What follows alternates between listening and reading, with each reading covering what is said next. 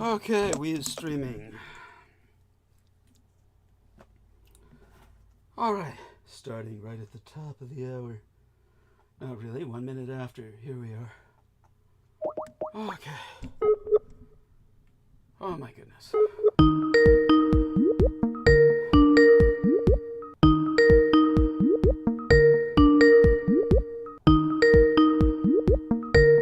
Everybody hear that infamous ring? Why it's going on so long is beyond me. Let's check the studio. Okay. Alright. Says we have an excellent connection. Theoretically, we're streaming.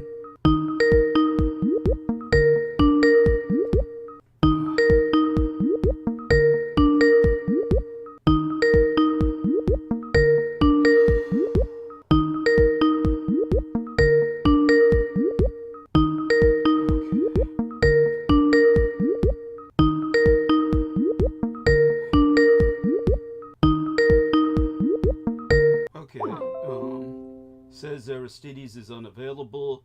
Let's hope he calls back. Because, then my co-pilot for Skype comes on and says, "How may I help you today?" He says one more time. Cool. All right. I'm actually going to acknowledge that with a heart. Gonna heart that. Okay. There we are. You there? Yes, and All right, we're sorry live about streaming. We are streaming live. All right. Yep. Yes. Yep. Just saw the notification, which you all should get if you hit the notification bell. Excellent. Excellent. And so feel free, of course, to bring everybody on and of course, give everybody the usual blurb. In which order is your discretion? Okay. Well, I can do the quickie now. Try to multitask. Everybody, please hit the thumbs up right now, which I'm doing. I'm actually doing multiple times because you can create sub-channels under your account and use them individually to upvote. Make sure you're subscribed and make sure you hit the notification bell thing. So, and that is it. That was beautiful. Beautiful. Yeah. All right. Let me work on. Okay, and while he does that, I'll just meander aimlessly. I'm going to go into full-blown monologue tonight out of necessity. Had to teach the Blood Boys a number of things about civics because of the recent election. Of course, the repercussions are still ongoing. Indeed, we've never really felt them yet. We've got a while before we really do feel them. But I need to prepare you all for apocalypse. T-Take Berry, good man. Okay, so T-Take Berry dropped by with $165, I believe, something of that nature, in the mail slot. And he did that just after the plumbers had left. And I'm surprised that actually they left the facade of our building looking as placid. Here's a question. Yeah. Speaking of him, do we add him to calls or we don't add him to calls? He doesn't want. I think ask him. You'll have to send him a text message and ask, would you like me to add you to the call? Because I have no idea. Okay. All right. Traditionally, he has wanted to remain anonymous, so we can probably, right. yeah. Okay, And, so not right this moment. Yeah, not this moment, yeah. And so Eric Cradle says, greetings from the East Coast. Bless you, sir. El Nemo from Australia, goddess bless you as well. And the lovely Sheila Gavin says, greeting, dearest Douglas. Greetings to Team Dietrich. Greetings to yourself, honey. Mwah! Love you dearly. Let me send her a kiss in just a moment as an emoji. Matter of fact, I'll do that now before I settle in, as much as I can settle in. Now, I do want our man Aristides to know, do me a favor, Aristides, among everything else that you do, amongst all your other responsibilities as producer. Theoretically, I have a delivery of raw apple cider vinegar coming, sent by V, either tonight or tomorrow. But if it does come tonight, obviously I don't want to miss it. So remind me at how would I say it? 7, 7, 8. Let me see. What time is it there right now? 9. It's 9. At 9 to 10, 11 to 12. 12 at midnight and 2 a.m. to check my door. Then after that, I'm free for the sleep. My time. Yeah, your time. 9. Yeah, your time. Yeah. So, 12, midnight and when? Midnight and 2 a.m. Midnight, 2 a.m. If you're asleep by 2 a.m., don't worry about it. If you're asleep at 2 a.m., don't worry about it. Unlikely. Yeah, unlikely considering the history. Heather Holman has joined us. Hare Krishna! Oh shit, what did I just do? Fuck. Okay, so I need to join the call. Did I press the... How did I get out of the call? Okay, can you hear me now? Can you hear me now? That was so fucking weird. So it looked like I kicked myself out of the call, or somehow I was kicked out of the call, because I didn't press a button, so Skype kicked me out of the call. Is it giving you any notification as to quote-unquote... Yeah, yes, Hare Krishna. At any rate, we can talk about Skypes. Yeah, greetings. Yeah, later. Well, it's showing the OBS symbol now. You got the tomoe. But that's a word in itself. Yeah. Can you hear me? Yes. Yes. Okay. Yeah. It seemed to all kind of happen with the while it's trying to call everybody. Got it. Okay, that makes sense. So, or rather, it doesn't make sense, but it's unusual, but it was at that time, so that Skype could have been choking a little bit. Yeah, pretty much. Yeah, that's. But welcome aboard to Brendan Zogit, Heather Holman, and Nemo Albano, as well as Aristides. Yes. Okay. So. Greetings, everybody. Yes.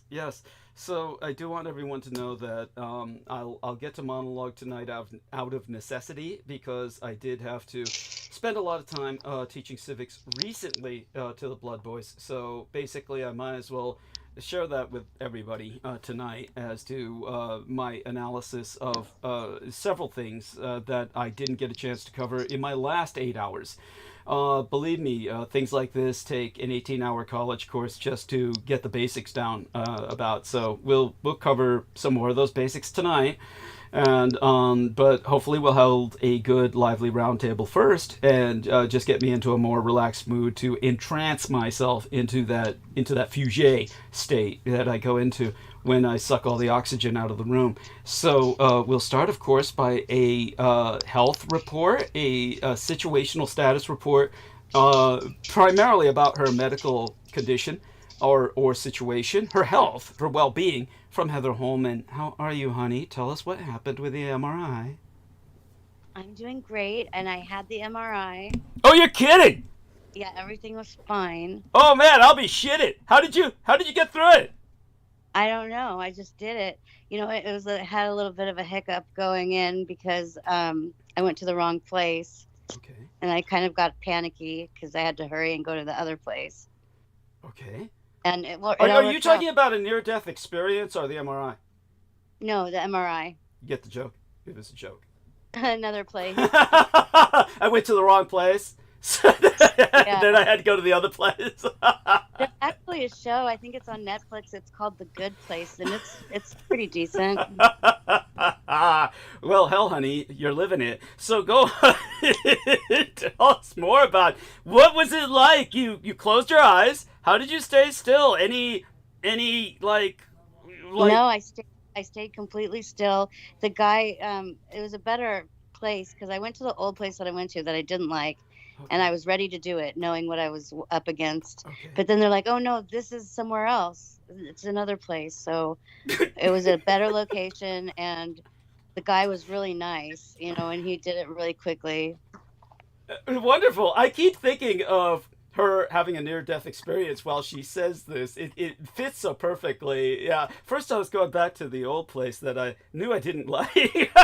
And then I went to the other place, and it was so much better. Yeah, maybe I a new place. Yeah, so honey, what about anesthetic? Was there any talk about that at all? No. Okay. Well, we've got great numbers, so let's hold them. Tell people more about, while you were closing your eyes, any visions, any kind of feeling of distortion of time and space around you? A little bit, but I didn't really think about it at the time. Good. I never thought until just now. Good. It's not good to overthink things. Well, that's wonderful. I'm so proud of you. Everybody, aren't you all proud of Heather? Let everybody know. Yeah, good on you. Yeah. Yes. Thank you, and Nemo, and all your advice from everybody, it helped. Yes. Because I listened to you guys, and I was fine. Well, it was especially... Yeah, yes. Nemo's right. We're all happy for you. But it was Brendan who gave you the majority of the advice, right? Yeah. There we are. Good to acknowledge him. And that brings us to Brendan. How are you? Yes, that's very good news. Yeah. Very good news. Yes. I'm And good. I'm doing well. are you at work Stabilized, and or at home? no, I'm at home, but I'm with my grandma doing care provision for her, so everything is good though. Oh, thank I'm God. just kind of Good relaxing. man. Yeah, Yes, you are a yeah. good man, and much too Appreciate good. that. Yeah, much too good for the family outside of your grandma. Yeah. And Yeah. how about you, Nemo? How about yourself? How are you? Oh, I'm doing all right. Just same old shit. Nothing changed. Okay. Well, I look forward to your interjections while we're going to address several topics tonight. Now, what Right. I want everyone to know is I'm going to switch into a sweatshirt because it's already getting cold. The temperature begins to drop precipitously as soon as I stand still because obviously you don't feel the cold so much when you're moving. I'll get a bit into the weather report later tonight. Suffice to let everyone know that I gave information to Aristides, which he saw, strangely enough, maybe about a day or two later, right, Aristides, when he found the message about Yeah, the... somehow, yeah. Oh my God! Yeah. Yeah, don't know. that's amazing, Sorry. guys. Well, I think usually do pretty well. actually it's not you, Brendan. Tell him about how Skype will deliver messages days late between us. Or has a history of doing that. By the way, this is my tea. If anybody hears strange noises, it's not a wind chime. It's Oh my... yeah, it's constant. Yeah, it's constant. It'll say like as if it's a new notification, and then you'll look at the timing, Yeah. and it'll be days ago. So, Yeah. it's very strange. Yeah. In other words, They have us on a delay. yes, they're interdicting our notifications, our messages. They're interdicting our texts. Randomly almost, or whenever they feel like running a security check or something, whatever, whatever floats their boat. At any rate, one wonders why, but honestly, it's I guess we should feel flattered or something. So do me a favor. I have now wet tea leaves. I'm going to have to, I just don't like them around me, so I'm going to get the wet tea leaves and dump them into a receptacle. Why don't all of you people speak to each other while I do that, and then when I come back I'll share the story, which fortunately for myself is not too much of a horror story, but it is disturbing. The crypt is becoming increasingly uninhabitable.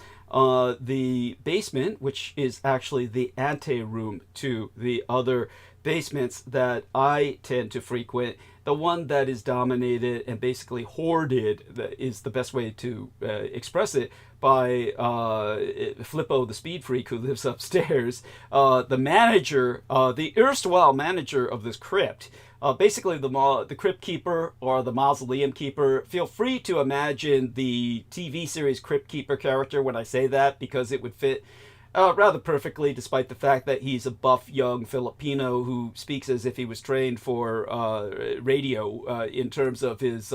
he's probably worked with telecommunications in the past, so he has a kind of public purveyance of himself, but nevertheless he's nothing but a drug dealer, and he's just a drug manufacturer and dealer, so I guess we can't fault him for enterprise. But at any rate, he continually plugs up the fucking pipes, and it was ultimately going to come to the fore during the rain. So when we received a month's worth of rain in 24 hours, his basement flooded. Now, for those of you who don't know, there are other basements that I have access to that he and the landlady are totally unaware of, because we learned of them from the original landlord, who was her father, who apparently never bothered to tell her. And these are entered through not even from necessarily the front entrance of the basement, but from other entrances on Green Street. This is because the entire place was a cemetery that later on was overbuilt by bordellos, and therefore there was a need during the days of the Prohibition era as well to expand the tunnels and reinforce them, because there's a wine press in the basement, or was one when we moved in, that the landlord later dismantled, that historically shows that they were making booze during the Prohibition era, and well before then, probably from the days of the Russian settlement here originally on Russian Hill. And all of that, of course, leads to the fact that these other basements, which are really just rooms and chambers that were meant for storage of everything from ammo to bootleg liquor, they're all on a totally different plumbing system, if you will, or irrigation system, where they have, of course, been reinforced to the point where they don't flood. They don't flood during the rain because they were built by experts. The anteroom was simply the first entrance chamber originally, before there were other entrances that were tunneled that basically render the anteroom flood prone. And so that's what he gets, and that's what he deserves. And basically, of course, it flooded, and I had to be home for that, and was here to flush the toilets. And actually told TAIPEI that afterwards when he dropped $165 through my mail slot. By that time, the manager's nightmare was over. But of course, he's like, whatever rent they're making, they're blowing it all on plumbing. They were calling plumbers in the driving rain at night. You can imagine what a cost like that is. Brendan Zogit will put it into some perspective for you if you can. And so that's going to eat them up alive. But it's not my problem. I was here, however, to do what they needed, which was to flush the toilet. Ironically enough, I had just had a rather large bowel movement before I was notified of the flood, so I wonder if I was the straw that broke the camel's back. At any rate, regardless, they had to flush that or flush the toilet again so that they could see under the manhole all that sewage moving and the progress of its movement. This is what the plumbers were paid to do in the driving rain at night with flashlights, looking down at what was very likely my shit moving through that, or not moving through that system. You would almost feel bad for them, but at the rates they're getting paid, they really can't complain. Such being said, if Peter Moon... It'd want to be good pay doing that shit. Oh, God. If Peter Moon were there, he would have whipped it out and stroked it. He would have been eating it. Yeah, yeah. I like yours better. Yeah, your image is better. Just swimming around and, just like filling his mouth and spitting it out like a whale blowhole. So true. Oh, that's delightful. Okay, at any rate, I'm going to go mute. I'll be back in just a few moments, and I know you guys can handle this. Let's see if anyone else has joined the call. Probably people have left it with what I've described. I'm so surprised. Well, you all have a high tolerance for pain, or you wouldn't be here. So, okay, I'll be mute for a few minutes. Gonna empty out these tea leaves, and I'll be right back. Okay, you've all got this. I'm good. All right, yeah, I'm here. How's it going, Nemo? Doing all right. How about you? Pretty good. Pretty good. Keeping busy. I was going to ask Heather, when you there, Heather?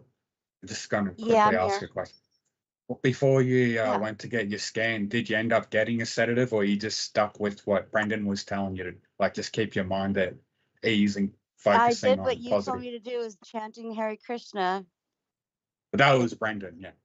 Yeah, it I was calmed me just down. saying, think of innocent, happy thoughts. But yeah, what Brendan says is the most effective. Yeah, it works really well. I mean, it was, like I said, a little hiccup for the location, but it worked out. It was much better than the other place. Oh, that's nice. Good to hear. Thank you. Yeah. So I have to find out. I'm sorry. Oh, go ahead. You go on. I was gonna say, so I still have to find out what's wrong, or find someone to read it. Right. Your doctor's got to I have look an over the appointment on scans. December 2nd. Okay. It feels like it's getting better. All right. You're going to get your results after it's fully been analyzed, your scans. Yeah. Should be interesting. Did you end up seeing on the news of like roughly around 1,000 sea lions were holding up along the shore, escaping that big storm that was hitting around California or above California's? No. Oh yeah, it's just a vast congregation of sea lions, like trying to stay out of the shit. Oh wow! Never seen that many sea lions gather before. Yeah, so it was pretty hectic. We got hit with a bomb cyclone. They call it a bomb cyclone, and then we got like months of rain in like a day or something. But it wasn't too bad for us. It hit more up in like Oregon and Washington. That was where they got a lot more of the precipitation. But we're doing well. I think it actually cleansed a lot of the area down here. Oh, that's nice. And San Francisco's on the coast, so they get pretty much the brunt of it, which is why all those people came in, or the sea peoples. Yeah. Sea Sea lions. doggos. Sea dogs. That's what they used to call them, right? Sea dogs. Yeah, they look so much like dogs. They're actually pretty cheeky. Like when I went out there, we saw like they're called what are they called? Elephant seals. They're like huge. They're like the size of cars, like 800-900 pounds, and they were quite nice. I mean, I liked them. It's just you don't want to like encounter the bulls or anything where they'll like fight you. Like you can outrun them, but if they get a hold of you, you're gonna get crushed. They'll squash you. Yep. Yeah. They don't want you going near their women. Yeah. Oh yeah. Yeah, they're actually pretty nuts. But like I said, they're actually quite nice. They just smell. Yeah, bad. definitely. That's the only downside. Because they like, they eat fish and stuff. And when they fight each other for dominance to be the alpha male, fucking they go at it. They slam each other and they'll leave big scars. Yeah, they're all like scarred up and stuff. Yeah, it's crazy. Yeah. Just badass. Do they migrate to your region as well? I think they're all over the Pacific, those things. I've never seen them in my region. Like, not personally, but I wouldn't doubt that they come up here. Yeah, they do like a whole migration cycle. Let me see, elephant, seal. Sea lions are my favorite beautiful, out of all the seals. Yeah, sea lions are they have a lot of personality. Yeah. Very fun. Yeah. Let's see if we can. And if you're on a boat fishing and shit, they'll always come up at the back and like ask for some fish like you use for bait and stuff. Yeah, exactly. You can feed them and they're all happy and shit. And they'll clap and stuff. Like sea lions are. Is that what a narwhal is? Is narwhal the same thing as a sea lion? No. Narwhal is like they're up in the Arctic. Oh. They're closer to whales. Like narwhal is more like a whale. They got the horn. Yeah, and they have the unicorn horn. Yeah. Unicorn horn. Yeah. Wow. Yeah. It's funny, the first European that ever encountered them was an Irish monk called Saint Brendan. And apparently he made it all the way to like Newfoundland in like 1000 AD. And he was describing seeing like sea unicorns and stuff, and one of them actually rescued him when his ship like got in trouble. He like he fell overboard or something, and the seal he didn't know what it was, but he said the sea unicorn took him to shore, and then later his crew caught up with him or something. And he said that was the only reason he survived the journey, because he made it all the way back to Ireland after a few years. And then yeah, and then no one believed him for years, even into like the modern era. They said, oh, he just, it's some creature he made up, like the sea serpent. They were just like, they didn't believe him. And then in the 50s and 60s, they started encountering like the wild narwhals, and it like vindicated everything this guy said. And apparently they're intelligent, but to the point where it was able to like rescue him and stuff. I mean, that's intense. So that was cool. That's a cool story. And the only reason I knew that is because I had a doctor that when she heard my name when I was a kid, she told me, oh, I always think of St. Brendan. So she gave me that good memory. That was a lot of fun. Yeah, I've heard stories of like dolphins and that saving people who are drowning and helping bring them back to shore. Yeah, dolphins and porpoises and stuff. Yeah. It's on a high level. Like they just know if a human's in trouble, they'll do what they can to help them. It's funny how they work like that. I guess if the human isn't, if the human hasn't got a corrupted spirit, they'll help them. But they can probably pick up if you're a piece of shit or not too. Like, if you're worth saving or not. Right. Everyone knows like the Moby Dick story, where like they had like him and Abe had a beef or whatever, Ishmael. Whatever the captain's name was. Yep. Like they were always trying to kill each other. So and they'll fight off sharks too, which is real cool. Yeah, they've actually rescued people like that as well. The funny part is the one that people think is the cutest, like from those like Free Willy movies. What is that thing called? The killer whale? Orca whale, the orca whale. Yeah, people think those are the sweet ones, but you don't want to be in the water with one of those, definitely. Oh, no, they're full-on predators, yeah. They're worse than sharks. Yeah, they're like cats. They're like the cats of the ocean. That's how I think of them. Where they play with their food. Yeah. like they'll just toss a seal around, and it's awful to watch. And it's like still alive, and they're like throwing it into the air. It's like, yeah, those they use killer their whales tail. are no joke.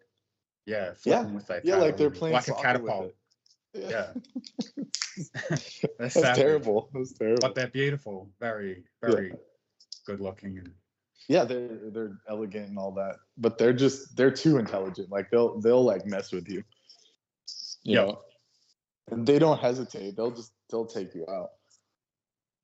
Yeah, it's funny because people are scared of sharks, but the sharks, like, they just confuse you for a seal. Like, they don't really care for human meat. Yeah, it's they're just, not you look like a seal. going out their way to eat you. So sometimes, if you know what you're doing, if you have a shark coming up to you, you can just place your hand right on the tip of their nose and redirect them. Then they'll get it through their brain. Oh, you're not food. Right, exactly. It's almost like they're more like alligators and stuff. They're like operating just off some like basal, just instincts. Because alligators, you could just kick them or move them away, and like you said, unless it's one of the more fast types, then you'll probably survive. Yeah, like also depending on the breed. Yeah, like some sharks are like calmer than tiger sharks and fucking black-tip reef sharks. I would just rip you apart. Yeah. Oh yeah. For no reason. They're the most aggressive. Yeah, they'll just try to bite you. Nurse sharks are the most calm one and safest ones to swim with. What is it? What's it called? Nurse sharks. Oh, nurse sharks. Interesting. What are those big ones? There's also like a whale shark. Those are very whale tame, sharks. Apparently. Yeah, they're very peaceful and friendly. You can swim alongside them and won't bother you. And hammerheads, I don't know about those. I think they're very shy from people. Yeah, but they're one of the most scariest looking with that giant fucking head. Yeah. Oh yeah, the hammerhead thing. That's pretty crazy because apparently it has like electric, like it can pick up on electricity from the nerves. Okay. So that's intense. And they grow very fucking large. I've seen someone caught one on the beach. Really? Video, and I'm just like, holy fuck, how did you reel that cunt in? And they put it back in the water. I wouldn't go near that fucking thing. Right, yeah, like that. Yeah, I avoid going to the beaches and that just for reasons like that. Because we got a lot of sharks over here. And not just them, you got to look at box jellyfish, blue ring octopus, and stonefish and all that shit. Yeah, you guys have got those things, yeah. Yeah, the box jellyfish is ruthless. If you get bitten by a blue ring octopus, your chances of surviving aren't very high unless you immediately get medical attention. Oh my god.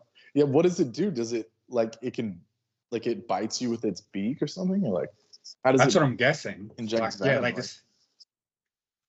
I'd have to that's shocking. That's like that's shocking. They just have very potent venom. Yeah. They look beautiful though. I bet the first prick that saw one, and I'm gonna go pick it up, and he fucking drops dead. Oh yeah. Yeah, it's venomous. I've seen one in a rock pool, and I just knew not to touch that. I just watched it at a safe distance, little small one. Looks real nice. Yeah, it says it's the most toxic animal on Earth. Holy crap! Bites a teenager after hiding in its shell. Holy shit! Holy shit! What? Where? I just got back. What a nightmare! Blue-ringed octopus. It's the most toxic animal on Earth. And some kid bought it as a pet. No, some kid grabbed like a shell. That's why they tell you don't pick up empty like conch shells and stuff, because there's like, first of all, the conches are deadly, and then secondly, there's like stuff that hides in it. Yeah. Like this blue ring octopuses will hide in. Yeah. Oh my goodness. Yeah. So how did we get on this topic? I'm sorry. Go on, Nemo. Talking about sea creatures, various sea creatures, and what? Because it started off with the sea lions all congregating in California because of that storm that you sent me. Yes. So did you put that into the chat room? Actually, the people should see that to get an idea of what it's been like in California. Yeah, just to quickly let you know, the blue ring octopus, they leak their saliva that has the venom in the saliva into your system when they bite you. Mm-hmm. Ooh. No, yeah. Ooh. No. Kind of like the Komodo dragons, like it's in their saliva and they'll fucking kill you. Man, that stuff must be super potent because I can only imagine. Like it's tiny. They're very small. Yep. So they're small and colorful. Just stay away. In other words, their color, which is a warning in nature, acts as a lure to human beings. Yes. Sadly. I do want people to know why I said a pet. It sounds like a stupid question, but in San Francisco, they sell blue ring octopuses as pets. Yeah, people have all kinds of stuff like that, and the lionfish. They're all like super toxic. Yeah. I have a friend who's into aquarium work. Yeah. Yeah. And he tells me about all that stuff, and it's like, why would you do that? Well, tell them there's no laws. Explain that there's no laws for these things. Nobody's ever put this through legislation. Yeah. That's true. Yeah, especially for the aquatic ones. Yeah. It's like you can have as many lionfish and blue angelfish as you want, but it's like at your own risk. Yeah. It's funny because they limit piranhas, though, for some reason. All right. They do? To what? What yeah. do they limit them to? You have to have only one or two, and they can't be a breeding pair, and you have to register them every year or something. Interesting. Wow. But everything else is free game, essentially. Interesting. So only professional marine biologists should be allowed to own those sea creatures, not regular people who think, oh, it's cool, I got a venomous sea creature. You're an idiot.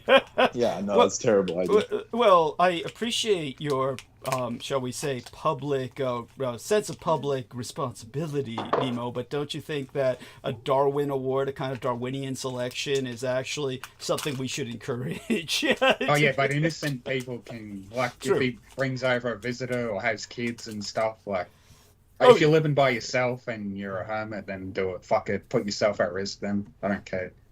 No, true. Good point. I mean... Well, I've met people with venomous snakes. Like, I've been into this guy's apartment where he had, like, 20 to 30 snakes out on display, and then he had, like, hundreds of others in these containers. Like, he was I bet they were wild, too, breeder. some of them. Like, he caught some of them himself. Oh, yeah, again. Yeah, the rattlesnakes, he said, were all wild, which is completely illegal to do here. Oh, we had a And guy reckless, not to mention reckless, but this dude was not normal. We had a guy living with us when I was a child to help pay rent and shit, and he captured pythons and green tree snakes to keep his pets, and he had big cages. He'd show us, feeding. He'd capture birds in our yard to feed them alive to the snakes. Well, pythons are very friendly. They're actually the best snakes. But one snake he caught a fucking black white sea snake to keep in a small tank in our place, and this father said, "Yeah, you got to take that back." And this bucket tries to grab him, and it's wriggling around like crazy, like it nearly turned around and bit him on the arm. Oh, you're fucking mad cunt doing that. That would have killed him too. Darwin Award. Yeah. No, that. So those sea snakes are the most venomous creatures on Earth, literally. Yeah. Yep. Yes. Literally, you could have a conference of doctors in the room with you when that snake bit you. And with teleportation, and they still couldn't save your ass. Yeah, they couldn't save you. Another thing. Yeah, go on. Yeah. One of his snakes, he had a brown tree tiger snake. It got out of its enclosure, I end up finding the dead snake. But yeah, I just came to the conclusion, it died because we had a cat, and our cat killed it. Mm-hmm. So the cat technically saved me from getting bitten by that snake. Holy shit! Yes, you're very lucky. That's impressive. That is. That's like, you should write a short story about that. Oh my god. Yeah, because cats are faster than snakes. People don't realize how fast they are. That's scientifically proven. They have a faster response time than snakes. That's why they can avoid their strikes easily. Yes. Yeah. It's impressive. And so while I'm just, what happened to everybody else? Is nobody else talking? Yeah, Heather I was asking about her scan. She's just waiting for the analysis results of her scans and stuff. Okay, so you were inquiring as to that specifically when you were... and asked if she got sedatives, but she just did what Brenton told her to do, and she got through it perfectly. Excellent. Well, we now know that whatever is within her has either dissolved or reassembled in such a degree that it's broken down, that it essentially has dissolved into her system. Right, Heather? Essentially, that's what we can conclude. Do you feel? I'm thinking that because I didn't have any problems with anything that I thought was metal in my body. Yeah. It's and well, believe me, the metal might have been there, but it's possible that over years it simply like erodes. Like I found that neural network thing, like the weird little spiderweb net that came out. And so there's pieces that have surfaced and resurfaced. Yeah. Wow. And when was this? The last time you made such a discovery? That was when I first started to talk to you, probably about 8 months ago. Okay. Wow. Yeah. It was really devastating, because I thought that things were coming out, and I thought I dismantled something, but it was probably just all falling apart, like you said. Yeah. Yeah. That's what happens, because I'm not quite sure if nanotechnology is something that is magnetic. It's so small. I'm not quite sure if it would be something that would be impacted by the MRI, but metal definitely would be. And if you do, just for the sake of speculation, have some nanotechnology that's implanted within you, it might have disassembled the metal. That's not unheard of. So aside from that, is there anything else that comes to your mind with what we're discussing, Heather? Oh no, they were talking about sea lions and narwhals are the sea unicorns. It was interesting. That's cute. They got into the etymology of it all. What about Vinny? Is he doing okay? He's out of town. He did some traveling. He'll be back in a couple days. So it's just me here tonight. You killed him and buried him, didn't you? No. No, he flew out to see his brother and drive back here for Thanksgiving. Oh my God! Is he a masochist? What the fuck? I mean, his brother. Well, maybe you drove him away. Very well could be. Living with me is not easy. Oh my God! I think that's so adorable. Oh, by the way, Nemo, what I meant was, if you or Aristides or Brendan... Oh, you meant in the YouTube chat, sorry. Yeah. That way all the I'll listeners could see what's happening in California due to the rain. The footage, at the end of the footage, they have running across the stream this kind of ongoing commentary, and it says, no word on what caused the seal slide. And it's like, well, what caused it was erosion because of heavy rains, you dumb sons of... I mean, it's like... There's this thing that is rather obvious. Our coastal line is eroding. So, oh my fucking God. It's why we're having problems with the highway, the scenic highway route in California, because of an eroding coastline. It's getting to the point where all the seals are falling one on top of another. So, just bizarre that probably because it has something to do. They're probably afraid to say that, because they would be interpreted as promoting climate change, and under the new Trump administration, they'd probably be marked as subversive. Yeah. Thank you. Yes. All that being said, yeah, I noticed that everyone started chilling out. Yeah. Like even the schools and stuff, like they're all worried. It's like, like they're not going to start. Yeah, we passed that era, I think. Yeah. Of what? Of being worried about the climate. It's like how I stopped worrying and learned to love. They're just gonna let everything freaking blow up, basically, just implode. Because if anyone says anything, like you said, they're just gonna pull the funding. You can't teach that. Yeah. It's we are in hell, people. We are at the end of the world as we know it. But all such being said. Hate to be pragmatic about it, but it gives more opportunities for someone like myself to rise to power. They're fucking it up so bad that the entire civilization is destroyed, and you're just going to start at ground one. At that point, everything's up for grabs. So, well, there you go. Darwinian selection all over again. When I saw that blue-ringed octopus that was on sale in San Francisco, they just had it in an open tank where anybody could reach in. It's like, and the guys... workers were just sticking their hands in there at times to pick up and remove different things from the tank and shit and replace them with others. What a bunch of fucking idiots. And of course, there's no sticker that says "Do not touch." No, it's just free game. None whatsoever. None whatsoever. Chinese-owned store. I noticed that with lionfish and shit. Yeah, at the Chinese shop. Yeah. Aquarium Depot. Yeah. It's called Aquarium Depot out here. There's a lionfish. It has like these spines that come off of it, and like one prick of that, and you're like in your lungs collapse or something. Oh fuck! Some fucked up shit. Yeah.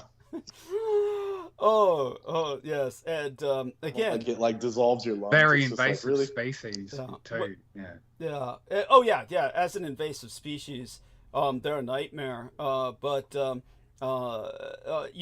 what they're trying to handle them in the best way that they can. You've got invasive species all over in that area: Florida, the Bahamas, just the whole Caribbean Sea, and the Florida region. They're overwhelmed. And of course, for those of you who don't know, my mother was born in the year of the pig, and always had an interest in porcine or pig animals, historically and otherwise. She was very fascinated with the year she was born in and the symbol of that year, the boar.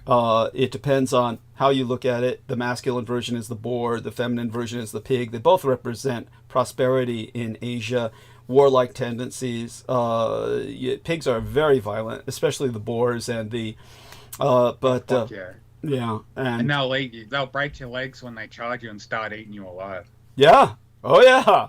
And what happened was, unbelievably, Canada decided that they were going to breed pigs for farmers to have larger stock that produced more meat at once. And so they brought these furred pigs. I can't remember where they got them from. I'm presuming Siberia. And these furred pigs were interbred with Canadian pigs that got so out of control, the farmers simply couldn't contain them. And they all broke out. And indeed, they were so violent because the farmers couldn't contain them and were being constantly attacked. They just released them. They were breaking out, and the farmers then mass released them out of sheer terror. They've been breeding like wild in Canada, and they're invading the rest of North America now, down here in the United States. If they get down to the warmer areas, they really breed like rabbits, and they're destroying entire ecosystems. Oh, no. Yeah, honey? Oh, I'm sorry. Go on. No, say it again. Oh, no, I said no, because my cat was going to start sneezing, and I wasn't muted. That's why I stay muted, is so you don't have to hear background noise. Oh, the cats. You're very considerate. Yeah, that's wonderful. At least you're cognizant and conscious, as opposed to Laura Lee Solomon. I mean, tell him, Brendan. Remember, Laura Lee Solomon was she was in cat world, and she had no conscious cognition that this was a big part of her communications, that every time we're talking to her, and when she's on record speaking, like when she was on camera, then she's just, the cats are constantly in, and when she's talking, the cats constantly butting in, and she's talking with the cats, so they become part of the conversation. It's outrageous. I mean, maybe you can give a better description than I can. No, they're pretty much microphone hogs. Yes, they are. Speaking of hogs. Yes.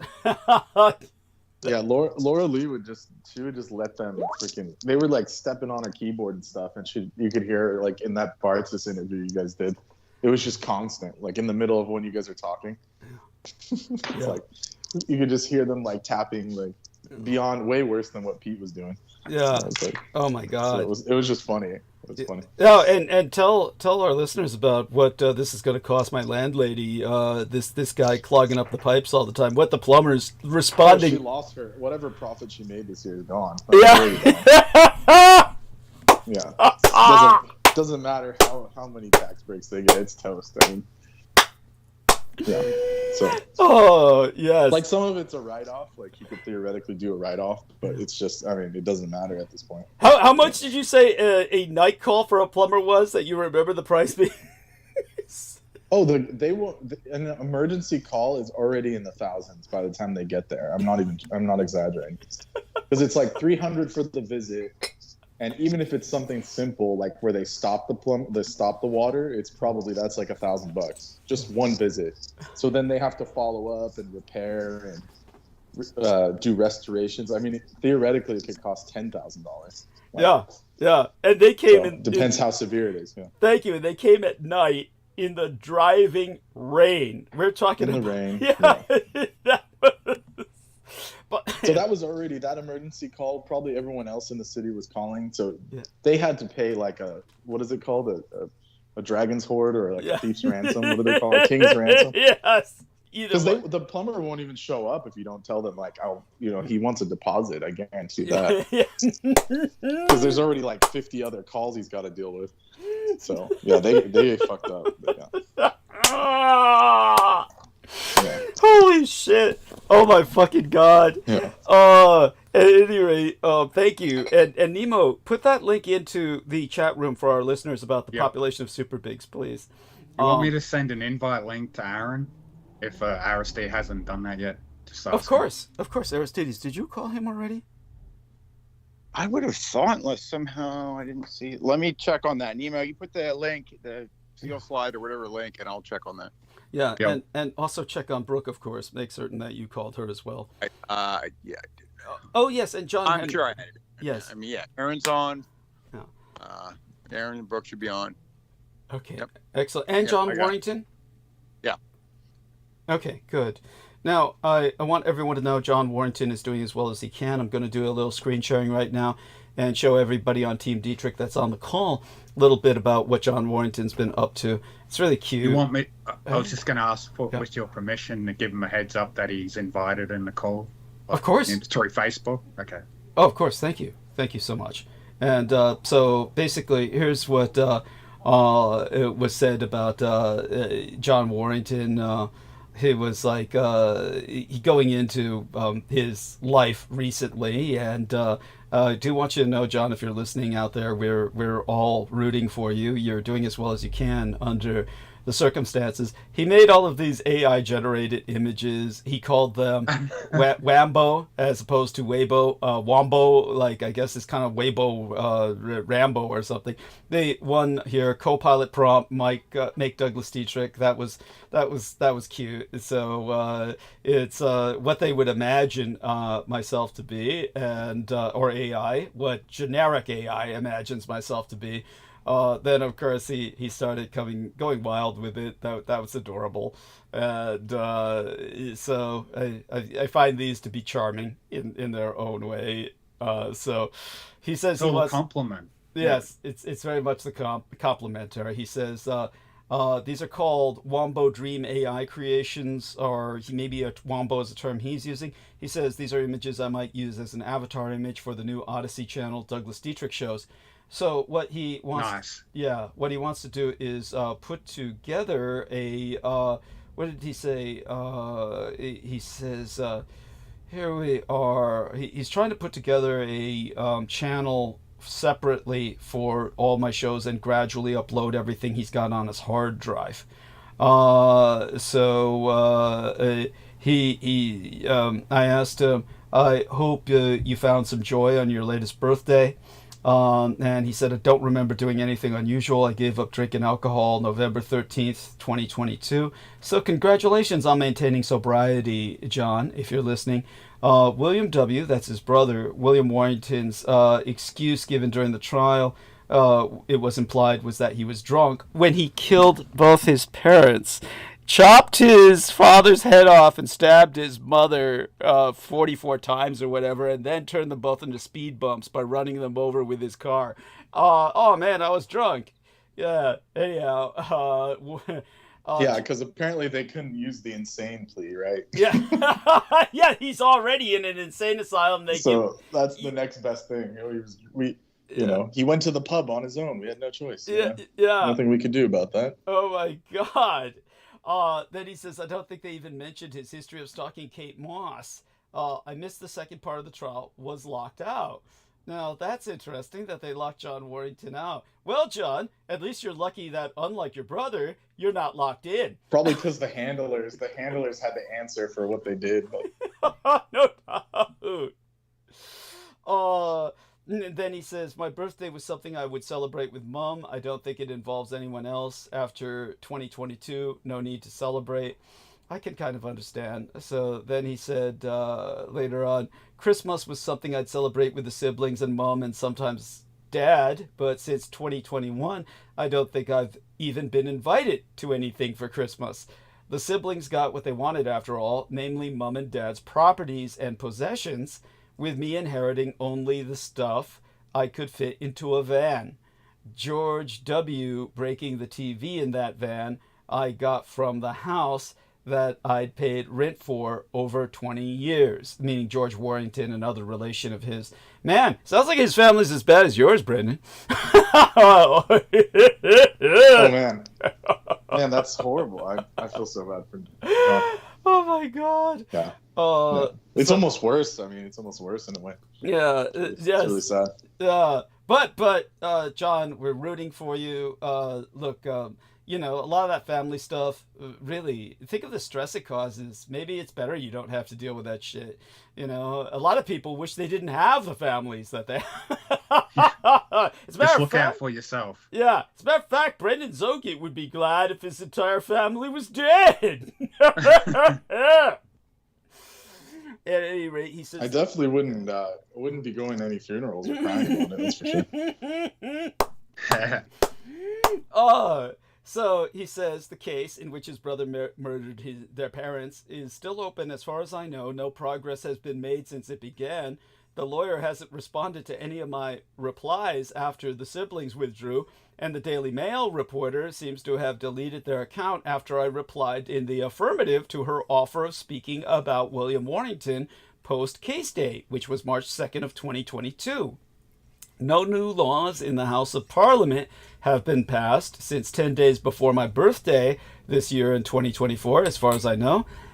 And he's convinced that William Warrington went to MI6 headquarters to prevent the Titles Deprivation Act 1917 Amendment Bill, or the 1917 October Revolution Bill, going through a second hearing at the Houses of Parliament.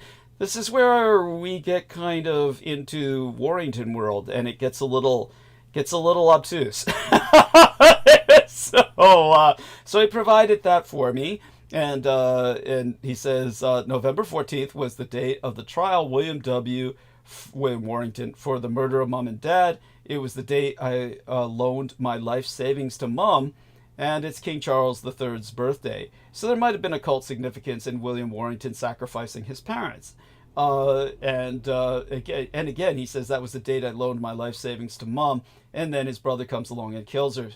That's talk about that's some bad timing. That's oh my fucking God. Is there any life lessons to be learned from that, Team Dietrich? Anybody? Any thoughts or observations? No comment.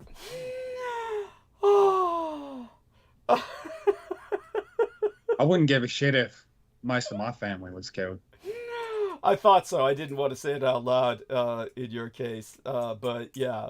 Mostly the men, most of the men are just cowards and pieces of shit. The women are okay, I guess, in my family. Yes, I appreciate that. Okay, so at any rate, let's see what's so then there's an interview. That's shocking on John Warrington's part. I mean, that's like all of that is like, yeah, let's talk about really bad timing. That's so awful. I just feel so bad. It's so horrible. It's like something out of a very sadistic comedy. That John, we love you. Oh my God, you poor guy. What you've got to do is get out of the mentality of bad luck. Get out of that mentality. You've got to have a little toxic positivity. Introduce some toxic positivity in your life.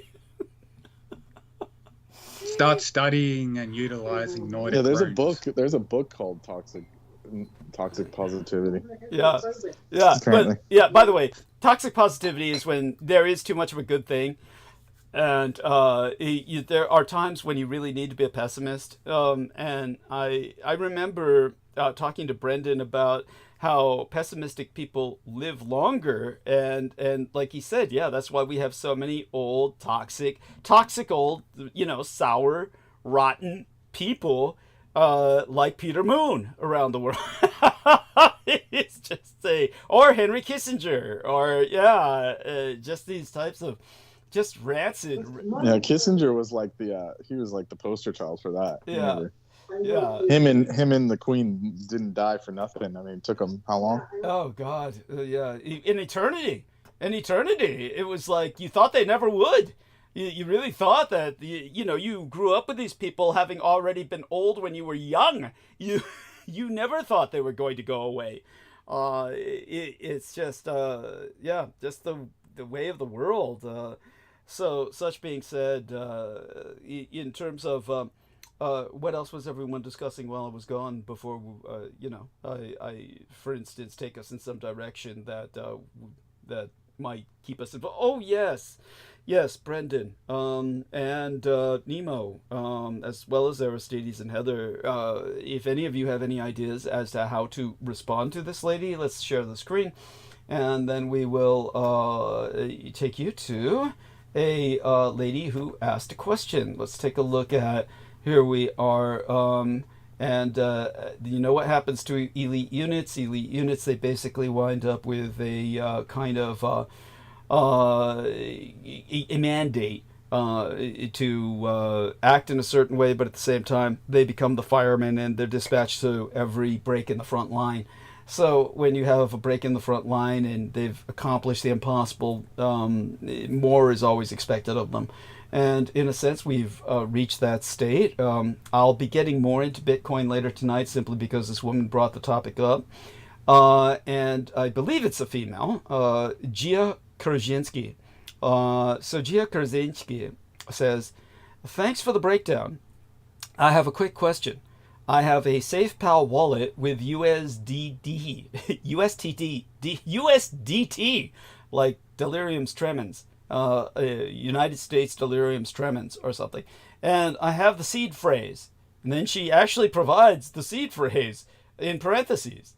Alarm, fetch, churn, bridge, exercise, tape, speak, race, clerk, couch, crater, letter. Probably what she just provided me were the nuclear codes for launch, and we're now all going to die. At any rate, that having been said, she says, how can I transfer them to Binance? I'm not quite sure. I told her we would do our best to address this on this show tonight. Not quite sure what. Well, obviously, I'm going to let Brendan and Nemo in particular respond to this, or Aristides if he's played around with this sort of thing, but honestly, I don't understand what the logic is. It seems like she wants to transfer from one Bitcoin to another. Maybe because that would be more profitable. The other one is riding higher or ballooning faster or something. If anybody can answer that question, and please go to it. Well, I looked it up and I found some answers. I'll copy and paste. You go. I'm just letting you know. Okay. Okay. So if it's a crypto-related thing, I really don't know. Okay. Yeah. I don't do it. Yeah. Good. Yeah. Yeah. Good for you. Brendan? Yeah, my recommendation was just to sell it off as quick as possible and just keep the money. Yeah. Whatever's in that wallet, just sell it off before Elon gets in and starts fudging with all the. Thank you. That's probably a better idea. Yeah, definitely. Yeah, because the crypto is going to start fluctuating once they start tampering with it, because they basically, the tech bros have carte blanche now. So after January, you're just going to have to be very cautious with it until it stabilizes. So I recommend just switching it to call the Binance company and ask them how to move it over to a new wallet, and then just literally convert it to US dollars as soon as that transfer goes through and take it out. Want me to read out what I found? Sure. Regarding if you that? could. Yeah. Yeah, to transfer USDT from a safe wallet to Binance, you can open the Binance app and log in, click wallets in the bottom right corner, swipe left, then click USDT. Click deposit and set up the network. Copy the USDT deposit address to your clipboard. Before transferring USDT, you can check which networks Binance supports for USDT, such as ERC20, TRC20, or BEP20. Thank you. That's it. Thank you. That was wonderful. By the way, many thanks at Aaron Tice, who has appeared in the chat and says, help Douglas meet his bills, contribute to your education by contributing to Douglas. I do want people to know I have made rent. I'm not paying it until the 1st, but I have enough to make rent. I even had $160 left in discretionary income, which is really not discretionary. I have to spend it on supplies, basic necessities, basically water and beer, which I consider to be liquid bread. I consider beer a food, not a soporific. Such being said, also vegetable juice, which I do drink with my vitamins, my supplements. So just did a supply run now, and that was $80. So I'm down to another $80 of supply money. And we'll make that last, obviously, as long as possible, but we'll certainly need money again for more supply runs before the end of the month. And all that being said, yeah, we made rent, and it's incredible. So that's one reason why people were asking me why the image on tonight's thumbnail embedded in the live stream. It's because least I could do is give my listeners a smile. After all, without you, I wouldn't survive. So I thank both of you for saying what you did about Bitcoin. I do warn everyone, I'll get a bit into Bitcoin, or cryptocurrency rather, nowadays, that there's multiple Bitcoins. And these are going to be a big deal. Make no mistake about it. They're going to be a big deal, but not in a positive sense. I'm not effusing. It's exactly as Brendan said. You are going to have the tech bros that are pushing this shit because they want your money, and they're going to get your money through pushing this shit. Their government, you are now governed by criminals. It is a kleptocracy, and they are going to rip you off for all you're worth. We'll get into that later tonight, of course, in monologue.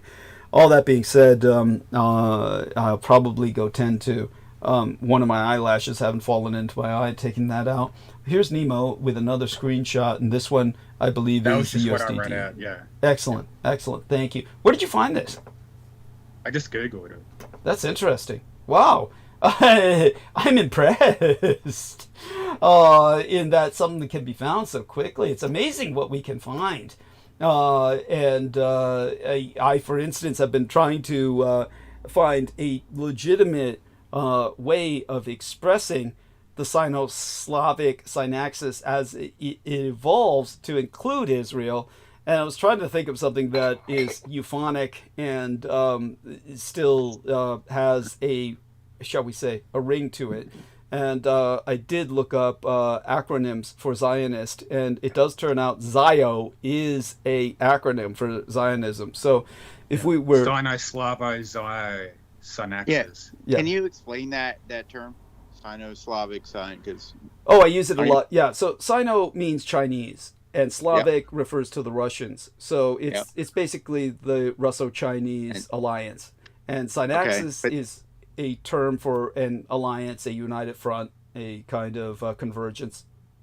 Is that... Okay, very good. Yeah. So, I just wasn't sure. Synaxis, that's like a word? Yes, it is a word. S-Y-N and then axis. It's a single word. S-Y-N-A-X-I-S. Synaxis. Yeah. So it's an actual word. People can look that up, and it implies a united front, a convergence. So Sino-Slavic synaxis I've been using for a long time. Now, I think the way we can refer to it is if you're doing a full name deal, formally, it would be Sino-Slavic synaxis, maybe. No, but you're right. Nemo's right. It's just better off with Sino-Slavic Zio-synaxis, or just call it the Zio-synaxis. Okay.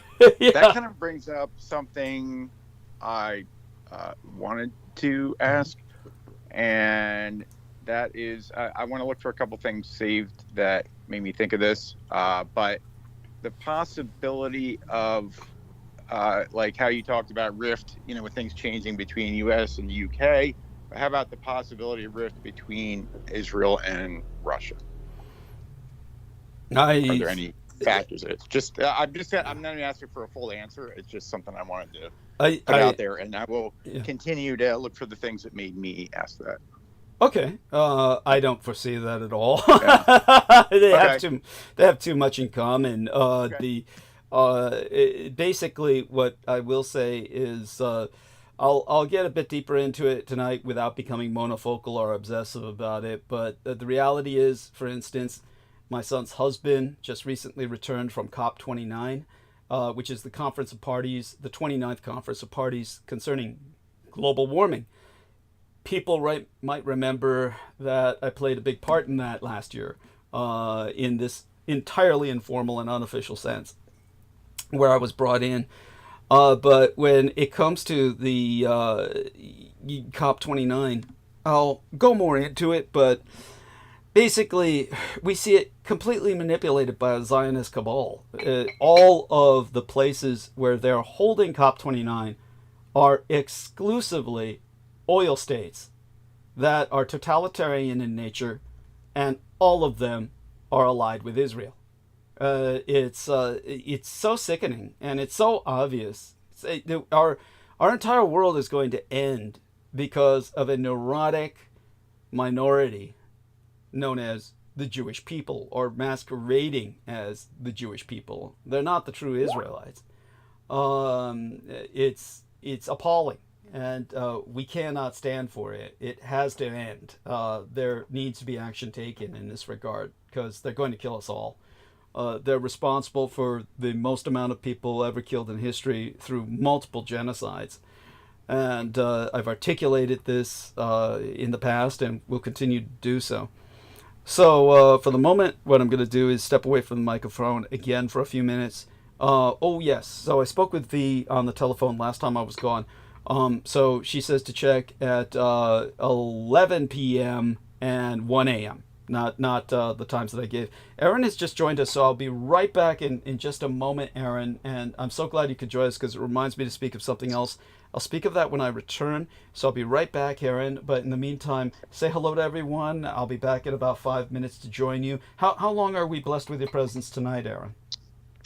Just a couple minutes. Oh, then I guess I'd better stay through the time that you're here. Well, I jumped on because I forget. Nemo, if you're still with us, yeah.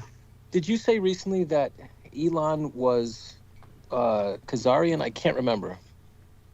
Was that the case, Nemo? Oh, he's away from the keyboard. Yeah. Ah, darn it. Okay. Yeah, he says, yeah, he's still listening, but he's away from the keyboard. So, at any rate. Nemo confirmed that he is. We had, Okay. So he had confirmed that. So Nemo, I want to through his matrilineal bloodline. So it's basically they would consider him as much as. That's what I thought. That's what I thought. So it's not. I just wanted to bring this point. It's very complicated because this conflagration you just brought up, Douglas, is definitely oil related, but yet Elon is pushing electric vehicles, which can't sustain. There's no way to sustain. They're now taxing electric vehicles in California because they're not getting the tax off the gas. There's not enough lithium in the mines. So it's as if they're pushing two separate fuel sources at the same time. It's very complex in my opinion. Well, it's nothing complex about it. You got a bunch of criminals who are just getting you coming and going. They're trying There you go. There you go. The practical thing would be to diversify, like the Japanese have done, where every car, 90% of cars are hybrid, and then they supplement with, electric and hydrogen power later when that is in place. But for some reason, these people don't want to take advice from smart people. They want to do their own thing. Yeah. Big oil has always pushed fuel away, or electric away, and especially hydrogen away. But I know Toyota from Japan's had a hydrogen vehicle ready to go for 25 years. And one of the best cars I've ever driven is the Prius, because you can fill your tank with gas, but it can also use electric. Like it's a hybrid. Yeah, I have an anecdote about that. Tell me, please. So the Mirai, the Toyota Mirai, they brought it out here for the last 5-10 years. But recently they tried to do this thing where the Toyota was giving I think it was like a year's worth of fuel.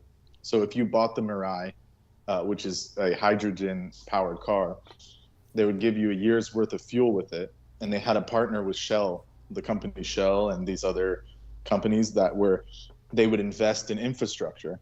So out here, they built a brand new hydrogen pump at the gas station. That's awesome. In 2000, this is where it gets wild. 2022, and it got completed in early 23. As of right now, they built it from scratch, paid to build it. Then it's completely gone now. They demolished it within less than a year. Yep. And so how is that practical? That doesn't make any sense. Well, that's the U.S. government pulling it down. They've been fighting. Yeah. They've been fighting the hydrogen. They've had a hydrogen engine so they ready outlawed to go. It, essentially. Yeah. They've had it ready to go. Now that's disgusting. On the criminal aspect of it, everybody on YouTube who comes up with a hydrogen engine, like, it's not hard. Oh yeah. It's not hard. There's a running joke. There's a running meme that if you make alternative anything, that you're gonna die. Yeah. all of these home engineers who do a great job figure out how to make their fuel engine a hydrogen engine, they end up dead. Yeah. Like they're just gone. So and you can see it in the comments. They're like, yeah, he's not gonna last. Yeah. Well, do you want to know when you end up dead? When? Regarding that? Go ahead, tell me. Not just that you're using hydrogen, but that you figure out how to dissociate water into hydrogen and oxygen with less energy than it takes, or than it gives you when it gives you back when you combust it. Because normally, quote unquote, normally it takes as much and more energy to split them apart. Correct. By brute force. But when you figure out how to finesse them apart with much less energy, you have free energy, and then you die. Exactly. Aristides, I love it when you contribute, and this is all because of Team Dietrich. Man.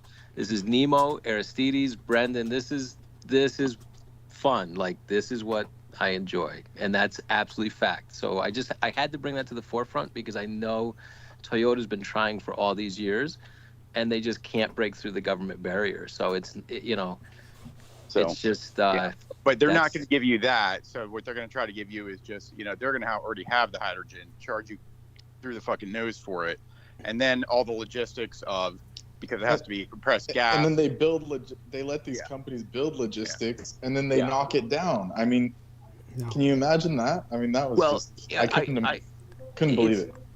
It's interesting that they allow the Tesla charging stations at each mall to stand, right?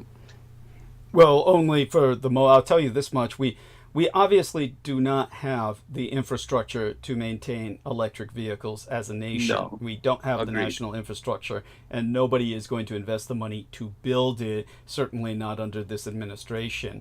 So it's a dead-end technology, and it's only a fad. It's going to fade soon enough.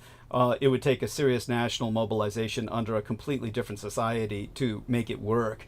But that being said, I'll get more into some of the details of the farce that is ongoing about that later tonight. But definitely, I'm glad you asked. And as you said, the lithium is an issue, and we have, of course, limited resources in these kinds of metals.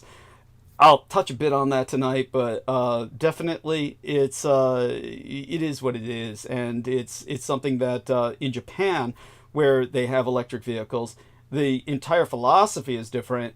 And in Japan, during earthquakes, they use their cars to power their homes. Now, that's inconceivable here. That's awesome. Yeah. This is beautiful. Yeah, that's the way it should be. Yes, thank you. It shows that their cars retain so much energy that in emergencies, blackouts, earthquakes, when power is not available and the grid's down, they can power their homes using their car. It's unimaginable here in the United States, where the cars are a drain on the home. I mean, there's entire arguments now about, say, for instance, apartment renters who are trying to charge their cars in the apartments, and the apartments won't let them. And they say, well, that's a drain on the apartment's resources. You can imagine. So, yeah, it's the total opposite here. But it's a retarded and perverted and backwards way. They've got it all bass-ackwards here. So it cannot possibly work. It's impractical in the northern part of the country, because I lived in the Northeast for so long. If you get stuck on one of the highways in an accident in the cold in a hybrid, you're not getting home. God forbid it's a blizzard. Yeah. You're not getting home. So it's highly impractical, and it's very dangerous. So it's just not done well in this country. But look at, we killed railroads. Yeah. We don't have high-speed rails. We don't have anything for transportation that Europe has, or these other countries that invest in their travel. So I just had to bring that to the forefront, because I was intimate with that for quite a while. I can imagine, and I'm glad you were. It's an important topic, and you've always been very socially conscious.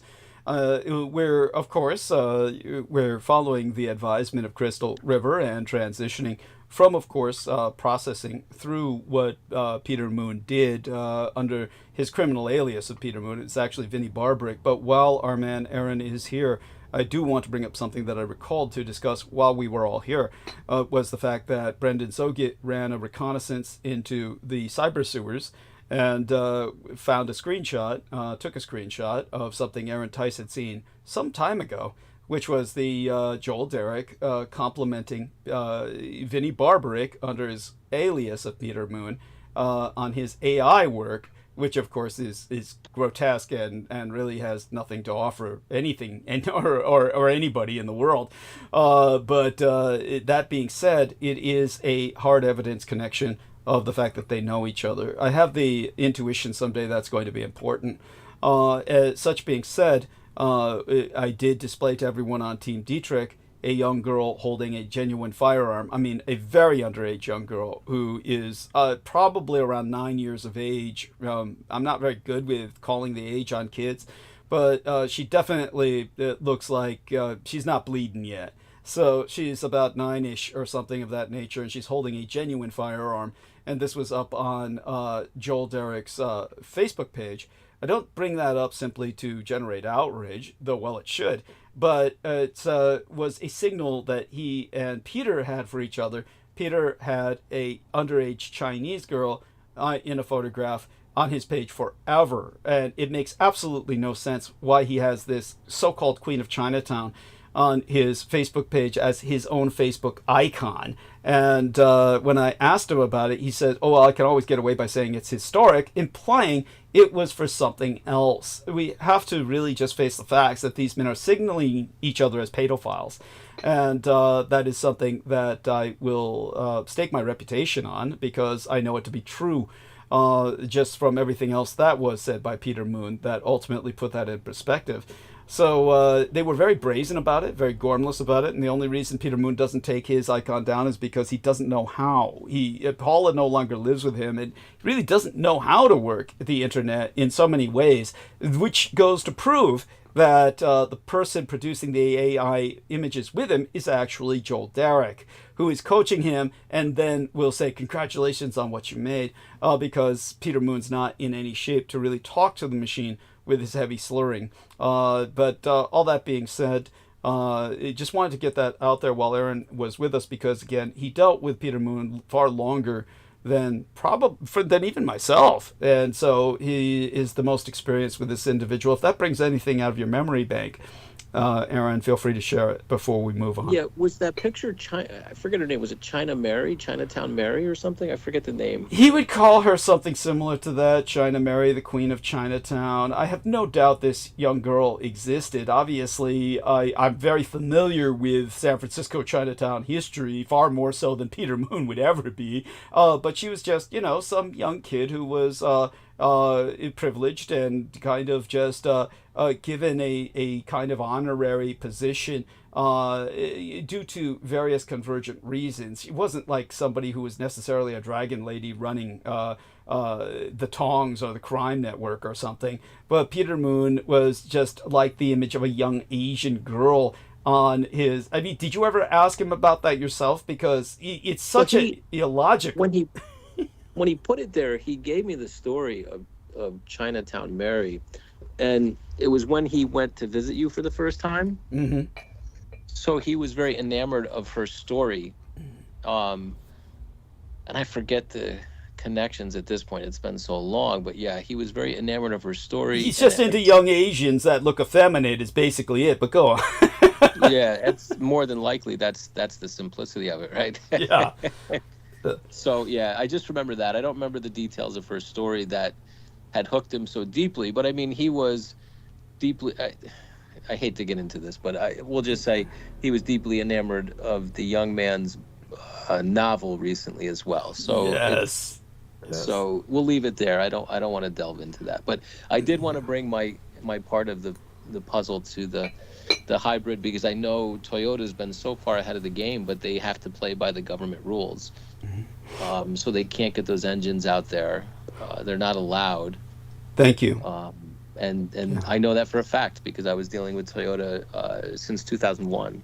Wow. And again, I really appreciate your bringing the conversation back up to a level of and the Japanese hybrids have a range that's far beyond our federal limit. Or our federal. Basically, it would qualify them for too many tax credits, so they refuse to bring them out here. Essentially, the Teslas are crap. But I'll give you an example. You know, it was I think 2002 or 2003.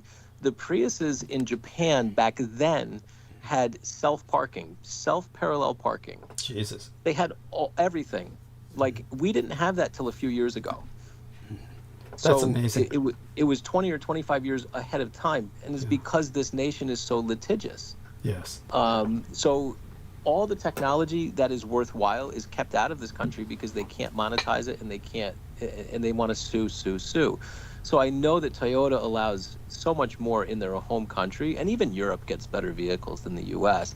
And now, because of China, well, China's still imploding internally, but they still get better vehicles than we do. So the market has turned from America, and that happened quite a while ago. So I just had to bring that to the forefront. Well, I mean, let's put it this way. When it comes to communist China, if there were no tariffs on them and they were allowed to sell their cars in the United States, their cars would easily dominate the American market. They would take over. They would steamroller Tesla in a heartbeat. Tesla's creations are nothing compared to what they're putting out in communist China, and communist China, of course, is nothing compared to what they have in Japan. But all such being said, that makes America at like the third tier level of this technology. And for people to be excited about it just shows how ignorant they are of what's happening in Asia even today, let alone World War II. But all of that being said, the Tesla, as you said, and Elon Musk, I'll go into more detail about it tonight, but I'm so glad you brought the topic up, and it will be covered tonight in monologue. Excellent. Excellent. Such being said, what else comes to your mind? Anything else to bring while we're gifted with your presence? Well, yeah, the industrial right wing of America is enamored of Elon because there's a false narrative that he formed PayPal and had a success and a couple other things. But that was reality, Peter Thiel. Peter Thiel formed PayPal. Right. But again, the narrative has been formed that that was Elon's company, so he was very successful. In reality, he bought a spot on the board at PayPal, and he sucked so badly they paid him to leave, and there's NDAs in place. So he's not successful in any way, shape, or form. And there's no human individual who's allowed to buy a social media platform in the U.S. So the fact that he supposedly bought Twitter, or whatever it's called, now X, for $44 billion is bullshit. It's just a transition of one government spying agency to another, trying to gain credibility from the public. So that's my opinion there. Well, not only that, but he was... go on, finish your thoughts. Yeah, it's silly that people think that this one individual rose through success and was allowed to, subvert the CIA and buy a social media platform just like that. It's not done. It's just not done. Well, they have the same myth about Musk, Tusk. I keep calling him Musk or Tusk, but it's what's his name? The president, the guy who's going to be president again. Trump. Trump. I have totally bleached him from my mind for a moment. But it's good. The same myth that he is somehow a self-made man or some kind of financial genius, business. It's all crap. I mean, the guy's lost at everything he's ever done. But Musk has just teased, since you brought up the media, he just teased about buying MSNBC. He said, how much does it cost? Because as Comcast is readying a sale of its legacy media outlet, this right-wing billionaire is musing about an acquisition. As for PayPal, both Peter Thiel and Elon Musk are South African nationals from the apartheid era. But obviously, when it comes to Elon Musk, there's that added factor now that was brought up by Nemo that we need to bring into our consideration. But such being said, that may also be the case with Peter Thiel, for all I know. But both Peter Thiel and Elon Musk want to bring the old South Africa back here. It's almost like a vengeance in the sense of America destroyed South Africa, by overturning apartheid, and now they want to destroy America in return. It's like a vengeance. It truly is. Whatever fantasies people have harbored about the Nazis taking over America, switch all that up instead to apartheid South Africa and what's going on with Peter Thiel and Elon Musk and their backing of the American right. So all that being said, yes, please, whatever else comes to your mind, Aaron, while you're with us. Yeah, that's it. I mean, it's scary that he's immediately part of the cabinet. It was a long narrative. It was a long play. And you have to bring in the occult side because Elon is a very dark individual from, I mean, if you look at it, just Google pictures of his parents. Oh, dude, Brendan, tell Aaron Tice about naming his child. About the naming of his child and the occult. And his latest wife, of course. And half these kids are in vitro. Grimes is a known occultist. Yeah, she's a known occultist and into the, you know, the mind bending of electronic music, like using it to influence people in a negative sense. Yeah. And the child was named it's straight up a formula out of a spell book. I mean, there's no other explanation for it. XRVSA or Doug's the only person that's ever decoded it, but yes, I'm trying to consciously remember what it was I decoded. I'll remember it later, but yeah, it's one of these things. Again, I erased Trump's name out of my mind, for Christ's sakes. I pretty much erased. Yeah. Well, you guys must have some good shit over there. We do. Well, I mean, Douglas was previously drinking Coca-Cola in straight lines. It's the best. Yeah. But, you know, at the very least, overall endearing and entertaining. I mean, he's an entertainer, much like the Ukrainian president. He was a comedian. So, like, when you start to look at world affairs and you see that the Ukrainian president was a comedian, Trump was a TV star, you've got Schwarzenegger, who became, you know, governor, and Reagan was an actor. All of a sudden, and then you tie in. Now, this is where I wish Nemo was here. You tie in. They're all Eastern Bloc European Jews, Khazarian of nature. You start to piece everything together. So those are my highlights for the evening. Yeah, and it's important. It's important and it's inescapable. We are dealing with the same shall we say situation that my biological father was dealing with. My solutions would be different, but I can understand why he took the direction that he did. All such being said, let me see if I can consciously remember the names. I'm looking through my notes now because I actually put this down to notes at one point when I interpreted the name of Elon Musk's son. And when the problem is, I'm trying to remember how he wrote it, whether he used Roman numerals or simply the numeric 12. Does anyone remember? It was just 12. It was just 12. Yeah, so he couldn't do the Roman numerals. He's too stupid for that. It wasn't XII. No. Okay. I don't think so. Interesting. Okay. So anyhow. And Douglas, I apologize for interrupting, but you brought up, I've reviewed half of it's the last A12 after the airplane. Understood. Okay. Yeah. Yes, but go on, Aaron, you were going to say? You brought up a very important point, which took me a long time to realize, and I realized you brought it up and it, you know, confirmed it, but the bullshit myth of satellites and communications, it's bullshit. They're all sub-Atlantic or sub-ocean cables. Thank you. And Brendan said it in the last transmission. We're at full war because, when the Baltimore Bridge came down, a cable was cut. Now 2 more cables are cut. So I don't know what the financial goal of this is. There's got to be a financial goal because you got to follow the dollars. But they've cut 3 very important cables. So who is consolidating communications to their own lines is what we need to find out. Yeah. In other words, I'm so sorry. Could you repeat that? I was busy trying to go through my notes about this. Sure. People, the general public feels that a lot of our communications go through satellites, but that's a myth. It's bullshit. It's all ocean cables. Right. Right. And No, the no. fact Oh, that we've that had, much I heard. That much I know. But then your yeah. question. So the fact that Yeah. we've had 3 cables cut within a year, maybe a year and a half. More. But go So on. yeah, what is the financial goal? Who is wrangling communications to their cables? What is the financial goal? Who is doing this?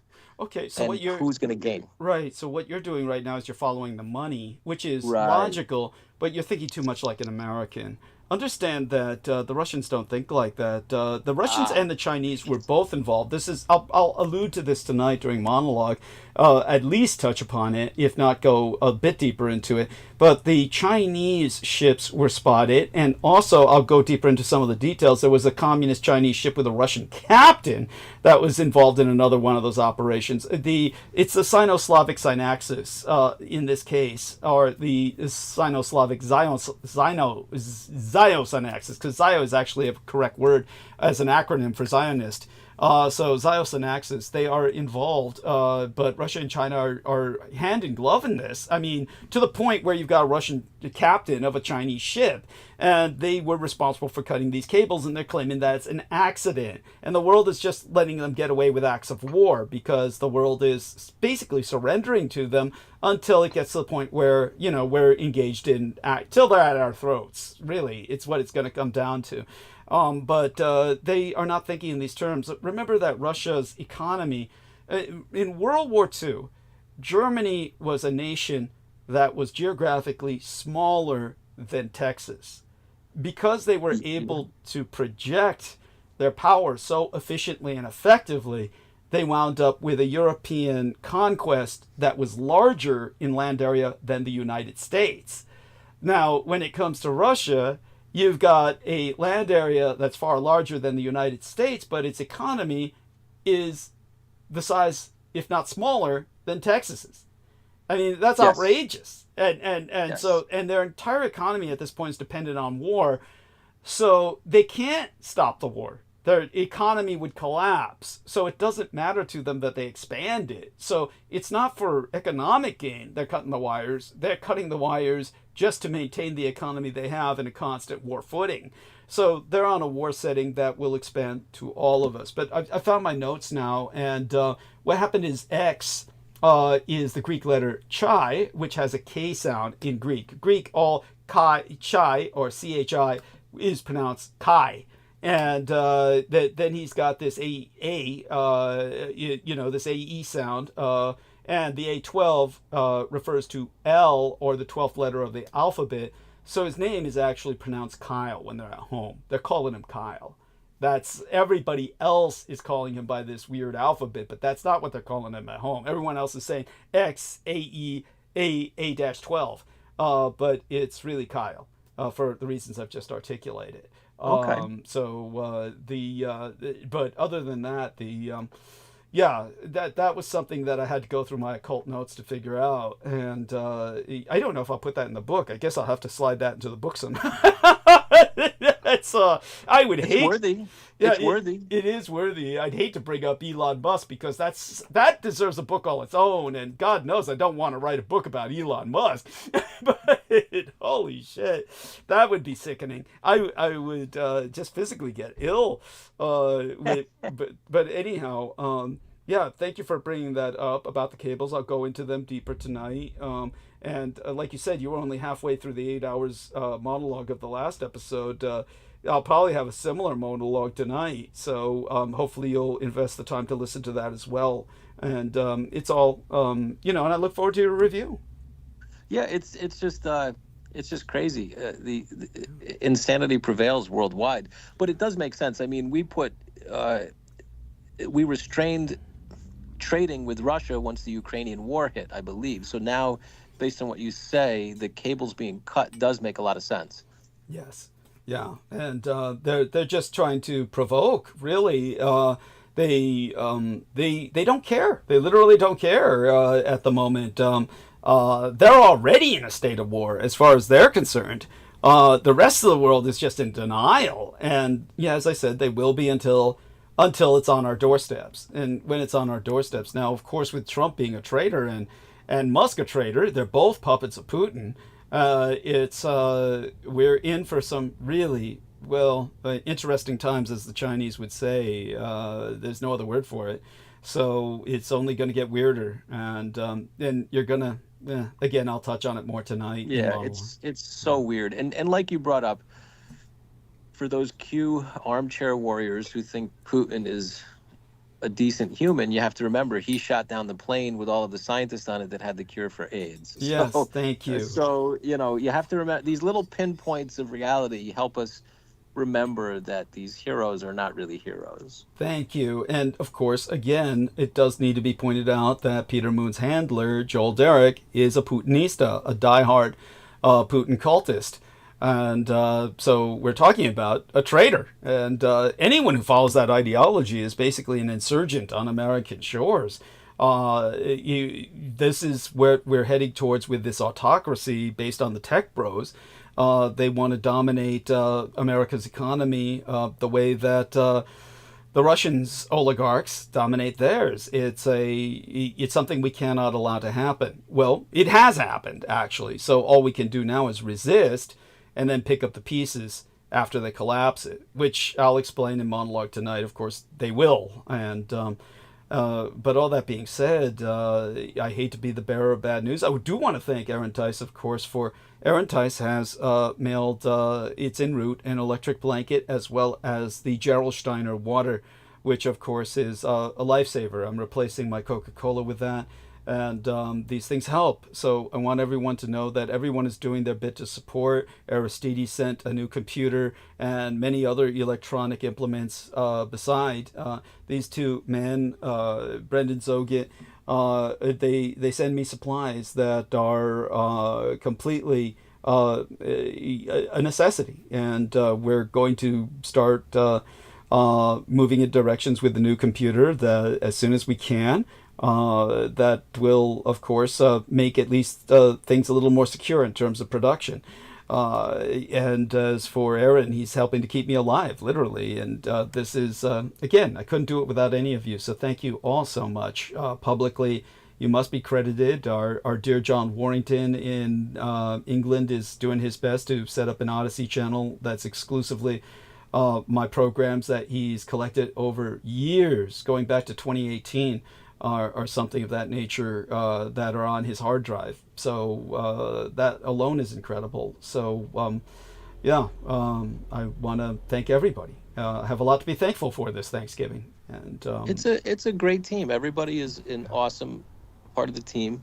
And the last thing I'll bring up is, if you remember when right before Japan had the nuclear meltdown. Yeah. Was that 2015-ish? I don't remember. It's called 3/11 in Japan, so it was 2011. It was the year my mother died. As a matter of fact, what happened was my mother died exactly 1 week after Fukushima Daiichi went into meltdown, almost like she wanted to return to Japan to do some angel work or something. But go on. Okay. I'm sorry to bring that painful memory up, and may she rest in peace. But that was something that, in my opinion, because I was working with the company at the time, in retaliation for Japan not surrendering the yen to the dollar. So if you look at the stock exchange and the Federal Reserve and the fact that Japan maintained their sovereignty with their currency, it was a direct attack, in my opinion. And it could be conjecture, but in my opinion, it was a direct attack because it cost them dearly. No, it most certainly was a direct attack. I've gone into this in detail in the past.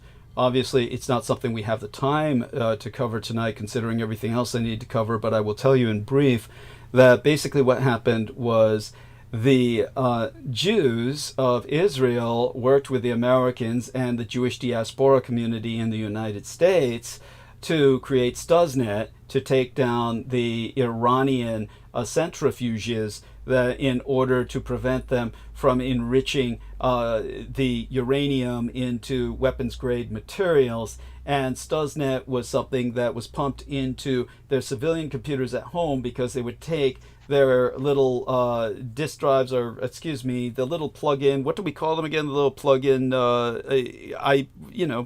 computer bits that you you take it home and it's got the computer memory in it. A USB. Thank you. The USB memory drive. Universal serial bus. Thank you. And they would take those home to work with, and that was how they got infected by the Jewish Stuxnet that was produced with American money.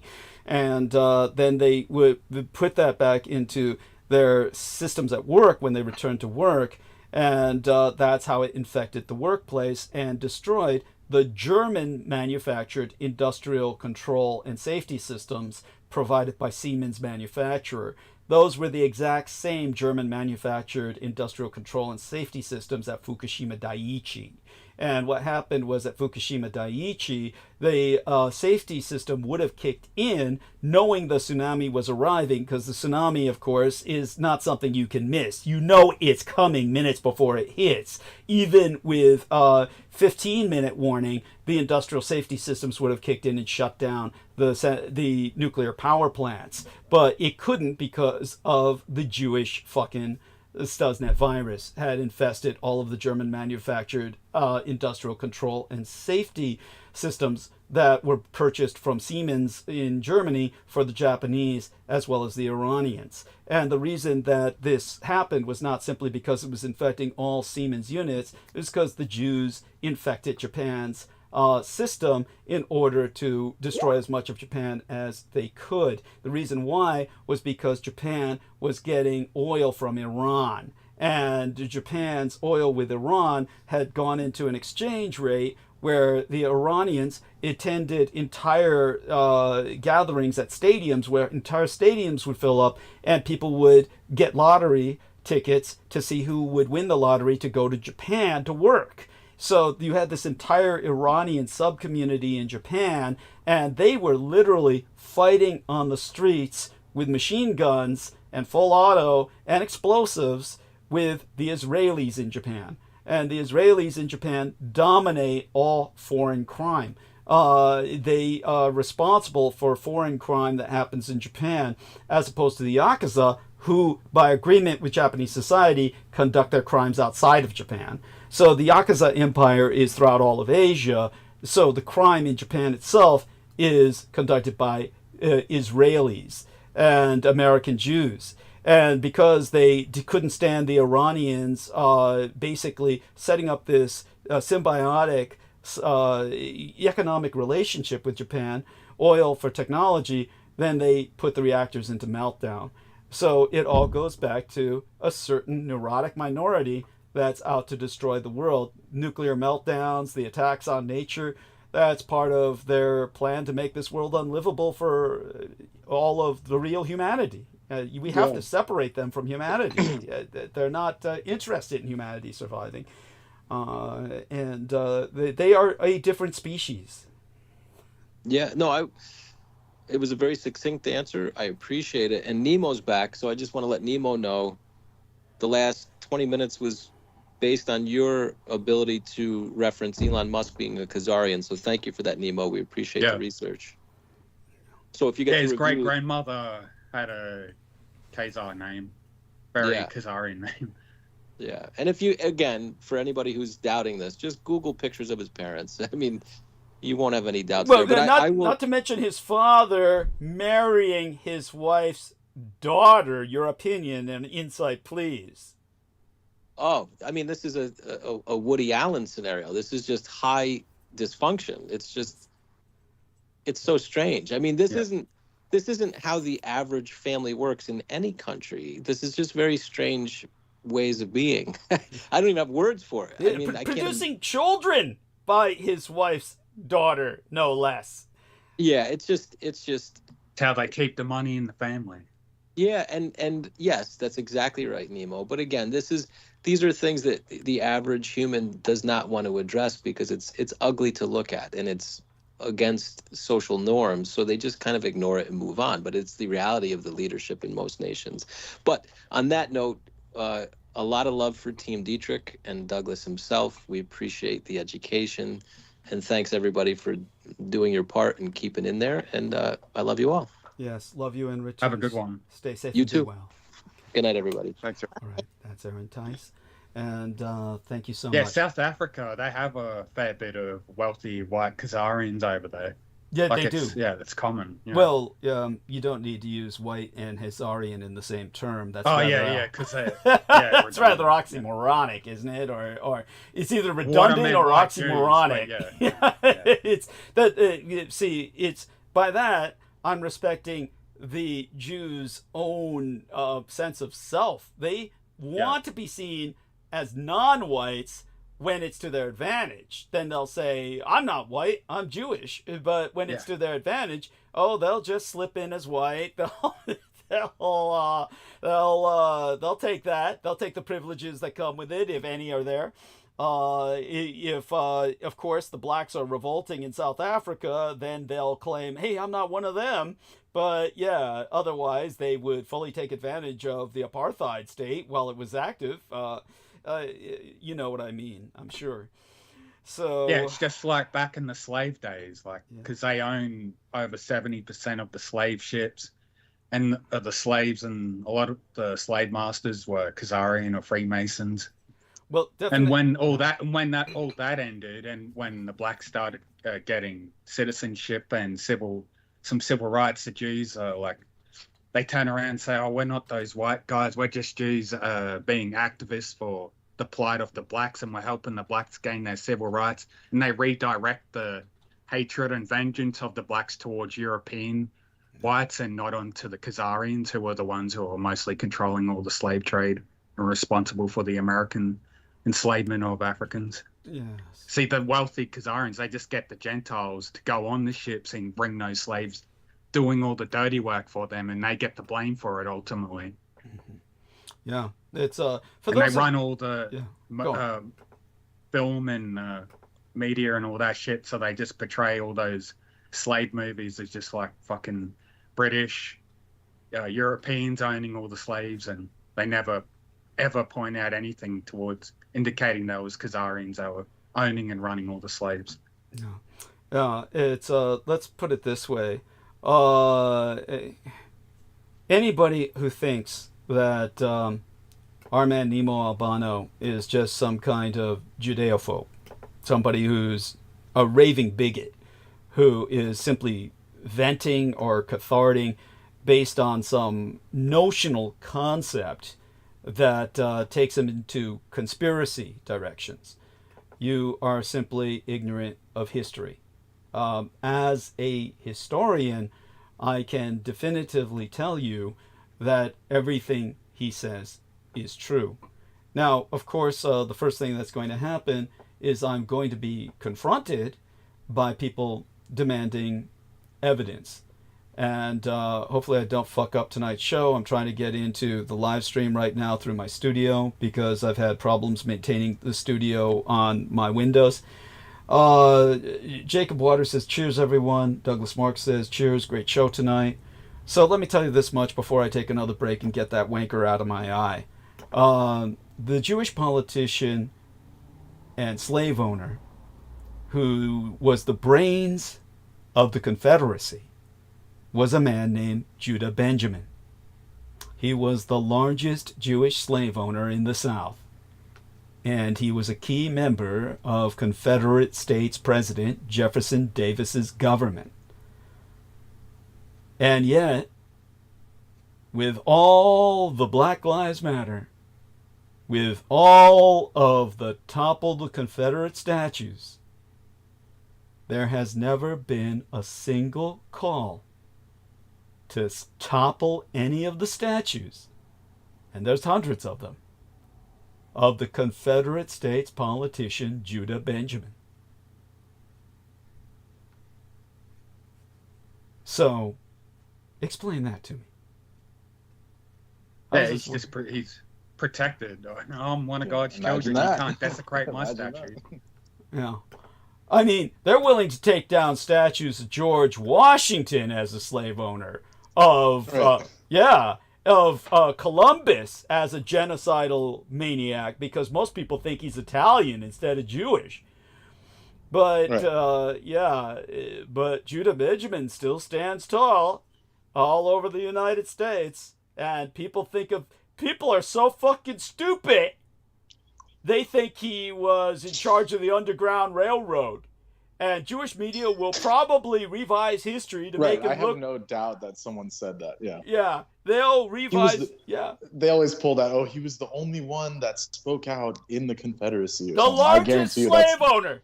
The largest slave owner! No, I guarantee you it's in there. Just like how they said, I don't know if you heard this one, but they said in England, they're all proud of it. They say, we were the first to stop selling slaves in I think it was like 1840 or 1850. They said, we're the first in the world to stop selling slaves. And it's like, wait a second. So for the last 500 years before that, it was cool, you know? Yeah, of course. We just got to wipe that out just because you were the first to stop selling them. They're so full of shit. They are so full of themselves, which is another way of saying they're full of shit. In England and their concept, they have no idea that their empire was built on blood. It's insane. They are truly ignorant, just as ignorant over there as they are over here. In fact, more so in many ways. But all such being said, when it comes to Judah Benjamin, you can bet your fucking ass that Judah Benjamin is going to be, when they finally have to address him in Hollywood, they're going to say, he was the Confederate Schindler. And he was really thinking, how many blacks can I save? That's why he owned all those slaves. He was really filtering them over into the Underground Railroad, all of which is a lie. It looks like he escaped to France. Well, there you go. He could afford it. He could afford it. He was vacationing on the Riviera. This is how they get out of it here. Yeah. They said he was born in the U.S. Virgin Islands, and he was Christianized. U.S. Virgin Islands, 1811 is when he was born. Yeah. That's how they, Yeah, it's what a fucking joke. Well, they said that about Columbus too. They said he was Christianized. None of these people are Christianized. They're all fucking cryptos. But then on the American Battlefield Trust, it says he's the first Jewish American to serve on something. Serve as the brains of the Confederacy. There you go. How's that? Yeah. As his apparent position as Jefferson Davis's right hand. There you have it. His family relocated to Charleston, South Carolina, a city known for its tolerance against the Jewish faith. He entered Yale. Despite his high level of success at Yale, he left and moved to New Orleans and studied law. And after he passed the bar, he became, of course, he's a lawyer. Imagine that. Yeah. He was in the Louisiana State Supreme Court and became active in the Whig Party, 1842, et cetera, et cetera. No. So, here it is. He says he served as the New Orleans representative. So they've already done it. They've already revised the history, Doug. No. He fought against considering slaves being 3/5 of a person for electoral purposes. Oh, my fucking God. They're doing it already. They're doing it already. But by the way, don't worry, he fought against it. The hell he did. Yeah. They always got to portray themselves as the heroes in history, covering up their evilness. So all the evil shit they did, they just fabricate the past. Say, no, we're good. But they throw Jefferson Davis under the bus, of course. That's ruthless. Outrageous. But it sounds like what he was doing was just trying to pad the votes. Like he just wanted to be able to have his people vote under duress because they were slaves or something. That's my assumption. Well, first off, it's a lie that he would have said anything against what they had set up. But they even give this is just offensive. He said his support of slavery was evidenced. I guess this is their counterpoint. Actually, his support of slavery was evidenced both by his fight to have slaves exempt from electoral procedure, as well as his acquisition of a sugar plantation and over 140 slaves in 1840.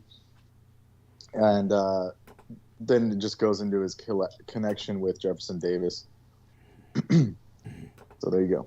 Thank you. No, it's just outrageous. So how did they say that in the same sentence or the same paragraph? They say he tried to remove the 3/5 rule, but then we found all this evidence that he owned slaves. It doesn't add up. It's obvious that this is all just revisionism. And it's something that is reprehensible. Here's the best part. He says, after evading Union capture, he surrendered the surrender at Appomattox. He left the United States for England, where he practiced law until his death in 1889. So it says he died in England here, but in the other one it said he died in France. So it's very strange. So our friend Darren Tice is saying, look up photos of Jefferson Davis versus Abraham Lincoln. Okay, so that should be interesting. Perhaps he's going alluding to the fact that maybe they're brothers or something, hidden brothers or some shit like that. All such being said, okay, I am going to go mute for several minutes. I'll be back. What I'm going to do is get this wanker out of my eye. Probably take a Coke break. Cocaine, not the liquid Coca-Cola, which I would argue is much healthier and is actually quite organic when you're not getting it cut. So, all right, I'll be back. And so everyone, keep the conversation going. Yep. We have good numbers. And anything's healthier than high fructose corn syrup. Thank you. Yeah. Yes. Thank you. Quite so.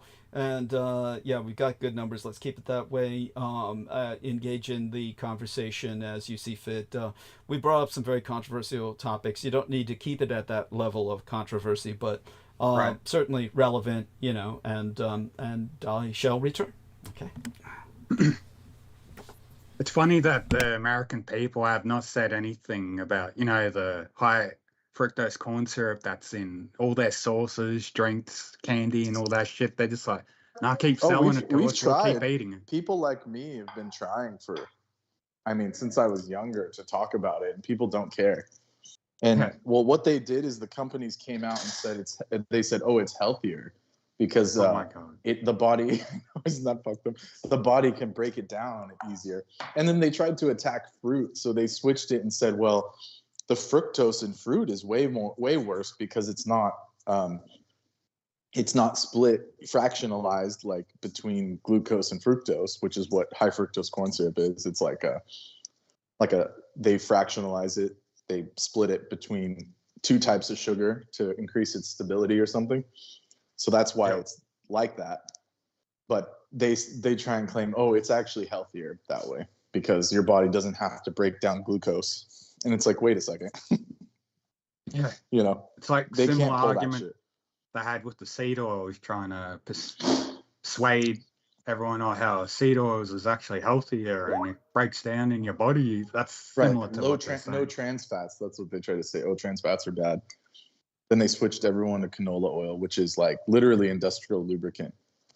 Yep. And they just had to go with that because it's super cheap to process and distribute as marketing for consumption. Right. And even before, like, people were using corn oil, and then they tried to fight against that too. And it's like, even that was bad. Yeah. But they even pulled that off and said, oh, just use this GMO. Literally, canola oil is GMO.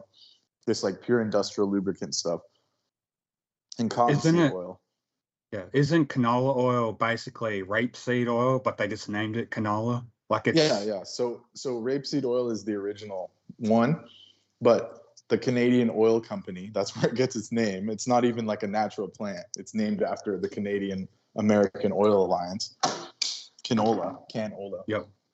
So they modified the plant to produce a less of this toxic substance so that they can use the seeds, because originally they were growing it for wartime.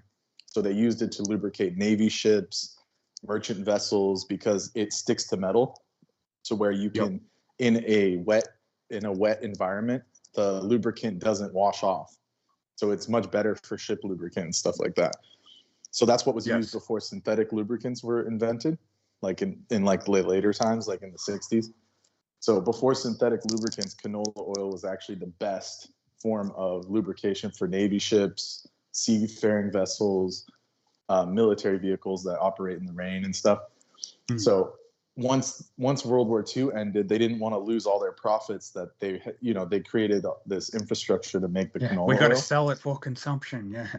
Money. So then one of their engineers / scientists said, oh, well, if we find a way to make it edible, then we won't lose money because then everyone will use it. And so that's what they did. They actually modified it, hybridized it, modified it to where it has less of this toxic substance, quote unquote, to make it legally able to sell. And then they also refine it further and all that. So that's the story of canola oil. It's never meant for human consumption. Never was. And you just got to look up the statistics on the rise of diabetes, heart problems, obesity, strokes. And cancer, causes heart it's problems, linked. It's linked to all this mass consumption of the seed oils, canola oil. Yeah, and Like, every yeah. restaurant I've worked for, I always ask them like, "What are you guys cooking?" And they say canola. I'm like, "Why?" Oh, because it's Because it's cheap. Yeah. It's the cheapest one. Fucking, at least learn to cold press your own oil if you're running your own business. Yeah, Grow your own crops and make your own natural oil that isn't bleached with fucking chemicals. right. But that just would never work because it's all about profit. Yeah. And they say, oh, we got to use neutral oils too because it will affect the flavor and all that. Because she used like cold pressed peanut oil and all that. It's got a strong nutty flavor, but you can just add other more ingredients just to balance it out, the flavoring and stuff. Aromatics you add to the oil and shit. You just put in some spices, garlic, chili, onions. Yeah, it's very simple to make, like natural oils. Even when coconut oil got popular, the quote-unquote American Heart Association came out and said it increases heart disease. I mean, like, can you imagine that? Yeah. It's the most natural oil. You just press a coconut, no refining, no nothing, and then they fight against it. You know, it's bizarre. Yeah, And raw it's coconut oil, it's real good for you. They do have refined coconut, but don't take that shit. Just get the natural cold pressed stuff. It's not too expensive, and it's worth getting for the taste, and your body will thank you. You can use it on your skin, not just for cooking. It's real good. Even some dog owners will apply coconut oil on their fur to give them a nice healthy coat of fur for their dogs. Yeah, it's And the healthy dogs for like it. dogs and stuff. That's how neutral it is, or how healthy, quote unquote, safe it is. It's like non-toxic 100%, even if animals can use it. Because I used it for my cat too, so it's like, yeah, good for internal and external uses on the body.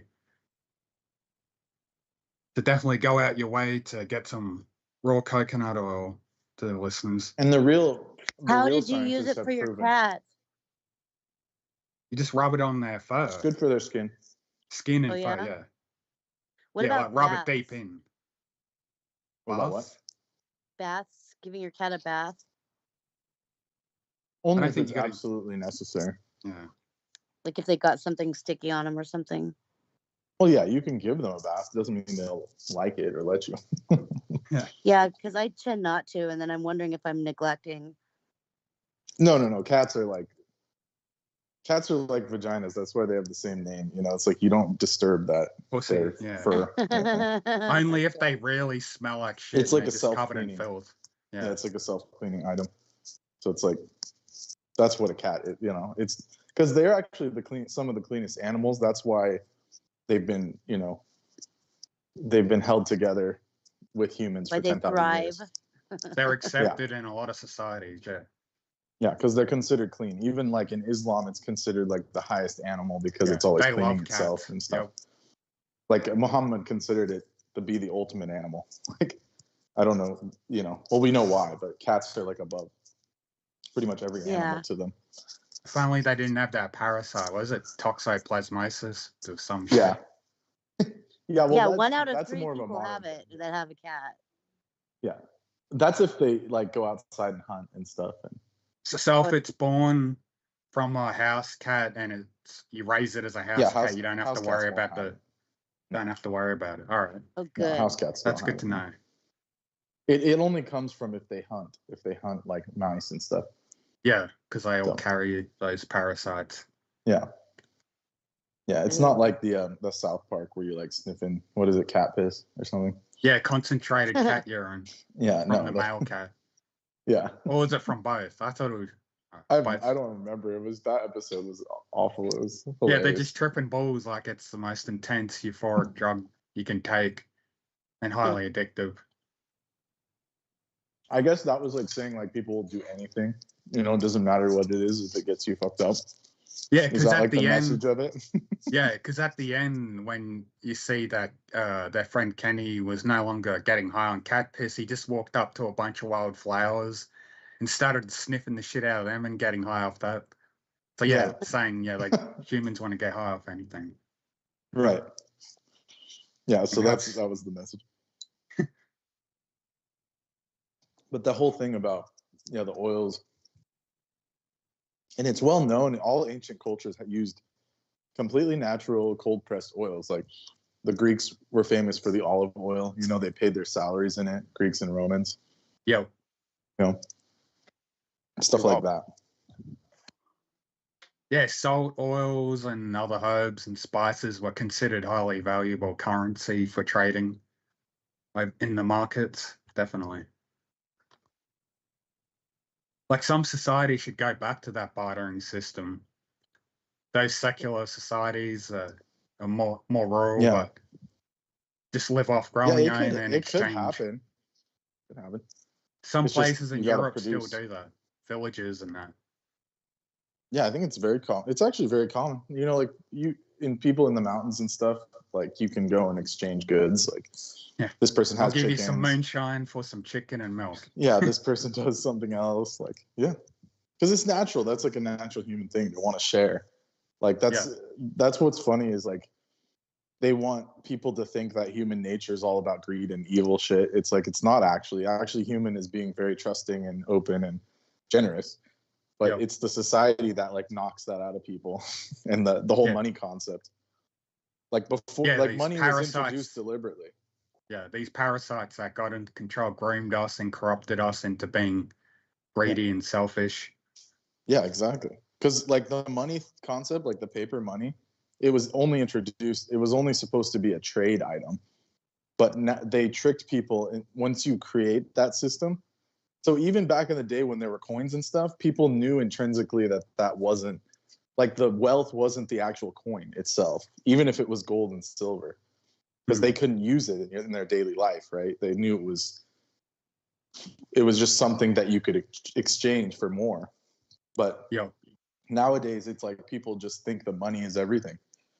But actually, it's the stuff that it buys you that's important. That's the wealth. Like, if you can learn to be self-reliant and just live off the fat of the land and the crops you grow, you're winning. If you can survive happily like that, you're out of the system. That will get you closer to it. Yep.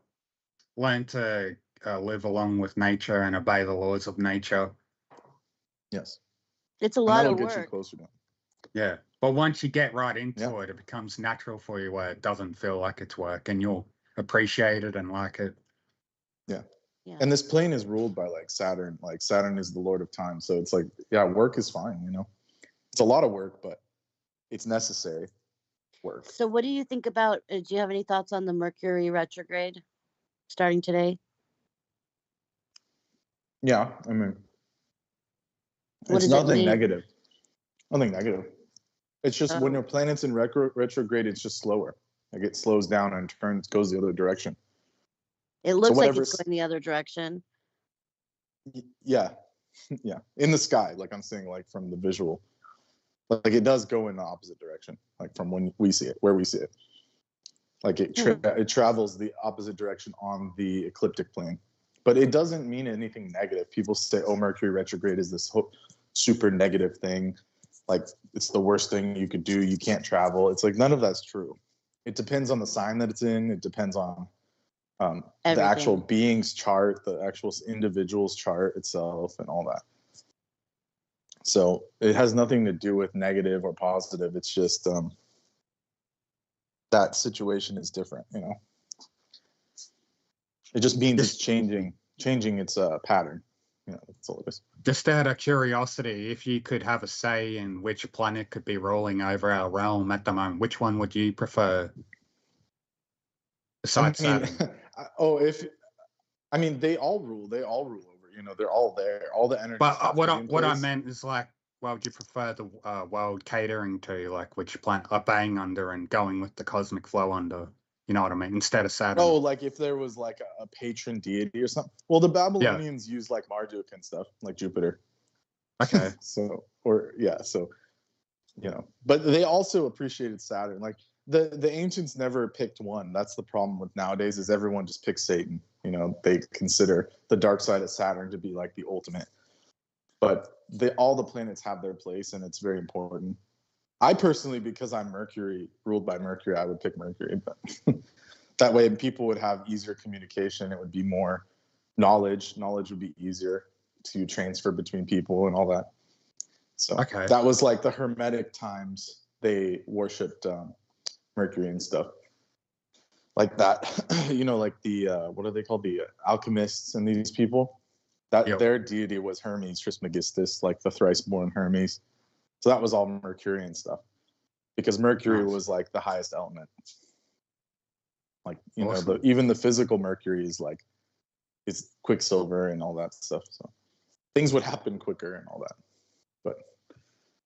But I wouldn't just say it's not good for everyone. You know, like not a lot of people would thrive in like a Mercury world. Right. Yeah. It's very airy, and you could go crazy easily. Easier. Yeah. But the Saturn one is just hard. It's tough because it's all, you have to have wealth and stuff or you're screwed. You know, it's like, it's everything very tough. Yeah. And without discipline, you're totally cooked. I mean, in this world. Right. Yeah. Is that why all these rich, famous people are constantly wearing the Nike shirt with the that symbol? It symbolizes the ring of Saturn, like because they're all obeying the cosmic laws of Saturn or worshipping Saturn. You notice that? Okay, yeah, I just got back. They keep would talking. consider Saturn being the highest. Yeah. Mm-hmm. Go on. Yeah, you see them all athletes, a lot like of if you famous see people. The owner of Nike, he wears all black all the time. Black Right. sunglasses. Like his chart is probably like loaded with Saturn signs. So that's how he got his success. He just slowly worked up and then Saturn signs off. Like this guy did enough discipline, you get all this money. Wow. Well, there you go. Okay, so I take it while I was gone, we were speaking about occult issues. So. Start wearing all black, Douglas. I wear plenty of black, but yes, I understand. Got to start making a habit of it, I guess. Yeah. Wear a cube hat, a black cube hat. Cube hat. What does the cube hat look like? Yeah. Oh well, it's you know the people who graduate university. That. Square hat. That's symbolic of the black cube of Saturn. Okay. Saturn symbolism. Yeah. And the black cube that these religious Jews put on their head when they're doing their prayers and studies and shit. They wrap their arm with this fucking black leather thing, and they wear that black cube on their forehead, like it's aligned with their pineal gland. Oh, cool. I mean, like, wow. Yeah, I'd hate to live like that. Jesus Christ. It's like just a life that's completely constrained and just lost in rules that that's their cosmic universe is their identity. It's all based on their concept of identity and that's all they can think about. It's honestly, they are the most self-absorbed culture on the face of this earth. It's they make movies about themselves. They're rampant narcissism manifest. It's what they are. And that's why they like to use the hexagram a lot, because it's Saturn symbolism, because the North Pole of Saturn is the shape of a hexagon. Okay. Interesting. All right. You can look up satellite images of it. It's easily verifiable. But it ties into the Saturn cosmic rule.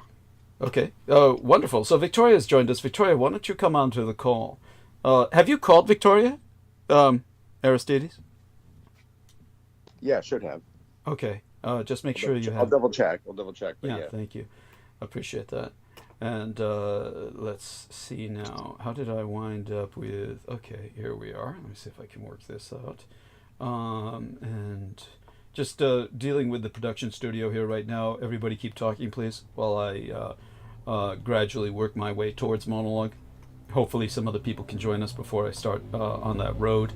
I was going to ask Brendan, what was the perks of Jupiter, the god Jupiter? Because you're explaining Mercury. Like, what would Jupiter have to offer for the people to gain blessings from him? Oh, I think he's mute. What was the question again? Well, Jupiter is like he's like Thor, right? Jove. So he's more expansive, more power, more religiosity. So you get a lot more boons of like being more religious. What would be the word for it? Not necessarily religious, but more spiritual. That would be the word. It's expansive, spiritual, more faith. Yeah, so you become more So like promoting more jovial. spiritual The development. one word would be jovial. You know, jovial, that word. So that's Jupiter. And there's the Vedic version is called, his aspect is called Brihaspati. He was the guru of the Devas. So he's the guru of all the angels. Like he's the leader of the angels. So he's very high up there. Kind of The like the leader of Grand the Priest from Dragon Ball Super. Yeah, The father exactly. of the Where angels. they're more benevolent. Yeah, they have like the most power. They're more benevolent. Stuff like that. They're easier to deal with. So they than had Saturn. that belief with the hierarchical structure of the divine, like the angels are ruled by a top angel, like would probably be their father, would you say, or just like their king or something like that? Or that's just like the highest being. Like in the cosmic sense, it's just whoever is got more power than you bow to that being, and you respect that being, and they're respect worthy. So that's how that works. And you can see it in things like.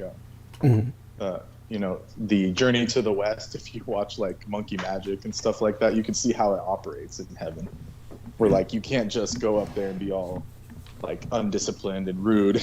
Like you'll get your ass kicked. Like they'll kick you out immediately. So. Right. Yes.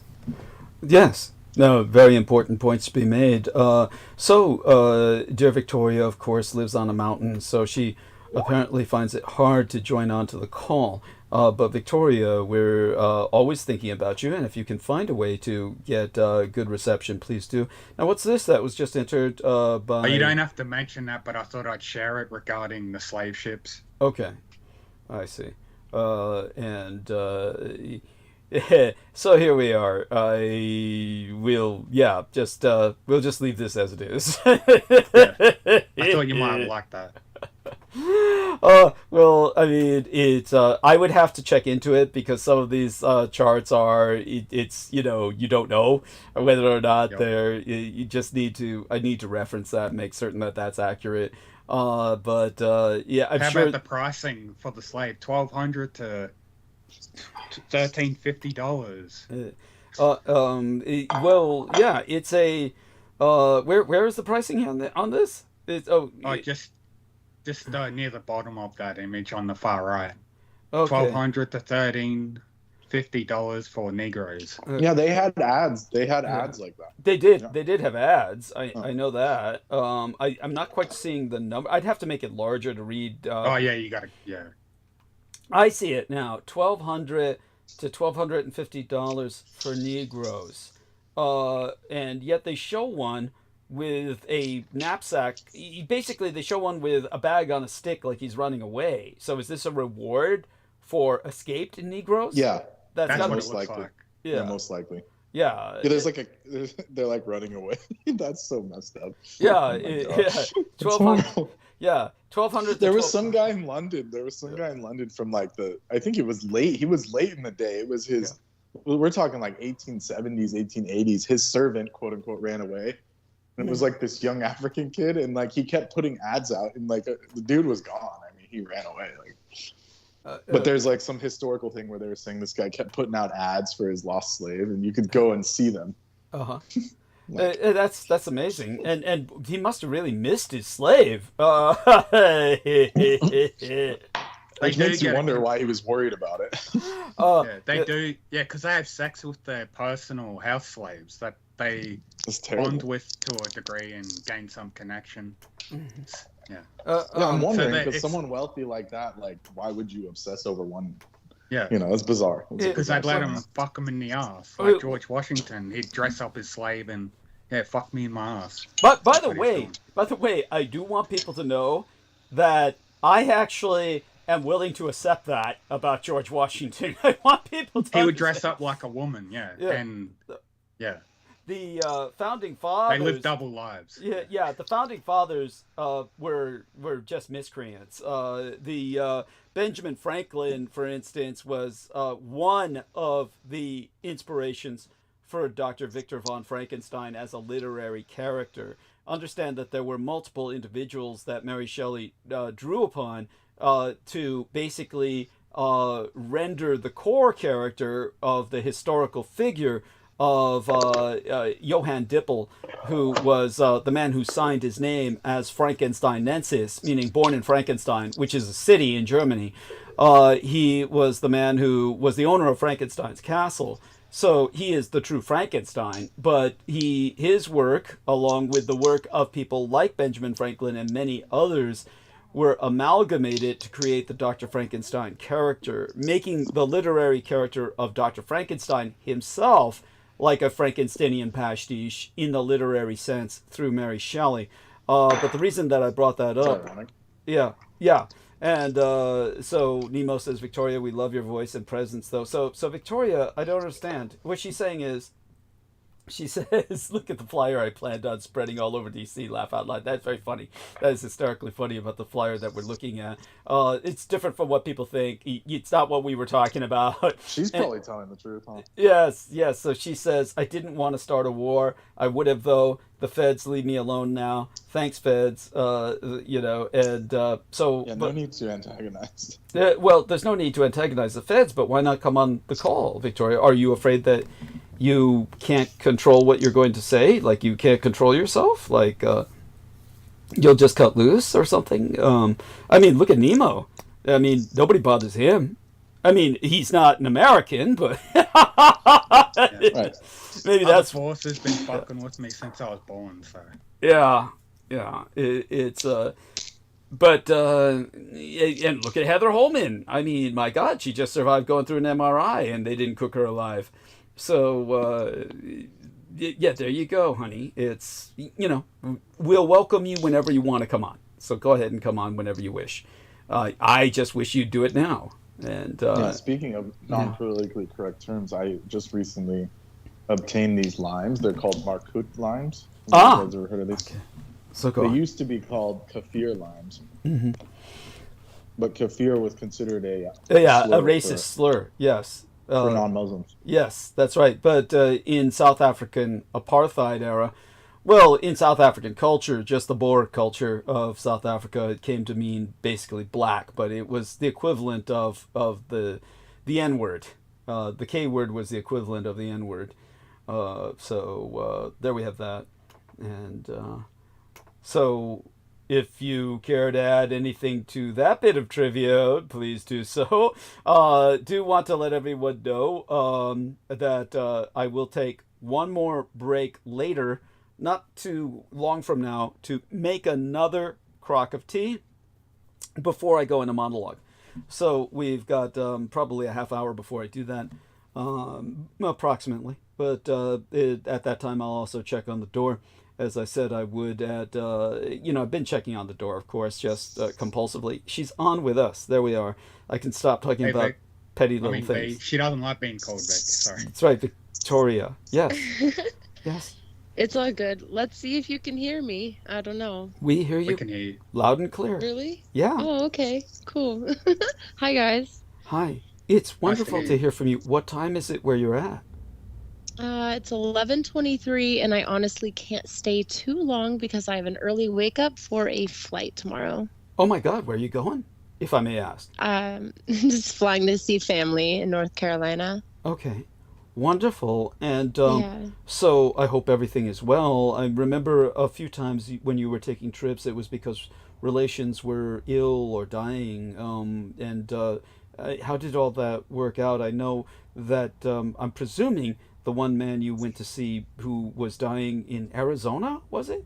Has passed on by now? Yes, my grandfather. Yeah, he did. He's in a better place now. But this visit obviously is just going to be Thanksgiving fun. All right. Oh. And I'm actually picking up a car as well. I'm buying my brother's CRV off of him, and then I need to fix up this car that I have and sell it as well.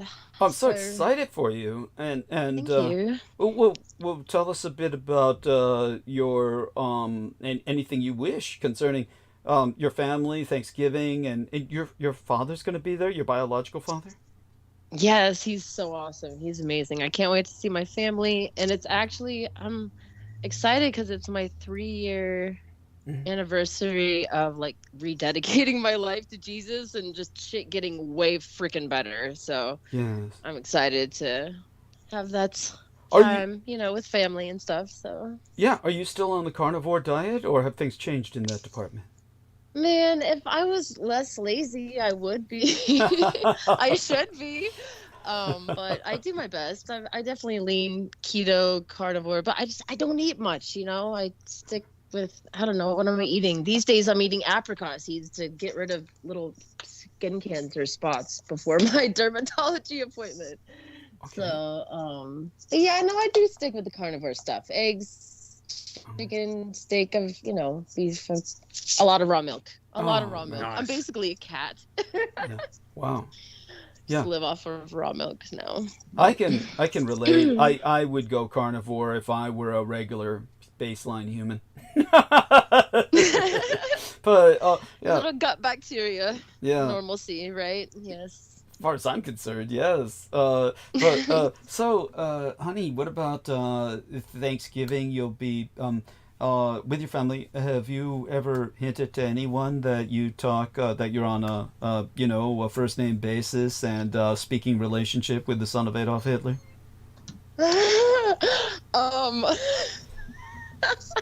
What a hilarious question.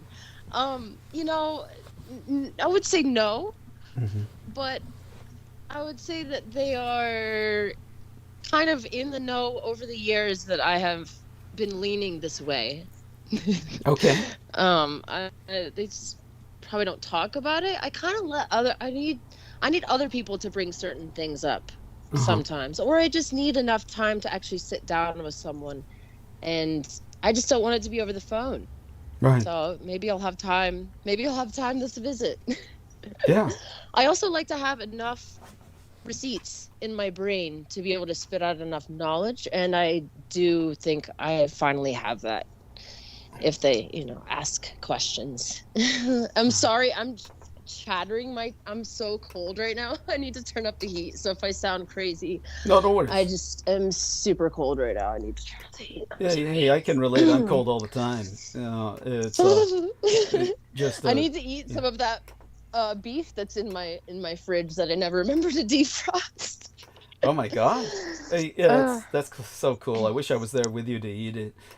So darling, what else?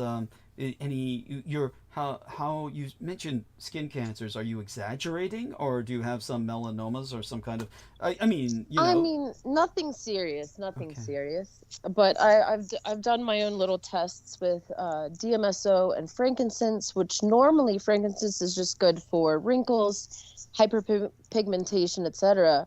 But it also happens to kill every single type of skin cancer. I mean, there's only like three major ones, but I think, but it kills all of those cancer cells, all of those types of cancer cells. So I kind of did my own tests on some bots, and I know what to point out now. Great. So yeah, but and what about is this because you spend a lot of time in the sun? What are you doing out in the sun so much? No, I was in the sun growing up as a kid, but I don't think it's that. I think it's just general, just pollution from our life, you know, that's everything is trying to kill us these days. So like one of them, believe it or not, is exactly where I held my phone on its side. And once the AT&T people told me that the antenna for it is in the upper right corner, I realized that I had been holding my phone in this exact spot where I have this, you know, skin cancers. The biggest of my skin cancer spots, which is not very large. Okay. But yeah. Okay. It's not bad.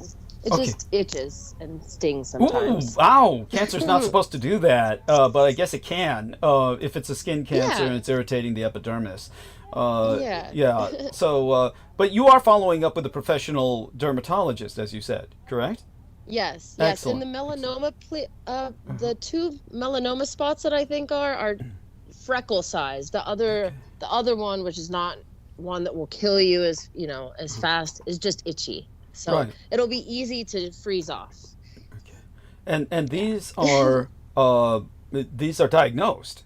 These were clinically diagnosed by the dermatologist. I haven't been to a doctor in ages. I don't go to doctors. Oh, so when you see the dermatologist, this will be the first time concerning this issue? Yes. Okay. And the first time at a dermatologist, I guess. Right. But I'm glad you're going. I'm very glad you're going. Well, if you haven't seen a doctor in ages, how are you insured? You don't need to answer these questions. They might be considered private, but I'm so bad at adulting. I never really paid attention to those things, throughout my 20s, and now I'm just bad at them in my 30s. So I finally signed up for that stuff. That's why I'm getting this stuff taken care of. But up till now, I was doing drugs and not caring. You know what I mean? So I was just in a different space and in a different life. What kind of drugs? But... Hi, Victoria. Hi, Victoria. What kind of drugs? Hey, guys. Wait, who just asked that? That's hilarious. Wait, that was Aristides, by the way. Yeah. Okay. I had to... Yeah. That's hilarious. Well, a lot of ketamine. All right. And then, basically I tried everything other than PCP. I slammed nearly everything, at least once. But because once I liked that feeling, I just was more addicted to the rush of, fill in the blank, whatever. Yeah. But I did really like to crunch numbers, as I called it. Math. Do some math. Get it? Yeah. I like uppers. Yeah. Is math an allusion to methamphetamines? Of course, yes. Oh, okay. Yes. Forgive my. I just say crunching some numbers. Yes. Doing some math. That's cute. Yeah. I like that. Yeah. That's adorable. It was, back at the punk days, but I'm so grateful that you couldn't really pay me all the money in the world to go back to that lifestyle. So I lost one vein, and that was enough. Pardon, Nemo? It'll burn you out, so it's a good thing you stopped doing it. Oh, heck, yeah. I don't know how people do that. I can barely handle too much coffee. That shit is like... But you lived through it. You survived. That's incredible. And I hope you take a look in the text box. Brendan's entering some suggestions. You could cut and paste what he said and make certain you keep that for yourself as reference. Ginseng and vitamin C, iodine will shrink skin cancer. Active components. You can read that yourself later. Yeah. Yes, I'll screenshot. And in terms of all of that, but again, you must have gotten these from spending a lot of time in the sun, I would presume. It's really, I don't know if it's that. I mean, I have no idea. But in your childhood, you're real careless in your childhood, so you're going to be spending a lot of your time in the sun. I got sunburned fuckloads of time when I was a kid, and I'm pale as fuck. You're more pale than me. You're like Michael Jackson. You got to stay out of the sun. I can get really dark though. I've got my tiny sliver of Italian creeds, enough olive skin that I don't really burn. I just kind of get darker. Well, that's good. For the most part. Yeah. Wonderful. That's adorable. And of course, it could be from when you're young and it just takes decades before it manifests. But then again, what happens is that the atmosphere is thinning incredibly and no longer protecting us from the sun's rays. So the UV radiation really gets through. So even on cloudy days, you're really burning. So just always remember, protect yourself from the sun no matter what the weather. Here we are. Brendan puts in quotes, "Yes, Doug, many music/rave festivals are outdoors." That's right. Yes, that's right. He's hitting my naivete there, where I sometimes blank out on exactly what people do. But I remember now that, yes, you are a Burning Man attendee and quite the raver, correct? Honey? I mean, at least in the day. I've gotten tons of sunburns just being on mountains. Yeah. In those states, in those various states, getting Who knows? burned. Yeah, you're nearer the sun, and so that makes sense. But honey, you used to attend Burning Man. You were a burner, right? Yes, I did. That being said, I usually kept fairly covered. So Okay. I'm not entirely sure. It could be anything, but yeah, it's probably the 12 years of childhood in Florida would do it. Yeah, I mean, we won't overdwell on it, of Yes. course, but I'm so glad you're following up on this. I'm so glad you've signed up for, you know, some kind of insurance. Now, I take it you're on some kind of insurance or something. I mean, was this through employment, or these might sound like No, boring questions, but I just like signed up for Obamacare finally. I cool, don't know. cool. I don't do doctors for the most part. I don't really trust, you know, for the most part, unless you needed a surgery. Well, that's good. At least you acquiesce You to know, that. Yes. I'd rather at least opt to at first try to heal myself, Mm-hmm. of course. Although I'd like to visit an I don't know, do you say an iridologist or iridologist? I'd like to visit one of them for sure. Iridologist. Have any of you done this? Like an ear and throat specialist. Is that what you No, mean? no. It's No. like reading your organ health through your Oh. eyes. Wow. Never heard of that. Yes. Yeah, these are the No? people that can check if your iris is in health, Mhm. and they can pinpoint certain organs with different spots on your eye, on your Yeah, there's a iris, the huge colored part of your eye. graph to it. Wow. Yeah. No. Here, I will send No. stuff. It's actually quite. And your eye color Quite changes interesting. as you detox. They claim Yep, that as you- doesn't as happen, you- but there's truth to that. Like I went from having dark brown eyes to where now I have like they're gold into like green gold. No, that's true. Yes. Yes. So Eye it's- colors. Yeah. Go on. So I have an eye color that's not even on like a chart. Cool. It's just that's just how much of health is can be determined through the eyes. Yeah, as they say, eyes are the windows to the body and the soul and all that. Yeah. Yep. Yeah. And so you're interested in this because of your eye colors, or do you feel that there are some anomalies with your eyes that you're concerned about?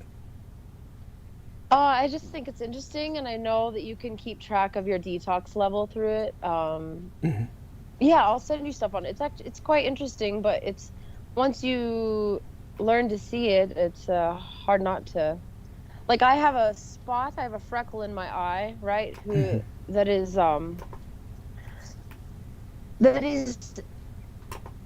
I have a bone deformity on my sternum. I remember I had that correlated stuff. I was like, oh, why would that make a freckle? And it's got a spot there. Like, okay, that's cool. They're glitching you.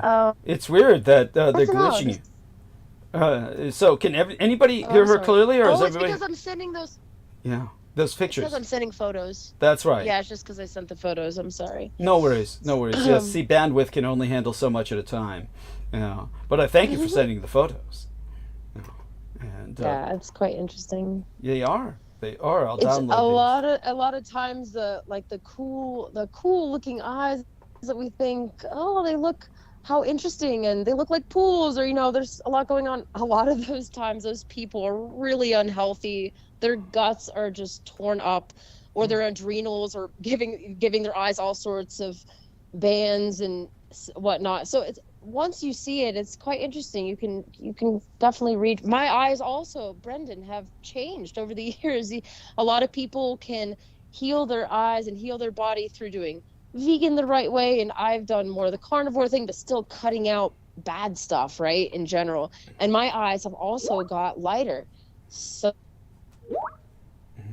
Oh, somebody else is sending GIFs now. It's screwing with the bandwidth. Don't do that. Okay. So, as Aaron Tice says, getting on iodine is hugely important. It changed my life. Ah, okay. Good. So that's important. But Victoria, speak again, because we were getting the GIFs as kind of a ward, or also as a demonstration of certain ocular phenomena. She with us? Oh, I don't. There we are. Oh yeah, sorry. No worries. No, it's I not don't no fault even- of yours. I don't remember exactly what I was.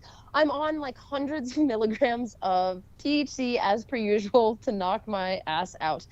But Right, you have because to you're going to forgive me. sleep soon. Yeah, no, that's understood. Yeah, I'm just I glad that took you. it hours ago, so I'm. Oh, that's probably fine. I'm retarded just right so now, glad so that my you. apologies. Honey, nothing to apologize about. And Thank you. you're fine. And I know that you have to go to sleep soon, but I'm so we're also blessed that you decided to grace us with your presence before you did go to sleep, considering the fact that you're leaving on a flight tomorrow. Yeah, I just wanted to wish you all a happy Thanksgiving, and Yes. hope you all have a very safe, blessed week and all. Okay? Yeah. You too. Thank you. All right. Yeah. And so you have a blessed night. I'll see you in your dreams, okay? Yes. Okay. Y'all have a good night. Thank you, everything. I'll see y'all. Good night. Bye. Thank you, Victoria. Good night. Oh, good night, Heather. Oh my gosh, you're on the call. Good night. You're here. Yeah. Happy Good night, travels. darling. Thank you. Good Nice night. to hear your voice. Yeah. You too. Yes. Thank you so much. Yeah. Yeah. And it would be so interesting to see what one of these specialists would say about the eyes of Heather Holman, because they're uniquely shaped. There we are, yeah. So I'm glad you took that They well. start turning slit at pupils and scares the shit out of the doctor. No. My eyes are black. They're dark. Awesome. Yeah. When I was born, my grandma says my eyes were as black as night. Okay. That's what she said. Okay. Very unique. Yes. Yes, very No, much so. yeah, I'm European, Scotch, and Irish. Mm-hmm. Wonderful. Oh, nice. Yeah, very I got Celtic. Irish in my blood too. Yeah. Well, most Australians do. Oh, It was- Scotland and Irish. Yeah. Yeah, there you go. Yeah. Yeah. But definitely a lot of Irish in Australia, that's for sure. It was, after all, a place of exile, and the British were trying to depopulate the Irish, so they sent a lot Now of them. treated like shit over Yeah. here, the Irish. Of course. You know what So I fuck the heard that was British. really interesting Mhm. is that, you know how like if you chop a carrot into a small piece and you look at the design, I guess, in the middle, it looks kind of like an eye, Mhm. Okay. and because that's carrots are good for your eyes, and a mushroom kind of looks like an ear because mushrooms are good for your ears, and kidney beans look like kidneys because they're good for your kidneys, and so there's all different foods that correspond with your different parts of you, which I thought was amazing. I saw it on a TikTok. That's adorable. What an adorable idea. Thank you for And sharing that. like your lungs, or like I don't know what the grapes were, but the grapes were one of them too. Right. Oh. Yeah. The inside of your lungs have those like bulbs that look like grapes. Yeah, so that's for good lack for of your a better lungs. description. Yeah. Okay. Yeah, I was impressed. Yeah, that's cute. Again, taking a break soon, just finishing up this tea, and then I'll wait until it's time for me to prepare the next crock, and then I'll be back for the rest of the night in monologue, just for our listeners to know. Please continue speaking. Let's see if we can get any other topics too. I was going to say, by that logic, bananas are probably good for your penis. That's I was going to make some crack like that, but I figured someone would get to it eventually. Yes. I mean, the mushrooms already are kind of in the phallic zone, aren't they? Like, yeah, the head of the penis. Yeah. Mm. I mean, Aristides, isn't there some mushroom that's literally called a penis mushroom or some shit like that? I thought you told us about that once when Brooke was on. one of the common varieties of shrooms is called like penis envy because it looks like a penis. Nice. My God! Oh, all that tea went up my nose. Yes, that's that's who named that? Is that like the Latin name, or is this some colloquial? What Latin name now? I don't know. No, it's just like a slang name. Okay. Yeah. Have to finish swallowing my tea on that one. Okay, let me finish up with this crock. Keep talking, people. As Aaron Ty said, we're doing a good job maintaining dialogue. Let's keep it that way for a few minutes before I go all out and suck all the oxygen out of the room. Sometimes, of course, we can go for hours with the round tables, and you know, I like the way. There's the Latin name. There's the Latin name. Okay, thank you. Psilocybe cubensis. Oh my fucking God. Oh yes, they look like little soldiers with helmets.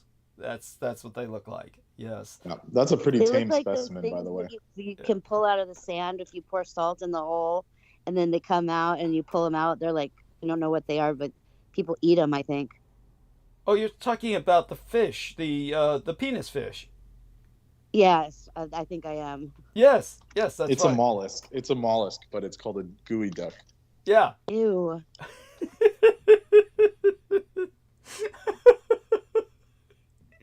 Yes. And so what do you want to know about them, Heather? Oh, I just find them fascinating. I'll be watching videos or shorts, like clips of videos. Yeah. And I get mesmerized by watching people pull them out of the sand. Well, not only that, cutting them, they bleed. Oh, they do? Ew. Yeah, red blood. It's like you're cutting into somebody's penis. Ew. Oh my god. I'll stick with the mushrooms. I wonder if those fish are considered kosher. Ew. Let's take a look at the image that was sent by our man Nemo. There we Yeah, are. mollusks are not considered kosher. Mollusks. Oh, it was just a joke, because cutting penis and Khazarians. Oh, God, I never even thought of that. Yes. By the way, you've ascended to a new level of comedy. You're not smart enough to get it yet. By the way, a far-right candidate has taken a shock lead in Romania's presidential election. Călin Georgescu, critic of the European Union and NATO.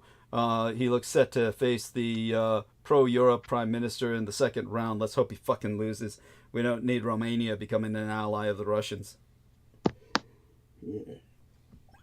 All of these far-right candidates, they simply want to return behind the Iron Curtain. Like, who the fuck would ever want that? It's the insanity of some dumb people and chaotic people. Thank you so much. And that reminds me, of course, to mention that about Elon Musk, what an agent of chaos he is. So thank you for bringing that up. Again, we're holding dialogue reasonably well and holding the numbers. Oh, here we are. Victoria says, sending you love, Sir DDD. Sending you love as well, honey, even if you don't mention my existence to any of your relations. It's I like what she said about being a funny question. I understand it is a humorous question. The situation is, of course, unique. But yeah, they would probably assume I'm some kind of charlatan or fraud. People just straight up believe me. Yeah. If you say, I'm like, yeah, go on. Go ahead. I was just going to say, if you bring up, I'm friends with Adolf Hitler's son, people are going to be like, what the fuck? We're going to commit you and put you in an insane asylum. Yeah. If Sad. you put it like that, they're definitely going to lose some viewers. But or some, like you said, if they are not liable to lock you up. But if you just say, like, I know someone that worked for the DOD, even then they'll doubt. They don't even know what you're talking about. The incredible thing is the pathological skepticism of your average individual. It's not healthy. It's not a healthy skepticism. It is pathological. Yeah, the funny part is when they say, "Oh no, that's too far in the government." It's like, have you ever worked a government job? They look for crazy people to work there, like at the DMV and shit. Yeah, no shit.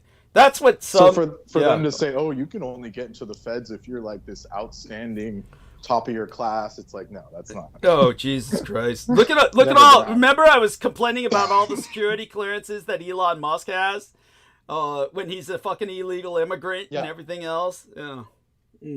Yeah. Well, he just bought that shit. Yeah, if you got the money, you can just get their approval. Or they bought him. Let's put it that way. They bought him because he has all those contracts. Yeah, that's true too. Yes, it's mutual. It's really the other way around. He didn't buy them; they bought him. So thank you. Very important point. Yeah. Okay. So what I'm going to do now is I finished my tea.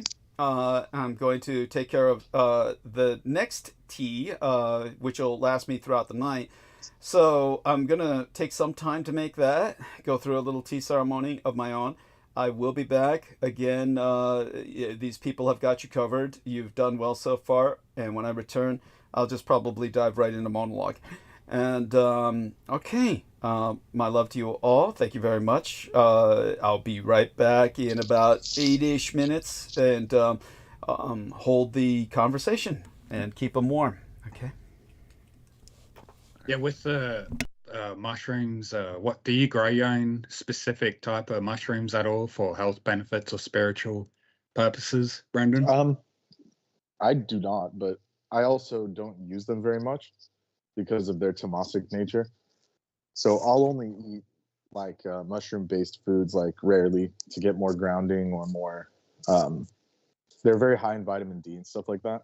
So there are reasons to eat them, but I don't eat them often. And medicinal mushrooms are good, but like I said, it's like a balancing thing. But the best one is probably like reishi mushrooms. It's the most, it helps increase your chi and stuff. So a reishi mushroom is some of the best. Shiitake and maitake are also good for anti-cancer benefits and such, like stuff like that. But when it comes to the psilocybin ones, there's no point in growing them or anything. They're like so readily available that nowadays they even sell them, like I think they're like legal in parts of California. You could just buy them out of a store, like a shop. So, yeah, becoming a lot more permissible about it. Yeah. So they've always left psilocybin as like a lower schedule because it's been proven to be useful in like medical things, medical experiments and different things. So they've never really cramped down as much on the mushrooms than they have on like LSD or something like that. It's not a Schedule 1. And yeah, people don't realize even cocaine's actually a lower schedule. But the one they always clamped down on early on was like the cannabis. That was a Schedule 1 right away for whatever reason. And then it's only really recently weird. have they thought of the disparity in things, how they enforce it and go after only certain shit. Yeah, it's kind of cheesy, honestly. Like, especially if it's just like a plant or a mushroom, it's like, yeah, like, what are you gonna go in the forest and like, give them all tickets? It's like, it's bizarre, right? That kind of human law, right?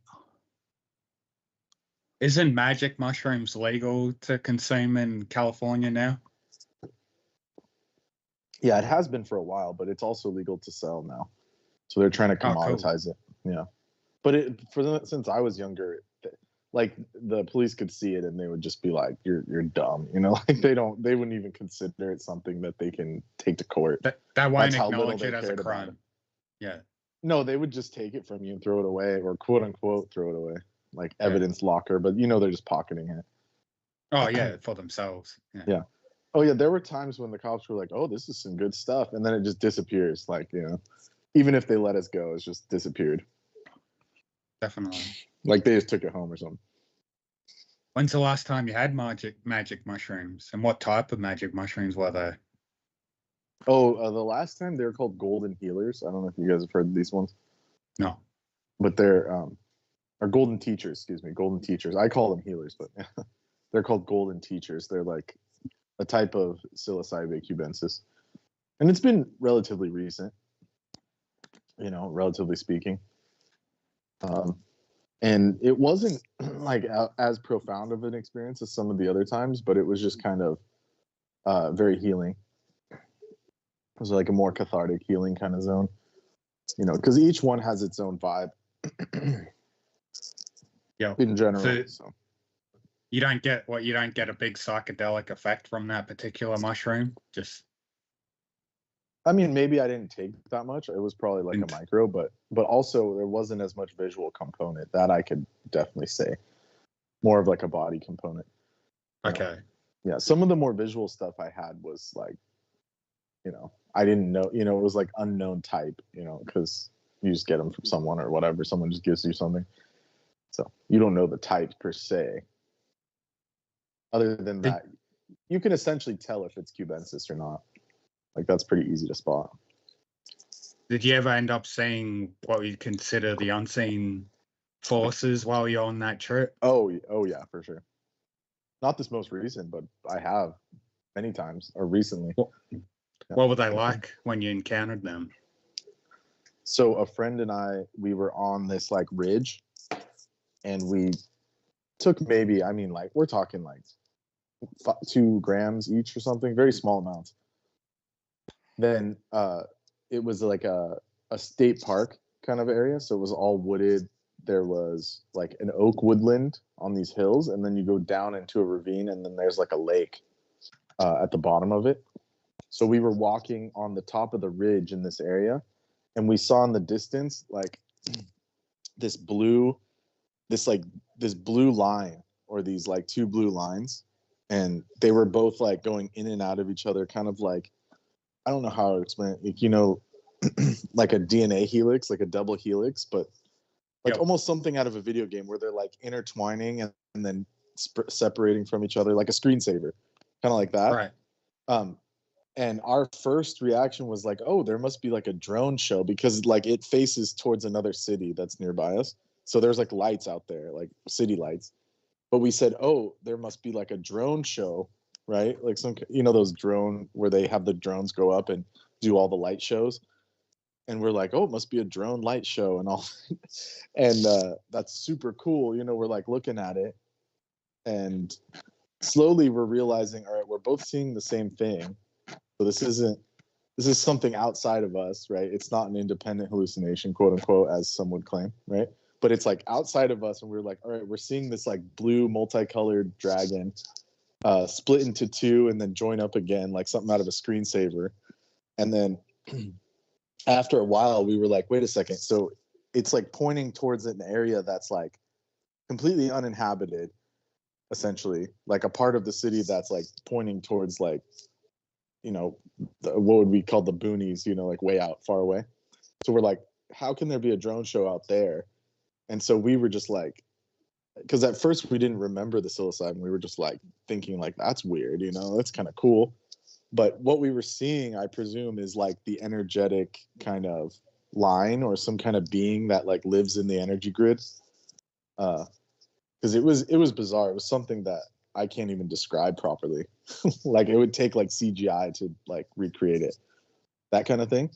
But we both had saw it, and then I followed up. I mean, we followed up with everyone. Like there was no show, drone show or laser light show. There's nothing like that, because it was a desolate area. It wasn't like, you know, this wasn't like a big city or some kind of stadium over there. And so then after that, we walked down the ridge. Then there was a wooded area, it's called a riparian woodland, which is basically like there was a lot of oak trees. It's like an oak wood, and it's very old. Like this is like a very old kind of high energy area. So we walk up to where the bike trail in front of it turns into the woodland trail, the woods, inside the woods. And I saw this grid. It was almost like a crisscross grid pattern, almost like a fence. And I thought to myself, I was like, wait a second, when did they put up a fence here? You know, there's no way they would have put up a fence, you know, in this part of the woods. And then we walked up to it, and that grid is clearly visible in front of us. But it was the crossover point between the trees and then the human zone. So there was like this barrier that was put up by that area of the woods, almost like something, like I said, something out of Tron or something. Like it was a clearly visible grid right in front of us, like tangible. And we were like, wait a second, this is really weird. It almost looked like putting a fence. Your hand through it? Like, yeah, we walked through it. So we walked into it, and you could feel the vibe difference. Like it's like you walk into it and you could hear the trees talking and stuff. And it started to get dark. Like we didn't really pay attention to time, so everything got so dark we couldn't see where we were going. So we were disoriented. So I said, wait a second, I know this trail. And then for some reason, because I was like on such a level, I said, okay, maybe I can find a tree. I can ask one of these trees that I know. Like this is literally what I said. I said, there's a tree that I know here. Let me go ask it how to get out. So I found the tree, right? This tree that I recognize from the trail that I walk usually. And I touched the tree, and I'm not joking, the tree telepathically told me how to get out. Nice. So it was like after that, I found where the trailhead was by the tree's instruction. It basically said like, go this way and go up that way. And I was like, okay, so we did that, and we ended up back to where we needed to be. to like safely exit the region. But so that's the kind of level you can get to, which is why they don't want people seeing that stuff, because then it opens up like, okay, maybe the world is different than. Yeah, you'll start seeing everything for what it lifts the veil. Start seeing everything for what it really is. Yeah, like if people could talk to trees, like it would be a lot different. You wouldn't see what I'm seeing right now, where there's like a pile of Christmas trees, at this Christmas market, whatever's on the TV right here. So they just cut them down for like a couple months to put inside, for no reason. Like people. Do you remember? It was telepathically, like, was there a cadence of tone on how it was conveying what you requested? It wasn't like vocal or anything. Oh wait, you're saying what I requested, or?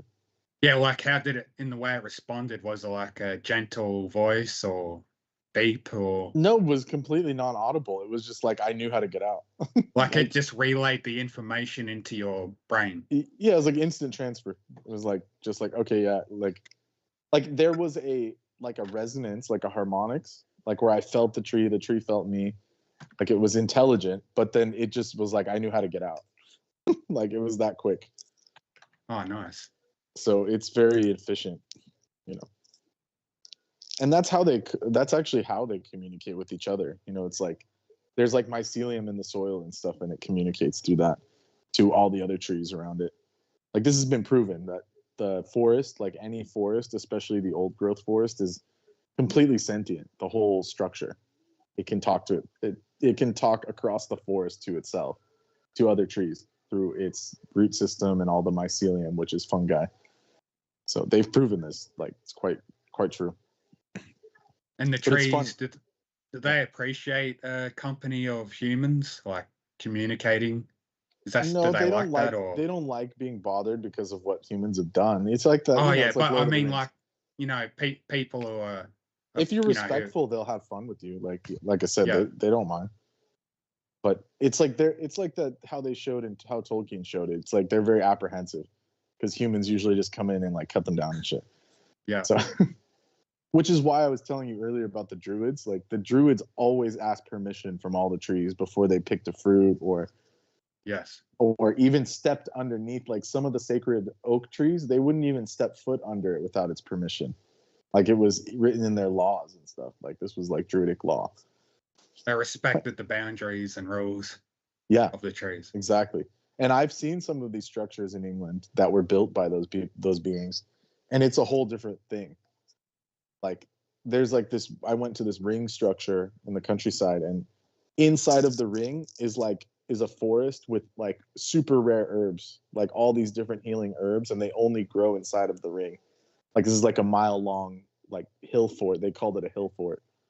But inside of that wooded area inside of the ring, it's like it grows all sorts of different herbs that you can use to heal yourself. So whatever being set that up, like had a magical kind of vibe where they could do that. So oh yeah. So the trees can help you if you're nice to them. Yeah, we should start going back to those ways, and we can benefit from it. Yeah, heal the earth, and then thereby you get all these benefits. Like, heal them, they heal you. Yes. Yeah, I wouldn't mind trying that. Just getting high on some of those mushrooms and see what I could. Information I could get from the other realm. Is important. Yeah, do it, Nemo. Do it. Set and setting. Yeah. Knowing me, you don't even have to be. I'm sorry. You don't even have to take the mushrooms. You could still talk to the trees, and the trees will respond. True. Oh yeah, if you're respectful, yeah. Tree talking is real. It's I'll probably be traveling in outer space if I go on those trips. Probably. Yeah, it's all about set and setting. You got to be comfortable. That's my only kind of caveat. I would say I don't recommend it unless you are stable enough to where you can have like a calm setting or some kind of, set and setting. That's set and setting. So I'd imagine sitting by a waterfall in a nice green area would be real nice to take it. Got that nice sound of the running water. Yeah, nature's the best when you're on those things. Because if you look at a waterfall, you'll probably see a portal if you're high on that. Yeah. which could be a safety issue depending on how blown away you get. Yeah, but it's fun. It's grounding, and then even like, yeah, because it can become overwhelming. I mean, if you're just like, oh yeah, some people something changes, you know, you could be overwhelming. Yeah. Yeah, I've heard stories of people having bad trips on that. My father, years ago when he was younger, tried blue meanies, they're called, and his friends tried it. And fucking, they must have took too much. Anything with blue in its name, anything with blue in its name is going to be dangerous. Yeah, and that's meanie. The psilocin. Yeah. So funny. Blue well, that's just a reference to the Beatles film. That's why. Yeah. But it's also the villains in that film, so. Yeah, when he took it, he was just sitting on the ground with his head in his hand, staring at the ground. And one of his friends had a bad trip. He locked himself in his room, wrapped himself with a blanket, holding a knife, like threatening to stab anyone that comes near him because he thought monsters were after him. Yeah, see, that's why you gotta. Also, it has to do with where it's grown and stuff, and who grows it, because a lot of these are not naturally grown. Like, it's better if you get naturally grown ones, like Liberty Caps or something, if you want to start with something more natural. I think they just picked these out of cow turds. Yeah. Oh, really? So then, yeah, that's because we have a lot of cattle farms here. Yeah.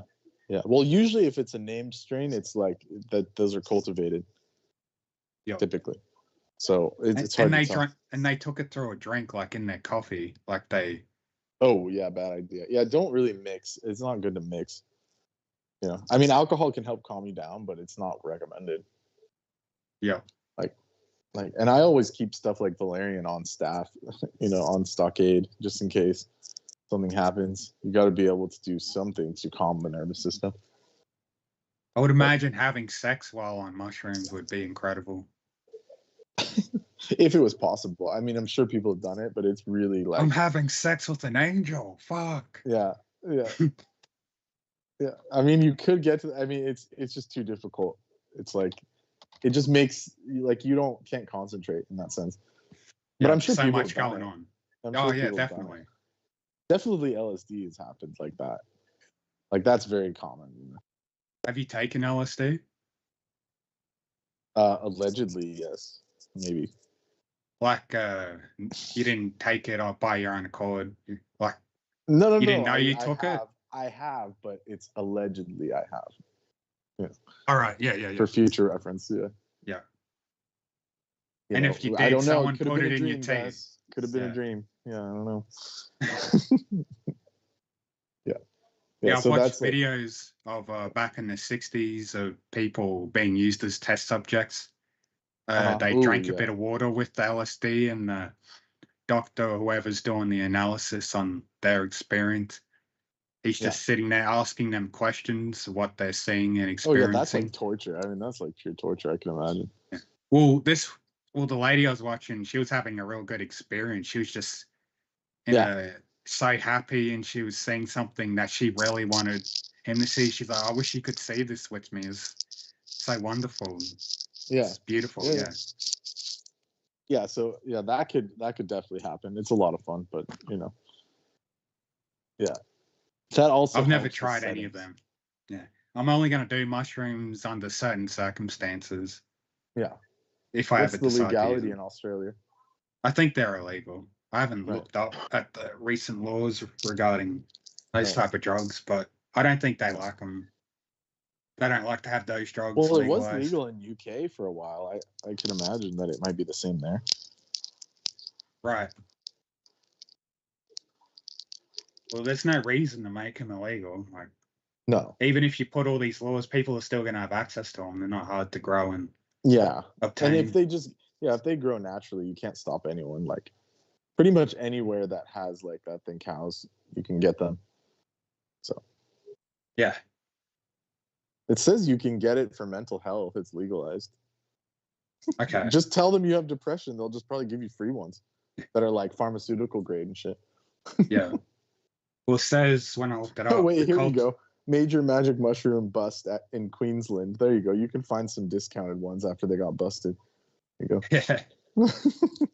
The cultivation, manufacture, possession, use, selling, or supply of magic mushrooms is illegal in Australia. Like, Excessive penalties are imposed for this offence, and offenders can face imprisonment and expect a criminal record. What a bunch of fuckheads making it illegal. Yeah, that's what I'm saying. Anything that's natural that does that shouldn't really be. Like, it shouldn't be on some prohibited list. Like, it's bizarre. Yeah, it goes against their interests. Like, because you'll just start waking up and start seeing everything. Yeah, the reason why they really don't like it is because it pulls back the veil too much. You And they won't want be part people of in the that cattle herd materialist anymore. kind of. Yeah.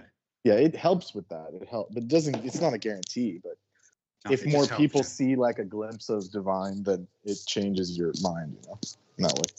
It'll put them on a path to develop themselves spiritually. Exactly. And it's stuff that you can't, like, once you see it, you can't Unsee no it, amount of yeah. materialism can like take that away from you. You're like, I saw what I saw, I felt what I felt. And it's not like a psychosis. It's like literally you could see the fractality in the nature. It's like you can't undo that. Because you could even see it afterwards. Like, if I just go out there, you could see it easier. Because you got a taste of it already, so Yeah. your body and mind and spirit. And you can get to remembers it it. naturally. I mean, that's the whole the awakening of the chakras and stuff. It naturally produces those inside the body. Like, the body can produce Those any substance. chemicals. Yeah. That's what the endocrine system is for when it's functioning optimally and like the kundalini is active and all that. So it's very important. Okay. Yeah. It can be done naturally, easily. You got to put in a lot of work. Yeah, or just have the intent and be healthy, and like, I mean, even that stuff, it only takes about 6 months, but you have to be serious and just kind of Commit to it. that thing. Yeah. Commit and just want better for yourself and all that. Like they've proven that the body can make cannabinoids and stuff. It's like in there. It's inside your system. So why else would there be receptors? So Interesting. something to think about. Yeah. Probably all this shit too all this garbage we've been consuming just fucking completely blocks a lot of that off. So it's harder to reach It those deliberately does that. experiences. Yeah. Yeah, it deliberately does all that. Yeah, I've been trying to just cut out a lot of that garbage out of as much as possible. You can't escape it fully, but you reduce it. No. And then it can be helpful. Yeah, it's possible to get close to zero, but it's just that takes time and stuff. If I had the money, I could, because then I just have my own crop farm and fucking get my own fresh water system and all that shit. Right. Like a well, dig a well. Yeah. And that's what you got to do. You got to have money to fucking live that good life. Yeah, true. Bullshit. That's a part of it. And they make it all expensive deliberately, but in reality, the natural stuff is cheaper and easier to get and make. Yeah. But it's deliberately inflated, artificially inflated. Like stuff like finding wool clothes or like linen clothes, like they make it expensive because they don't produce it. It's like, it's just, in favor of the oil companies, when in reality, linen, like producing linen is basically free. It's like a side effect of growing flax seeds and stuff. So it's like, but they just throw it all away instead of processing it because they don't want to sell that to people. It's bizarre. The world we're in is wacky. And what's fucked up over here, like, okay, I'm back. Continue, yes. When you're looking to buy 100% cotton stuff, like it's Australian cotton, all that, but it's all manufactured in fucking China. Like, I got some cotton sheets, 100% cotton, but made in China, even though it's Australian cotton. Just fucking make your own fucking shit. Stop getting China to do all that. Fucking pathetic. So could you, just to humor me, retrace some of what the discussion was before I came back that led to this? Oh, well, just talking about mushrooms, and somehow we got to linen and cotton, and I'm just pissed off that even though Australia provides a lot, they grow a lot of their own cotton and all that shit. Yes. But they still make the Chinese manufacture it all. Uh-huh. And they're cutting corners and fucking putting toxic shit on it. Uh-huh. Yeah. Oh, guaranteed. Yes. Yeah, definitely. Australia used to make a lot of their own product, but no, it's cheaper to get Chinese people to do it. Yeah, no. But then the quality India's shit. like next door. I mean, why don't they just get it from India? Yeah, I'd rather have Indians making my fucking sheets and because clothes. India, they're too poor for a lot of that stuff. Like, you mean they're too poor for industrial corruption? You mean? Yes. Yeah, and they're more legitimately, naturally enchained. like the fertilizer and stuff would cost too much, so they just have to grow it like garden style by putting cow manure in. Yes. So, that's all that's real. Yes. By the way, so Heather, these wonderful little mushrooms, is this like in your closet or? No, I just found a picture online of the albino penis mushroom. Is that its actual name? Yeah. Oh my fucking god. That's glad I wasn't drinking my tea at the time. Well, drinking it now, so no more zingers like that for the moment. I mean, oh my fucking god. The chat, our chat is like cursed now. I don't even want to look at it. It's just. How do you mean? There's 3 different kinds of the phallic penis-shaped items. Yes. Oh, yes. All the phallic items in it. Got it. Yes. But it's like grotesque. Like it's just they're not normal. Like this isn't good. Looking. Well, I mean they're just plants and mollusks and shit. It is what it is. We happen to get on a roll. There's a reason they're underground and stuff. Yeah. I was drinking my tea then, you son of a bitch. Jesus fucking Christ, it's hot too. You bastard. Okay. There's a reason mushrooms grow in the dark. It's like you don't have to look at it. I know. It's not like a flower. It doesn't come into the light. Well, the American electorate is like those mushrooms, Brendan. You keep them in the dark and you feed them lots of shit. And then you hope they grow so you can harvest them. Half of them are fucking psychedelic at any rate. And then Nemo had to add several other like obscene, genitalia. That's to balance it out. That's Thank you. Vagina plants. Yeah, there we are. Thank you. Okay, let's try and come back to adulthood. I can't want to say start that growing looks much them. better. They look good. Much better. It's look good for what? Eating? What? Yeah, I don't answer that question. Don't answer that question. Okay, let's try and just the smell. Put your nose in there and get a good whiff. At any rate, Douglas Mark says favorite tree, the Douglas fir. Then he misspelled it fir. So thank you, Douglas. I appreciate that. At any rate, so okay. Well, I am returned. The numbers have gone down. You guys, whatever you did with your conversation, it went in the wrong turn. Let's see if we can get that back before I start our monologue for the night. Try and... I don't know. I thought we were having a good convo. About... well, I can understand with the supply chains to a degree, but we have to be realistic when it comes to China, communist China, becoming the supply... floor of the world, the factory floor of the world, and then the supply chain center of the world, was obviously acidity on the part of many nations in terms of security. You want a degree of industrial independence.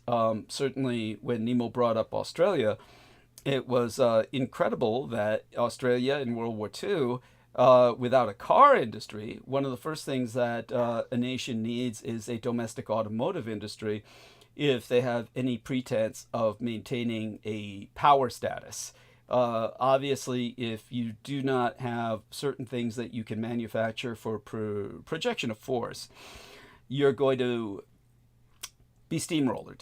And only nations that had an automobile industry that was domestic were really able to produce tanks in World War II. Yet somehow Australia, without a domestic automotive industry to my knowledge, was able to produce some of its own tanks in World War II out of necessity because, of course, they were so isolated that the logistical supply lines were simply impossible to bring that much to Australia, simply because of the logistical lines going everywhere else. So Australia did make a number of its own tanks in World War II. I can't remember. I believe that they were based on British templates, of course. And the Americans were ultimately able to ship Shermans to them. But in terms of that alone, that was an incredible accomplishment. And one of the popular car manufacturers that was Holden, Australian owned, back in World War II, they manufactured like military weapons, like anti-tank guns, aircraft components, and munitions. stuff like that. So there was a domestic Australian automotive industry? Yeah, General Motors, Holden. But Japan owns that now. And not for the better, because they decreased in quality. Oh my God, I'm sorry to hear that. How did that happen? Holdens were like really good cars at one point. Yeah, one of the best Australian-made cars. Yeah. So they had a domestic automotive industry, and therefore were able to produce their tanks. That's incredible. So I knew about the tanks, and I knew there had to be some domestic automotive industry in order for the tanks to be made. But they didn't make the tanks, but Holden, but they did, just make weapons and munitions. Okay. I don't know which Australian manufacturing company made the tanks. So somebody had, please look that up, because somebody was making some. And originally, of course, they had some experimental models. I'm not talking about those. For anybody who wants to start giving me shit about Douglas is talking about the worst tanks in the world that were ever conceived. There was an attempt by Australia in the interwar period to take tractors and convert them into tanks as very low budget alternatives. But it says, here we are, Australia produced a few tanks during World War II, including, okay, great. And there we are, Matildas, of course. What else would it be named? And but in terms of, yes, I'm not talking about the goddamn tractor tank, okay? It's like, it had like the corrugated sidings that you see on paneled at construction sites. It was obviously not very mobile. It was an ad hoc attempt at filling in an interwar function, and it just, of course, was never going to work. It was just not one of these things that was adapted to modern warfare. So I'm not talking about that. And I know that there's a bunch of war fags out there and geeks and nerds that are just into detail freaks that are just going to jump on anything they can. And no, Australia was making some functional tanks. And so our man Nemo just named them. So there we are, AC-1 Sentinel, AC-4, and the Matilda, at the least. And so thank you. I appreciate that profoundly. Okay, Heather, help us. I wonder if they used some of those tanks in the war against the emus back in 1932. That's cute. Yeah, you had to bring that up. Everybody now is talking about the goddamn emu war. It's like everybody just found out about it or something. It's all over fucking YouTube. And of course, and the Americans try to use that as a diss towards Australians. Oh, you fucking lost against a bunch of emus. Oh well, versing thousands of them is pretty hard. Well, if any American does that, they're idiots, and I could only think that they would do that. I would hope affectionately, as some kind of, just good-natured joke. If they're really seriously saying something stupid like that, they're just so out of their league. Yeah, they use that as like, oh, that's how pathetic Australians are. They couldn't even beat a battle against emus. That's how they portray it. Oh, well, they're idiots. And, of course, it was... as I've said before, and I've said it often enough, Australia was effectively alone in the Pacific in World War II. The Americans were not able to spare effectively anything towards that theater of conflict for years. And Australia was holding the Pacific for years. And the Americans were only initially after Pearl Harbor, and months after that, maybe even a half a year to a year after that, they could only field a division in the Pacific. And so much of the fighting was actually done by the Australians. And when you take into account their performance in both theaters of war, because the British were forcing them to deploy units in the Mediterranean theater as well, they were a world-level combatant nation, and they, of all the allies, they were at the top of the list in terms of combat performance. So that's a historical fact that the Americans can't take away, and it's just outrageous that they even try. So let me take a look at some of my private messages here. How come Americans always take all the credit? Well, Americans should be kissing our ass for helping them. Yeah, no shit. Rather than the Australians loving the Americans. They'll say, "Oh, we bailed out the." If it wasn't for us, the Japs would have got Australia. Yeah, and they say that as if that was a bad thing. Yeah. So unidentified. Just look at Hawaii. It's far more functional under Japanese economics than anything else. Yeah. The highest home prices on earth are freaking Hawaii, and it's all Japanese ran, all the companies. So. Yes. So the military base is just, yes, the rot. That's the rotting side of Oahu. I'm so sorry. Say that again. Oh, that's right. Right. The Japanese owning half of the So the Japanese. I Go was on. just saying the Japanese influence in Hawaii is what floated its economics for like half 100 years. Yes. Since the war, and then or almost 80 years, right? But it's like. Yeah. But the Americans will say, "Oh, it's because of the base, and we protected it." But it's like if you go to that side, the Pearl City side, I mean, it's it's a ghetto. It's a fucking old and, no. It's a fucking all ghetto. Old and ghetto. It's just but a the Honolulu side's all nice. Yeah, of course, which the Japanese own. This is like.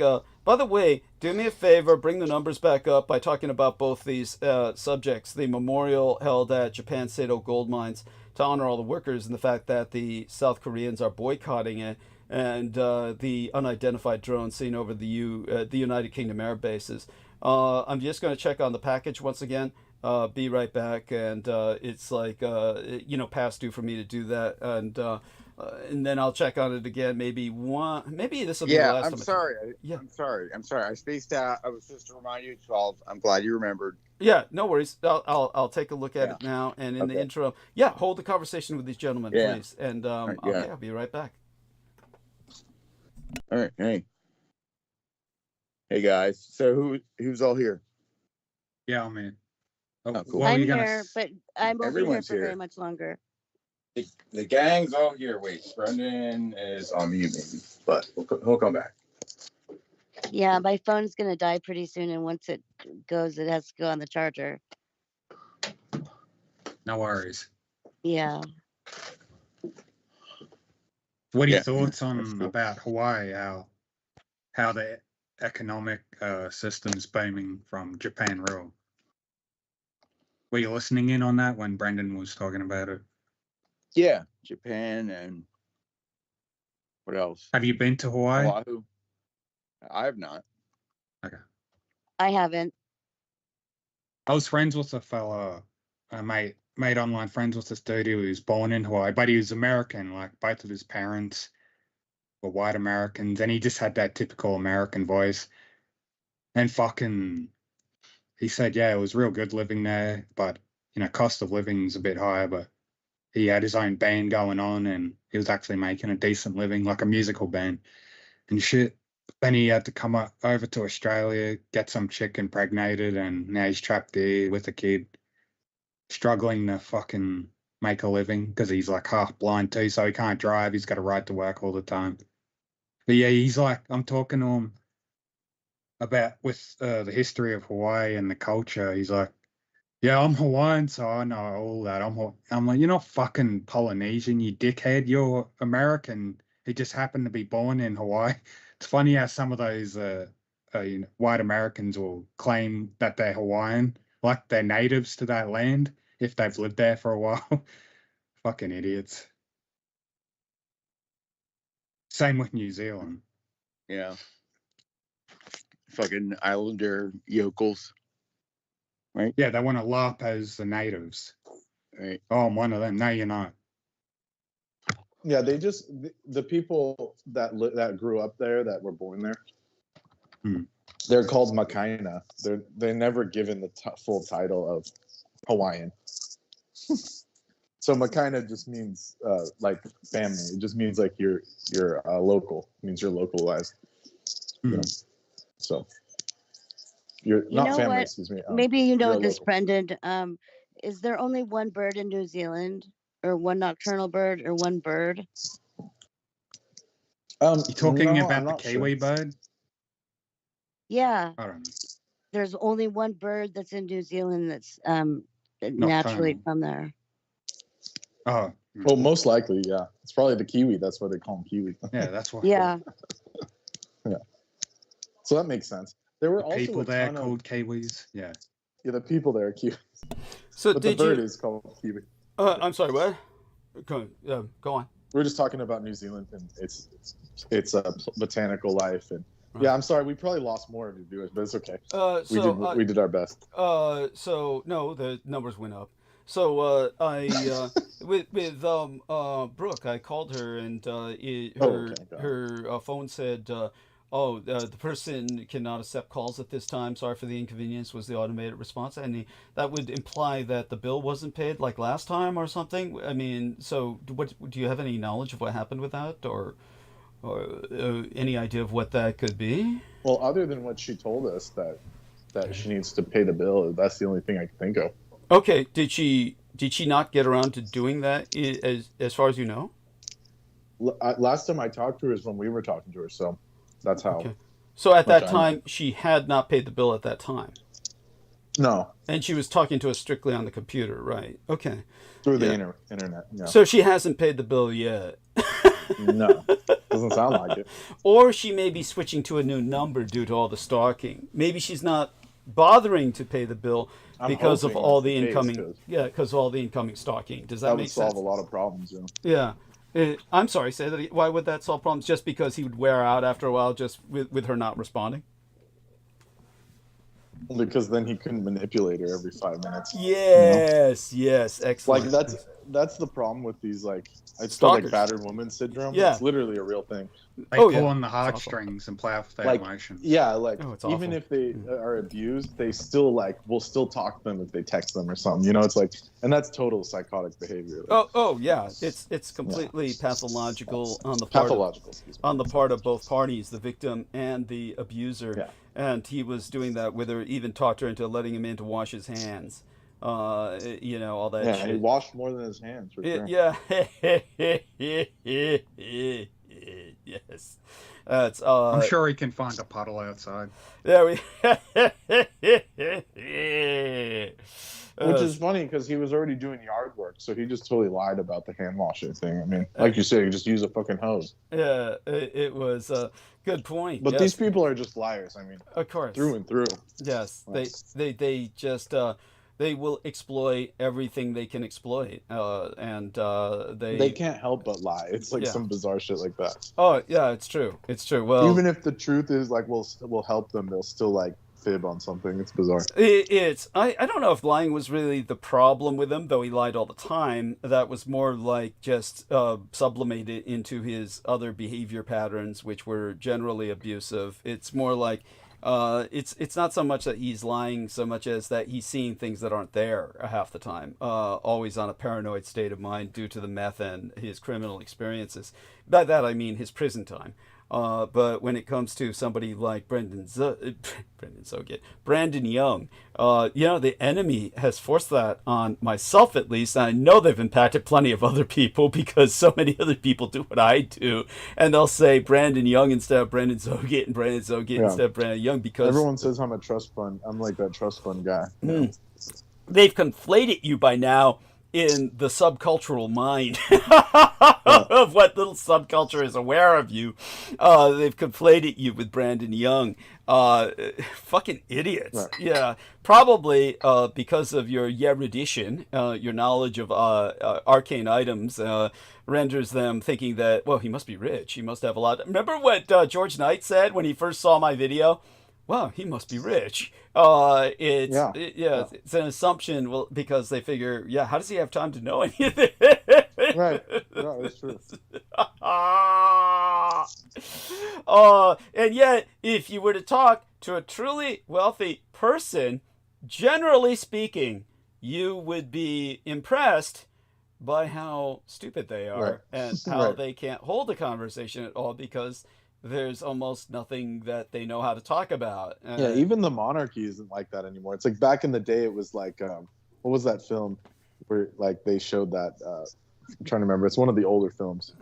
It would have to be. But they showed how like to be in the noble class or the higher class, you had to have proper speech, proper posture, absolutely, knowledge of history, all that stuff was like prerequisite.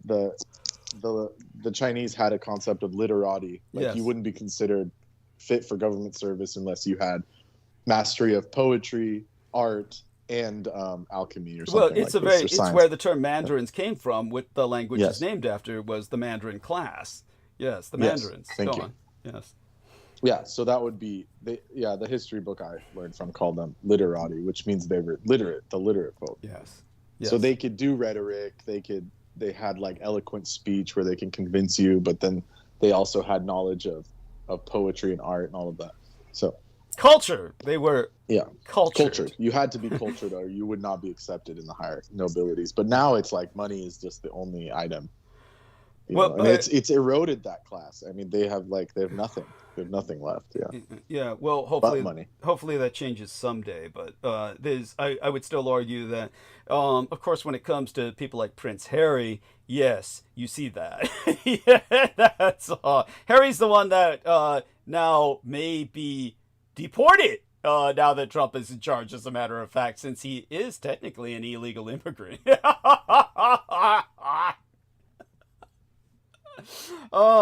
He's married to an American, though. Yeah, he's married to an American, so he could get easily stay. But remember, isn't she Canadian? She's a dual citizen. Yeah, there we are. Okay, so they basically just paid. Yeah,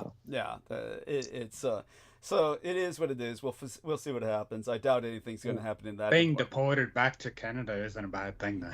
Yeah, I was about to say that's a step up.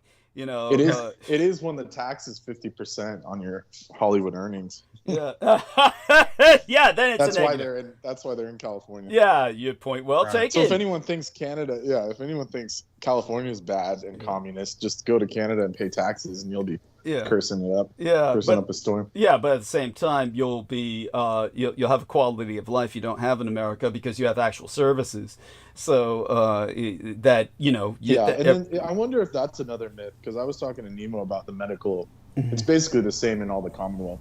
It's like you have to make an appointment, but it's all free and paid for by the government. It's like, and they make it sound so bad here, like all the anti universal healthcare people when that happened. They were saying, "Oh, in Canada, that's propaganda. That's all fucking propaganda." Look, just to set the record straight, anybody who's in Canada, I don't know about Australia, but I do know Canada, is that when they just break an arm, it's like nothing. They just check into the hospital, and you'll talk to a Canadian about it, and they'll say something like, "Oh yeah, I just broke an arm." And they won't even remember it unless you bring it up, and then they'll say, unless they're still in the cast. But, once it's healed, broken arm, broken leg, something like that, they're not going to remember it unless you probe them about it. And then they'll say, "Oh, yeah, that happened, but I just went in and got it fixed." Now, in America, you break an arm or a leg, your life is over. You might as well kill yourself. It's all of your money will go into the hospital system, and it will be literally everything you have if you're just a working person. So and your work will get pissed off. Yeah, they'll be like, you'll be fired. You'll lose your job. You'll lose your job. Why do you need time off for that? Oh no, you'll lose your job. They'll I say, remember I broke my arm. Yeah, I have a story about this. I broke my hand. Sorry, I broke my hand.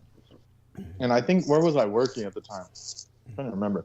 Yeah, you didn't pull a Jameson Reese, did you? Remember that son of a bitch was on drugs, and then he punched a street lamp, a lamp post, and broke. Oh, I punched something, and I wasn't on drugs. It was just dealing with crazy people. But yeah, it wasn't just being a nutter. Got it. Like Damo. Yeah, got it. Yeah, that's what happened. But anyways, I had to go to work, and I had like this shitty minimum wage job, like at a burger joint or something. Something terrible in like a strip mall or like a mall food court. Something horrible, like when you're really young, usually like your first job type of thing. And they made me come in with a cast on. They said, "We can't give you that time off. Just come in," And so I had to go in with my arm in a cast and just pretend to cook food, and like it was bad. It was really bad. That's awful. So that's America. That's America for you. That's outrageous. And at the time, I didn't know I could say no, but they were like, "No, you have to come in." I had no idea what I was doing. Oh, it's just outrageous. That's unspeakable. And again, they should have been reported, but in this day and age, it's just going to get more and more like that. But by the way, Tad Ricketts, shout out to Tad Ricketts. He always says love and respect, mucho respect to DDD. And he says, T-Tank Barry, hope all is well. Now, Tad, I want you to know how much I appreciate you, because you always leave these positive remarks, and it's always, it's moral support. Really, it is. But I do wonder about when he asks about the electric blankets, he'll say, "Hope DDD's electric blankets are functioning well." Well, a new one has been ordered to back this one up when it eventually breaks. It eventually will break, and then but another one is on its way, thanks to the generosity of Aaron Tice. But I am curious, maybe is this just when you say that, is it just like a prayer, kind of like the idea that you're asking about it extends the lifespan of the electric blanket? Because I know for a fact you aren't offering one. You've never sent one. So it's like, why that in particular? Granted, it is a big part of my ability to produce it all. So without the electric blankets, you don't have a show. So yeah. We do hear about it every year. Yeah, enough. Yeah, you do hear about every it time enough. It's cold. Yeah, it's just just wonder about that. The modal fixation on it. It's granted. You know what? Hey, Doug. Yeah. Did they ask again? Did they ask again? Yeah. But go on, Aristides. Yeah. No, I'm still thinking of like a heated vest for you. Like you need like a boss ass like heated vest. Thank you for reminding me. Okay, so I do have that heated poncho that was purchased by V, and I'm messing with it right now, so everybody bear with the sound. Oh, it sounds like you already have one. Yeah, so I have one, and it works well enough. Probably a heated vest would be better. So because the poncho really does not cover my neck, and I have to keep rolling it up against the back of my neck to try it, because the back of the neck is what fucking freezes. That's what begins to freeze, and so I have to put on. And if anyone thinks Doug is being dramatic, San Francisco is cold as fuck. Yeah, thank you. Yeah, they just don't fucking. That's why they're always wearing, or they used to be in the '60s. They would always wear turtlenecks and shit. You see those old footage. Yeah. There's a reason why sailors wear turtlenecks, and and San Francisco is a maritime city. We're surrounded on 3 sides by water, people. Okay, so yeah. This is like when we would go on field trips, like they would make us bring our snow gear. Yeah, they'd be like, "Did you bring a jacket? Did you bring a sweater?" Right. We'd bundle up like we're going into the snow. Right. So now I recall what it was that Brendan said. I thought about it casually the other day, what Brendan had said about when he was growing up, and their casual manner, and how it seemed rather. With all the usual dynamics between young men in particular growing up, and the concept of masculinity, etc., they all seem generally fairly healthy in terms of their perspective. But then I remembered he went to a very specific school, the Montessori. How do you pronounce it? Well, I did go to. Is someone snoring? It's not me. Went to Montessori. I went to Montessori, when I was in preschool, basically. Okay. That was like my first experience, and it was the German school system version. Right. So I had like this hardcore German lady. So that explains my affinity for Germany. But cool. Also, I went to this. It's called a fundamental school. Okay. So they call it. It was called. I presume that's not in the open. Christian sense. Yeah. No. It was an open fundamental school, meaning they could go outside of like the state curriculum. Uh-huh. So they were this kind of, it was almost like a charter school of sorts.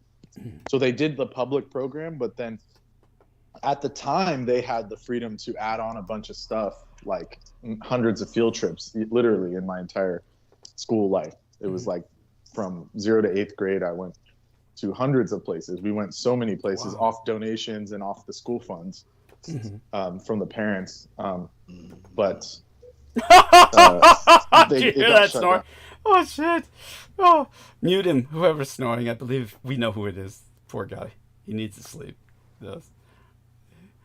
Oh my god, that's funny. Good night. Was that Ari? That was Ari. I think it was Heather. It was probably me. I was snorting. Oh my god. Oh my god! Because Aristides was just talking to us, unless he's on some really good shit. I doubt it. I think he's fine. My phone's getting ready to die, so I need to charge it. But I'll be listening to the monologue.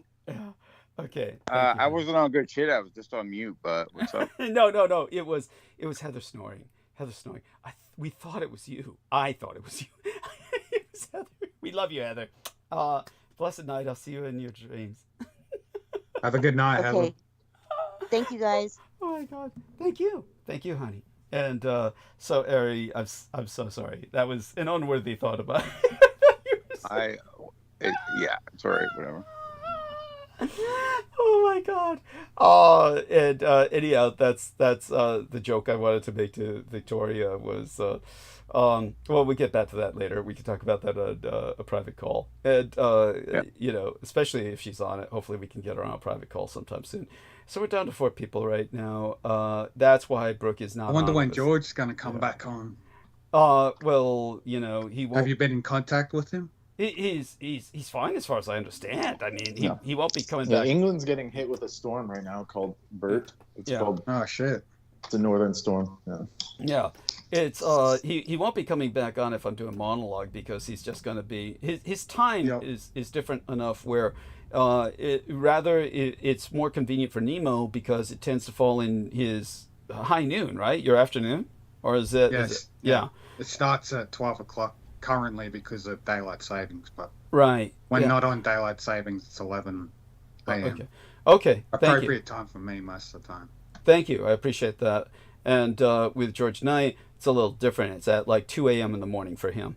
So by the time that he gets rolling in terms of blood and oxygen, then by that time I could often be in a monologue. Lately, because he was, I guess, overburdened with work, he just wasn't coming onto the show very often. He's welcome to interject if he happens to come on while I'm monologuing. But yeah, he's, so far as I understand it, fine. It's just that hopefully. Oh yeah, they're getting heavy snows from that storm, but I say they got to get the plows to remove all the snow from the roads and shit in people's houses. Okay, so there we have 60,000 properties without power. Okay, wow. Well, we've almost been 4 hours on, so I'm going to dive into monologue. And I do want people to know, so far as I know, George is okay. So far as we know, Brooke's not coming on because she has not paid her bills, and that may be intentional in order to prevent herself from being harassed nonstop by her stalker.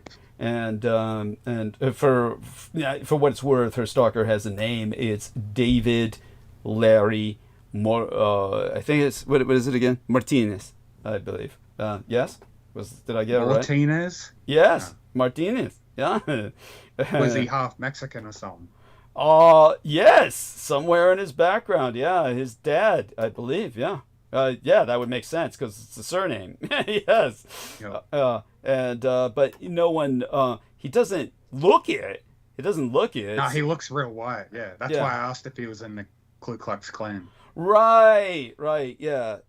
But his, he's actually got some Mexican in the background, and so it's. He wouldn't be welcome to join the KKK. Of course, it's hard to tell. Just so that you know, there is the stereotype of the KKK, and then there is the practical functioning KKK, which during the birth year of my mother, 1923, was around the time of President Harding. And Harding was a hardcore Klansman and made the Klan national. It was no longer a Southern phenomenon. At that point, socially, the Klan became, national throughout the continental United States. When it spread into the Pacific Northwest, it became very politically correct around these here parts. It's like they could afford to be. There's no blacks in the Pacific Northwest. If you go up to the Pacific Northwest, there's like, I remember this one poor lady, Audrey von Giesmoss was her full name. And Audrey von Giesmoss was on the very early episodes of Douglas Dietrich's Critical Omissions and Saturday Night Firing Lines. And I finally just kind of shut her down at one point, as gracefully as I could, when she simply wanted to come on my show and just read, because she was enthusiastic about it. The talking points of Warren Buffett. She had become a Buffetteer. Now, I don't personally really have anything against Warren Buffett per se, but there's just, people could read that by looking it up, if you get what I'm saying. It's not just, it wasn't serving a purpose, and other than to give her a feeling of participation. Now, there's a lot I put up with when it comes to women, but she wasn't anyone that I was really, let's just put it, I think you get where I'm going with it. It wasn't anyone that I was ever thinking about pursuing any relationship with. But this poor dear, there was all kinds of things with her. I mean, she was there's just like baggage out of this world. But so many of them are like that. But when it came to, what else does that remind me of when we were talking about the Klan? Yeah, so she was just totally out of sync with society in so many ways. And she said, oh yeah, she finally wound up in public housing up there in Oregon or Washington State. I can't remember because they bleed together for me, those two states up north of California. But when it came to, I think it was Washington. She's up there in Washington, closer to the Canadian border. And some black guy was caught on camera robbing a store, raiding it, basically. It's like closed. It was closed. They broke in, raided the store. Caught on security camera, of course. And they caught him within a very short period of time because he was like the only black guy for miles around. And it really makes you fucking wonder. I mean, you're the only black guy for miles around. First off, how did you get there? And then committing a crime, how did you ever think you were going to get away? But when she brought that up, she projected that concept onto the rest of the United States. It was like, she was like saying, oh yeah, the blacks, you can spot them a mile away, and there's so few of them. And I was like, first off, my jaw just fell open and hit the ground. It's like, what the fuck? And then I was on the phone Skype call with another guy. We were on air. This was recorded on bandwidth at the time. And she started saying something like blacks are this minority and giving out these stats that were completely anachronistic. They were probably stats that were accurate for Washington State. But she thought of that as being like the national norm. And when she said, yeah, the United States and the number of blacks is this really small number, then the guy who was, I can't remember his name, but he was another guy who was a character and had his own, hang-ups and baggage. But he responded to her. He was very intelligent. And he responded to her with, yeah, it's the stats for the United States in, what did he say? It was something like in 1953 or something. Yeah, in 1953, because he lived in Washington, D.C., and he was surrounded by an ocean of blacks. And so he was pointing out, look, there are enormous black population concentrations in different parts of the United States. You simply are not exposed to them. And she wasn't. And yeah, she was, in a sense, in her own little world. But that just goes to show why the Klan could do what it did up there in the Pacific Northwest, where they basically said, we hold nothing against different races, and we invite people of all races to join the Klan. They were really, truly politically correct up in those two states. You would never even think you were dealing with the Klan. You would only know they were the Klan because of the white sheets. But go ahead. I have a good theory on why they were accepting people into their Klan, because they could all bond together and share in one belief that they have one particular powerful enemy, so they all got to unite and go against it. You know what I mean? Yeah, no. The biggest enemy on their list. I get it. I get it. It is, how do I say it? A logic that might have been the original motivator. I always thought it was more just that they could say that and make themselves look, shall I say, moderate, because they were in an area that had already essentially purged all of the coloreds anyway. For those of you who don't know, there was the Great Expansion when the black population began moving out of the Deep South and into all of the major cities of the United States and became quote unquote urban. That we use the term urban or inner city, and it's really just a code word for black. But in Washington State and Oregon, they basically set up a bunch of laws and various housing laws and various kinds of oblique apartheid that really made it functionally impossible for blacks to move in. And so they maintained a lily white population. And if you go up there, it's all batshit crazy militias or Christian hippies. It's like all white, but they're like guns everywhere. There's it's yeah, oh that, and at times you'll just run across fucking big ass crucifixes with mannequins nailed to them and shit. Either it's a militia trying to scare people away, or it's god awful insane Christians that have truly tried to stick a mannequin up to look like Christ, but it only looks like it's a terrorist warning. It's just I don't really find it a place that's conducive to myself in general. Nature out there, a lot of nature. But then I've always been a city boy. You can have it. It is what it is. So there you have that. But yeah. So this woman this woman was up there and just trying to project the. But so like I said, it is what it is. As for the Klan, that would be interesting if they took that approach. I really don't think that that's the case because their baseline.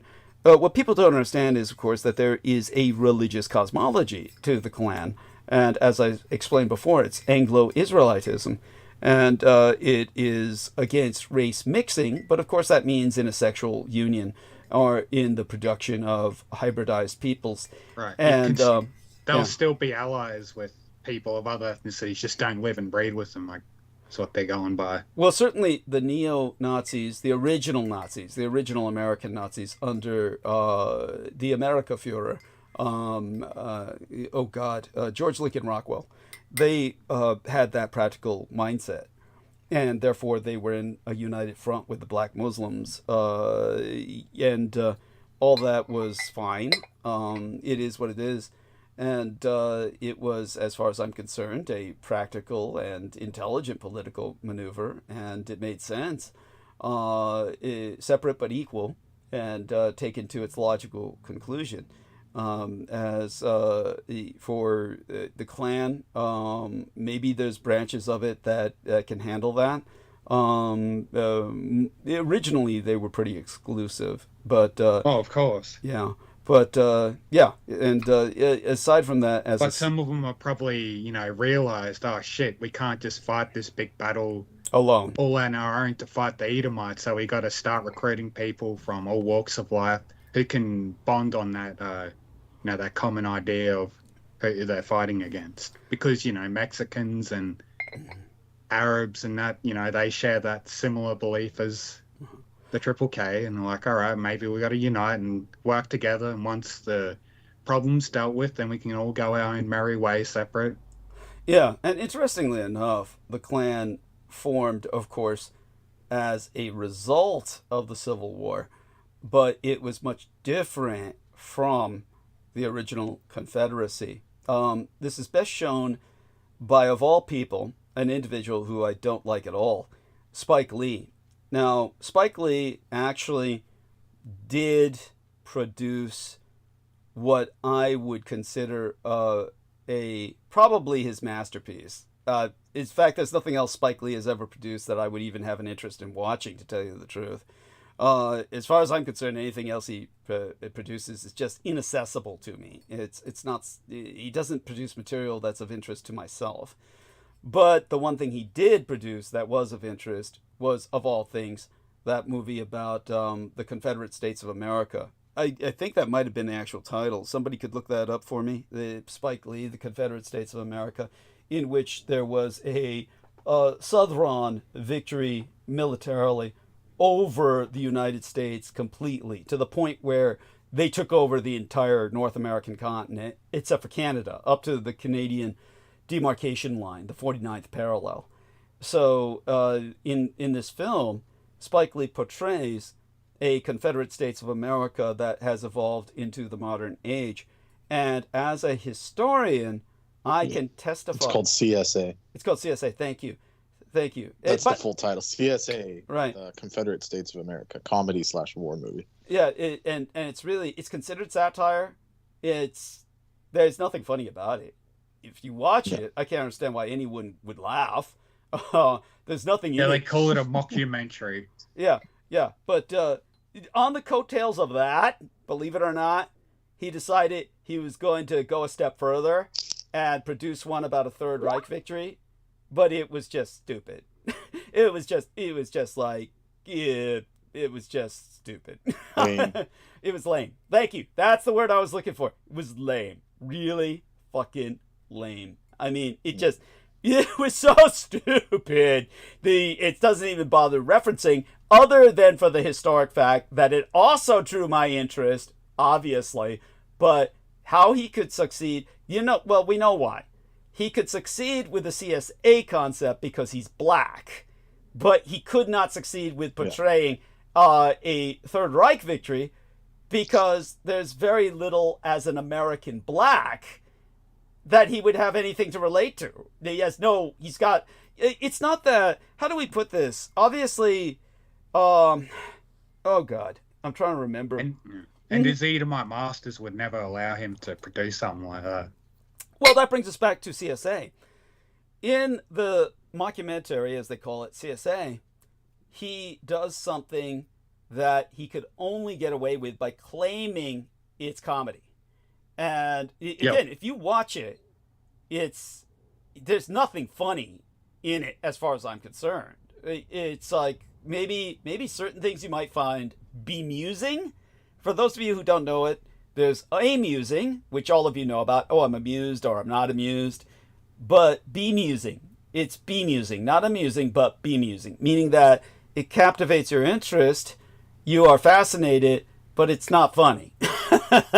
So, but one of the things he points out is that after the Civil War, when the Confederate States has won, in the conceit, in the matrix of the film, within the contents and confines of the film's scenario, the Confederate States has won, and he ratchets it all the way up, to 150 years later, up to modern times. And he's got it down. It's exactly as it would have been. And there's people who just scoff and say it wouldn't have been like that. They're just stupid. They're just fucking stupid. They do not know the Confederate States at all. If you watch that film, it's got it down. It's got it down where they show, and now the Confederate States is trading with all the nations of Africa for slaves. And they show these black African kings saying, yeah, we get rid of the worst among us. We give them to the Americans. It's like, scenes like that. And, Africa's done so great because we sell all the worst to the Americans as slaves. And they show, anyhow, then the other aspect of it was, at some point, they confront the Jewish question. And he gets away with it. And basically he does so by pointing out that there's a Judeophobic movement that begins to swell in the Confederate States. And one of them is talking to one of the Confederate States founding fathers who's lying on his deathbed. And they're like saying, we've got to get rid of those Jews. And then he, with great passion, sits up in his deathbed and says, those Jews are what give us our slaves. Those Jews are what gave us the money to win this war. How dare you threaten the Jews? That's in the film. Huh, holy shit. So I'm going to check that out later then. Yeah, it bears watching and rewatching. And everything about it is accurate in terms of their war aims and objectives throughout the Western Hemisphere. Basically, Want me to post the link of that video on the YouTube channel? Oh, of course. They can find Please it. do so. No, go ahead. Please do so. And so there's that aspect to it. Then when it comes to that is, let's just put it this way, Spike Lee's entire otherwise worthless life is justified by his production of CSA. That's the only thing that he is just, everything, his entire life is justified by that.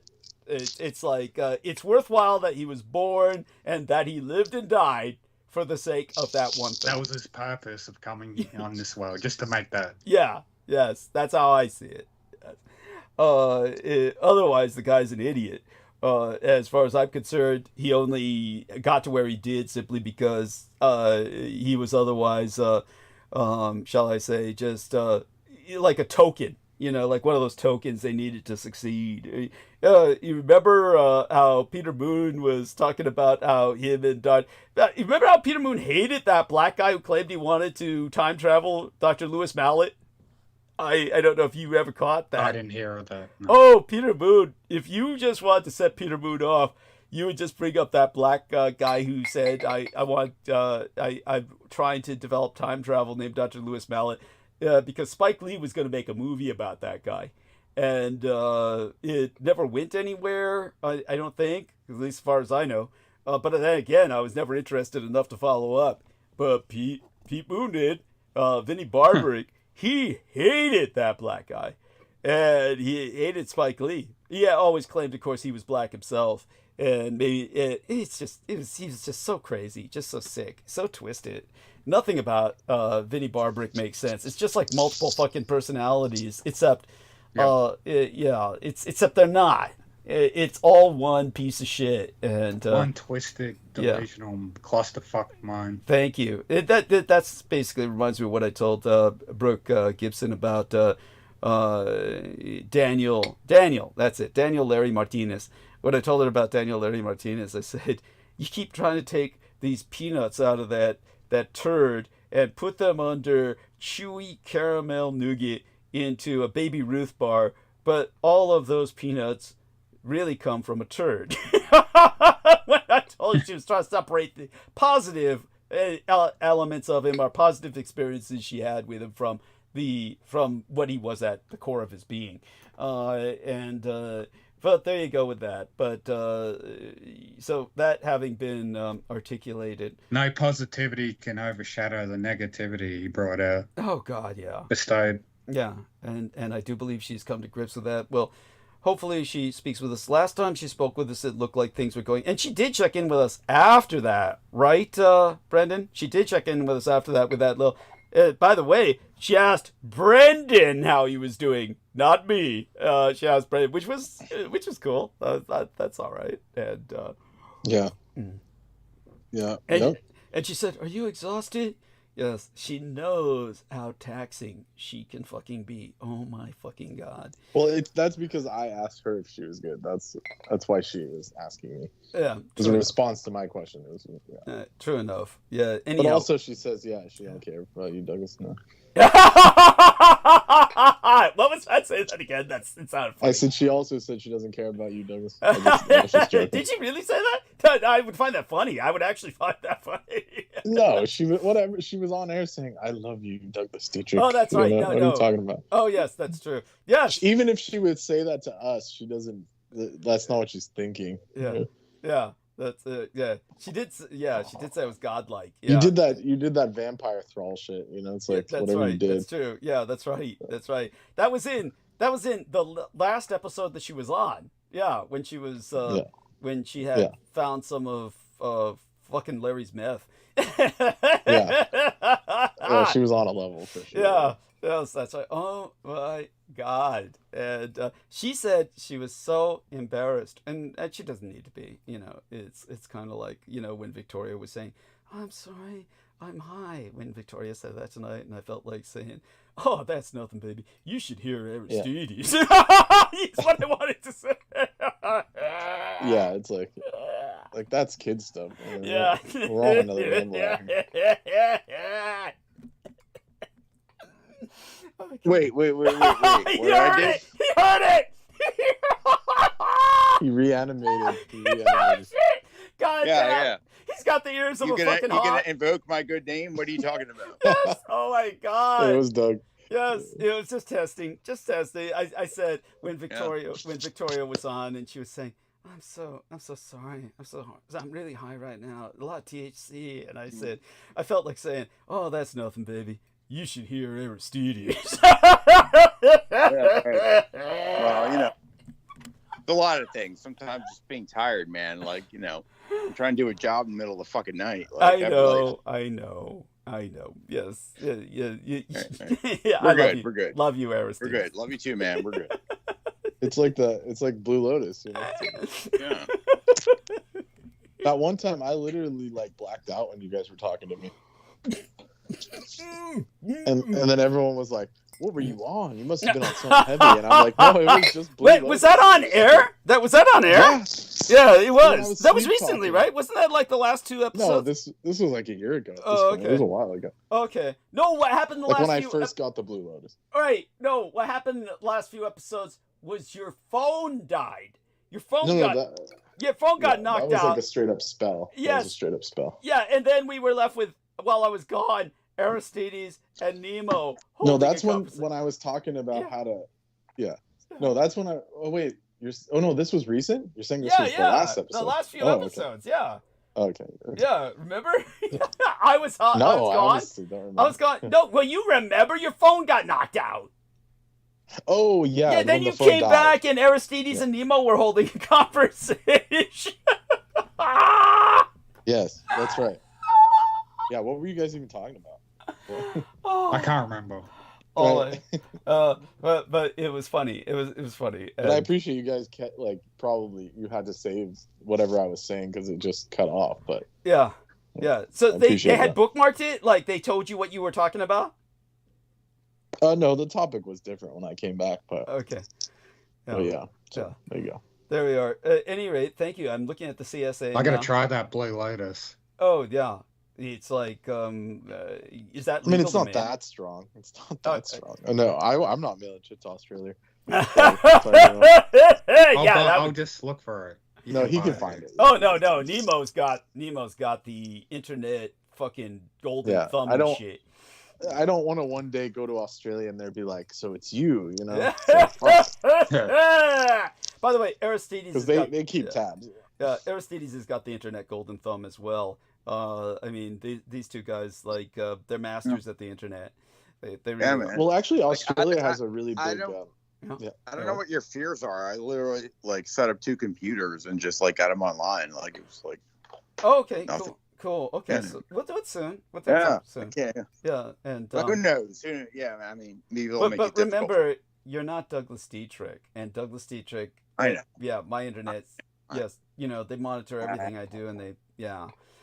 I know. You need adult supervision there. Yeah, there's that. Yes, of course there's that. But beyond that, it truly... On that one, it's like, you want to be anything else, like a maniacal killer or anything, you got it. But it's like, oh, my computer.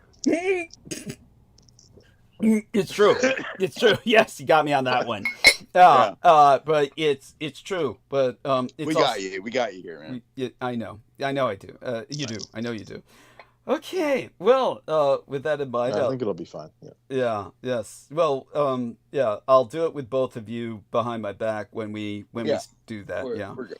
Yeah, and so okay. So such being said, I'll start diving into the monologue now, and both everybody, just hang out and interject whenever you feel like it.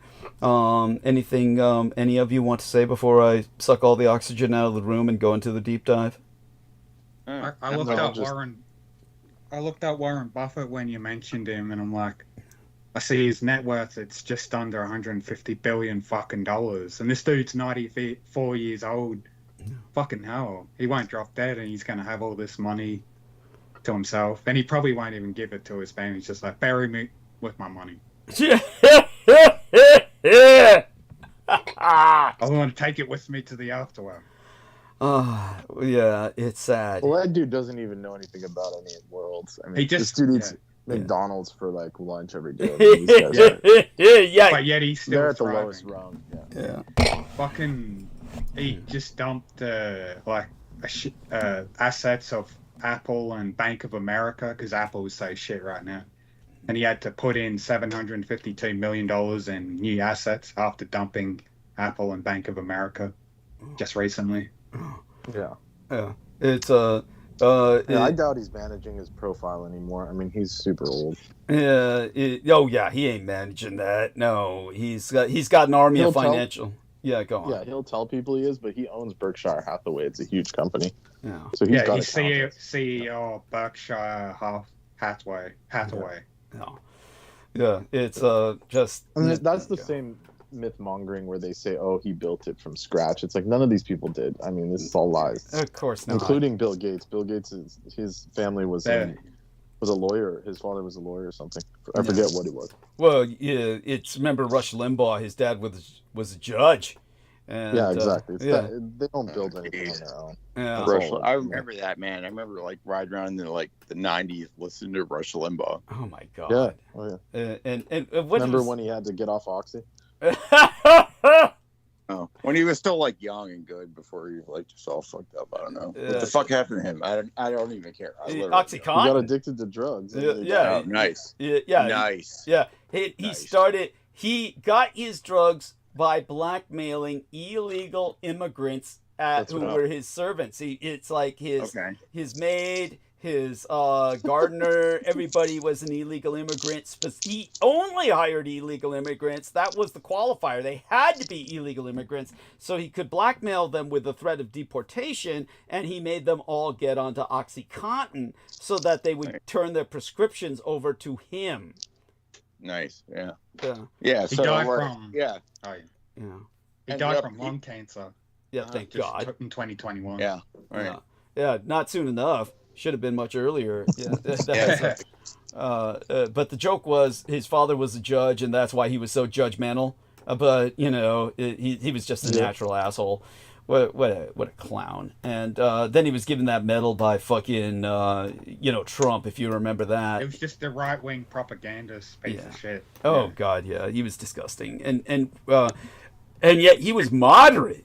He was moderate compared to he may have been filtering everything through an elitist perspective, but he was still rooted in reality, as opposed to the crazies that followed. And you talk about Savage, or are you talking about? Something just all of them. Savage, Alex Jones, just all of Don them. Imus, those kind of people. Well, Imus, poor son of a bitch. Yeah, that poor fucker. He was like, this is what happens if I were like.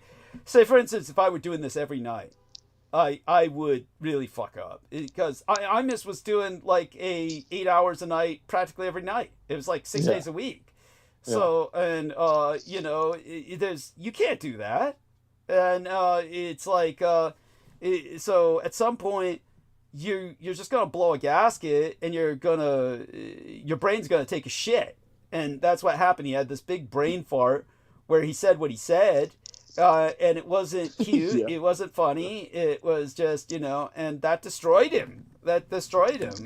He wasn't good at delivering stuff like that in a comedic sense. He shouldn't have bothered trying to be funny. Yeah. He was never funny. Well, the only reason I can even get away with doing what I do is simply because I'm not reaching millions of people. It's this is at the same time, at least, I'm not plagued by ads. So people can listen to me without the ads because I don't monetize. So I never liked him just because he fucking dressed. He's a New Yorker and dressed like a cowboy, fucking dickhead. Oh, and he was ugly as fuck, and he got a trophy wife just like Howard Stern got a real hot young chick. You don't deserve her, you ugly fucking ghoul. Die. Yeah, it's the good news is that he did die, and at least she got the money. She earned it. She got the money. I'm sure she fucking earned it.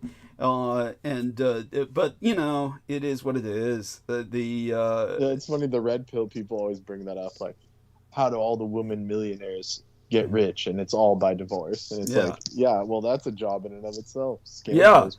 Oh yeah, oh hell yeah.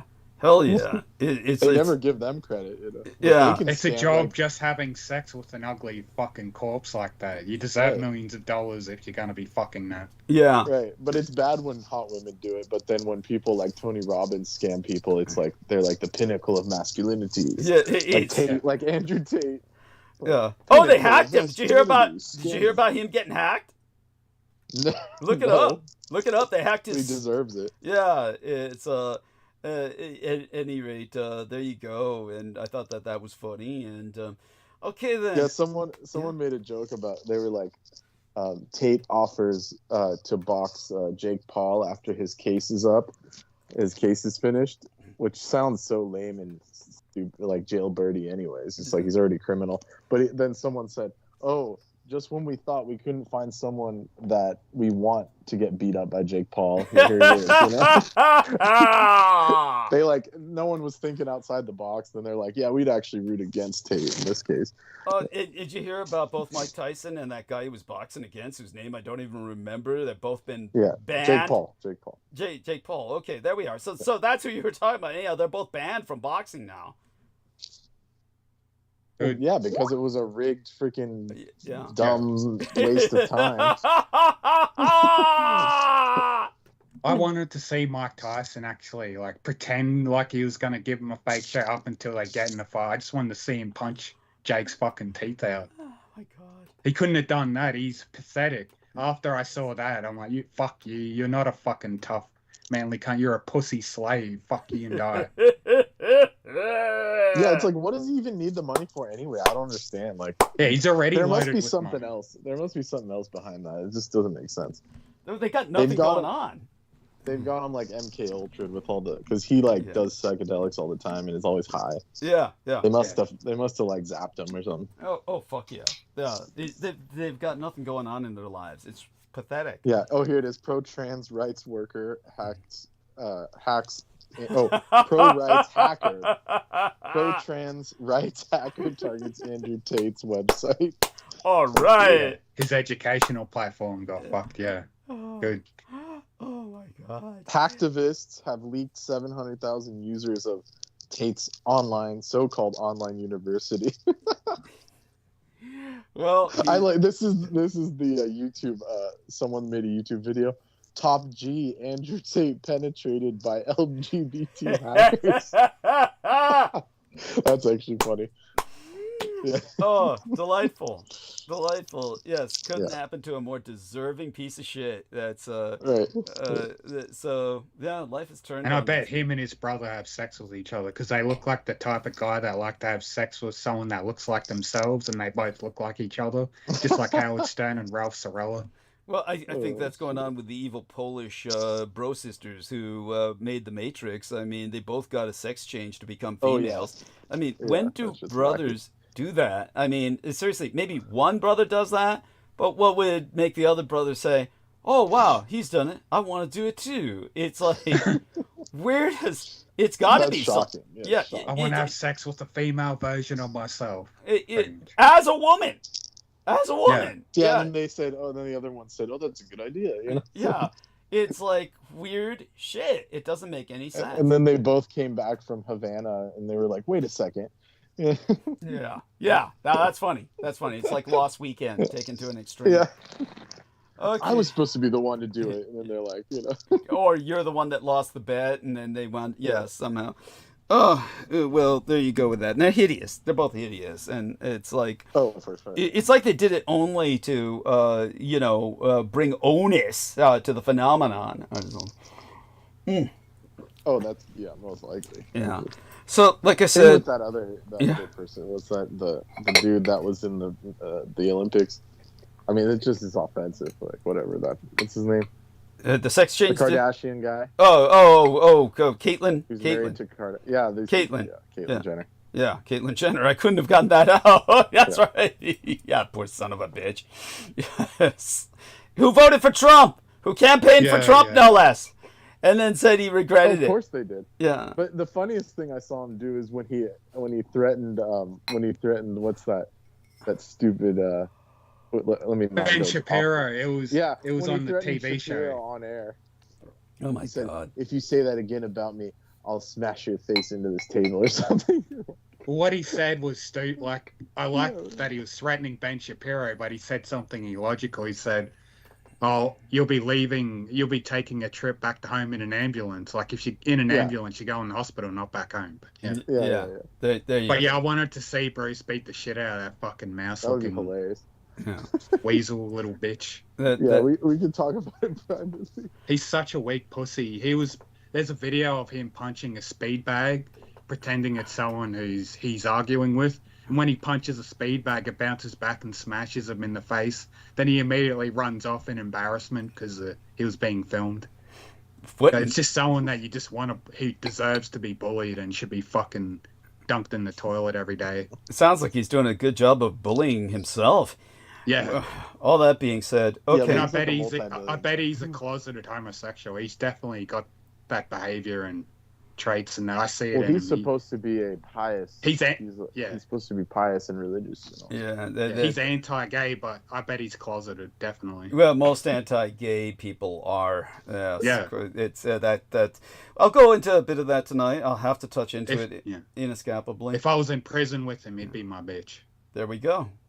No, you don't want that. Oh, no. That's not even quality meat. Jesus Christ. But all such being said, you can do better than that, believe me. So, all right then. All such being said, hang out and interject whenever you feel you wish, and I'll get started into our numbers are great, and I'll get started into the monologue.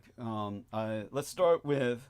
Basically, what we're on now is the yellow brick road to Maha. M-A-H-A, for those of you who aren't familiar, that's supposed to be a counterpoint, yet a complementary counterpoint to MAGA, Make America Healthy Again, M-A-H-A or Maha, which leads to another fucking planet where Bitcoin proves the libertarian idea of paradise is hell on earth. I've gone into this trip in columns, written about it, warned people for years.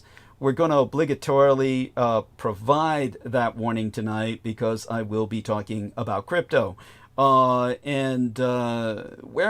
Elon Reeve Musk, which is the man's full name, is Donald John Trump's disruptor-in-chief, who's been given the ultimate target, America's government, Trump has nominated Mehmet Cengiz Oj, which you might know as Mehmet Cengiz Oz in the bastardization into English of his name, to oversee a crucial corner of the American healthcare system, ergo obligating myself to analyze the lunacy of appointing a tycoon to lead said initiative while explaining why the celebrity doctor was offered a governmental position and what that means in practical terms for tens of millions of Americans. Donald Trump's imminent return to the White House will shape the coming year more than anything else. One of his pledges is to launch a sweeping program of deregulation and cost-cutting, overseen by Elon Musk, the world's second richest man after their mutual puppet master, Vladimir Putin. Now, with over 441 agencies employing nearly 3 million civilians, the federal system is vast and oft criticized for being overly complex, with federal spending expected to reach approximately $6.75 trillion United States dollars this year. That's 6.75 trillion in 2024. There are areas of government profligacy, we'll say, and incompetence, clearly requiring reform. The insanity is that giving the job to Mr. Musk will only foster the emergence of a corrupt oligarchy. The insanity, well, I could go on about that, and we'll be going on about it throughout a great deal of the night. Understand that Mr. Musk is not like any 19th century robber baron. He is a genuine disruptor whose companies have transformed multiple industries. He will accordingly skew regulations and tariffs to hobble his competitors. And both he and Mr. Trump are volatile characters, so their bromance will come to an abrupt end at any time. However long it lasts, Mr. Musk's involvement in politics enables normalizing collusion between politicians and tycoons, thus weakening America's protections against conflicts of interest. The work of DOGE, D-O-G-E, is expected to conclude by the 4th of July in 2026, coinciding with the 250th anniversary of the Declaration of Independence. This timeline reflects Trump's vision of national self-extinction. It only seems appropriate that the interim annus, or annus really in the Latin, the year of 2025 has been designated the Year of Quantum Science and Technology by the United Nations, which is just another way of saying the Year of Magic and Artilica, or Magical Reliquary. Because, like Schrodinger's cat, which, in a quantum thought experiment, was both alive and dead at the same time inside a closed box, 2025 has long hovered in a superposition of 12 very different states defined by the outcome of America's election. Now that the ballot boxes have been opened and the dead cat is out of the bag, the world knows which 2025 to expect, the one in which Donald Trump returns to the White House. America's economy enters 2025 in great shape, but Donald Trump's agenda will unconditionally obliterate it. Oz is just the doctor Trump ordered to medically induce the national economy into a comatic state in anticipation of the emergent surgeries necessitated for minimal life support of the American electorate into a permanent mass vegetal state thereafter. With that uncertainty resolved, a lot of things have happened. I will relate just some of those things to entrance myself into extended monologue, which is always kind of a fugé state. As a lead-in, Google, which owns YouTube, and hence my own channel, which you yourself are reviewing right now, has officially been asked to sell its Chrome Internet browser subsidiary. The Justice Department request came in a proposed order after Google was found to be violating antitrust law. That and the leading cryptocurrency is on the rise following the launch of options trading for Bitcoin ETFs, or exchange-traded funds. Libertarians love Bitcoin. Now, Bitcoin has smashed the $98,000 mark, with $100,000 now within easy reach. There are lots of ways to play in the cryptocurrency space without owning cryptocurrency. Would-be dabblers can mine or stake it instead, among other routes, but watch out for the hidden cost of cheap TVs. You see, screens have gotten inexpensive because they're watching you back. Donald Trump evidently experiences the world through the glow of a television screen. He has long placed a premium on those who look the part in front of the camera. Paging Dr. Mehmet Oz! You see, Trump has picked Oz to lead the Centers for Medicare and Medicaid Services. CMS, as that agency is known, falls under the Department of HHS, Health and Human Services. Last week, Trump nominated Robert F. Kennedy Jr. to serve as HHS Secretary. Kennedy has many bad ideas, yet the irony of our political moment is that his more reasonable positions are the ones that could sink his candidacy. As you may have guessed, Kennedy and Oz are not only friends, but kindred spirits.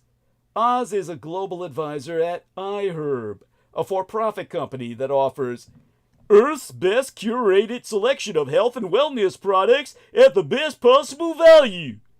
He and Kennedy, while relative outsiders, are now positioned to enjoy a symbiotic relationship within Trump's chaotic ecosystem. Now, back in 2018, 12 children in Samoa died after receiving measles vaccines because the nurses who administered them had mistakenly mixed the vaccine powder with a muscle relaxant. Local vaccine skeptics seized on that tragedy, and the government temporarily suspended its immunization program. Children's Health Defense, an organization chaired by Robert F. Kennedy Jr., posted about the events on Facebook, where the group was one of the largest purchasers of anti-vaccine advertisements. The Samoan government reinstated the program following an investigation, but immunization rates remained perilously low, with less than a third of infants getting vaccinated, and a few months later, the country experienced a devastating measles outbreak. Nearly 6,000 people were infected, and more than 70 children died. Kennedy, who had meanwhile visited that island, sent the Prime Minister a letter raising the regrettable possibility that these children are casualties of vaccination, not a lack thereof. He later called the outbreak mild and branded a Samoan vaccine opponent a medical freedom hero. This is a crime against humanity. It is such a tragedy and such a crime that RFK Jr. belongs in jail. There is no describing how angry this makes me. It is something that literally would be, if we were watching a horror film, I'd be shouting at the screen. It's one of those moments where you scream, "Don't go in the basement," "Don't go out there," and the character does it anyway. Just understand that disinformation can kill. Voters have had a distaste for this dangerous nut job, RFK Jr., because RFK Jr. had everything to do with that measles outbreak in American Samoa.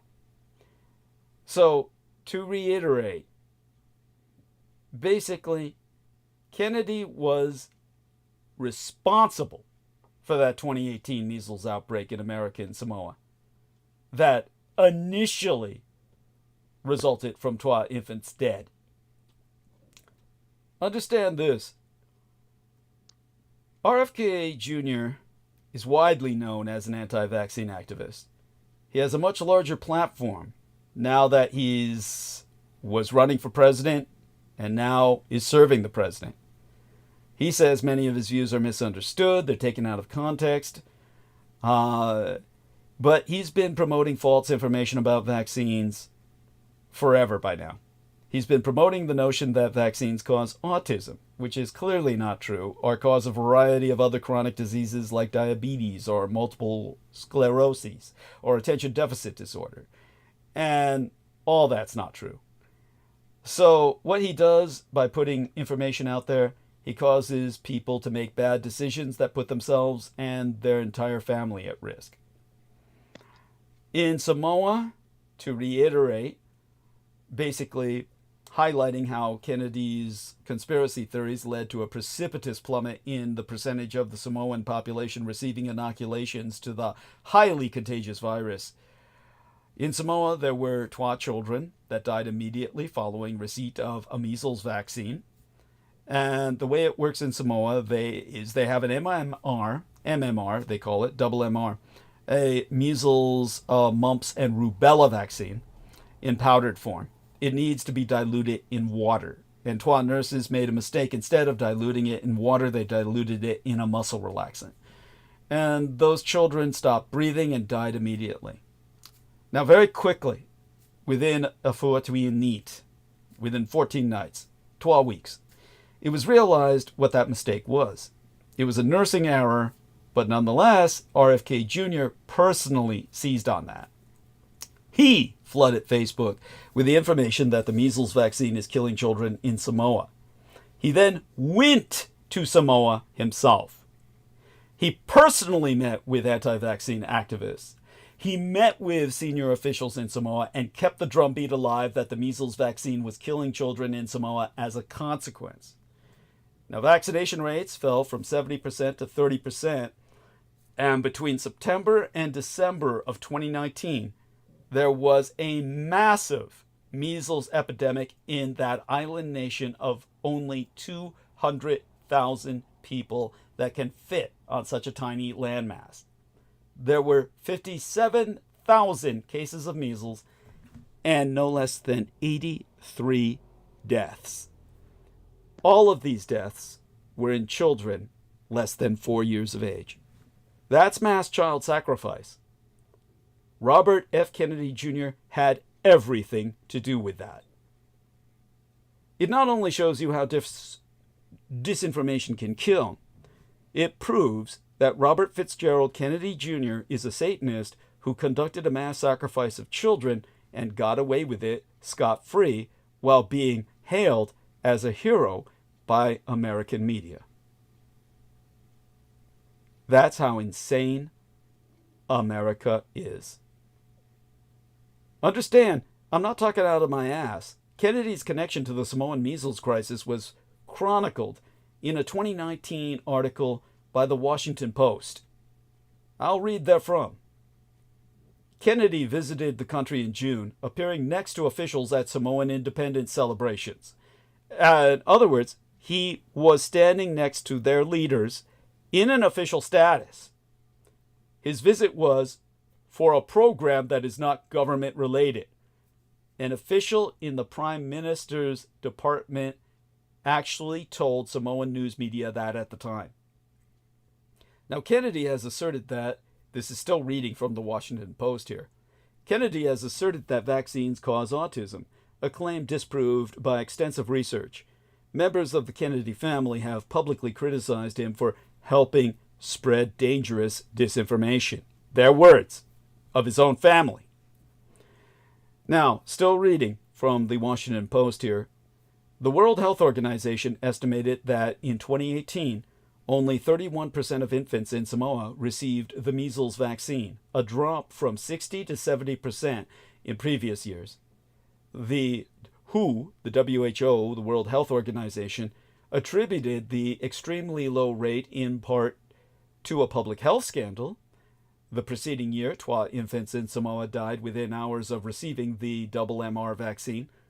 The country temporarily halted its vaccine program, but the vaccine did not cause the deaths. 12 nurses improperly mixed the vaccines with a liquid muscle relaxant instead of water. The pair were sentenced to 5 years in prison for manslaughter. So understand that ABC News reported at the time that more than 12 people had been infected.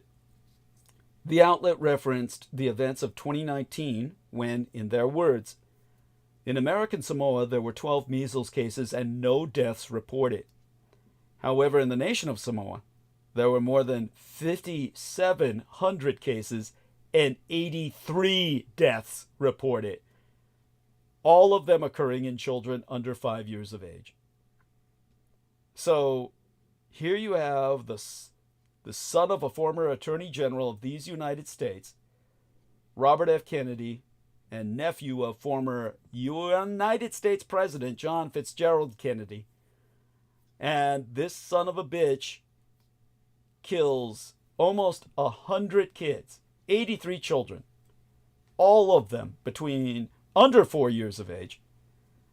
And he's regarded as a hero by Trump to be put in charge of our health care.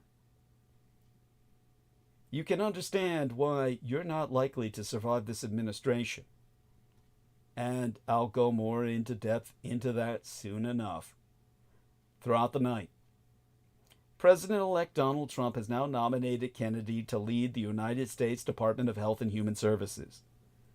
If confirmed, he will oversee 13 operating divisions, including the National Institutes of Health, the Centers for Disease Control and Prevention, the Food and Drug Administration, and the Centers for Medicare and Medicaid Services.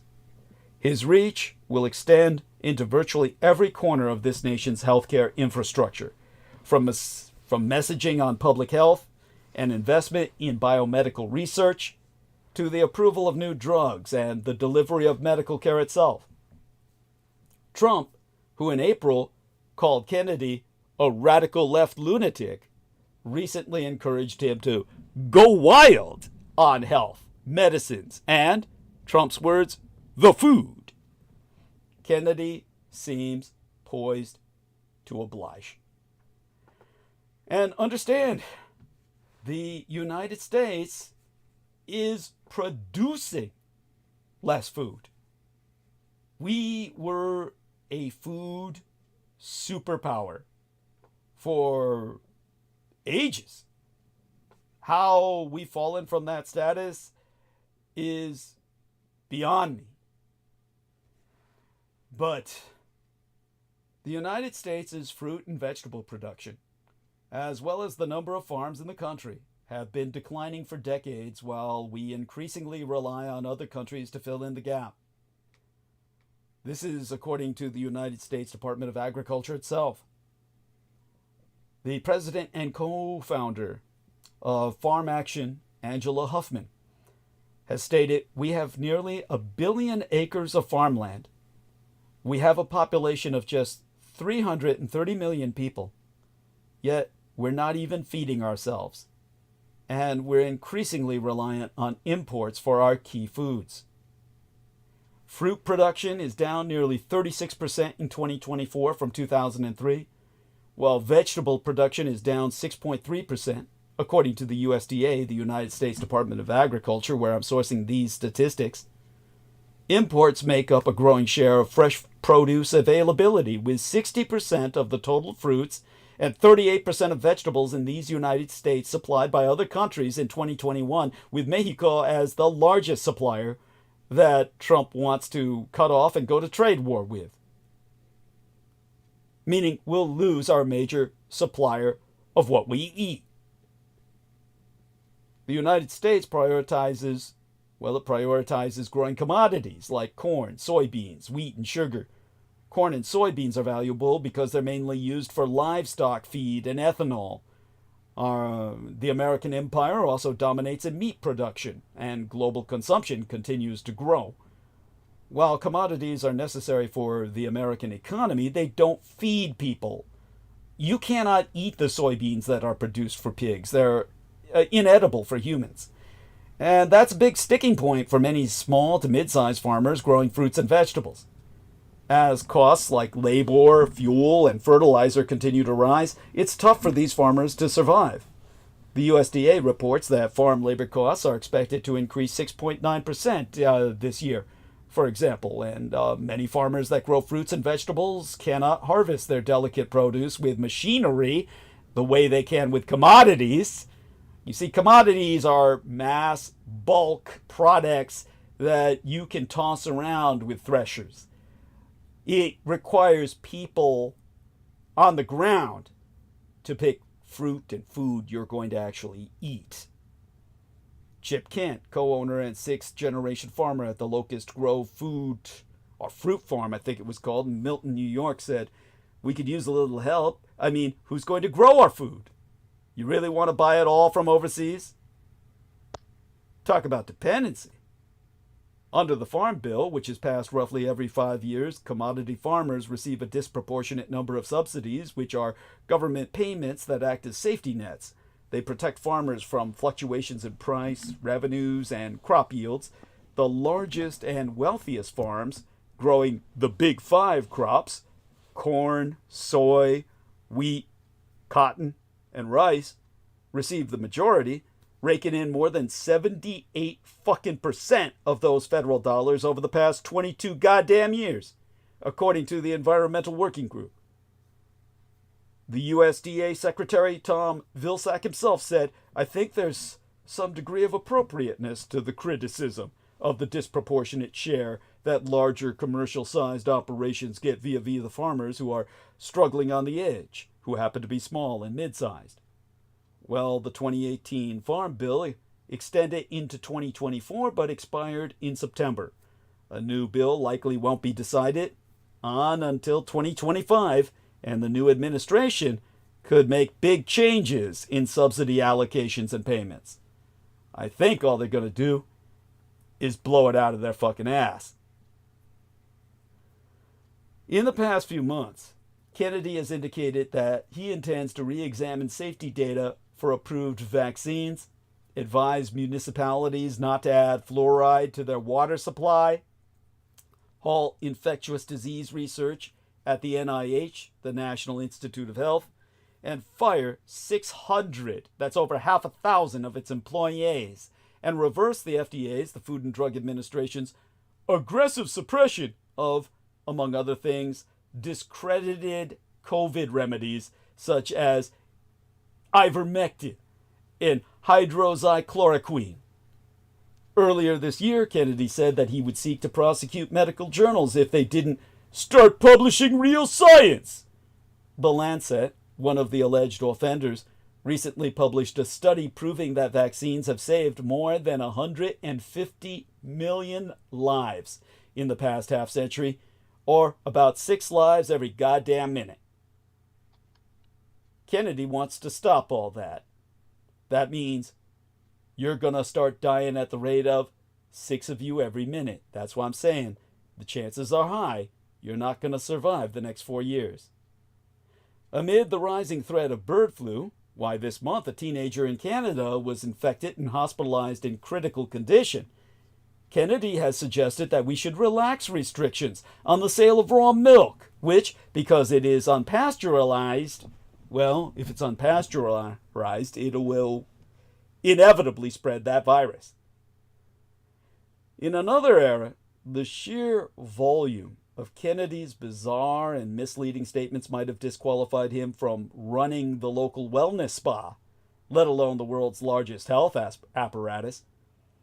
The pro-Trump editorial board of the New York Post, which met with Kennedy yesteryear, wrote that his views amounted to a, their words, head-scratching spaghetti of warped conspiracy theories, and concluded that he's nuts on a lot of fronts. Kennedy has insinuated that HIV, I even forget the acronym. It's been so fucking long since I talked about it. Human immunodeficiencies virus, responsible, well, he's basically saying that it's not the cause of AIDS, the acquired immunodeficiency syndrome. And that Wi-Fi induces leaky brain, which he's got plenty of, and that chemicals in the water are responsible for sexual dysphoria, and that Anthony Fauci and Bill Gates led a cartel to prolong the COVID pandemic and, quote, amplify its mortal effects in order to promote their mischievous inoculations, unquote. Here we are. Thank you, Brendan, for this link. Putin signs law to forgive debt for, what is that, Brendan? Those who join the military. Well, there you go. Another sign of desperation. Yeah, shit. If you join the Russian military, they'll forgive your debt, but then they'll just send you to death. Yeah, thanks. I think I'll keep the debt. What a good deal. Yeah, what a good deal. Yeah, I think I'll keep the debt. Thank you. That's an easy choice. Yeah, that's. I'm sure most people will make the right choice. Right. Imagine the most rich man on earth telling you that I'll forgive your debt if you fucking die for me. It's like, that's awful. This is what we're gonna get in America. America is going to reflect that form of government now. That's to 96,000. What are they gonna say if you want your student loans paid off? You gotta fight. Oh yeah, I get to that. They're not gonna bother. That Moscow. They all talk to Putin all the daily. So. Oh yeah, but something like that, they're not gonna bother. They'll just reinstigate the draft.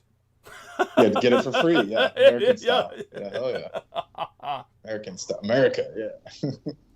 Yeah. Thank you. At any rate, the trouble and the opportunity with Kennedy is that although he has many bad ideas, not all his ideas are bad. He appears deeply concerned about the staggering rates of chronic disease in this country and correctly condemns the long-standing failure to meaningfully reform the American food system, which is characterized by a glut of ultra-processed products, owing partly to unhealthful agricultural subsidies that I've just articulated. The United States heavily subsidizes commodity crops, the name speaks for itself, such as corn and soy, that, well, for the most part, end up as sweeteners and additives, more than anything else. Kennedy has also railed against gross conflicts of interest in healthcare and against the malign influence of corporations, especially pharmaceutical companies that aggressively market their products and abuse dubious tactics to extend patent protections and keep drug prices high. Politics is about principles, but it is also about priorities. If Kennedy chooses to elevate these issues during his tenure, he's likely to find common cause with many physicians and public health officials. And yet the irony of our political moment is that Kennedy's more reasonable positions are the ones that will sink his candidacy, or at least potentially could. Politicians in both parties receive enormous sums of money from the food, agriculture, and pharmaceutical industries. Kennedy has promised to free regulatory agencies from the smothering cloud of corporate capture, which is sure to hit a sour note with corporations that deploy legions of lobbyists to shape regulations. Meanwhile, his support for reproductive rights, he has argued that abortion should be legal until a fetus is viable outside the womb, and that bureaucrats and judges are not better equipped than the baby's own mother to decide when to terminate a pregnancy, has rankled the range of reactionary activists, which may further complicate his confirmation in a Republican-led Senate. Still, blocking Trump's appointments on any ground would require an uncommon level of daring from Russo-collaborationist red Republican insurgent lawmakers who have mostly been unwilling to defy even the most brazen whims of the president-elect.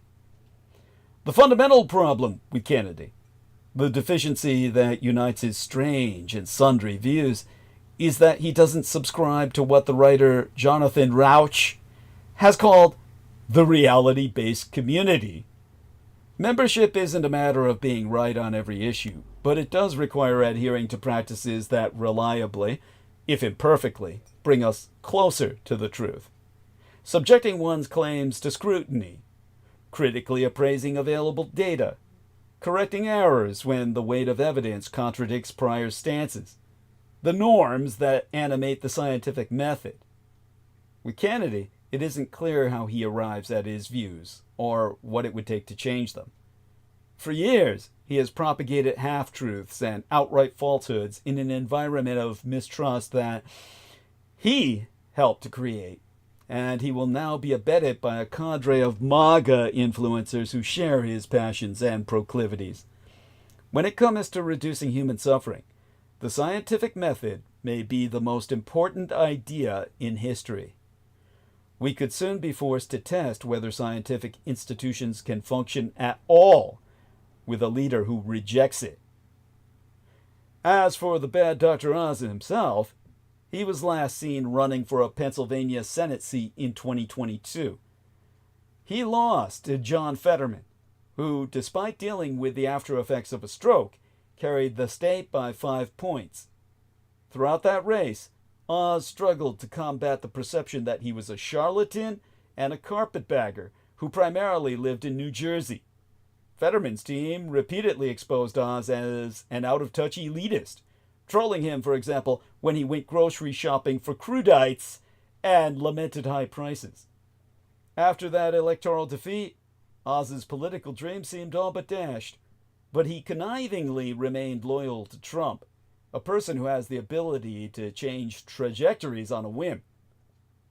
In the pre-Trump era, it might have been a stretch to describe CMS administrator as an overtly political position, but Oz's objective under Trump could not be clearer.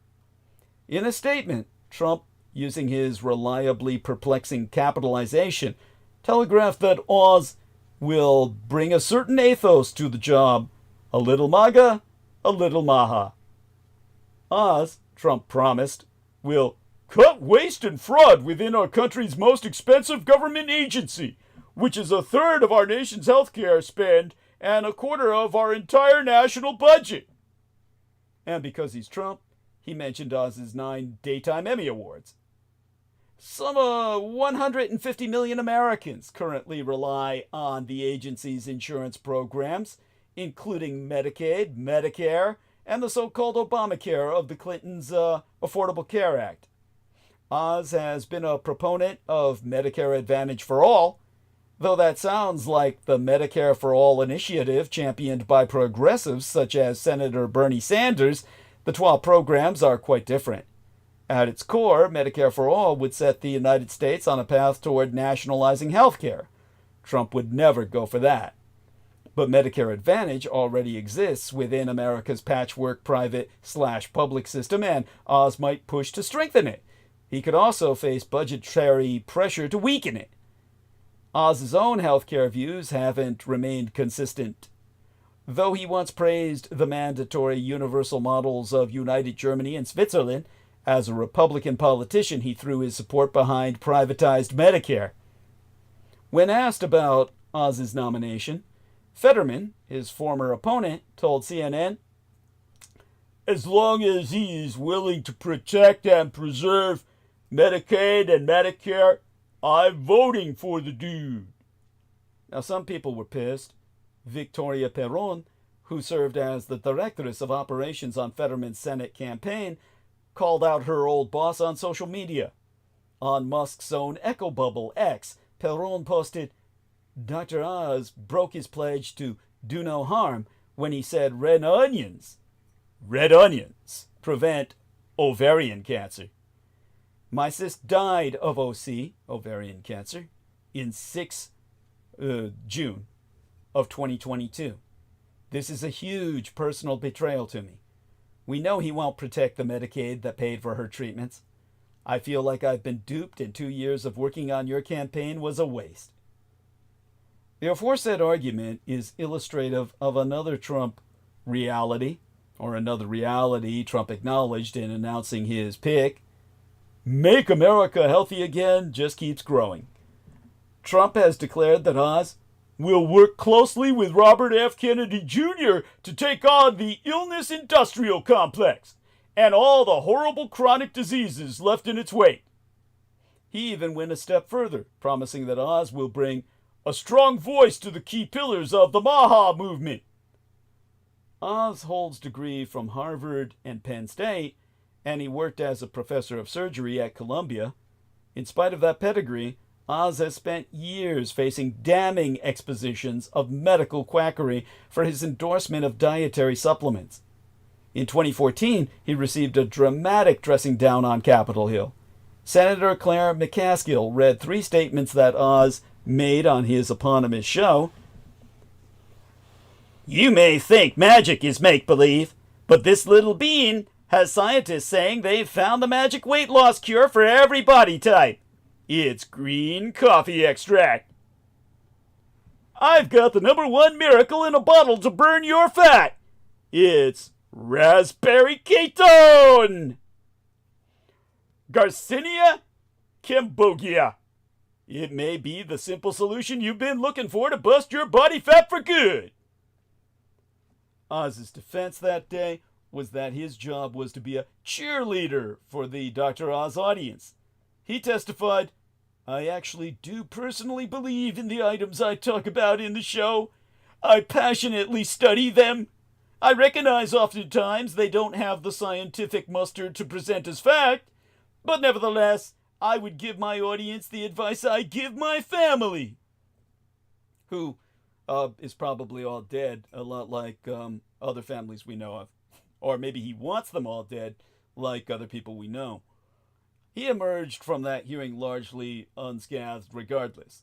12 years later, Oz would go on to read what he claimed were Trump's medical records on that same show. He infamously praised Trump's testosterone levels and supposed all-around health.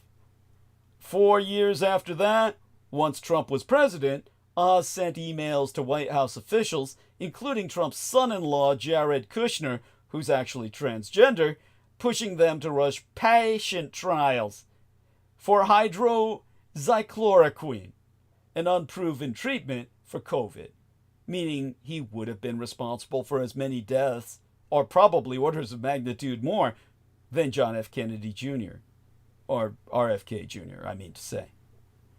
In the next Trump administration, those are the sorts of exchanges Oz could be having with Kennedy, or with Trump himself. So how did we get here?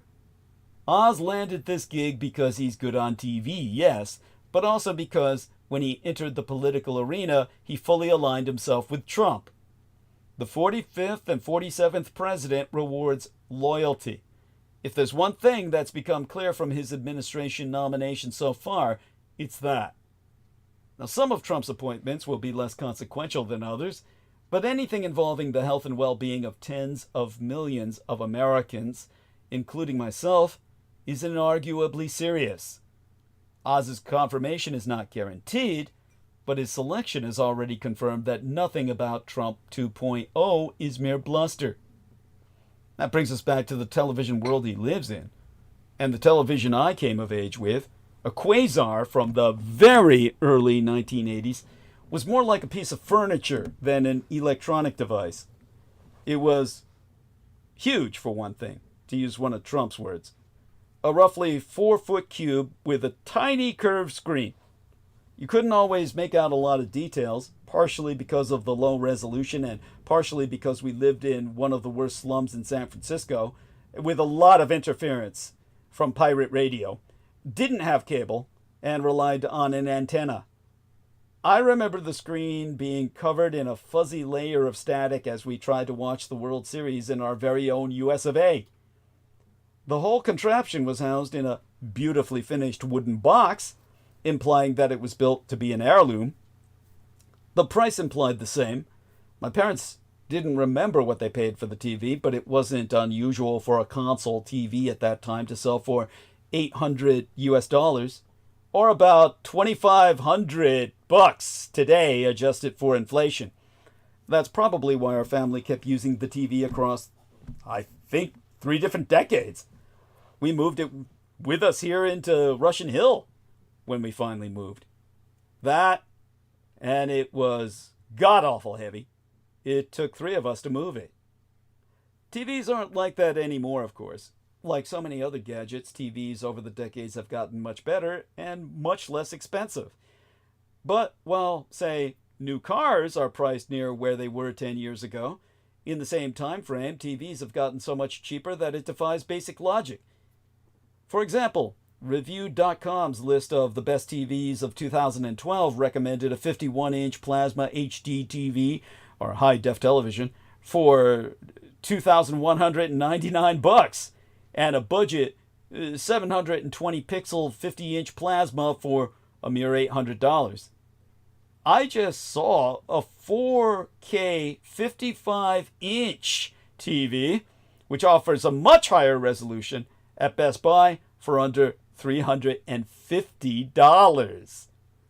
Even a 85-inch 4K displays, which cost about $40,000 in 2013, yes, $40,000, can be yours for $1,300 in 2022, or at least by the time that I last checked on it in 2022.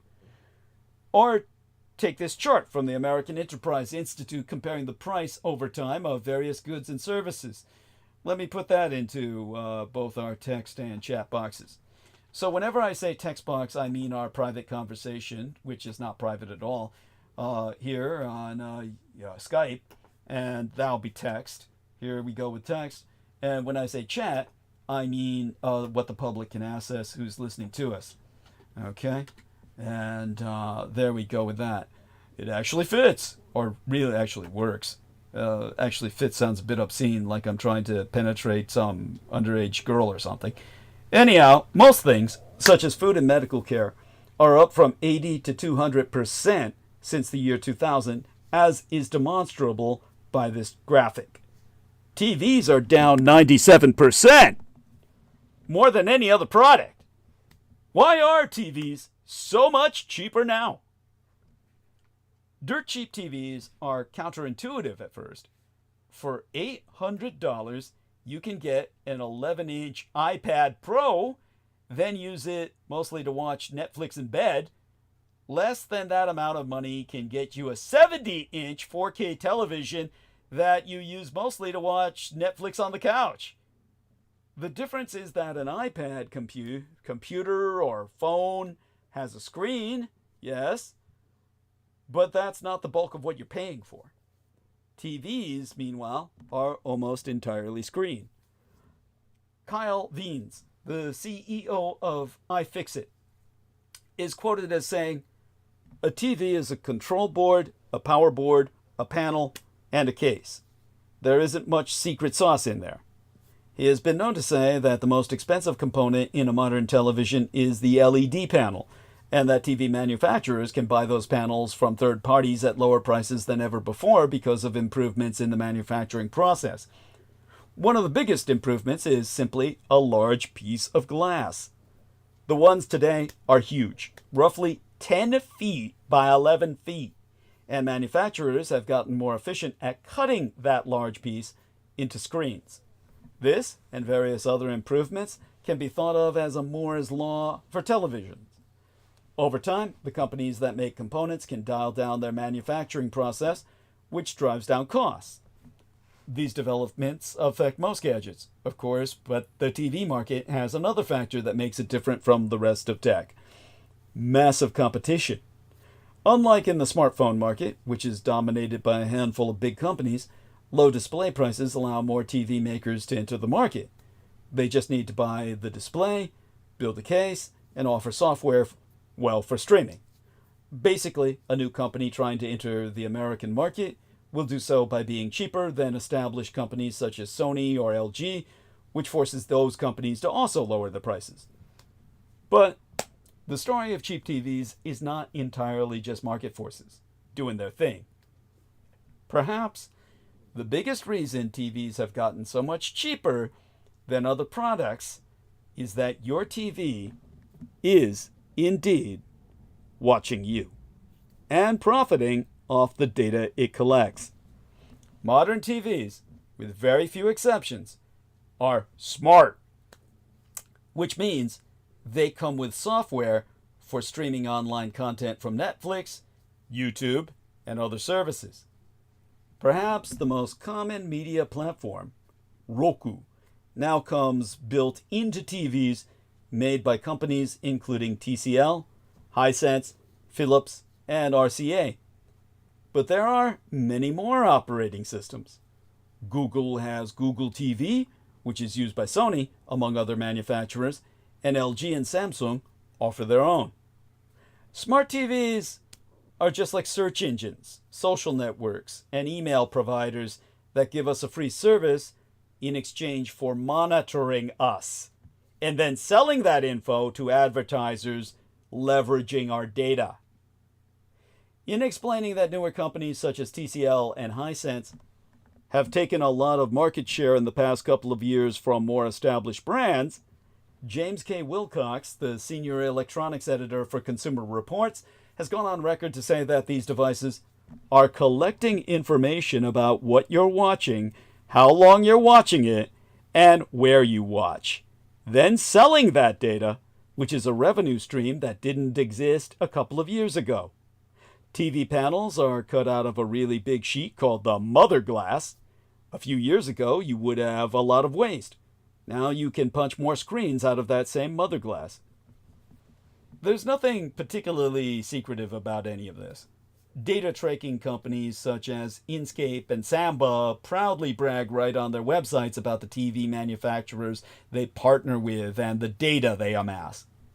The companies that manufacture televisions call this post-purchase monetization, and it means they can sell TVs almost at cost and still make money over the long term by sharing all your viewing data. They know what you're masturbating to, people. For all intents and purposes, your TV is indeed a camera watching you back. In addition to selling your information, all your viewing information to advertisers, smart TVs also show ads in the interface. Roku, for example, prominently features a given TV show or a streaming service on the right-hand side of its home screen. That's a paid advertisement. Roku also has its own ad-supported channel. Well, the Roku channel. And it gets a cut of the video ads shown on other channels on Roku services. I like what Brendan here is saying. Yes, Roku is rubbish. Isn't that what the name means in Japanese? think that's what it means is rubbish in Japanese or something like that. I'm kidding.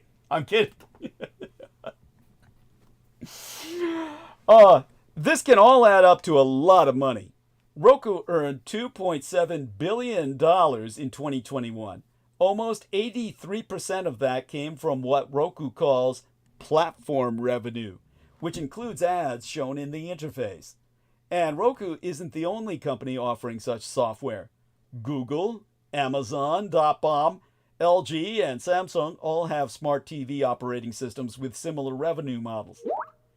This all means that, yes, Roku is number 6. Thank you. The other number 6. This all means that whatever you're watching on your smart TV, algorithms are tracking your habits. All of them.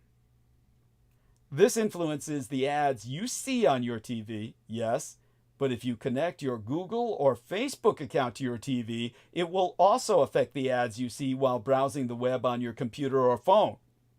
In a sense, your TV now isn't that different from your Instagram timeline or your TikTok recommendations. There's an old joke. In America, you watch television. In Soviet Russia, television watches you. Now, we're living in the almighty greater post-collapse cosmic Soviet Union. TV's tracking your activity to an extent the greater Soviets could only dream of. But hey, at least that television is really, really cheap. TVs aren't furniture anymore. No major TV brand is going to hire American workers to build a modern screen into a beautifully finished wooden box next year. The television is just another piece of tech now, for better or for worse. Don't get me wrong, watching Netflix on a big screen is superior in every way to watching network TV in the 1990s, and it's also a lot cheaper. That's amazing. But there are downsides. Wilcox said that the average consumer replaces their TV every 7 to 8 years, which is adding to the roughly 2.7 million tons of e-waste, electronic waste, we produce annually. What was an American-made heirloom is now, generally, a cheaply manufactured chunk of plastic and glass, one that monitors everything you do in order to drive down its price even lower. That way, cheap TVs tell the story of American life right now almost as well as the shows we watch on them. Now, he says, yes, that's scum. Neil deGrasse Tyson says the KGB would drool over the surveillance ability of modern tech / cell phones. Neil deGrasse Tyson. What do I remember about him? Remind me who that son of a bitch is again. He's the astrophysicist that. Oh yeah, the black rapist. For Carl Sagan. Yeah, great. The black rapist. Yes, thank you. Yeah, he's the modern Carl Sagan. But he said, I don't know why everyone complains. You know, he like makes fun of all these alternative theories, and then he says, in one interview, he's like, the KGB would drool over what we have now, and like trying to make it sound like a good thing. And it's like, dude, you just said, you know, it's almost like he's on their side. He's just exposed himself. Yeah. Yes, he's just showed which side he's on. Yes, there you go. Well, he has no reason to hide. He gets away with rape. Yeah, I don't understand why he's so famous. Like, they used to force us to watch his stupid Cosmos, his updated Cosmos in school. It's like, Jesus so Christ. That is so offensive. I mean, my fuck. Him talking about, like, he basically just stole all of Carl Sagan's work. He just says, you're in a cosmic clock, and then there's just like volcanoes and him talking. It's like so boring. Oh Jesus Christ! But everyone thinks he's so cool. Oh, fuck me gently with a chainsaw. They're just trying to prove they're not racist, and they're trying to say, look, blacks can have brains too. That ain't brains. That's just bullshit. Wait, hey, Douglas. Yeah, I gotta say something because a friend of mine asked me the next time you say that expression, "fuck me with a chainsaw" or "fuck me gently with a chainsaw," to bring up what movie it's from. Do you know? Yeah, I know. Do you know? Heathers. Yes. Correct. Very good. Thank you. It was. Yes, go on. Yeah, no. That's good. Thank you. Yeah. And we love you. We love you, Emily. You're gonna listen to this. You asked, so. Thank you, Emily. By the way, but do you know what it originally referred to and why it was a private joke between my son and I was because of sex change surgery. That's where the term originally came from. Fuck me gently with the chainsaw was actually a surgeon's scalpel that was used. Bone saws. Sometimes bone saws are necessary because you're restructuring the whole human body. So it's let's just put it that way. That's where that came from. So it was popularized in Heather's, but it was never given context. So yeah, but there you go. Yes, thank you for that. I always thought it was the actual medical history of how the chainsaw was invented, but we don't need to go there. Oh, thank you. That's basically it was the only thing they had to assist childbirth back in the day. Before the chainsaw, they didn't have any way to assist childbirth. So yeah. Oh God, let's not go there. A French guy had to invent it just for that reason. So that's how we got the chainsaw. Thank you. That was, yes, it was originally a medical. Yeah, medicine's scary. Medicine's scary. It really is. Anyhow, thank you so much, gentlemen. That was a nice trip down memory lane. So, and I'll need you all probably to break me in about, I think I'll give it one more look out the door in a matter of time, but I'll give it some time. Anyhow, such being segue. Bitcoin's rally shows no signs of slowing, with the leading cryptocurrency surging past the $98,000 mark to hit a new all-time high. According to data from the crypto tracking platform CoinGecko, Bitcoin reached $98,831 on Thursday, setting a historic milestone. This remarkable ascent follows the debut of Bitcoin ETFs. These are exchange-traded funds, options earlier this week, a landmark event in the cryptocurrency industry. The launch of these options represents a pivotal moment as it bridges the gap between the decentralized world of digital assets and traditional finance by offering institutional investors, the so-called big fish, a more familiar and regulated way to access Bitcoin. These ETFs are expected to drive further adoption and liquidity in the market. Bitcoin's continued strength highlights its growing appeal among a broader range of investors, cementing its position as a key player in the evolving global financial landscape. That's an interesting musical background. Thank you, whoever that is. Tom. Yeah. No worries. Okay, muting. Yeah. Thank you. Love you, Ari. Anyhow, thank you. Yeah. Anyhow, like I said, this is basically cemented now as a key player in the evolving global financial landscape. The Bitcoin rally that gained momentum following Donald Trump's presidential electoral victory is not going to slow down, because the administration is going to use that to fucking fleece all of you. So beware. Market analysts and enthusiasts alike suggest that the cryptocurrency's ascent to the highly anticipated $100,000 milestone now appears not just attainable, but potentially imminent. Now, other major cryptocurrencies are rallying as well. Bitcoin's rally is lifting the broader cryptocurrency market, with several leading digital assets also experiencing significant upward momentum. Aether, which trades as ETH, the second largest cryptocurrency by market capitalization, is trading at $3,300, marking an impressive 7% surge in just 24 hours. Other major players are riding the wave as well. Solana, which trades as SOL, which is also acronymous for shit out of luck, which is what's going to happen to you if you bother to trade in Bitcoin. Dogecoin, or DOGE, is its trademark, which will also be an acronym made infamous as it destroys the American government and collaterally our economy. Cardano, which trades as ADA, and Shiba Inu. Hey, yes. I'm sorry. Yeah. I'm going to interrupt one last time. You know what's funny? Yeah. That the stupid, that stupid joke, fucking Dogecoin went up when they invented that, Doge agency, because, how many people thought, oh, it must be the same thing and just bought it? It's insane. It went up. It went up then. Oh, astronomically. Astronomically. Yeah. It's talking. Oh yeah, I'm going to invest in Trump's Doge. Yeah, it's ignorance combined with what they used to call in the economic world irrational exuberance. Right. But Or they just like, yeah, whatever Google said, man. Yeah, pretty much. By the way, you're welcome to interject anytime you want. You don't need to say, right. this is the last time I interject. I enjoy your interjection, so feel free to interject anytime you're awake. Only if it's meaningful. Understood. Well, well, obviously, we wouldn't want to go wild with it where somebody interjects with something completely irrelevant to my monologue. That would be darkly comedic, but it wouldn't really help in the end. I've done it before. What was your example? Give me an example when you. Just getting you off topic. I've done it a few times.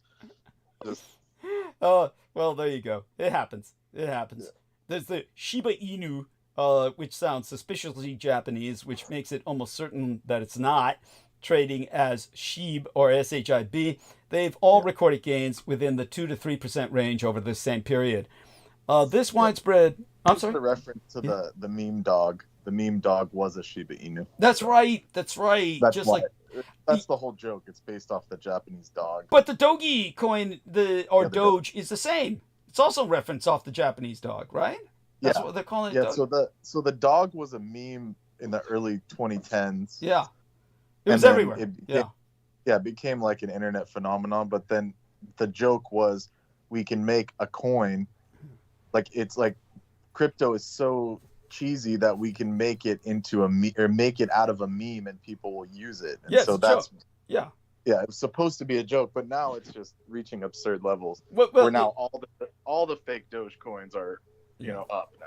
Well, remember, Trump ran for president in what started as a fucking joke.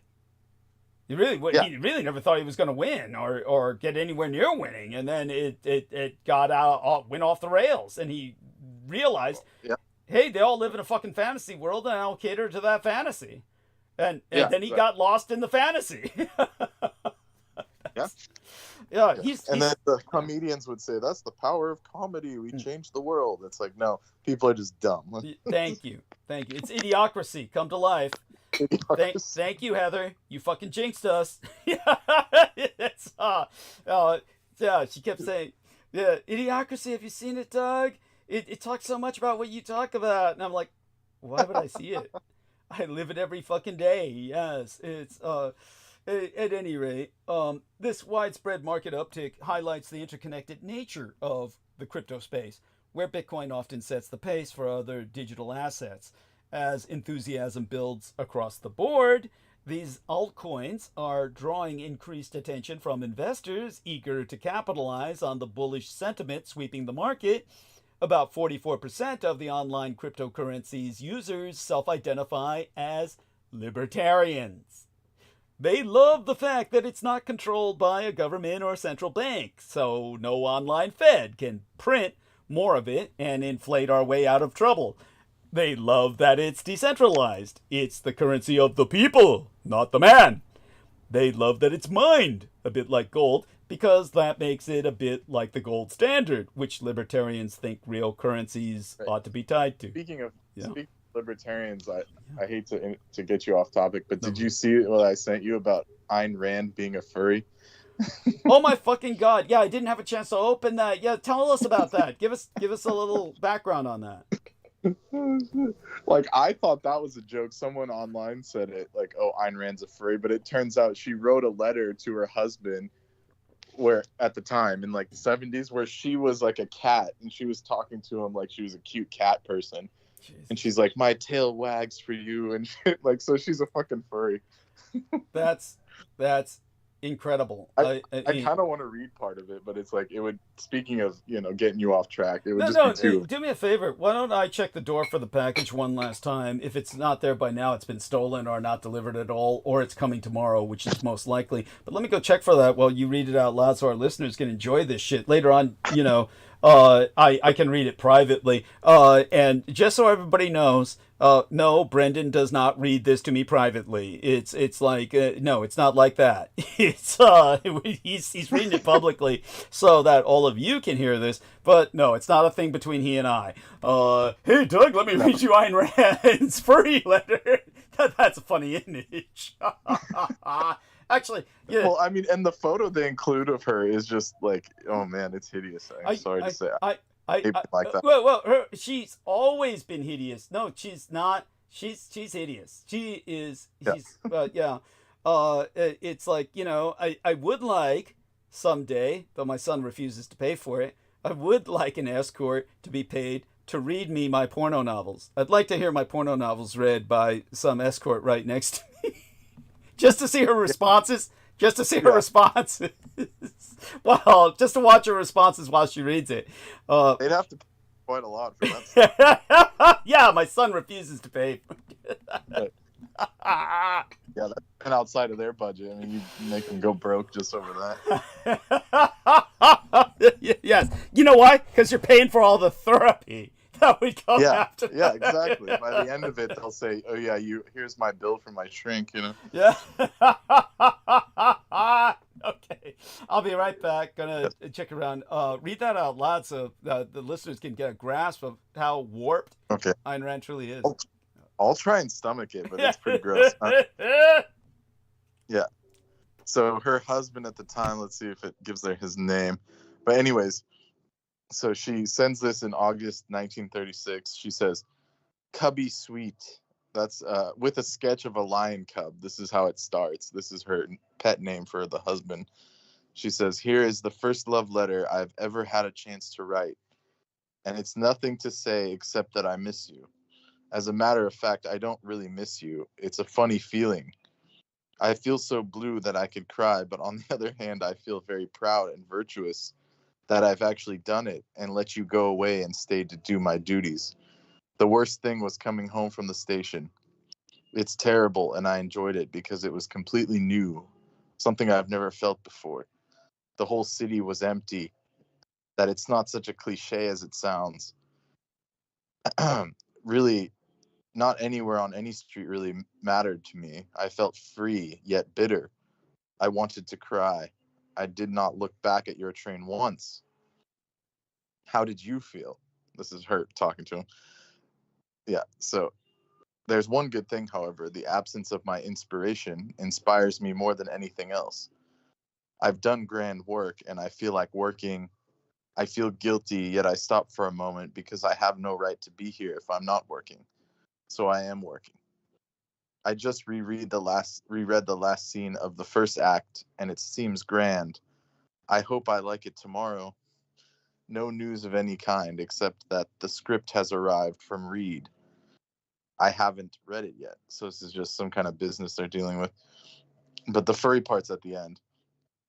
She says, "Be sure to listen to me on the radio on Sunday. If I don't come up before then, I think it's going to be good. It's a station 101 on the dial at 5:30. Have you a radio anywhere?" And then this is the whole furry part. Hopefully, so Nathaniel Edward Reed was the script doctor hired by publisher Longmans. So apparently she worked in a radio station at this time. And let's see, where are we at here? And her husband, I don't know where he went. It's not giving me. Frank O'Connor. So this guy, Frank O'Connor, was her husband at the time. And he had to go to Connecticut or something in the stock production of Night of January 16th in the role of Guts Reagan. Okay, so that's just like some weird context there.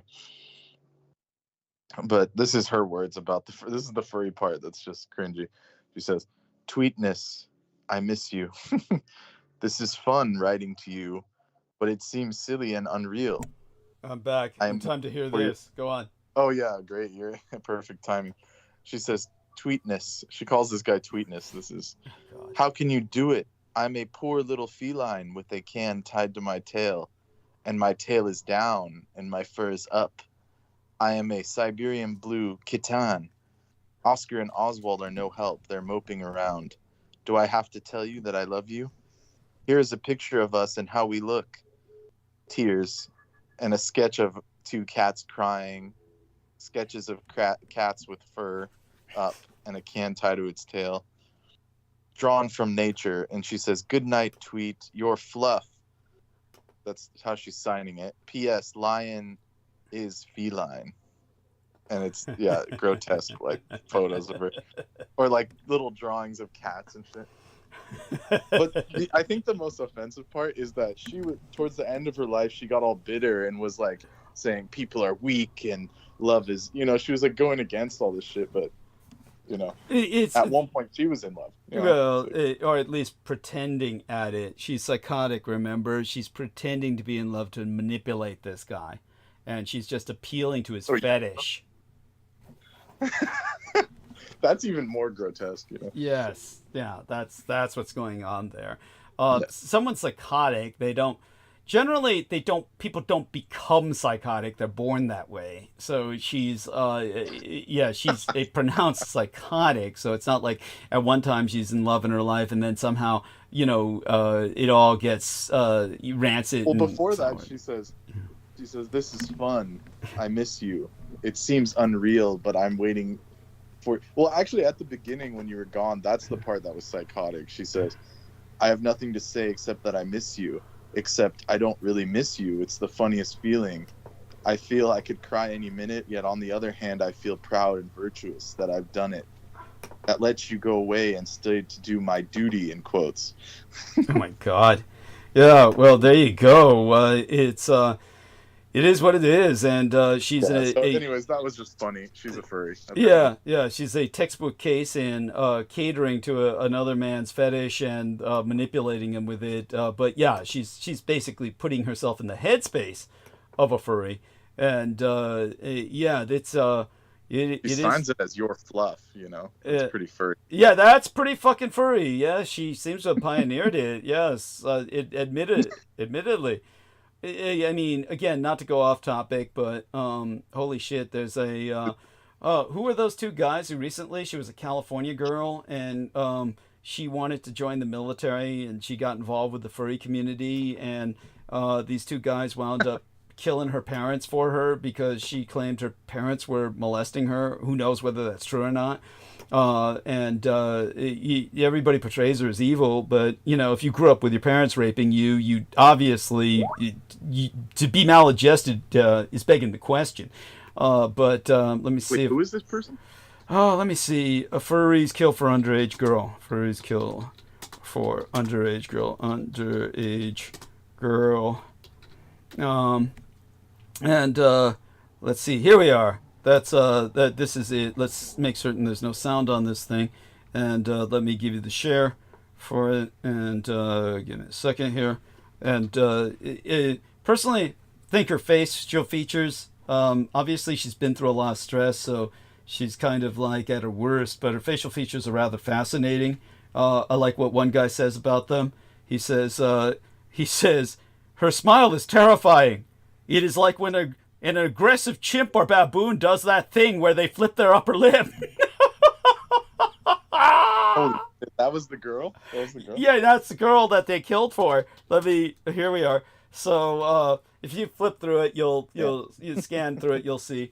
And oh my God, here we are with my response to this, the furry thing.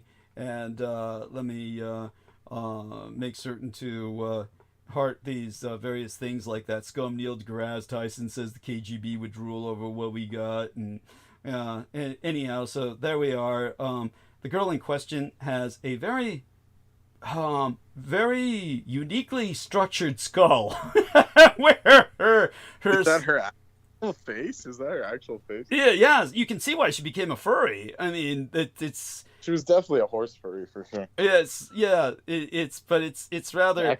We're not talking about the fat chick. She had a fat ass sister who was working with some grotesque makeup. Obviously, hated herself, put herself in some grotesque makeup. Her fat ass sister. But as for her smile, it's just extreme. Her face is extreme. It's as an artist, I can find it. As a former illustrator, I can still pull illustrations. Of course, it's rather unique and interesting structure of a face to illustrate. If I were to illustrate it, but it definitely stands out. And then two guys were willing to kill for her, and they killed her family. So that's all she had to do was tell them, hey, my dad's been raping me all the while I grew up, and then they went in and wiped the family out. And it was like, holy shit. She must have some level of hold or magnetism. And then they left the food out for the 2 surviving children who were younger than her. That's awful. That is so awful. What? So they did more damage in one night than the parents did, probably. Yeah. They wiped out the whole family, and then for the 2 surviving children, they left them food. That's horrible. Yeah, yeah, we did good by them. We didn't kill the youngins, and we even left them some food. That's awful. That is awful.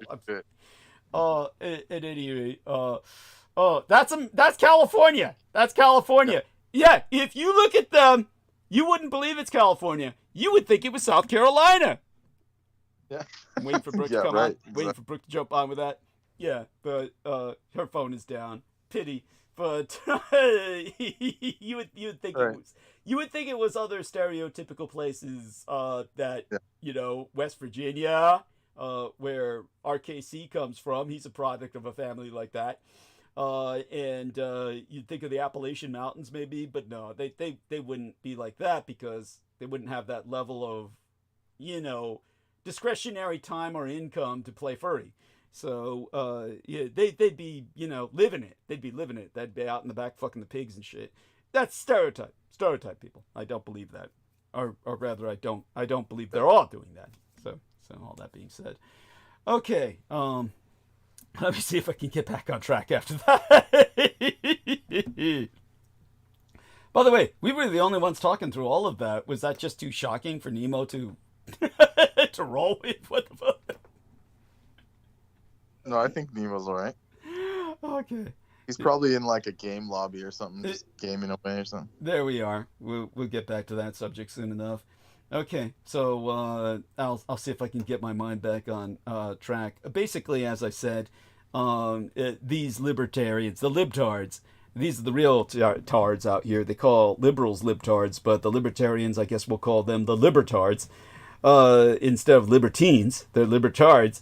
They love that, crypto is mined like a bit like gold, because that reminds them of the gold standard, which all the libertards think real currencies ought to be tied to. They just don't understand modern economics, where if you tie the currency to a solid base, there's only so far it can go. You've limited, and you've limited growth at that point. In fact, so. At any rate, that being said, the libertards love that Bitcoin isn't taxed. So you can hide your income from the government if you want to. Or it used to be. Now the IRS had to of course, they always come after it, the money. Yeah. Now you have to report it. Thank you. Oh, last year they introduced a law where you have to report any of your Bitcoin wallets, or they can audit it and stuff. So it's become regulated, so whatever they're gonna lie to people about and say, oh, it's decentralized, it's not, because you can't cash it without the IRS dipping into it. So therefore it's just defeats the purpose. Like, why even have it then? It's like you can just have a bank. Thank you. So don't be afraid to interject, because a lot of what I talk about is a combination of what I'm learning from the Blood Boys, who kind of just dabble in this virtual sense with the Bitcoin in ways that I'll tell you about, or at least hint at, but they aren't investing, of course. They don't have any money to do that with. So it's, they know more about how it's getting nowadays, and they were the ones who suggested I talk a little bit about what people can do without actually buying Bitcoin. But there's a lot that I know about Bitcoin that's simply, shall we say, outdated at this point.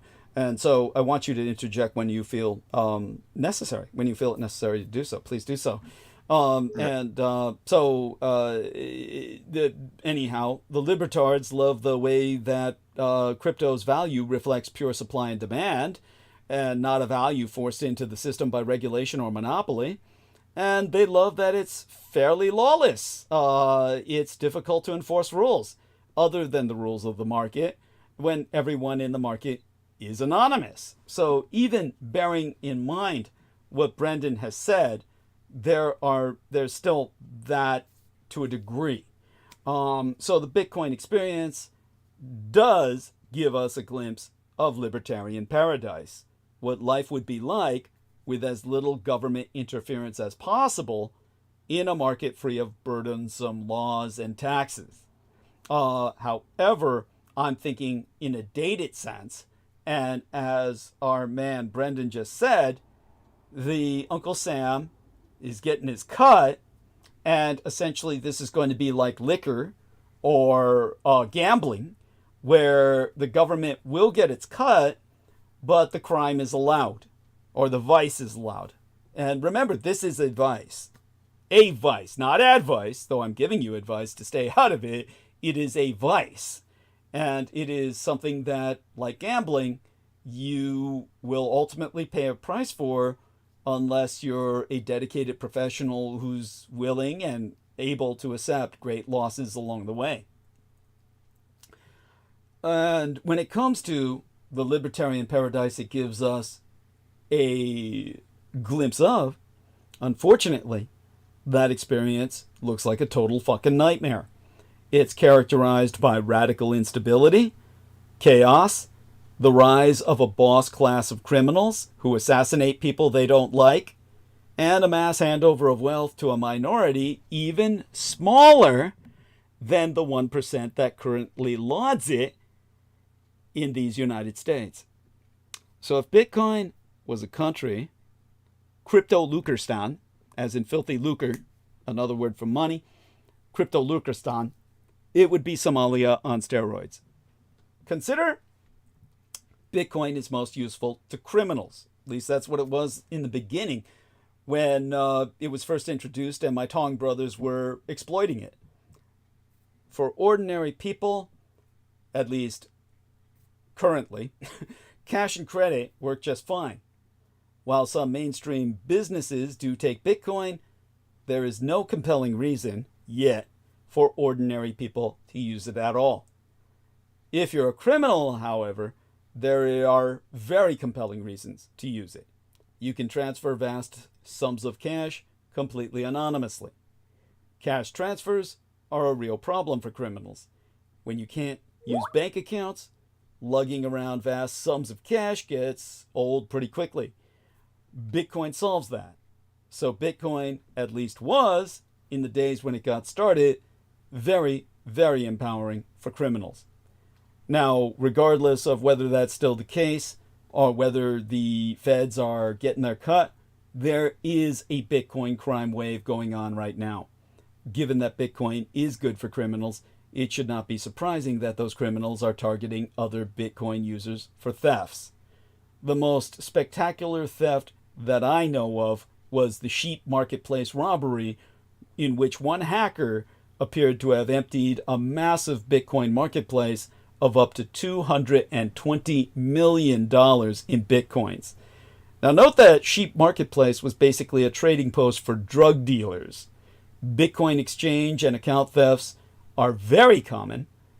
And I think that anyone could find a history of Bitcoin capers if they look for it, and that alone should be enough to deter you. So here we are, IRS, from digital assets, internal revenue. You may have to report transactions. It says you may have to report. You may. So as opposed to it being a law. So is it required by law or what?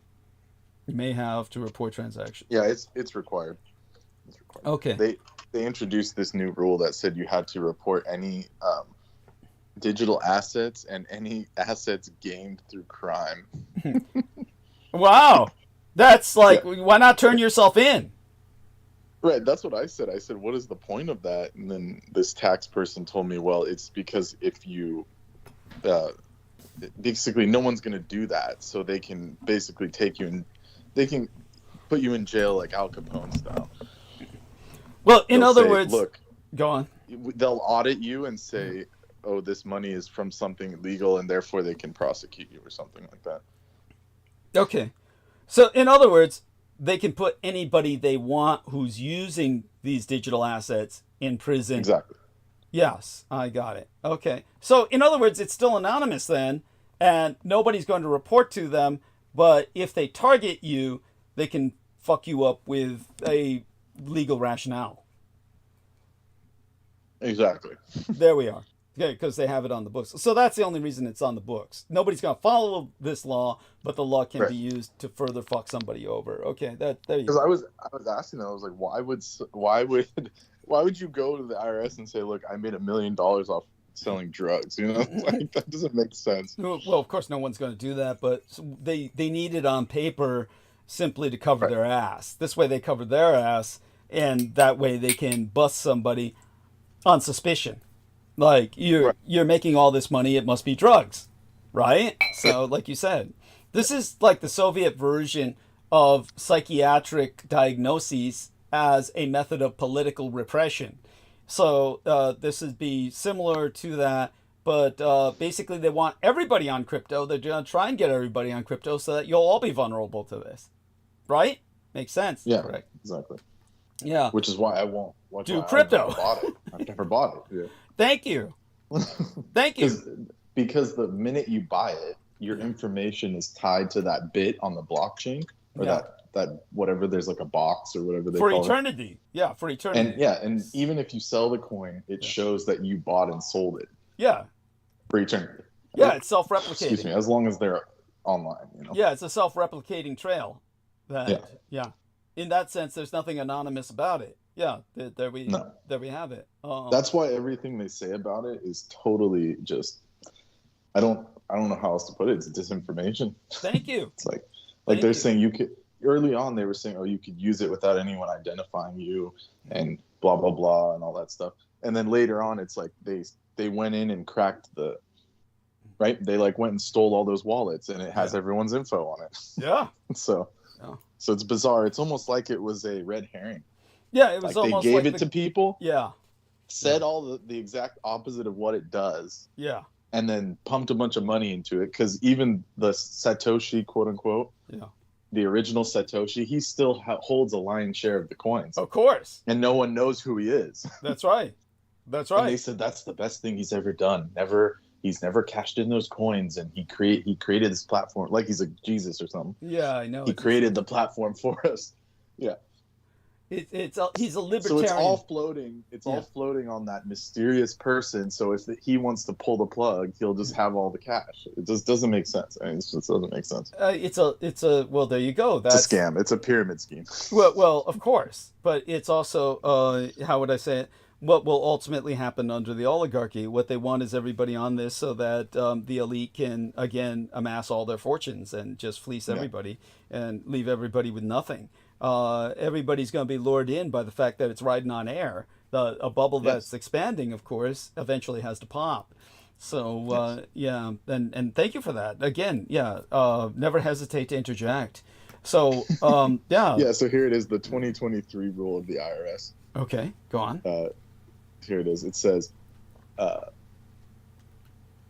income from illegal activities, such as money from drug dealing, they literally say this, from dealing drugs, must be identified in your income on Schedule 1, Form 1040, line 8Z, or on Schedule C 1040 from your quote-unquote self-employment activity, says the IRS website. Can you imagine like a drug dealer filling that out? Let me get my 1040. We are now in burlesque. This is burlesque. Right. This is bizarre. But it's. It also says taxpayers to report any stolen property as value in income. In the year that they stole it. Sorry, any stolen property's market value in the year that they stole it, in unless you have returned the stolen goods to its rightful owner. I'm not joking. This isn't like The Onion. This is literally a news story. Bribes should also be included in your reportable income. Oh, of course. The only time monetary gains are not required to be included is when they're exempted by law, which famously does not include illegally earned money. The Al Capone rule, they call it. There you go. It's literally referenced as the Al Capone rule. Chief Tax Information Officer at Jackson Hewitt told this company that's writing this article. Incredible. But Incredible. I can just imagine like a gangster, like a drug dealer, like, oh, let me get my IRS form out. It's just bizarre. We have entered. The lunatics have taken over the asylum. We have entered the age of madness.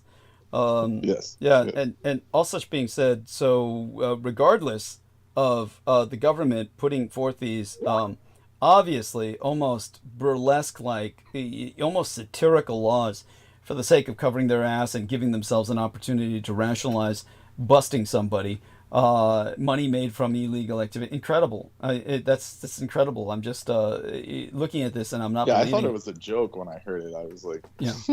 I thought it was a joke. It should be. It should be. But it's well, what's interesting is when they first released that, it was at the same time that they did the Bitcoin. They said all digital assets have to be declared as well. Yeah. So they did it in one fell swoop. Yeah. Yeah, there you go. Which means they consider it illegal. Basically, they lump it in with illegal activity. They just say it's not legit money if it's that's are people finally willing to listen to me now that this is illegal? It should be illegal. That it's just it's a form of crime, really, and it's like illegal gambling before it was made legal. But now they're trying to make it legal like gambling and then fleece it. Either way, it's a situation that you should not touch, people. Really, you shouldn't. And the reason why is because Bitcoin law is enforced by paid assassins. Now, the most shocking thing about the indictment of the Silk Road operator, Rost Ulbricht, was not the amount of money in Bitcoin he controlled, which was about $28 million last time I checked. Rather, it was the fact that when other drug dealers ripped him off, he didn't put it down as the price of doing business. Instead, he was proven, or rather ultimately prosecuted for or convicted of, hiring a hitman to murder half a dozen people he believed had stolen from him. Ulbricht was, of course, a political libertarian. I mean, he literally registered as such to vote. In other words, there will be laws in the Bitcoin libertarian paradise, and the people with the most Bitcoins will decide what that law is, when it should be applied, and how justice, quote unquote, will be meted out. In Cryptolukistan, the sentence for non-violent financial crimes includes the death penalty by all evidence. And there is literally, of course, a Bitcoin market for assassinations, because there have always been people engaging in murder for hire using old-fashioned cash. But the operator of one Bitcoin website believed that Bitcoin creates enough anonymity to allow assassination to take place at scale, to borrow the parlance of the tech startup world. He wants to destroy all governments everywhere. Okay, so there's actual, honest-to-God terrorists who just want to see it all burn down, man, who are involved with financing their desire to destroy your world with cryptocurrency. Lucky for you, Bitcoin as a currency is horribly unstable. And here's a chart that I can provide you that will basically deliver that message home. I'm going to enter this into the chat room right now. And then we're going to also punch it into our text box right here so that Team Dietrich can access it. And I think this chart tells you everything you ever need to know about the volatility of Bitcoin. And it's one day you're rich when Bitcoin approaches $1,200. The next day, half your wealth is wiped out as it plummets to $700. Bitcoin isn't backed by any government bonds or central bank gold. It's literally an asset without any underlying assets. So its price is determined entirely by its flows. So Cryptolukistan makes the Weimar public look sedate. Even if you could live with the crime, the instability makes transactions wildly unfair to the party on the downside. And, of course, Bitcoin has produced farcical wealth inequality. Now, libertarians don't care about inequality, of course. they see it as a reflection of individuals' natural talents and as an incentive to work harder. But even the most hardcore free marketeer ought to blanch at the incredible level of inequality already endemic to Bitcoin. Just 47 individuals own nearly 1/3 of all Bitcoins. So about 927 people control half the entire fucking currency. There are just over 1 million Bitcoin holders. The vast majority of them own mere crumbs. And Bitcoin, well, the Bitcoin hoarding inevitably produces a cartel that controls all Bitcoin. That's what they want from you. See, a study from Cornell has proven that if Bitcoin miners cooperate, they will end up controlling most Bitcoins and thus control the currency's price. The cartel, well, that cartel, could beggar or enrich all Bitcoin holders overnight, depending on how they trade it. That kind of thing just doesn't happen with the United States dollar. Even if you can live with the crime, the inequality, and the cartel, you might not tolerate the accidental chaos. You see, when you have a normal bank account with cash in it, you're almost guaranteed not to lose the money. The bank can burn to the ground, or be robbed, or even go out of business. And because of federal deposit insurance, you'll always get your money back. You cannot lose United States dollars if they're parked in a checking account. Not so with Bitcoin. If you're ever unlucky or careless with your Bitcoin wallet, you're just completely fucked. One Bitfool lost about $600 because he reset his mobile phone, permanently deleting his Bitcoin wallet. Another Bitfool threw away an old hard drive, and ever since, he's been looking for 6.5 million United States dollars in Bitcoin in a landfill. Yet another Bitfool. Yeah, that poor bastard. Yeah. It's like you just gotta accept that God fucked you. You know, your life path fucked you over. Like, just stop. He spent like hundreds, thousands of dollars looking in that landfill. It's like, man, just give it up. Thank you. I mean, and it's like, oh he's gonna be haunted by that for the rest of his life. But it's like, I think it's just a lesson. Right? It's true. Absolutely. They're just too crazy to accept it as a lesson. You know, it's like, thank you. Yeah, it's just, yeah, no, it's awful. It's awful. The what if syndrome. Yes, no, it's terrible. It's terrible. Yeah, and like they told him, the data is all compromised by now because of all the toxic leakage from everything else in the landfill. Right. It's just it's decomposing. You're not going to have any data in there. Yeah. It's just, you know. But like you said, that's the danger of this stupid shit. Is if someone takes it from you or you lose the key or whatever, then you lose millions of dollars. I mean, there's nothing normal about that. I mean, there's nothing practical about it. And it's like a house, like, you know, it's even if you're like, you know, like you go bankrupt or whatever, it takes them years to take away your house. At least you have time. You know, in this scenario, it's instant. Someone on the other end of a keyboard can erase your shit. Yeah. You know, it's just, it doesn't make practical sense, and it's just a sign that humanity's like disconnected from nature, because you can have 1 million Bitcoins, but you'll never have enough food, or you'll never own, you know, enough land to grow food or something. Yeah. It just doesn't make sense. Thank you. Well, before I go back to the Bitfoolery, what about what I said about the United States producing less food and becoming more independent? Yeah. I mean, what in some input on that, please? Yeah, well, that's because they were doing improper farming, and the improper farming has degraded the fields to the point where we need like super mechanized items and tons of fertilizer. Like, it's such a labor-intensive, cost-intensive thing to grow food on this land that was growing unlimited food for the whole world at one point. It's just mismanagement. It's just pure corruption.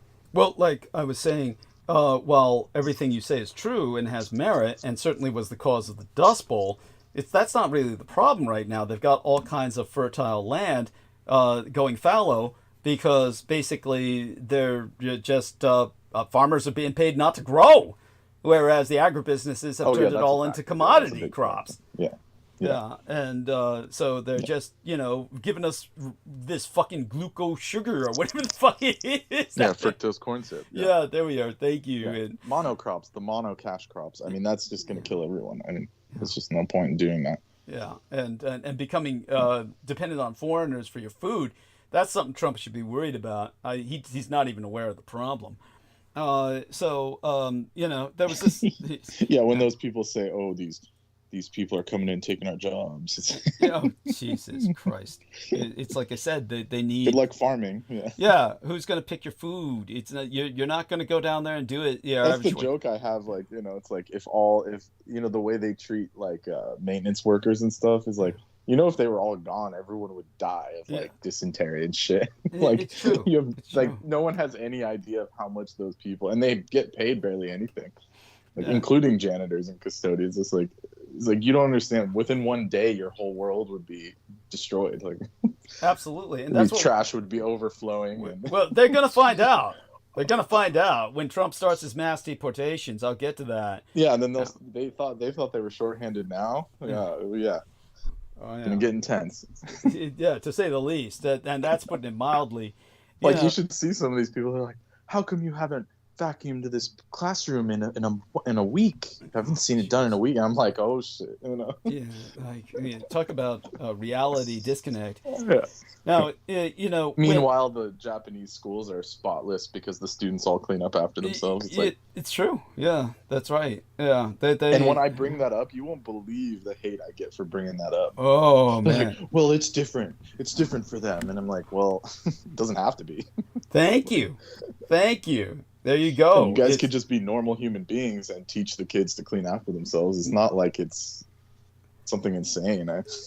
No kidding. But the parents would complain and say that they're putting their kids to child labor, which I had a parent say that. They said, "My son's not a slave," and I'm like, really? He's just sweeping. Just relax. Yeah. Thank you. Jesus. Like, this is not a big deal, and I think you're. Well, can't imagine what your house looks like. I don't know if you heard it in the last episode. In the last episode, I talked about the Republicans want to make child labor legal again, and they're the party of child labor because they can't get anyone else to work. That's right. Well, they're going to deport all the people working, so they have to replace them. Work for peanuts because minimum wage is bad, and it's like, well, if you left it up to the companies, the minimum wage would be like $0. Oh yeah, you'd be working for peanuts. Yeah, literally for peanuts, and they would just bring back slavery. Yeah, they would just no choice. Yeah, absolutely. Yeah, but when our man Brendan gave the example of people losing millions of dollars, obviously I had just finished one. That's not normally the case because most people don't have that money to fuck with. So most people are losing their life savings anyway, but it's more like this, where there was this other bit fool who lost about $90,000 because he hit delete at the wrong time, but that was probably his life fucking savings. Yeah, all these are true stories. That's so terrible.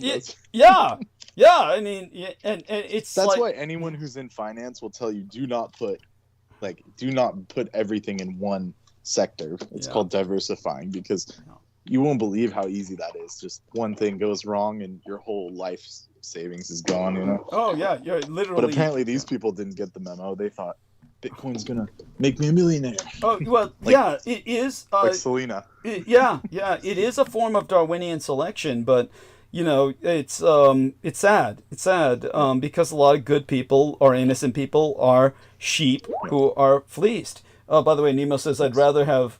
Oh, I won't read that out loud. But at any rate, thank you, Nemo. Maybe this is why he's not talking. He's afraid of what he'd say. Oh, that's okay. Oh, no. I just had to go do something. I came back. Oh, okay. Thank you. I appreciate your returning. And like I said, feel free to interject. So I do want to let everybody know, of course, the entire Bitcoin economy is not run exclusively by criminals. As demonstrated by the Bitfools I've just now referenced, the criminals need fools to fleece. The bottom line being that there is a price to pay for the freedom and anonymity that Bitcoin provides, and that price is a lack of enforceable laws that can only benefit the most ruthless among us. Yes, that's why I mentioned the pyramid scheme thing, because it wouldn't bring money to the higher up levels without someone getting scammed at the bottom. Thank you. So It's all those idiots putting their money and losing it that actually funds the whole Bitcoin thing as a whole. Thank you. So that's what you were saying earlier. The losers funded the whole scheme. It is sad. Yeah, sadly, it's like a giant shear the sheep. It's a sheep shearing on a massive scale. So the libertarian Bitcoin dream is an interesting idea, but you sure as hell would never want to live there. All such having been qualified, you can earn crypto without actually buying or selling it. There are various ways to earn cryptocurrency without actively engaging in the process. Now remember, I've given you caveat emptor, buyer beware. Do not do this. I'm just telling you, you can. People have asked, I've gotten emails. So understand that cryptocurrency investment has become an increasingly popular avenue for generating income and building long-term financial security. However, earning through cryptocurrencies doesn't always require active buying and selling. In fact, there are several indirect methods to earn cryptocurrencies that involve minimal ongoing effort. These strategies allow individuals to generate passive income, earnings that require little to no continuous labor, energy, or time for maintenance. If you ask me the stupid question, why aren't you doing it, Douglas? It's because I know better. I don't have the money to risk. But if you've got the money to risk, it's your choice. But remember, it's your funeral. There be nigh half a dozen effective ways to earn passive income through cryptocurrency. There's staking. In the world of cryptocurrency, staking involves committing a certain amount of cryptocurrency to a blockchain network for a specific period. This process plays a crucial role in supporting the network's operations, including validating transactions and maintaining its overall security. In exchange for staking, participants can earn additional cryptocurrency as rewards, creating an incentive for contributing to the blockchain's functionality and stability. While staking is often regarded as a moderately risky investment strategy, it is not without potential drawbacks. The returns can be influenced by various factors, including the performance of the blockchain network and the volatility of the staked token's price.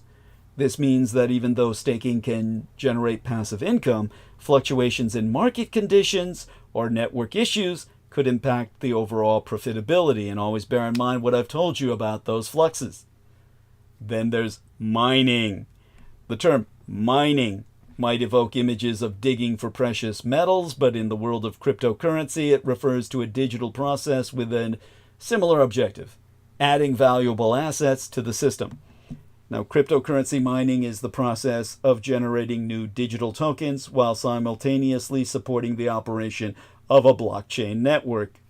Miners use specialized computer hardware to compete in solving complex mathematical problems, which are essential for validating transactions. When a miner successfully validates a transaction, they add a new block to the blockchain and in turn create a new unit of cryptocurrency. As an incentive, miners are rewarded with fees or mining rewards, both of which are typically paid in cryptocurrency.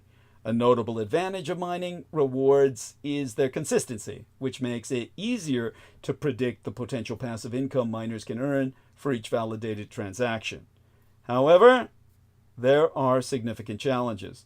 High operational costs, particularly for maintaining and powering the highly specialized mining hardware, can eat into your profits.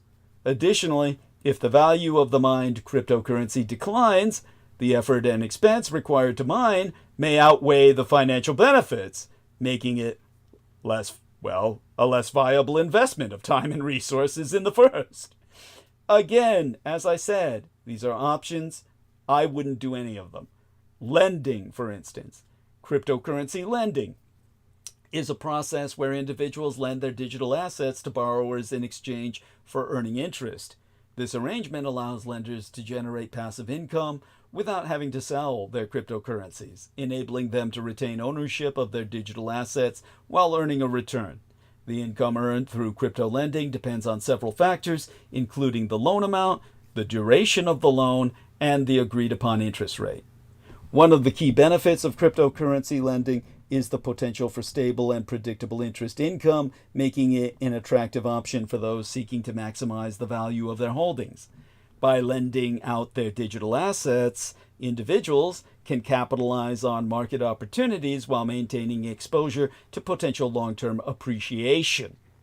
However, crypto lending is not without risks. A major downside is the possibility of borrower default. Personally, I would call it the inevitability thereof.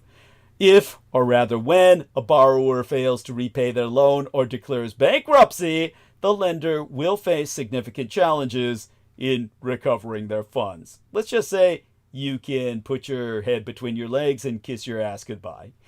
Also, there's airdrop tokens. You've likely come across free samples of cosmetics or food products offered for trial, designed to get you accustomed to the product, enjoy it, and eventually purchase more. A similar marketing strategy exists in the cryptocurrency world, where blockchain companies distribute free cryptocurrencies to users' wallets in a process known as airdrop tokens. Airdrops serve multiple purposes for cryptocurrency startups. They help spread awareness, encourage the adoption of their token, and foster a sense of ownership among early users.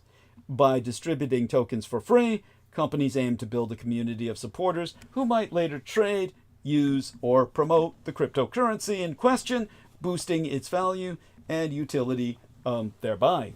To receive these airdropped tokens, users typically need to apply for the offer, often completing simple tasks such as signing up on a platform, following social media accounts, or sharing promotional content.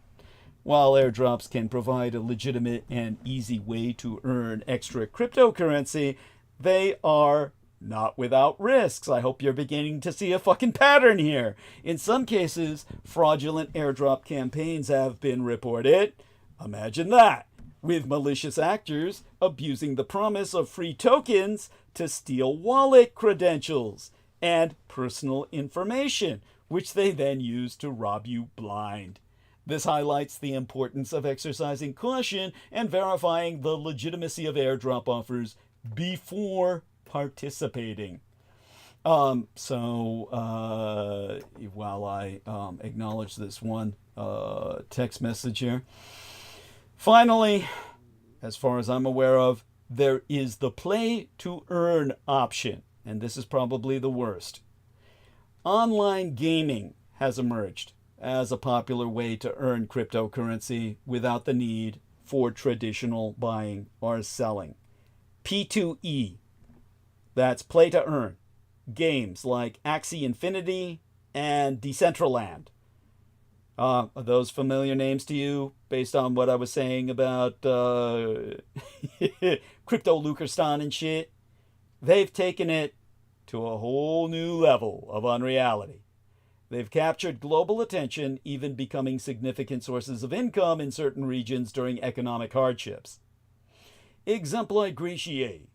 During COVID-19 lockdowns, a community in the Philippines, where else? Where they have nothing else to fucking do other than, how was it my dad said? My dad, being a man of the sea, said when he first landed in the Philippines, he threw the line out from the ship and a monkey tied it to a coconut tree. At any rate, well, this community in the Philippines, among many, gained international recognition for finding a creative solution to their financial struggles throughout the COVID-19 epidemic, playing video games. In Axie Infinity, players can earn income by engaging in activities like breeding, battling, and trading virtual creatures known as Axies. So, you're fucking like a furry and fighting like a fury. These digital assets, represented as NFT, non-fungible tokens, along with cryptocurrency rewards, provide players with a way to sustain themselves during difficult times. And believe me, if you play these games, your times can get more difficult. Because while this model exemplifies the potential of the gaming gig economy in the crypto world, it is not without challenges, to say the least. As Brendan Zogit said, the NFTs have been exposed as fraud in time. So please, come on and talk a little bit about that. Give us a little insight. Oh, just after the NFT craze recent as of late, like you said, around COVID 5-6 years ago, started, got popular during the pandemic, is that stuff like has not held its value at all.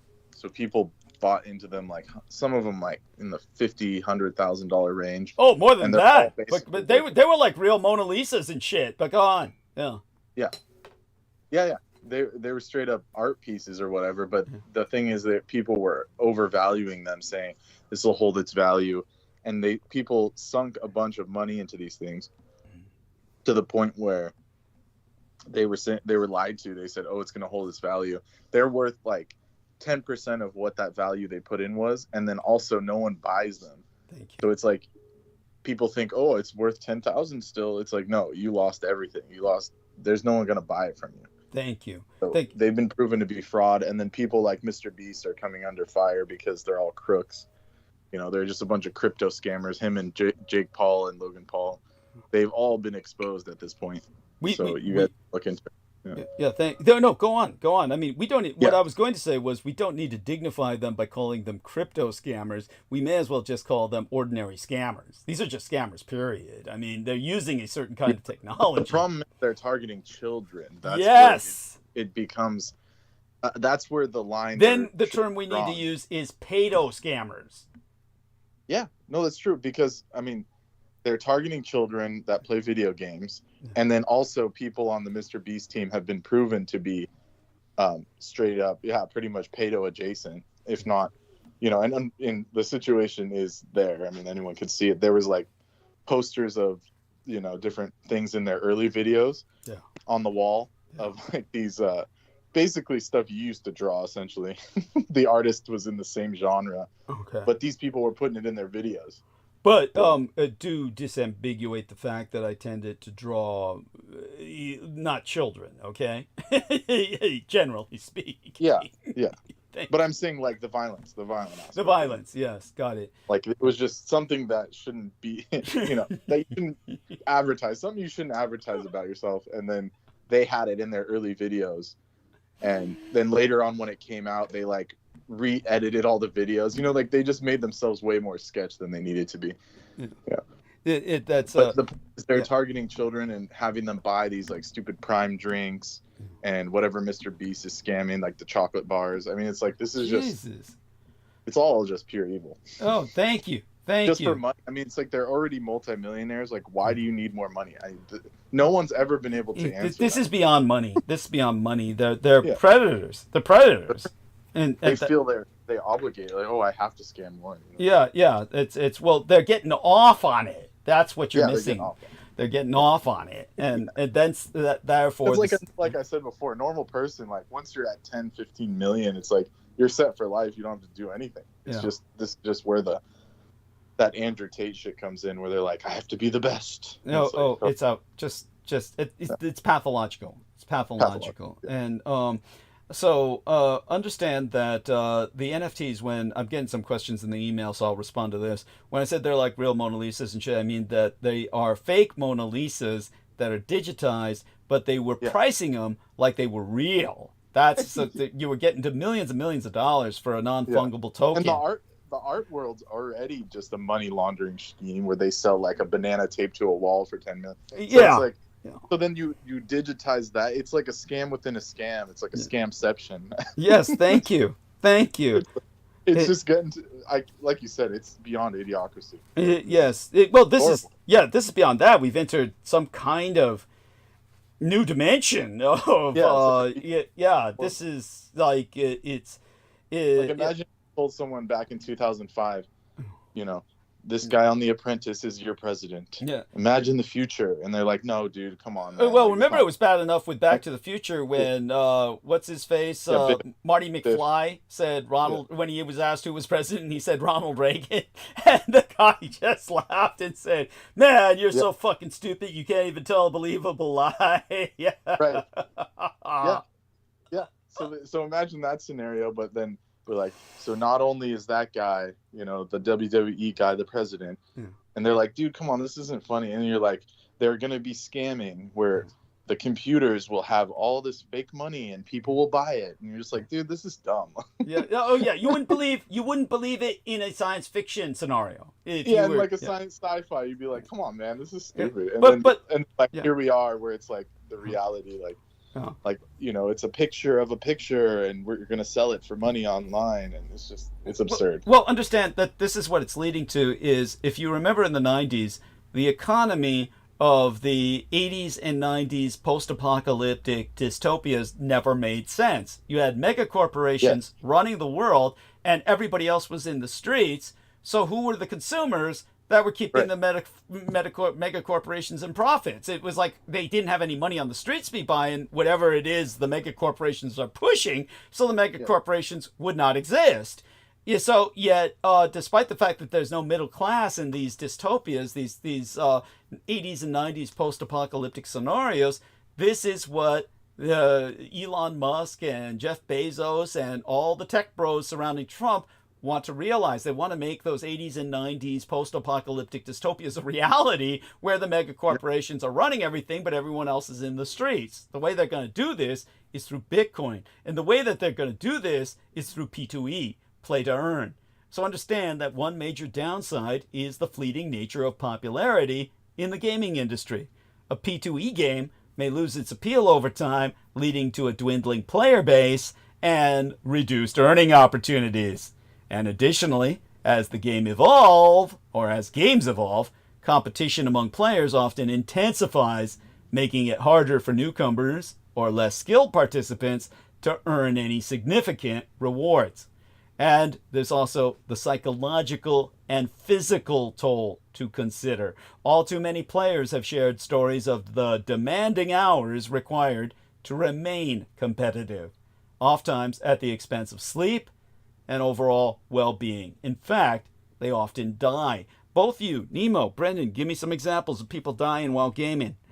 Drive the point home. Oh, it's been like that since WoW, at least since WoW, World of Warcraft came out. I mean, people would sit at their desk and like rot away just trying to finish dungeons and shit. So, yeah. Oh God, yeah, outrageous and so sad. What an incredible waste of one's life. I mean, well, there's videos of like fucking. Go on, Nemo. Some background. Oh, sorry, I was listening on the phone. That was the delay. I was just saying an example. Yeah. There's plenty of videos you can find of Asian gamers in internet cafes just dropping dead from heart failure. Yeah. Because they just stuck to the computer. Yeah. Gaming nonstop. Thank you. I appreciate these object lessons. Now, all such said, serving as the teaser, here's what you need to know. Now we're going to go geopolitical. So I'll start with some synopses. Some of them are going to be longer than others for reasons that should be obvious.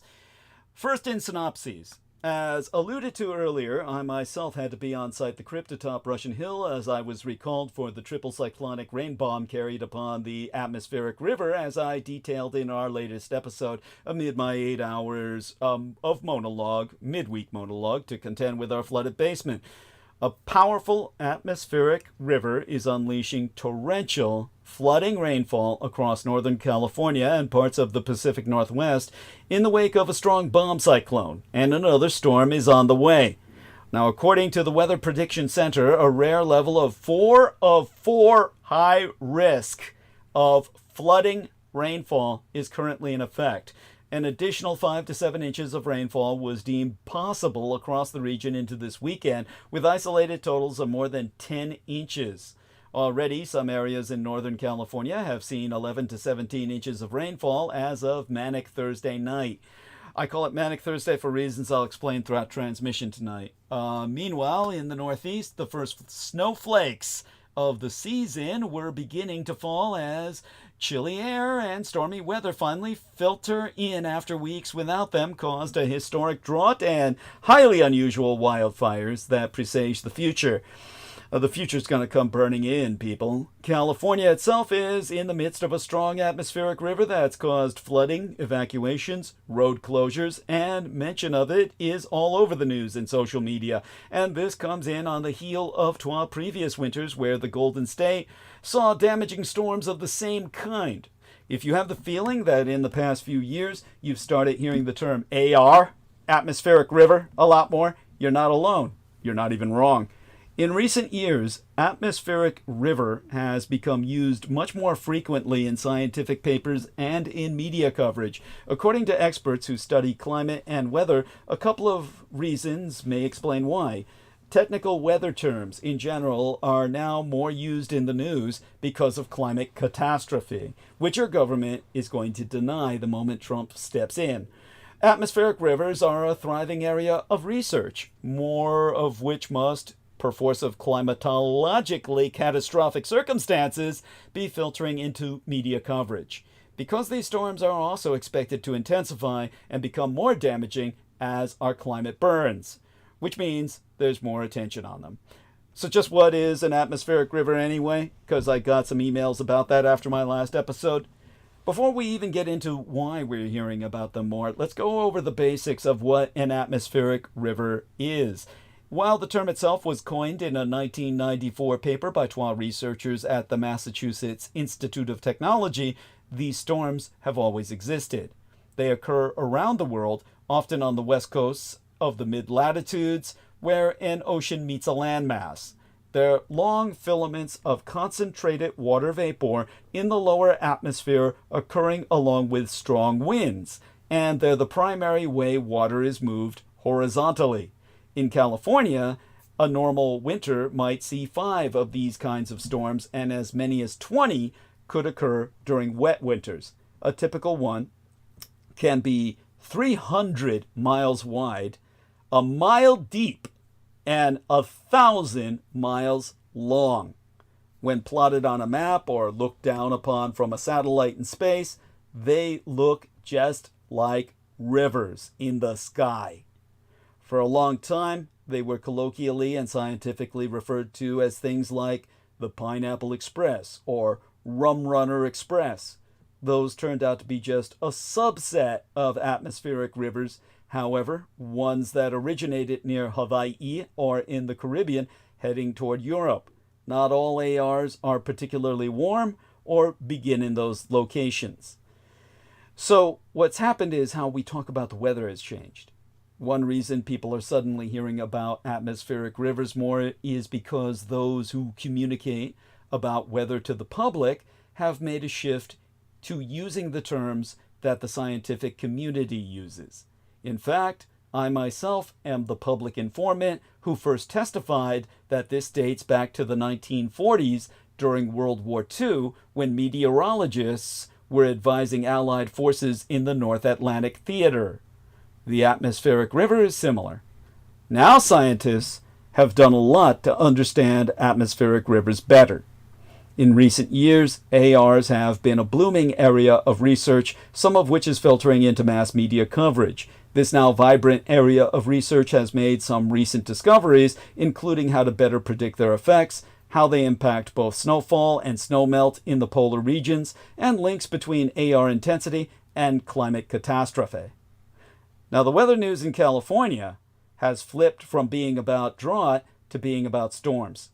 What may increase the impression that atmospheric rivers are a new thing is that for a good part of the past decade, California was in serious drought and wasn't getting them. Then in early 2023, multiple AR storms followed one after another, resulting in flooding around California and 22 deaths. Pointing to the formal, quantitatively defined meteorological terms like bomb cyclone and bombogenesis as other examples, which Daniel Swain, climate scientist at the University of California, in his own words states, everyone assumes that's just some invention of the social media hype era. Swain saith, and here I quote his tea at length and verbatim, in both cases, it's a story about atmospheric rivers. In one case, a deficit of atmospheric rivers, not enough of them, and the other case, overabundance, too many atmospheric rivers all at once. California water lives and dies by this. So the atmospheric river term is the broader envelope, and it turns out that they are very comparable to terrestrial rivers in terms of how much water is moving in them. In fact, sometimes they're significantly greater even than some of the flow of the largest terrestrial rivers on Earth.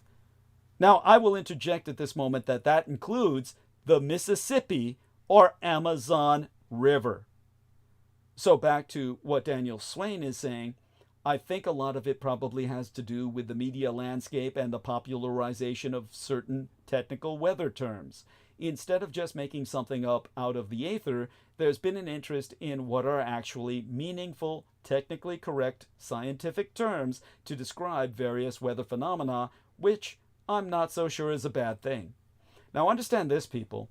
I'll tell you something that I know from my days working with the Department of Defense documents that you will never have access to. These rivers in the sky have life. If they're carrying more water and are a mile deep, 300 miles wide, and 1,000 miles long, larger in the sky than the Mississippi or the Amazon on the earth, there's creatures swimming in those rivers in the sky.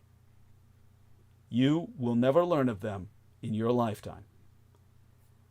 Now, atmospheric rivers are at fault in more than 80% of flooding across the West. On average, these storms cause $1 billion in damage each year. A look at Google Trends reveals an early blip of interest in atmospheric rivers in early 2011, the year of my late and sainted Cyrus's, my womb matrons, my mother's death. Hardly anything during the drought years of 2012 through 2016. Then more blips in 2017, 2019, and 2021, coinciding with West Coast storms and flooding. And finally, large spikes in interest in 2023 and 2024. So far this fall has only brought this one AR to California that we're all swimming in right now, but it is a record-breaking one. A major development for the future of atmospheric river research is the possibility of improving our forecasting up to 12 weeks of 14 nit, or 14 nights, before a storm. The legislation introduced on Wednesday, midweek last, by Senators Alex Padilla, a Democrat of California, and Lisa Murkowski, a Republican of Alaska, seeks to secure funding to increase airborne reconnaissance, using planes to fly through the storms to learn more about the atmospheric rivers. Guaranteed, pilots are going to die. There are pilots who will fly into, well, the ecosystems of the sky where these creatures will devour them if they're flying something like a, well, anything other than a jet. Some kind of prop-driven plane is going to be exceedingly vulnerable in that research.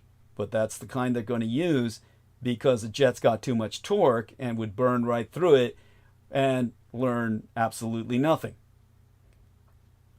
Regardless of the fate of future researchers in the sky, where you're going to see bodies raining down every once in a while from a researcher whose head's been taken off or the like, the phenomenon I'm describing are felt around the country. Lest you think these storms are purely a West Coast phenomenon, researchers are increasingly appreciating AR's role in fueling and directing the nor'easters, those strong storms that impact the East Coast. A potential Thanksgiving nor'easter looms for much of New England right now. With a quick flip of the switch, our weather pattern has drastically shifted, and the conditions ahead point to an active late fall season with New England seeing multiple storm systems. This is a forewarning to all my friends, particularly Amy Como. The jet stream has been pushed farther south, with the storm track now closer to New England than it has been in a while. Meteorologists are watching one particular storm organizing out of the Great Plains that could potentially deliver a Thanksgiving Day or post-holiday nor'easter pack and rain, snow, and or gusty winds across the region. Marty Ralph, director of the Center for Western Weather and Water Extremes at Scripps Institution of Oceanography, has been a pioneer in the field and is frequently cited in the press. Researchers like Ralph have helped discover how important atmospheric rivers are, both for California, but also for storms around the country and the world. Back in 2004, the topic had fallen out of favor, but with new data collected by aerocraft and satellites, Ralph showed researchers how to see the storms in a new way, allowing scientists to observe them from the inside and out. To quote us, Ralph, at length and verbatim, "It's quite possible that AR recon in the Gulf of Mexico and off the East Coast will actually be able to improve the forecast scale of the track and intensity of nor'easters, which people in the East know full well is a very important detail in order to determine if the big cities are impacted. The more we sample these storms, the more accurate the forecasts become. I sort of resurrected the topic after an early pullback. Because a warmer atmosphere holds more water vapor, and water vapor is the fuel in atmospheric rivers, ARs can carry more water vapor now than ever before. And there are studies now that show we can expect to see somewhat more extreme ARs, and more common in some cases, just because of that. This is what led to the erosion that caused the seal slide that you see in the link in the chat room. You can access it by scrolling up where hundreds of sea lions slide off an embankment in California. That's what we're going through here. If you were under those sliding seals, each one of them weighs like 1,500 to 1,000 pounds at least, well, you would be crushed within moments. Now, Douglas Dietrich audiences first heard about atmospheric rivers in 2013, when, as a public informant, I offered my advisements for surviving a mega disaster. You see, these United States are ready for tornadoes, but not tsunamis. That was the conclusion of a panel of scientists who spraketh in the last full week of June that year on mega disasters at the American Geophysical Union Science Policy Meeting in Washington, D.C. The nation had done a good job preparing for natural disasters like hurricanes and tornadoes, which occur frequently but usually produce limited damage and relatively few casualties. At least that's what the panelists said at that time. Things have changed radically since then with global burning. But government officials were just beginning to develop plans for events like a major tsunami or a large asteroid, a bolide strike, hurtling toward a populated area. Scientists concurred that the difference between a disaster and a mega disaster is scope. Exemplar gratiae. Hurricane Sandy was defined as a disaster because it caused significant flooding in New York and New Jersey circa 2012, but the flooding was nothing like what happened to my golden California in the winter of 1861 and 1862. Let me give you an example from the papers back then.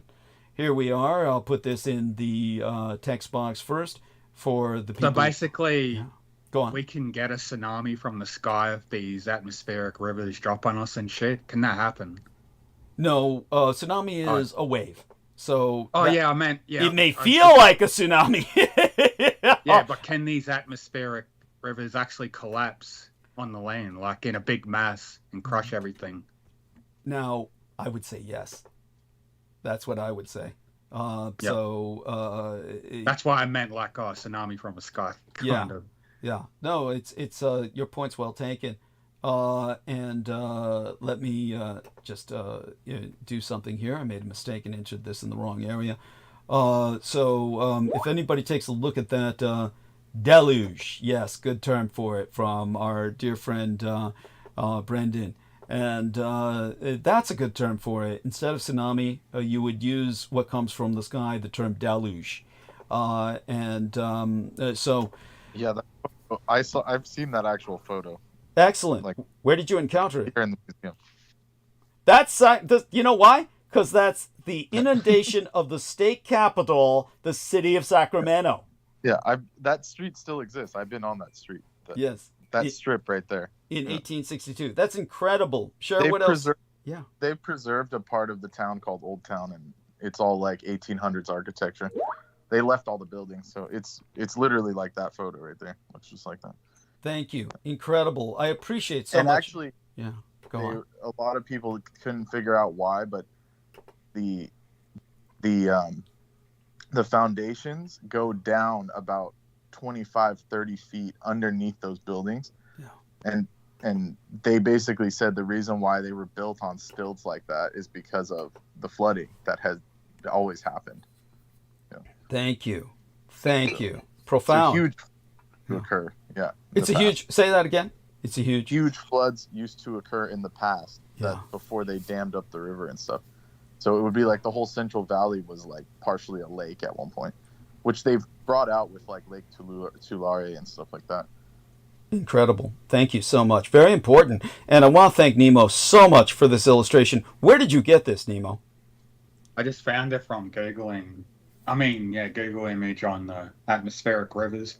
And that's what I was, perfect illustration of what I was thinking if the water would collapse from the sky. Yeah. The irony is giant river. Yeah, say that again, Nemo. Oh, just a big giant fucking river, from the sky dropping on everything. Yes, thank you. And you, Brendan, say that again. In that photo, that is California. Yes. That's the coast, yeah. Yeah, they're showing it dropping on California. Thank you. Brendan makes an excellent point. Or at least the northern Pacific states and Western Canada. So it's, yes. And understand, there's creatures swimming in those waters. They're like jellyfish. Yeah. Oh, they're like jellyfish, all right. And also, they're like giant sea worms. Think about giant sea worms that are translucent. The translucent sea worms that, here we are, let's look them up on YouTube. Just a little bit of a tangent here. And here we are, giant translucent sea worms. There we are. And let's see what we can get here. And here we are. So something like this. Now, I'm going to do a screen share here. Start sharing. And, okay, first we see that come up. And see, how do I do this? I want to make sure that I click on the right button. So we go back here. And then something similar to this. Here's a rare transparent sea worm.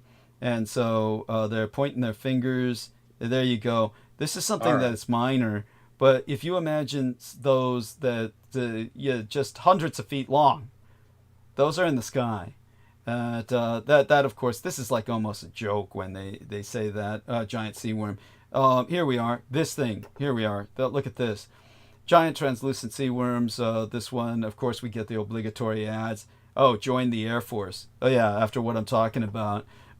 Here we are. Take a look at these. Yeah, it's almost like they put those on to troll you. Yeah, they do. They do. They do.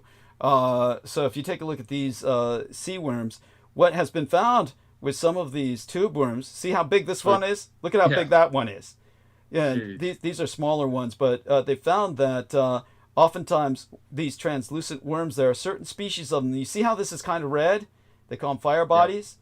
Certain ones of them, when you cut them open, they bleed human blood. They really do bleed human compatible blood, and they use it to warm themselves in the cold seas. So you've got things like this that are swimming in the skies, and look at this. See this big one?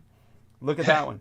That's disgusting. Yeah. Well, hey, it'd be more disgusting if it were infesting your intestines. Let's hope that happens to Peter Moon, pumped in through the water that they pour up his ass. At least they don't have big scary teeth and eyes. Yes, that's right. But translucent ones that are invisible to the human eye unless you get very close are swimming in those rivers, as well as jellyfish-type creatures. They're all feeding on each other. There's an entire ecosystem up there. Look at this. See, when they die, they float to the surface. That's why some of them, when they die, will crash into the earth, and they usually dissipate as a gelatinous mass. Sometimes you hear about it raining slime, or that houses get slimed. That's masses of these creatures dying and disintegrating on impact. The government doesn't tell people about them. They're classified as highly crypto top secret. I don't know why. You think like just independent researchers would probably come across this, you know, sending up fucking hot air balloons or hot cameras, like filming these things swimming through the rivers. They don't know they're there. They don't know they're there to look for, and you need to be in more of a dirigible.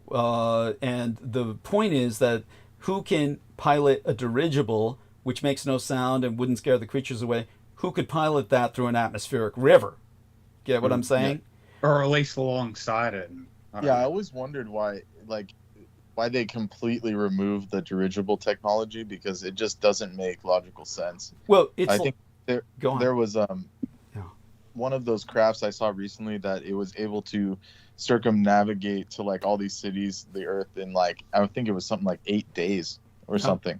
It went to like 15 or 20 cities all across the Earth, from Tokyo all the way to San Francisco or something. This was like in the 30s. Yeah, absolutely. Like, is that people would it's pay using for that now?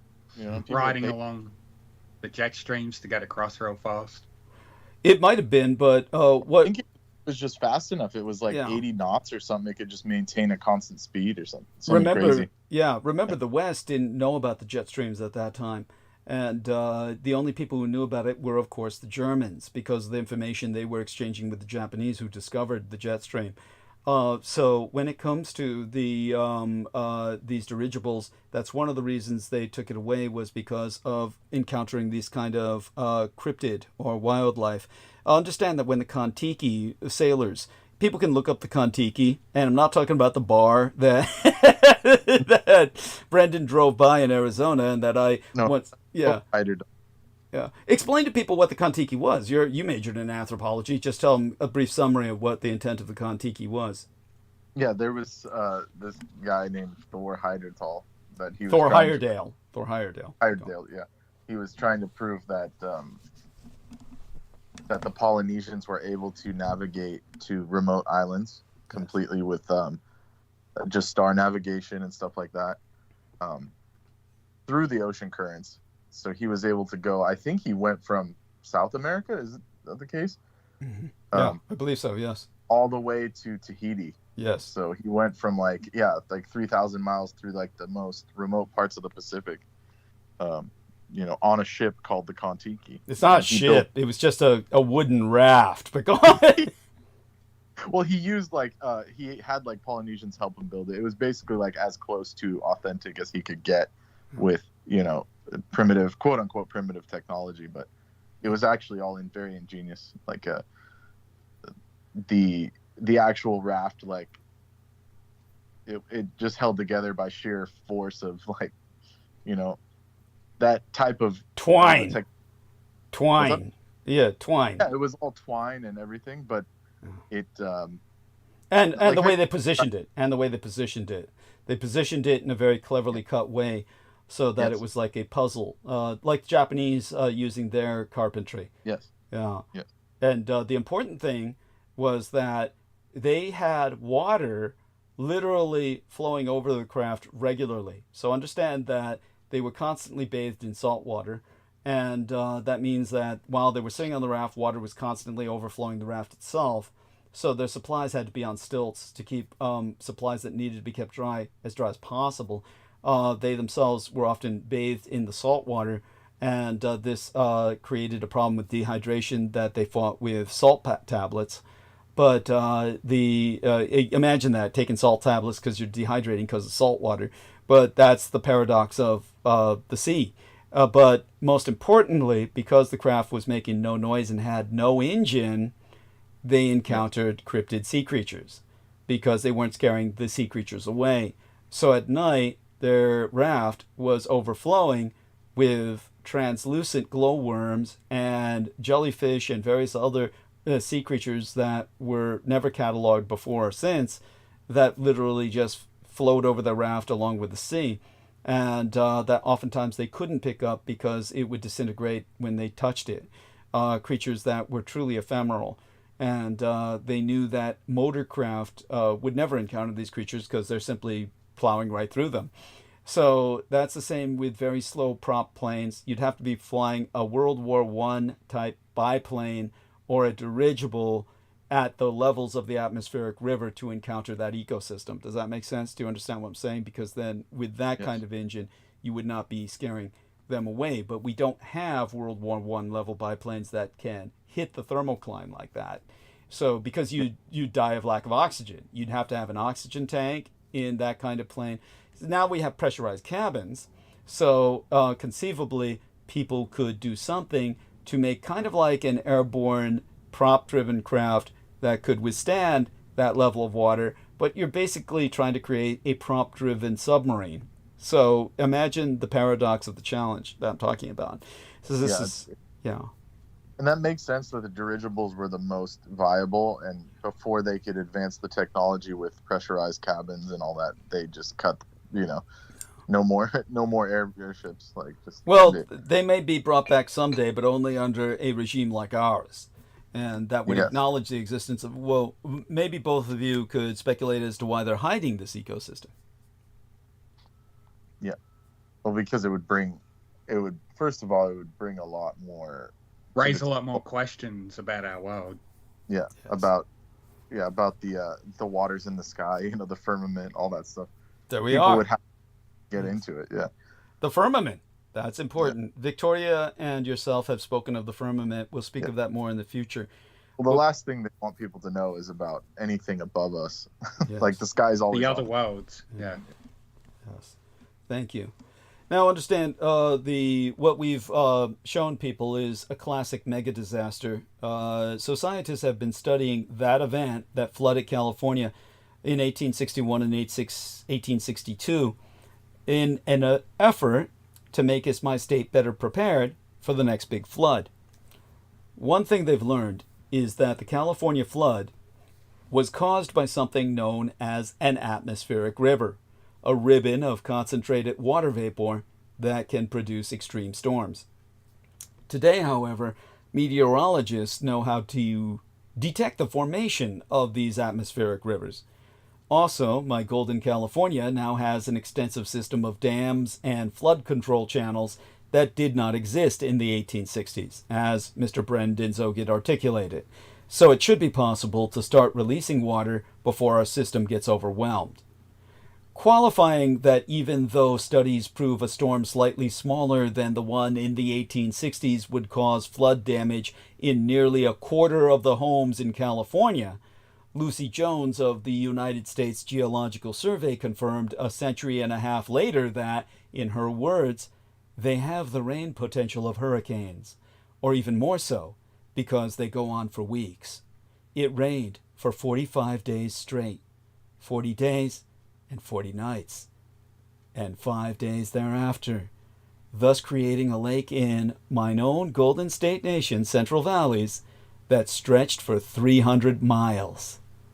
Now that flooding, to quote as the Lady Jones, in her own words, bankrupted the state, destroyed the ranching industry, drowned 200,000 head of cattle, and changed California from a ranching economy to a farming economy. There's always something you can do to make it less of a disaster than it might otherwise be if you've got enough information. And that's the point of science.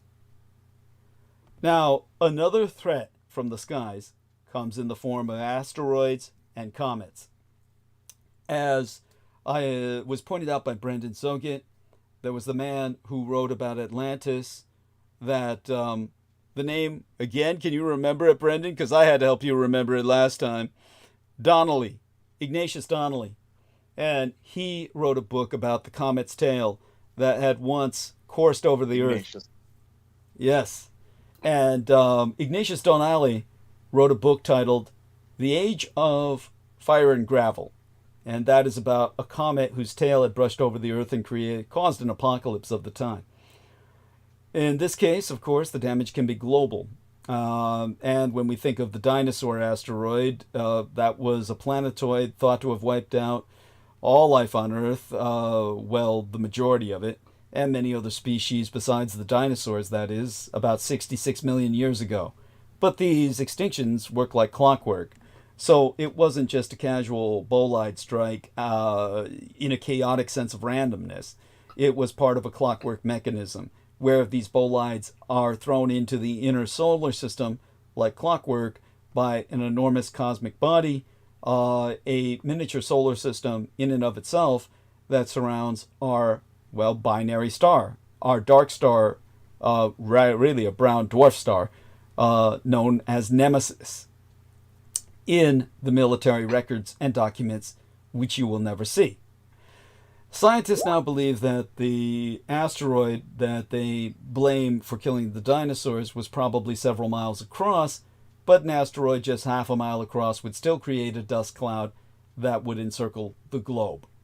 By the way, I'm looking into Lithuania DHL freight plane crashes. So tell us what you think is the significance of this, Brendan. Well, it just happened, but Okay. if Go on. basically the authorities didn't deny that it was a potential terrorist activity, so Russia could just be targeting civilian planes, which would be catastrophic. Yeah, I believe it. I mean, we're at that point now. Lithuania is very close to Kaliningrad and all that, so Yeah. It's, but it seems fishy. As of right now, the Germans have deemed it to be fishy, which is why they reported on it.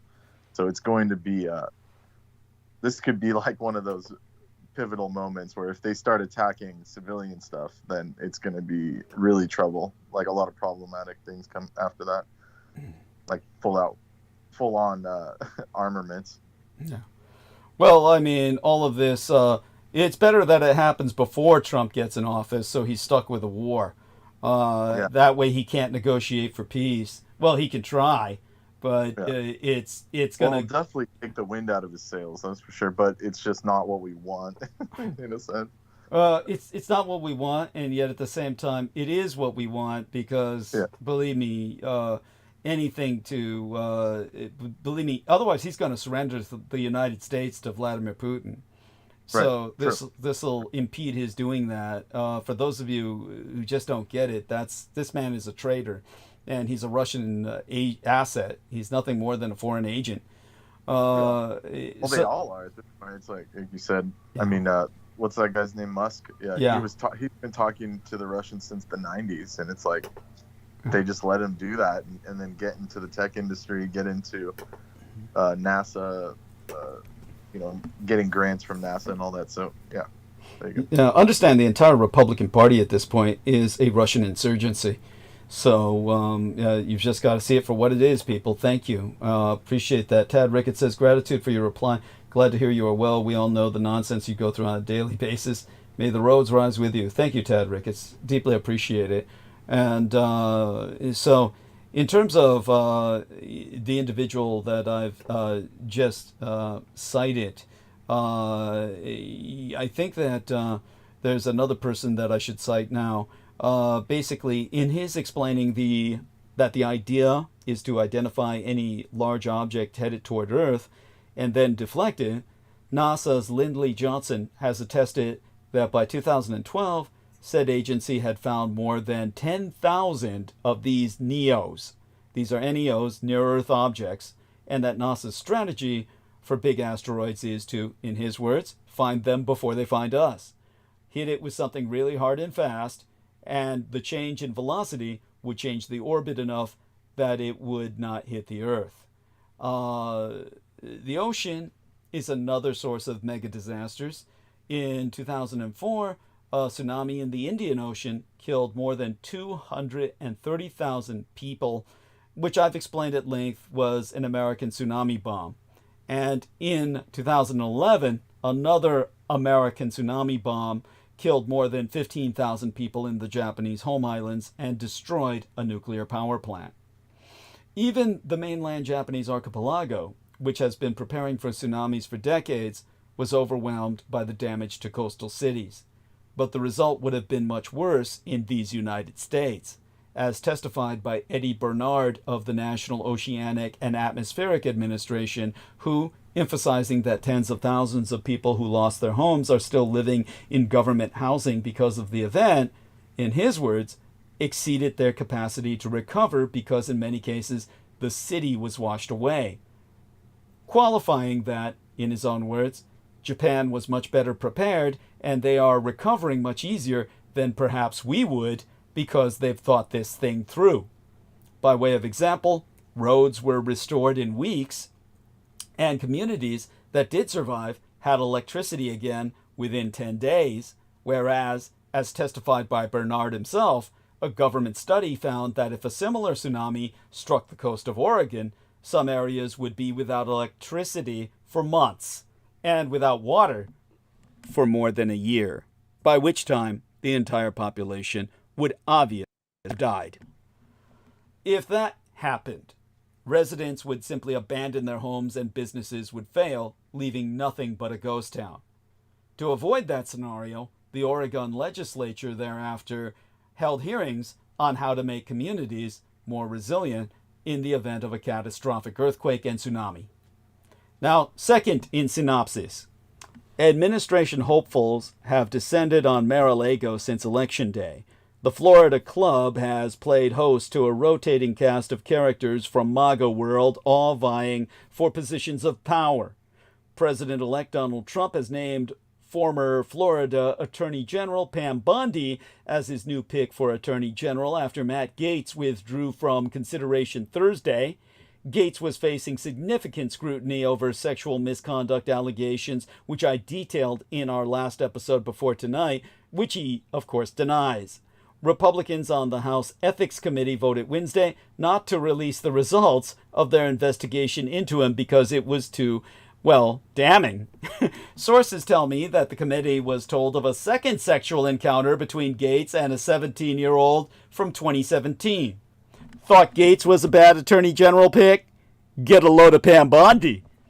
Donald Trump has chosen to nominate former Florida Attorney General and Fox News guest host Pam Bondi to serve as his Attorney General. Trump made the decision after his first choice, the human child sex trafficking investigation subject, Matt Gaetz, decided to drop out after an 8-day binge in which his bad boy baggage brought him down. But Bondi fits right in with Trump ideologically.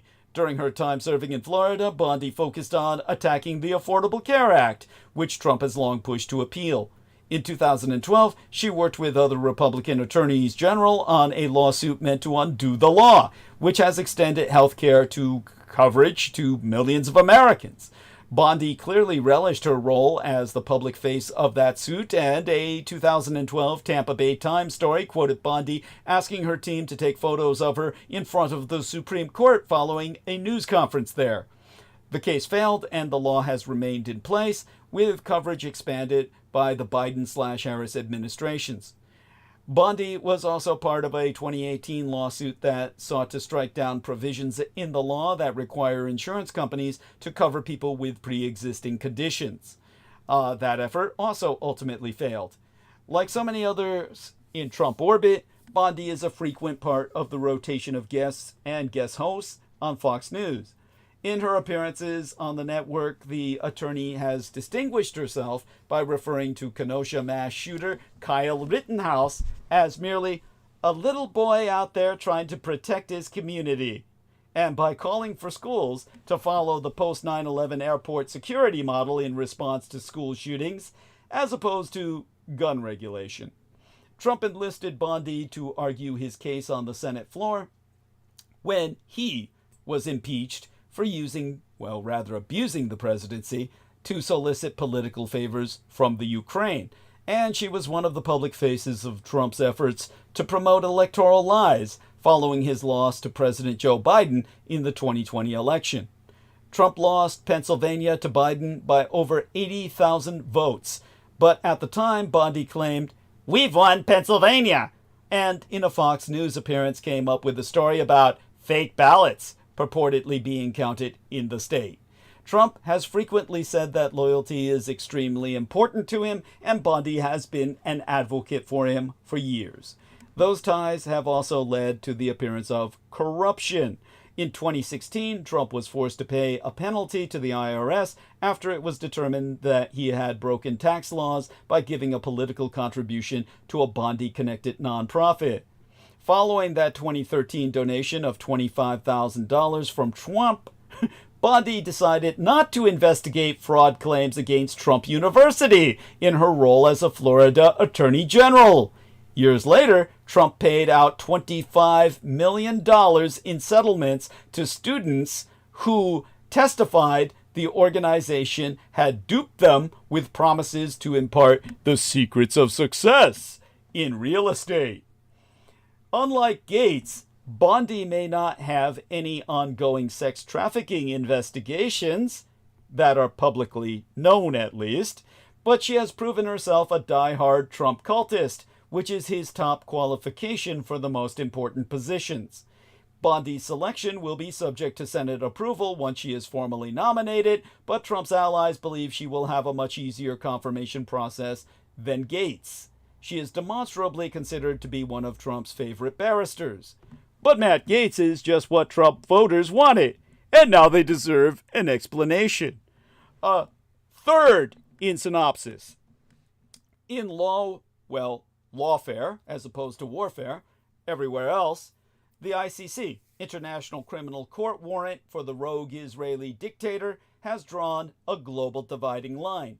The arrest warrant against Israeli Prime Minister Benjamin Netanyahu, forcing a reckoning into this weekend for the American Zionist occupation government's global status more than a year after it launched its devastating war in Gaza. After 14 months of slaughter in the Gaza, the ICC has finally issued an official arrest warrant for Israeli Prime Minister Benjamin Netanyahu, calling him out for war crimes over the mass extermination campaign in Jew-occupied Palestine. The court said it had reasonable grounds to believe Netanyahu bears criminal responsibility for crimes including starvation as a method of warfare and the crimes against humanity of murder, persecution, and other inhumane acts.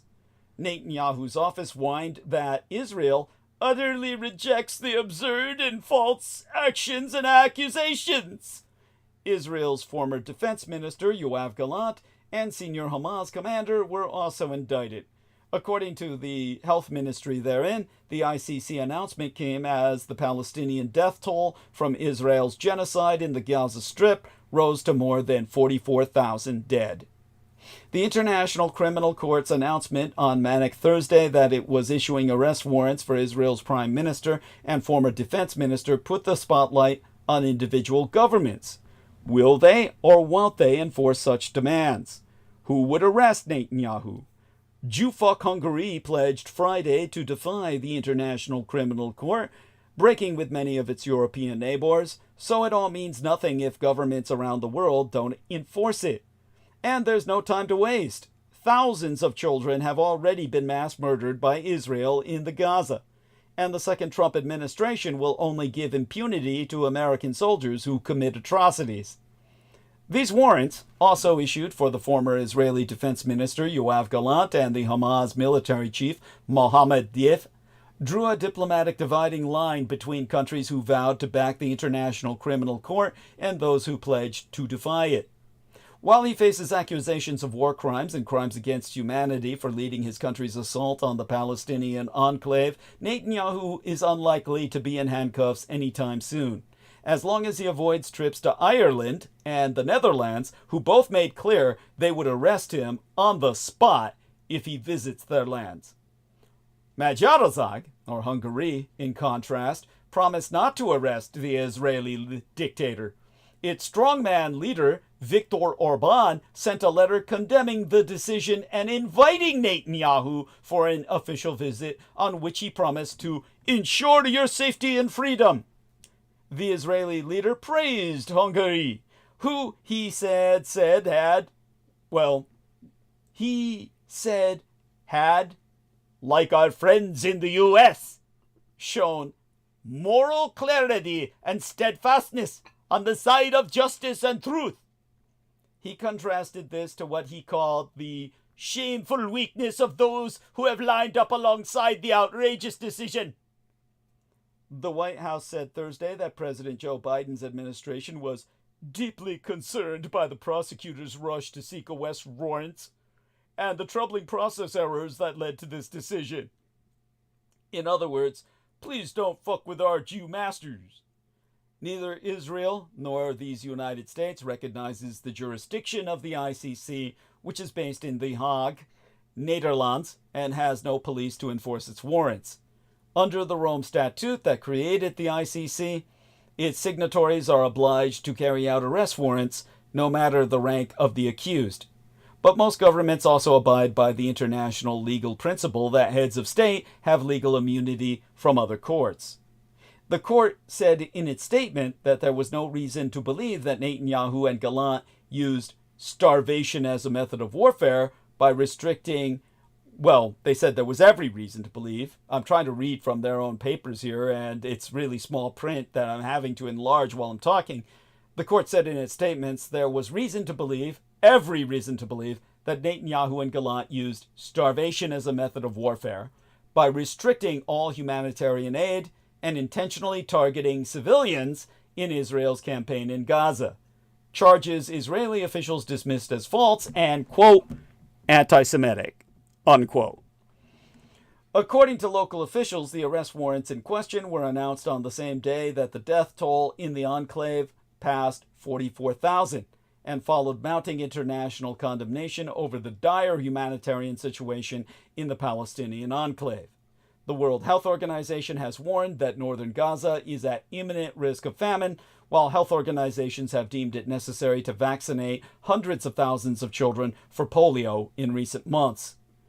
Israel launched its campaign following the self-inflicted October 7, 2023 terror attack in which Israeli officials claimed some 1,200 people were killed and around 250 taken hostage, a major escalation in the decades-long campaign of basically genocide against a persecuted peoples who are not fucking Jewish. They're Palestinian. Mohammed Deif was accused of crimes against humanity and war crimes, including for his role as a Judeo-collaborationist of October 7th. Some European countries have not said whether they would arrest Netanyahu if he ever visited, including a number of Israeli allies, or should I say satraps. Prime Minister Keir Starmer's spokesperson reiterated that Great Britain respects the independence of the ICC, but did not say whether Great Britain would arrest Netanyahu. France restated its commitment to the court's independence and said its response would align with the statutes of the court, but a spokesperson for its foreign ministry did not explicitly say how Paris would act. The United German government noted its role in drafting the ICC statutes, but also its relationship with Israel, vowing to carefully examine the next steps. Others, including Sweden and Norway, were also non-committal. So all of Europe is just chicken shit and deserves to be overrun by the Russians. They need some fucking invasion to wake them up from their Jewfuckery. Some appeared split, with both the Österreichisch, or the Austrian, and Czech governments promising to uphold their obligations to the ICC, while senior officials criticized the arrest warrants. Late on Thursday, via X, the Judeo-Russist Czech Prime Minister Petr Fiala called the ICC decision unfortunate, saying it undermines its authority in other cases when it equates the elected representatives of a democratic state with the leaders of an Islamist terrorist organization. The Judeo-puppet Austrian Foreign Minister Alexander Schallenberg has said that the warrants being issued was absurd. Countries across the Middle East also praised and backed the court, as did South Africa, which has proven Israel guilty of genocide in Gaza at the International Court of Justice. Israel and their United States deny these charges. Pope Francis, in comments published Sunday that were some of his most explicit criticism yet of Israel's conduct, today suggested that the global community should study whether Israel's military campaign in Gaza constitutes a genocide of the Palestinian people. Netanyahu and the other 12 Israelis facing the arrest warrants join a group that includes the Russian dictator Vladimir Putin, who has been subject to an ICC arrest warrant over known war crimes in Ukraine since last year. Which brings us to what's fourth in synopsis. Ukraine's warriors are bracing for a Kremlin surge in the south. The past 12 winters have been painfully hard for Ukrainians, but I suspect and fear that this third one of the war will prove to be the toughest yet. Vladimir Putin is not in a comfortable position. If he were, he would not have resorted to importing soldiers from his dictator ally in North Korea. Evidently, the fatality rate in the Russian army is extraordinarily high. The Russian economy is also in a bind. In the past week, Russia fired a new sort of missile at Dnipro that, some say, was a signal that Mr. Putin might be ready to deploy nuclear warheads. That was his response to America and Great Britain after they decided, at last, to allow Ukraine to fire powerful Western-supplied missiles at targets in some parts of Russia proper. Mr. Putin is saying that escalation is one possibility. Another is that Russia is set to make more gains. Meanwhile, Russian forces are making territorial advances in the south, notably in an area near Zaporizhzhia nuclear power plant. As the temperature falls and Russian attacks continue on civilian infrastructure, notably on the already battered power network, Ukrainians must live with prolonged power cuts. For much of this year, the Ukrainian army has had to cope with low morale and a desperate shortage of new soldiers. A cold winter may worsen the mood further. The country may yet be able to resist the invaders, but it must do so while being unsure of what support America will offer in 2025 and beyond. It is a gloomy prospect indeed. I will be speaking about this theme and asking whether Europeans can offer any meaningful security guarantees to Ukraine toward the latter phase of this transmission. Now, fifth in synopsis, regarding Sign America. America and China's trade war will rock the world. Countries that had previously managed to sit out the confrontation will be dragged thereinto. U.S. President Joe Biden and Chinese Communist dictator Xi Jinping met last Saturday in what is likely to be the last time on the sidelines of the Asia-Pacific Economic Cooperation Summit. The talks were a useful marker for judging how Sino-American relations have evolved over the course of Biden's presidency, during which the two sides have started re-engaging more consistently, but which has also seen the tough-on-China consensus take hold in Washington. Still, the looming return of Donald Trump to the White House made the meeting more or less irrelevant, since there is still a great deal of uncertainty about how Trump will approach relations with Red China. That uncertainty overshadowed Biden and Xi's meeting. Earlier this year, U.S. officials confirmed that Beijing routinely denies cyber operations targeting American entities, while their activities include gaining access to key networks to enable potential disruptions, such as manipulating heating, ventilation, and air conditioning systems in server rooms, or disrupting critical energy and water controls.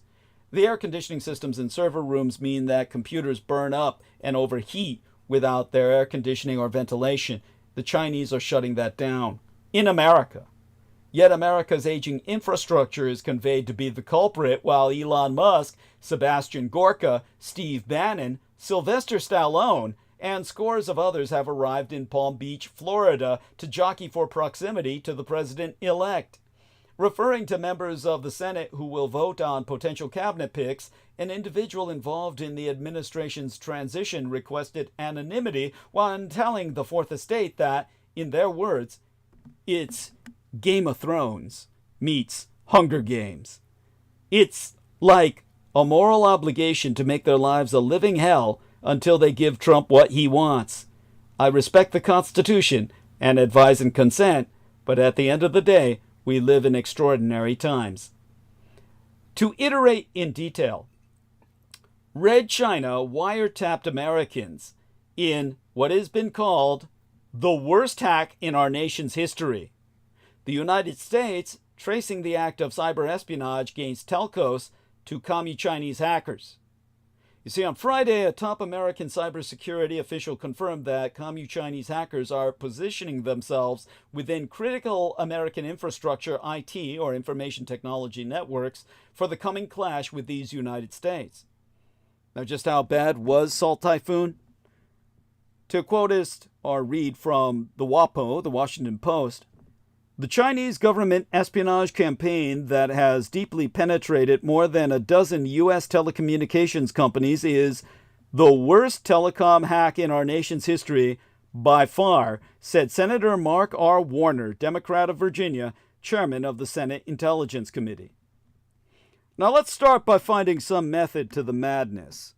Foreign nationals propel American science, but visa limits under Trump will change that, while Chi-Com hackers are preparing for world conflict to forestall justice in the Gaza amid Mar-a-Lago's game of porcelain thrones and Trump's mass deportation plan having mixed status families preparing for separation. Basically, Team Trump has turned back to Project 2025 as Elon Musk and Vivek Ramaswamy promise a new podcast to discuss destruction of the United States government. President-elect Donald Trump and his allies disavowed Project 2025 during the election, seeing the conservative transition plan and policy blueprint as a liability after Democrats used it to attack his campaign. Some close to the Trump even suggested those tied to the effort would be shut out of a potential administration. But with the campaign over, Trump's transition team is turning to Project 2025 to help staff the next administration, while Elon Musk and Vivek Ramaswamy have declared that they'll cut $2 trillion United States dollars in government spending with Doge. That, while migrant families and immigration advocacy groups are preparing for the possibility that millions of families could be separated during the mass deportations planned by President-elect Donald Trump.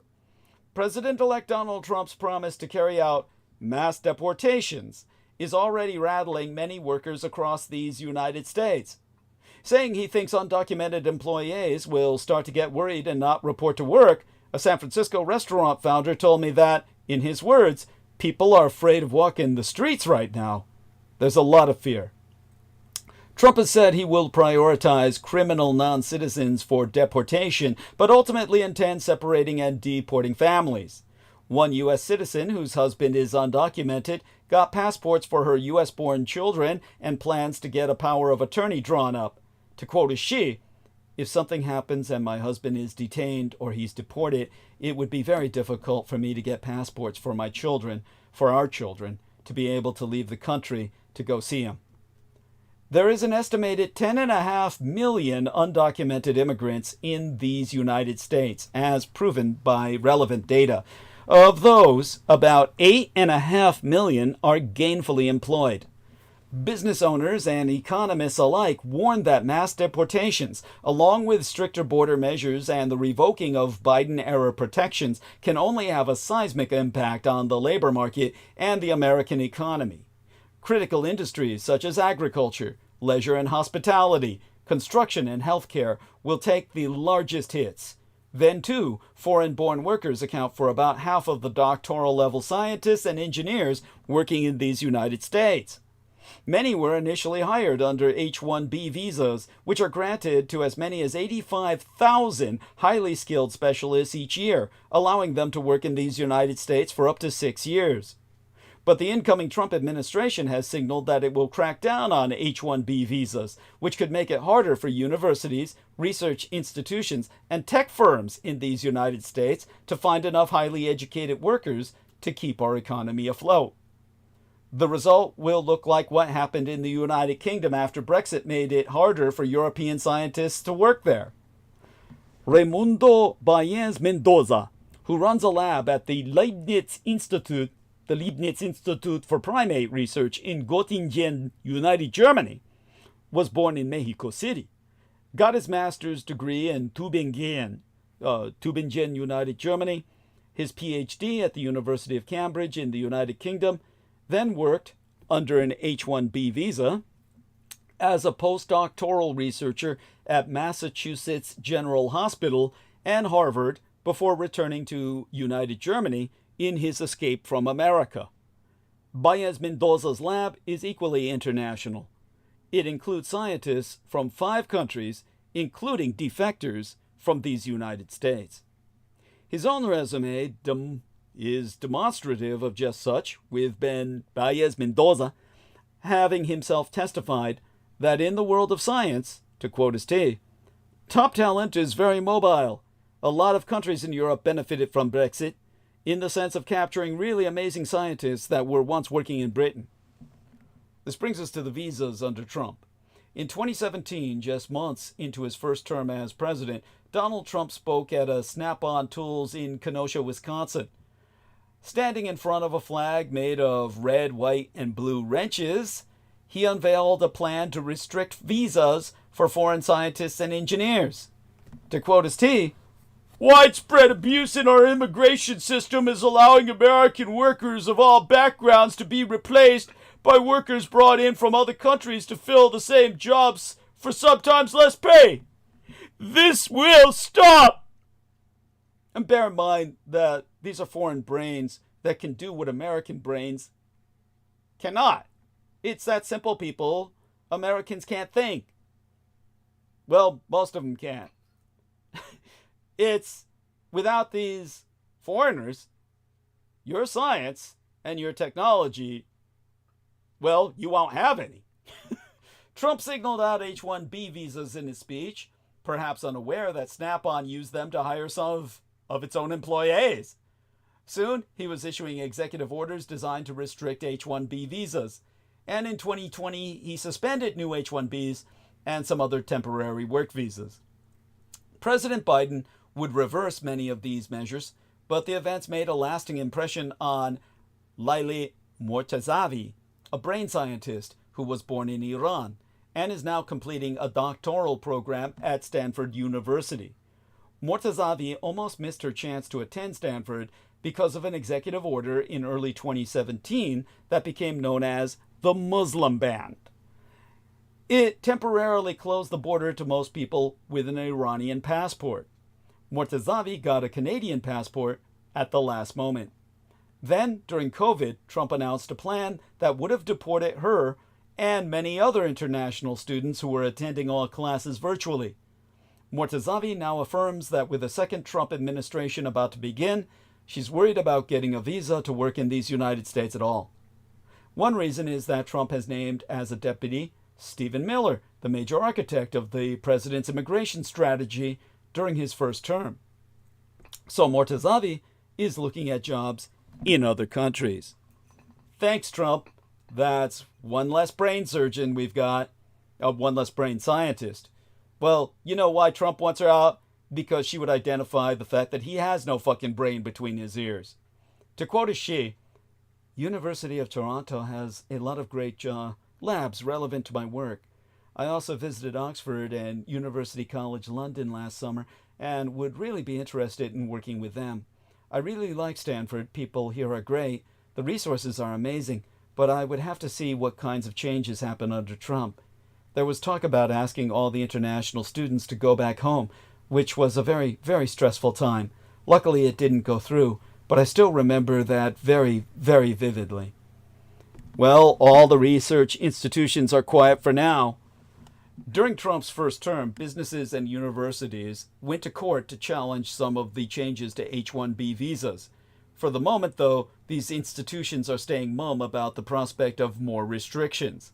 Half a dozen universities and research institutions contacted by myself either did not respond or declined to make any public comment. The Trump transition team has not responded to my request for information about the president-elect's plans for H-1B visas. Prior to the election, I myself deviated a bit from my core mission of making sense of the news for you, simply because it was still too fluid and too early then to offer any cogent analysis that tied it all together. Or at least it was beyond my abilities to do so while contending with all the convergent crises perpetrated by the Edomite Vinnie Barbaric, acting under his criminal alias of Peter Moon, to conspire with his Herodian co-cultists and strike while I was indisposed by intentionally life-threatening developments when under surgery. We've been at similar points of flux in past presidential transitions and during other big upheavals in the news environment. When things get too fast and furious to make sense of, I revert to basic principles of inquiry. Who? What? When? Where? Why? How? Our transmissions leading into Election Day of 2024 purposefully focused more on those raw facts as a way to begin to make sense of things and less on weaving them together into a coherent whole. While that helped to narrow the focus some, it was still quite a bit broader than usual and less focused than I prefer. Some days before November 5th brought such a torrent of new facts that it's been hard to differentiate things for you in a meaningful way. This isn't an excuse or an apology. It's an acknowledgement of the current news environment and the challenges it poses to our cognition and comprehension. As I have told my colleagues, whenever we've been able to confer together on Skype, this intensely unsettled transition period will come to a close in 2 to 3 months, and things will settle down some. But it's still a Trump presidency, and it has all the hallmarks of being at least as chaotic, confused, and unsettling as his first term. I was always intending to gradually return to a more differentiated slice of news with each passing week, but I am grateful to you, my listeners, that you yourselves never felt the need for me to rush or force it. There's value in observing before assessing. Things will play out as they play out. Pretending to understand more than we do or forcing explanations on events won't change that. Exempli gratiae. According to a video posted by Ramaswamy late Wednesday onto YouTube, which I will provide you a link to right here and now. Give me but a moment to cut and paste it. This is what's called a share, which I will put in the live stream first for our listeners so I can check to see if things are going okay there. All right. Tad Ricketts says, DDD's monologue time is my favorite time. Love and respect, Team Dietrich. Thank you, sir. Okay. Says we have an excellent connection. All right. Let's see if we're connected enough to give you this. And looks like we're holding numbers good. However, this doesn't seem to be translating into chat. So maybe I'll have to give it to our lads here in the text and hope they can put it into chat. So even if we wind up putting it in twice. All right. Well, can you hear me? Yeah. Excellent. Thank God for that. Okay, so I'm back on the Skype call. And because I'm getting spinning on the studio there. Let's enter this, see if this enters, if I'm able to enter a message at all. My internet is not cooperating. And this is alarming because I had the computer off for a while to give it a break before going on bandwidth tonight, like I usually do. And it already seems to be like overwhelmed. Maybe if I shut some windows or the like, some screens that I have up, but we'll see. Let's take a look at this. Okay, let's shut some of these screens down and see if we can access them at all before shutting them down. And really, we've got to set up that new computer sooner than later, I'm afraid. I dread it, but, you know, Your voice is cutting out a little. Okay, can you hear me now? Something you got to do. We have to set that new computer up sooner than later. That's for fucking sure. This might be my computer. And what I'm going to do now is close different windows that I was accessing to give people the factoid so far while I was threading them into narrative. And, okay, apparently they, maybe these windows, I'm hoping, once they're shut down, will take up a lot less energy and give the computer some room to breathe. Your stream's still going. Okay, thank you. And can you hear me? You hear me? No. Yeah, it's cutting out still. Okay. So I can hear. Okay. Is there a way for you to listen to me on the stream and see if I'm coming over the stream? Yeah.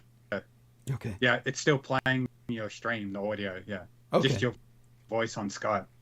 Okay, interesting. Okay, thank you for clarifying that. I appreciate that profoundly. Like I said, hopefully shutting some of these windows down. Any useless background apps you have running, shut them down, yeah. Okay, and okay, now, okay, so I've shut down quite a few. Let's hope that we can get into live stream again. Let me go over to the studio here, get that up and running, check into that, and see if I can press the enter button onto what's there. All right, see if that Your works. voice is clear now. But yeah, keep doing what you got to do. Thank God. Yeah. And let me go back here and give you this link. Get back on call. And okay, so this link looks like it's gotten messed up here. See if I can enter back into the digital entry. And oh goodness, it looks like they're interfering, or my computer's just so useless that it's unable to. Yeah, you got an old laptop. Yeah. It's not a laptop. It's a PC. Oh, you're using desktop. Yeah, it's a piece of shit. It's yeah, it's an old Hewlett Packard. Okay, so let's enter this, and okay, do me a favor. And enter that into the chat for me. Okay. Yep. Okay. Now that's a link to the Vivek Ramaswamy propaganda play, or whatever we call it, a piece, propaganda piece, in which he promotes himself as being some kind of public servant. So, according to this video... Just to clarify, your link worked too. Oh, thank you. It works. I appreciate that profoundly. Thank you. Thank you. First thing that you get to see is yellow nigger in your face. Yellow house nigger. So, according to a video posted by the Yellow House nigger Ramaswamy late Wednesday midweek last onto YouTube, Elon Musk and Vivek Ramaswamy will soon lead a new NGO, a non-governmental agency, the same thing that the libertarians and Republicans are always condemning, that President-elect Donald Trump has tasked with stripping billions of dollars from the United States government. And these foreign-born oligarchs will be explaining their efforts in a new alien broadcast posing as an all-American podcast.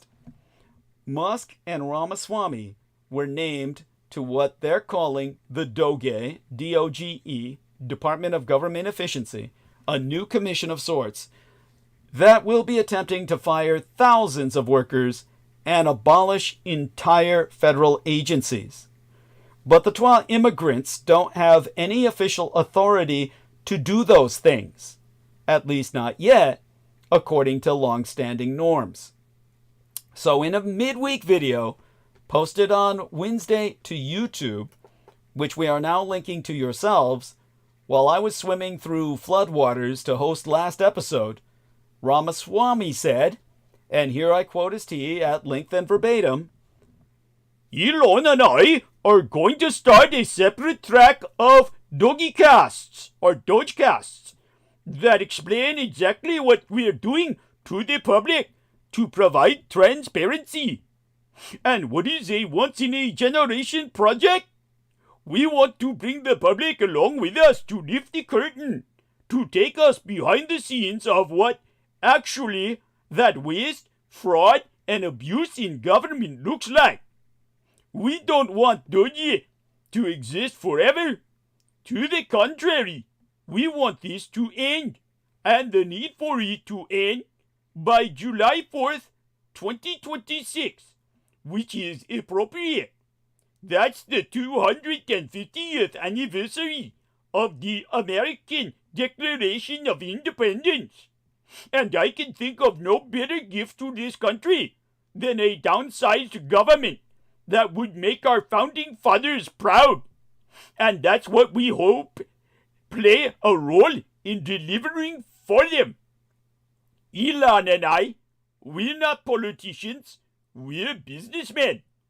We're not going in as government bureaucrats or even employees. We're outside volunteers." Now, why would Ramaswamy and Musk work as volunteers? Apparently, it's because they just love this country so much and have nothing to do with their self-interest. It's surely just a coincidence that Musk has made his fortune on the backs of government subsidies and contracts. As the New York Times reported last month, in 2023 alone, Musk's companies were promised roughly $3 billion spread out across 100 different contracts from 17 separate federal agencies. Ramaswamy made his fortune in the legal drug market of pharmaceuticals, no less. These guys have a lot at stake, And that's why they're going to launch a podcast to tell everyone about what they're up to. As Ramaswamy describes it, it's all about transparency, and surely isn't a propaganda push to normalize the wanton destruction they're about to unleash. Ramaswamy didn't say when the DOJIcast would start.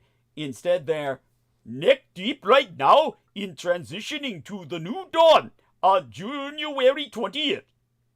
The new dawn will be more like a sundowner for American democracy from the perspective of half the country. Trump has promised mass deportations and a full-fledged attack on his political rivals, including the abuse of the military domestically. According to CNN, the Trump team is even planning to go after United States generals involved in the withdrawal from Afghanistan under the pretense that they were doing something treasonous.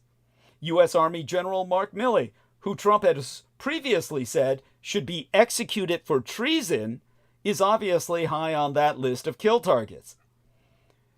DOGE has an aspirational goal to save up to $2 trillion US, targeting outdated programs and overlapping responsibilities across the federal system. This initiative has far-reaching implications as millions rely on federal services for essential support like healthcare, education, and safety. Musk and Ramaswamy will face obstacles with DOGE, even if they have a racist puppet dictator like Trump on their side. Both the details of their plan and the legality of their department are hotly debated, but these extremely wealthy men are deadly serious when they say they want to cut government spending at catastrophic levels. The All-American Oligarchs wrote an op-ed, an opinion editorial column in the Wall Street Journal, published Wednesday, trying to justify their goals. And they know anything they might attempt that's now widely considered illegal would be upheld by the reaction-packed United States Supreme Court. So from the Wall Street Journal, I read you this. Skeptics question how much federal spending DOGE can tempt through executive action alone. They point to the 1974 Impoundment Control Act, which stops the president from ceasing expenditures authorized by Congress. Mr. Trump has previously suggested this statute is unconstitutional, and we believe the Supreme Court will likely side with him on this question. But even without relying on that view, DOGE will help end federal overspending by taking aim at the $500 billion plus in annual federal expenditures that are unauthorized by Congress or being used in ways that Congress never intended. From $535 million a year to the Corporation for Public Broadcasting and $1.5 billion for grants to international organizations, to nearly $300 million to progressive groups like Planned Parenthood. Now, the op-ed also claims that they're going to use advanced technology to make cuts, though it's not clear what that even means. There's a good chance they'll deploy artificial intelligence tools like Musk's Grok, but we simply don't know yet. We do know the score of services at risk under Trump's DOGE, Department of Government Efficiency Program, and it's important to note that cutting these programs is based on what has been publicly stated. So, understanding the goals of DOGE. At its core, DOGE is designed to create a government that operates more efficiently while still serving the people effectively. With over 441 agencies employing nearly 3 million civilians, the federal system is vast and oft-criticized for being overly complex. DOGE's purported mission is to streamline operations, reduce unnecessary spending, and ensure that government programs provide real value. The initiative will focus on identifying inefficiencies and modernizing government functions. Conservative critics have always argued that bureaucracy often wastes resources and slows progress. DOGE seeks to change this by reviewing services and operations, cutting overlapping responsibilities, and adopting better strategies to manage resources wisely. The work of Doge is expected to conclude by July 4th of 2026, coinciding with the 250th anniversary of the Declaration of Independence. This timeline reflects Trump's vision of delivering a more efficient government as a fitting gift to the nation on this significant milestone. While the objectives are clear, the path ahead will require overcoming challenges such as resistance to change and balancing cost-cutting with maintaining essential services. Success will depend on thoughtful planning and effective execution. Now let's dive into the incoming American administration's absurd claim that fresh tax cuts will not increase the deficit. All right. So this brings us to Elon Musk's $2 trillion fiscal fantasy. I mean, supporters often say that a businessman like Trump or Musk know how to put America's fiscal house in order. But the smart money says they have no idea what they're fucking doing. And for God's sakes, don't buy into their Bitcoin. All right. So we're still ticking off here. It should be called shitcoin at this point. Thank you. Thank you. Says we've got an excellent connection, so I'm just going to trust that we are recording. Going to take a look at the online broadcasting studio. We're definitely recording there. And thank God that I've got Nemo by my side. He's the man. So understand this. There'd be a score of, well, I guess I should, before going into what's going to be cut, kind of tackle the deficit, or rather the deficit delusion. You see, when the United States presidential election was called for Donald Trump, the yield on 10-year U.S. government bonds increased from 4.3% to 4.4%, and the 30-year bond yield rose from 4.5% to 4.6%, with both remaining at those levels 10 days later. As the bond market declined, higher yields meant lower prices. The stock market rose. Clearly, investors expect the next Trump administration to produce higher government budget deficits and more debt. It's not difficult to see why. During Trump's first term in office, he added $8 trillion United States dollars to the national debt. $8 trillion! All previous presidents combined had accumulated 20 trillion United States dollars, despite having promised to run budget surpluses so large that they would eliminate the national debt within 12 terms.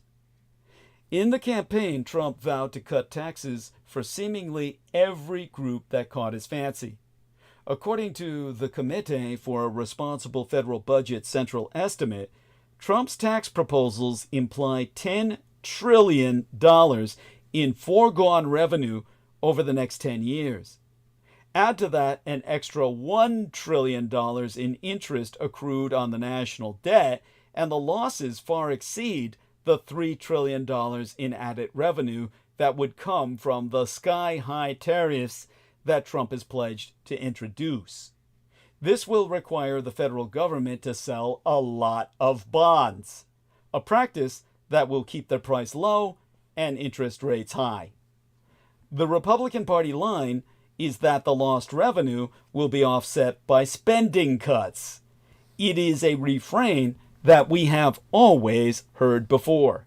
In fact, Trump is continuing a 45-year tradition of Republican presidents making sweeping promises to cut government spending, which they claim will more than cover revenue losses from tax cuts.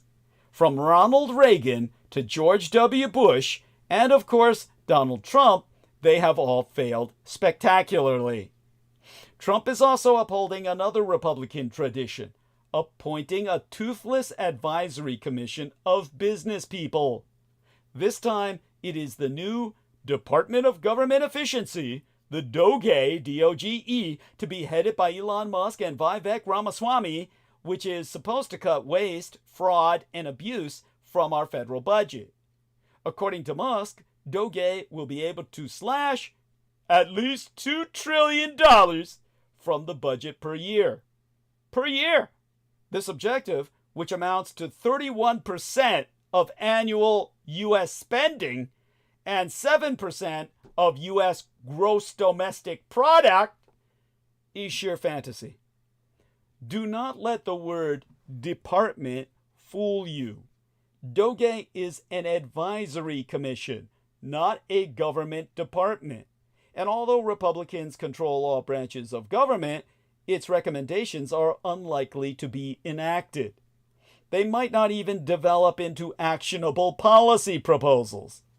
But even if we put aside DOGE's weaknesses, not to mention the massive ethical conflicts that its activities would create for Musk, the world's richest, well, the second richest man, next to the man who puppeteers him, Vladimir Putin, the $2 trillion figure remains absurd. When Republicans say they want to slash federal spending, they typically specify that they will not cut mandatory programs, so-called entitlement spending. But the major entitlement programs, Social Security, Medicare, other healthcare programs, accounted for half of all federal spending last year, or 61% if farm price support and other income support programs are included. With retired people comprising a growing share of our population, entitlement spending in the future will only rise. Interest payments, which account for 13% of total spending, cannot be cut either, unless the United States wants to default on the national debt.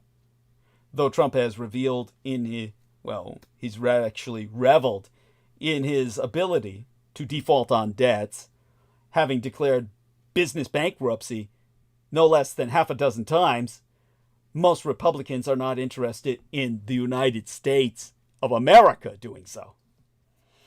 And this bill, as well, is likely to continue rising, as debt is rolled over at interest rates well above the rock-bottom rates of 5 or 15 years ago. That leaves discretionary spending, which accounts for about 25% of total expenditure. But if one considers defense spending untouchable, as most Republicans do, we are talking about just 12% of the total budget. Can Trump and Musk find their desired savings there? Say they go fully draconian, starting by abolishing the Department of Education altogether, as Trump has pledged to do. This would reduce total spending by 4%. Then what? Maybe foreign aid. But, contrary to the impressions of many voters, aid accounts for just 1% of all federal spending. Military aid to Israel, something Republicans will never touch, accounts for the largest share. Perhaps Trump would like to cut humanitarian assistance, such as famine relief, but that is just 1/5 of the total. It is difficult to imagine abolishing the Federal Aviation Administration and other federal transportation programs, 2% of spending, but let us say Trump goes full wacko, or full tonto, as George Knight would say, and actually does it. Let us say he also eliminates all spending on the Department of the Interior, including the National Park Service, gives it back to the Indians, and the Department of Commerce, including the National Weather Service. In fact, let us imagine that the United States cancels all non-defense discretionary spending, period. That would still not be enough to save the U.S. federal government $2 trillion annually, let alone pay for Trump's tax cuts and balance the budget. None of this is to say that U.S. budget deficits, which are currently running in excess of 6% of gross domestic product, do not need to be reduced. With the debt-to-GDP ratio having climbed steadily since 1981, punctuated by temporary declines in 1994 through 2000 and 2021 through 2022, the national debt is undoubtedly on an unsustainable path. Since last year, the gross debt to GDP, or gross domestic product ratio, has broken the record set in 1946 at the end of World War II, and its rise is set to accelerate. Trump's next administration with the sweeping tax cuts it is sure to introduce, will be a powerful driver of this trend. Financial markets might be buoyant now, but eventually, and perhaps before too long, they will come to appreciate the unsustainability of American debt. At that point, Social Security and other entitlement spending will be cut far more sharply than if they were cut now, or if taxes were not cut. Supporters often say that a businessman like Trump or Musk know how to put America's fiscal house in order, but the smart money says they have no fucking idea what they're doing, or even what they're getting into. So, with that, let's get back to what these fuckers are planning to cut, because that's what's going to cut your ass in half, or cut your ass straight off. Now give me a moment here to try and think about that. Now, I taught the Blood Boys about this, so I can go into it. Let's take a look at this with the time we have remaining. There be a score of specific programs and services that will be impacted under this initiative. So I'll shed some light on areas where adjustments will be made and their potential consequences.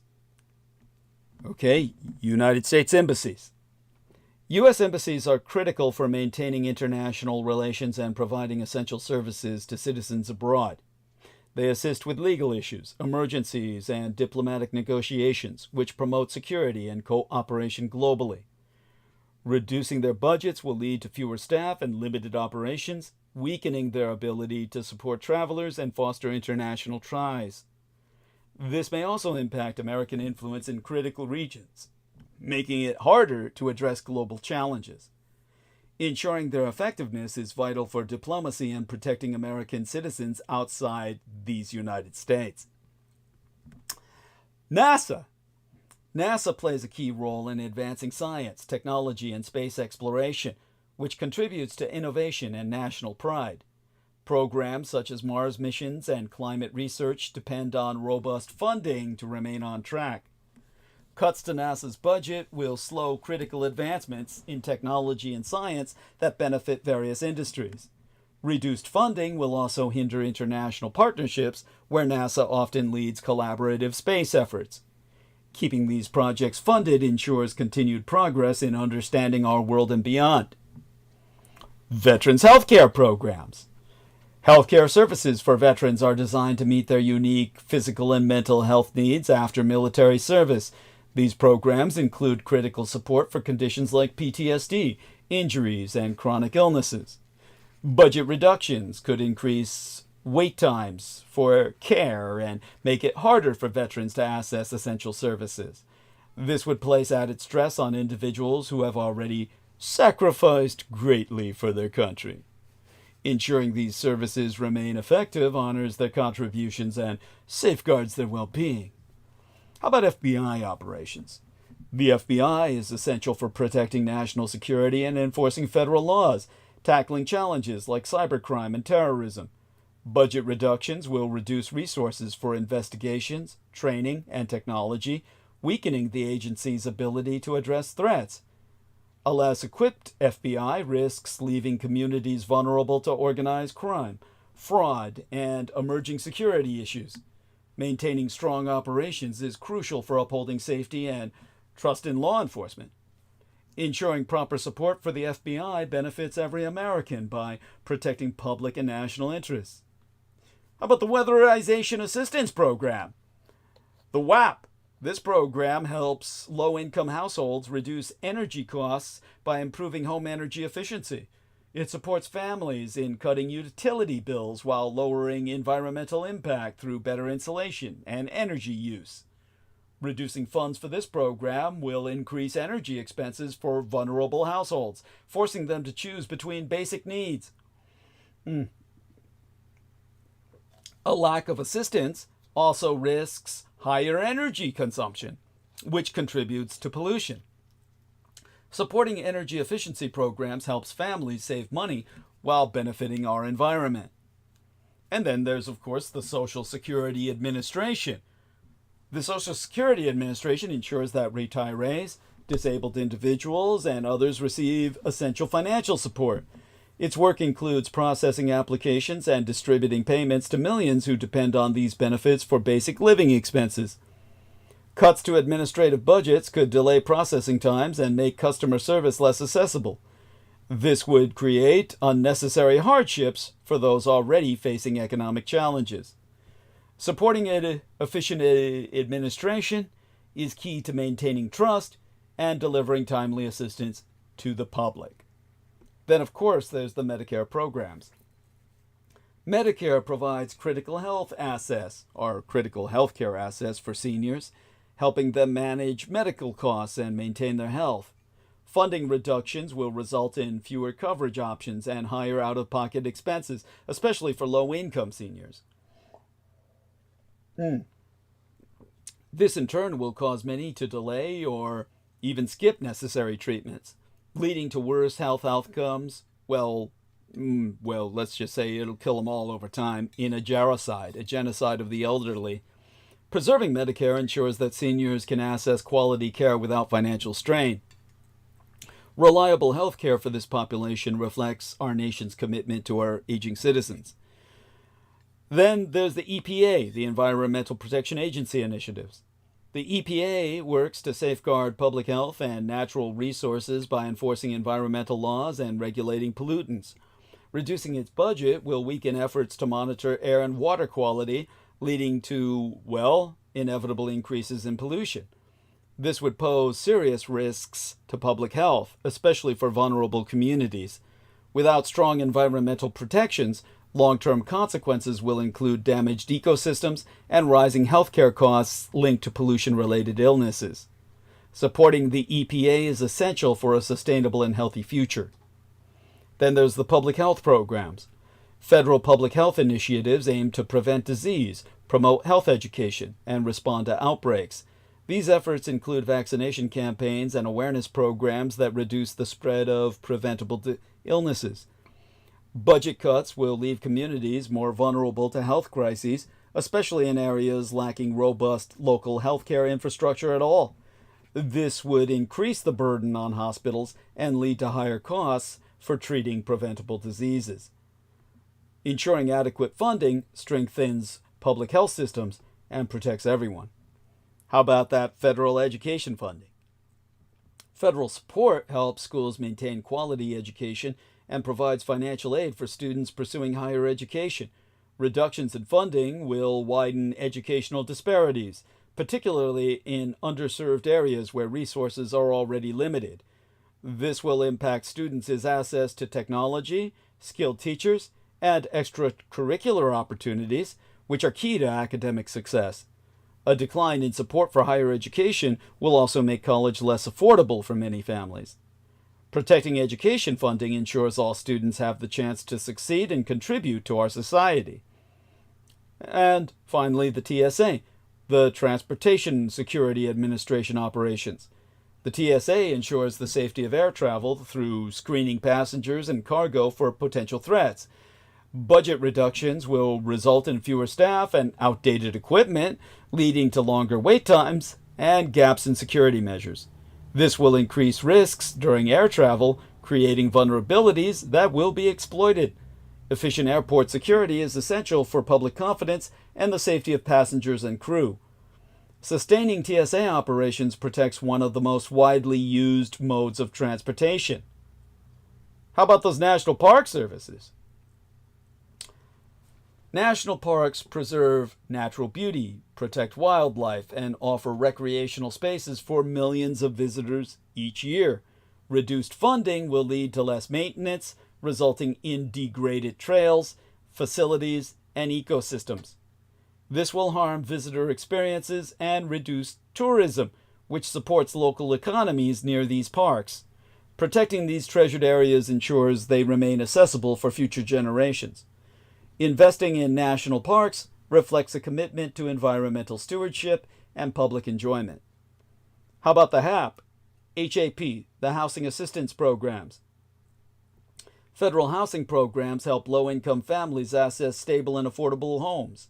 Cuts to these programs will increase homelessness, as demand for assistance often outweighs available resources. Without support, many families will struggle to find safe housing, especially in areas with high living costs. Housing stability is essential for health, education, and employment opportunities.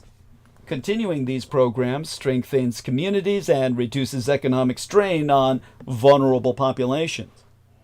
And what about those food safety inspections? The USDA, United States Department of Agriculture, oversees food safety inspections to ensure that food sold in these United States is safe to consume. Reduced funding will limit the number of these inspections, increasing the risk of foodborne illnesses affecting public health. Inadequate monitoring it will lead to outbreaks that harm consumers and disrupt the food industry. Reliable food safety systems build trust and protect both producers and consumers. Supporting inspections helps ensure the health and safety of our nation's food supply. And that disaster relief funding. Federal disaster relief provides critical resources to communities affected by natural disasters like hurricanes, floods, and wildfires. Budget reductions will slow response times and limit recovery efforts, leaving people more vulnerable in emergencies. Inadequate funding will strain local governments, which often depend on federal support during crises. Effective disaster relief saves lives and speeds up recovery for affected regions. Continuing this support is vital for helping communities rebuild after devastating events. And those community development block grants. These grants fund local projects that improve infrastructure, create jobs, and enhance public services in cities and towns. Reduced funding will help projects that revitalize neighborhoods, address housing shortages, or upgrade utilities. Communities relying on this support might face delays in growth and fewer opportunities for residents. Strong infrastructure and development are key to economic stability and improved quality of life. Supporting these grants helps build stronger and more resilient communities. And those research grants, NIH, the National Institutes of Health, or the NSF, the National Science Foundation. Federal research grants drive innovation in health, technology, and social sciences through funding groundbreaking studies. Budget cuts will slow progress on medical discoveries, technological advancements, and solutions to pressing societal issues. Reduced support will limit opportunities for researchers and delay breakthroughs that benefit the economy and public health. Investment in research fuels long-term growth and competitiveness on a global scale. Supporting these efforts ensures the American empire remains a leader in innovation. How about that public transportation funding? Federal funding supports the maintenance and expansion of public transportation systems, which provide affordable and environmentally friendly transportation options. Budget cuts could result in service reductions, delays, and outdated infrastructure, making public transit even less reliable. This will force more people to rely on personal vehicles, increasing traffic congestion and pollution. Accessible public transit systems are essential for reducing emissions and connecting communities. Continuing to support these services benefits the economy and the environment. And those Census Bureau operations, that's how you keep track of all your illegals. The Census Bureau collects vital data that influences decisions about representation and the allocation of resources. Reduced funding will lead to less accurate counts, impacting public services, business planning, and government programs. Incomplete or outdated data risks underrepresenting vulnerable communities, leading to inequities in resource distribution. Ensuring accurate census operations supports fair representation and effective planning across our country. Continued investment in the census benefits both government efficiency and community needs. Then finally, those emergency preparedness programs I talked about earlier. These programs help communities prepare for and respond to disasters through training, equipment, and coordination. Reducing their budgets will leave local governments unprepared to handle emergencies, putting lives and property at ever greater risk. Weak preparedness increases the chances of severe impacts when disasters occur, as response times and resources will fall short. Strong emergency programs save lives and minimize damage during crises. Maintaining support for preparedness ensures communities can respond effectively to unforeseen events. So, let's get back to moving forward with purported efficiency. The most efficient thing you could do is leave it all alone. Don't touch it. It's not broke. Don't fucking fix it. What you need to do is surrender to the fact that we're always going to have an astronomical debt whose ceiling we will never meet. We're never going to balance that budget, and that's okay. You just print more money. That's how it works. You will live all your life in debt. Our government will live out its history in debt if we leave it alone as a successful empire. These proposed cuts under the Department of Government Efficiency program will significantly reshape the services that millions of people rely on every day. Reductions in funding for healthcare, housing, education, and transportation will simply lead to higher out-of-pocket expenses for individuals and families. Essential protections like food safety and emergency preparedness will weaken, exposing communities to higher risks and unforeseen costs. These changes will ripple through households, raising living expenses and making basic services harder to access. We'll call it dodgy, not doji. As these dodgy plans, these dogi plans unfold, their direct impact on everyday life underscores the importance of balancing efficiency with the well-being of all citizens. We'll have to wait and see how successful these oligarchs will be at slashing and burning elements of the government they don't find useful to themselves. Some people are hopeful that Trump may tire of Musk, who's getting a lot of attention for his ambitious plans to remake the government in his own image.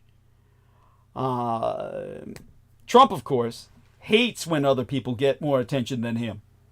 And Musk's latest Time magazine cover will surely irk Donald Trump. All right. Let me get that to you here. I'll copy and paste the link. Okay. We're going to put this into live stream first just to see if it'll take. There we go. And let's turn over to our text box and put this here for access to the members of Team Dietrich. There we are. And this is, of course, Muskland. And in Muskland, he's got his magazine cover up. But Musk and Trump both have a lot to gain by working together to dismantle the United States government. And nobody can really predict what will come next. Matt Gaetz just withdrew his nomination from contention to be Donald Trump's Attorney General on Thursday, which was quite a surprise. I mean, this is what they wanted. By which I mean to say that I think the American people, well, especially those who supported the second candidacy of Donald Trump, deserve an explanation. They knew who they were voting for. They knew he's a convicted felon. They knew he's an adjudicated rapist. They knew he grabbed a woman by the pussy. His supporters knew all these things, and they voted for him anyway. Less in spite of what they knew, more so because of it. So Trump cultists deserve an explanation. They deserve to know why Matt Gaetz was forced to withdraw his name from the nomination to be the next United States Attorney General. Trump wanted him. A majority wanted Trump. And this is a republic masquerading as a democracy.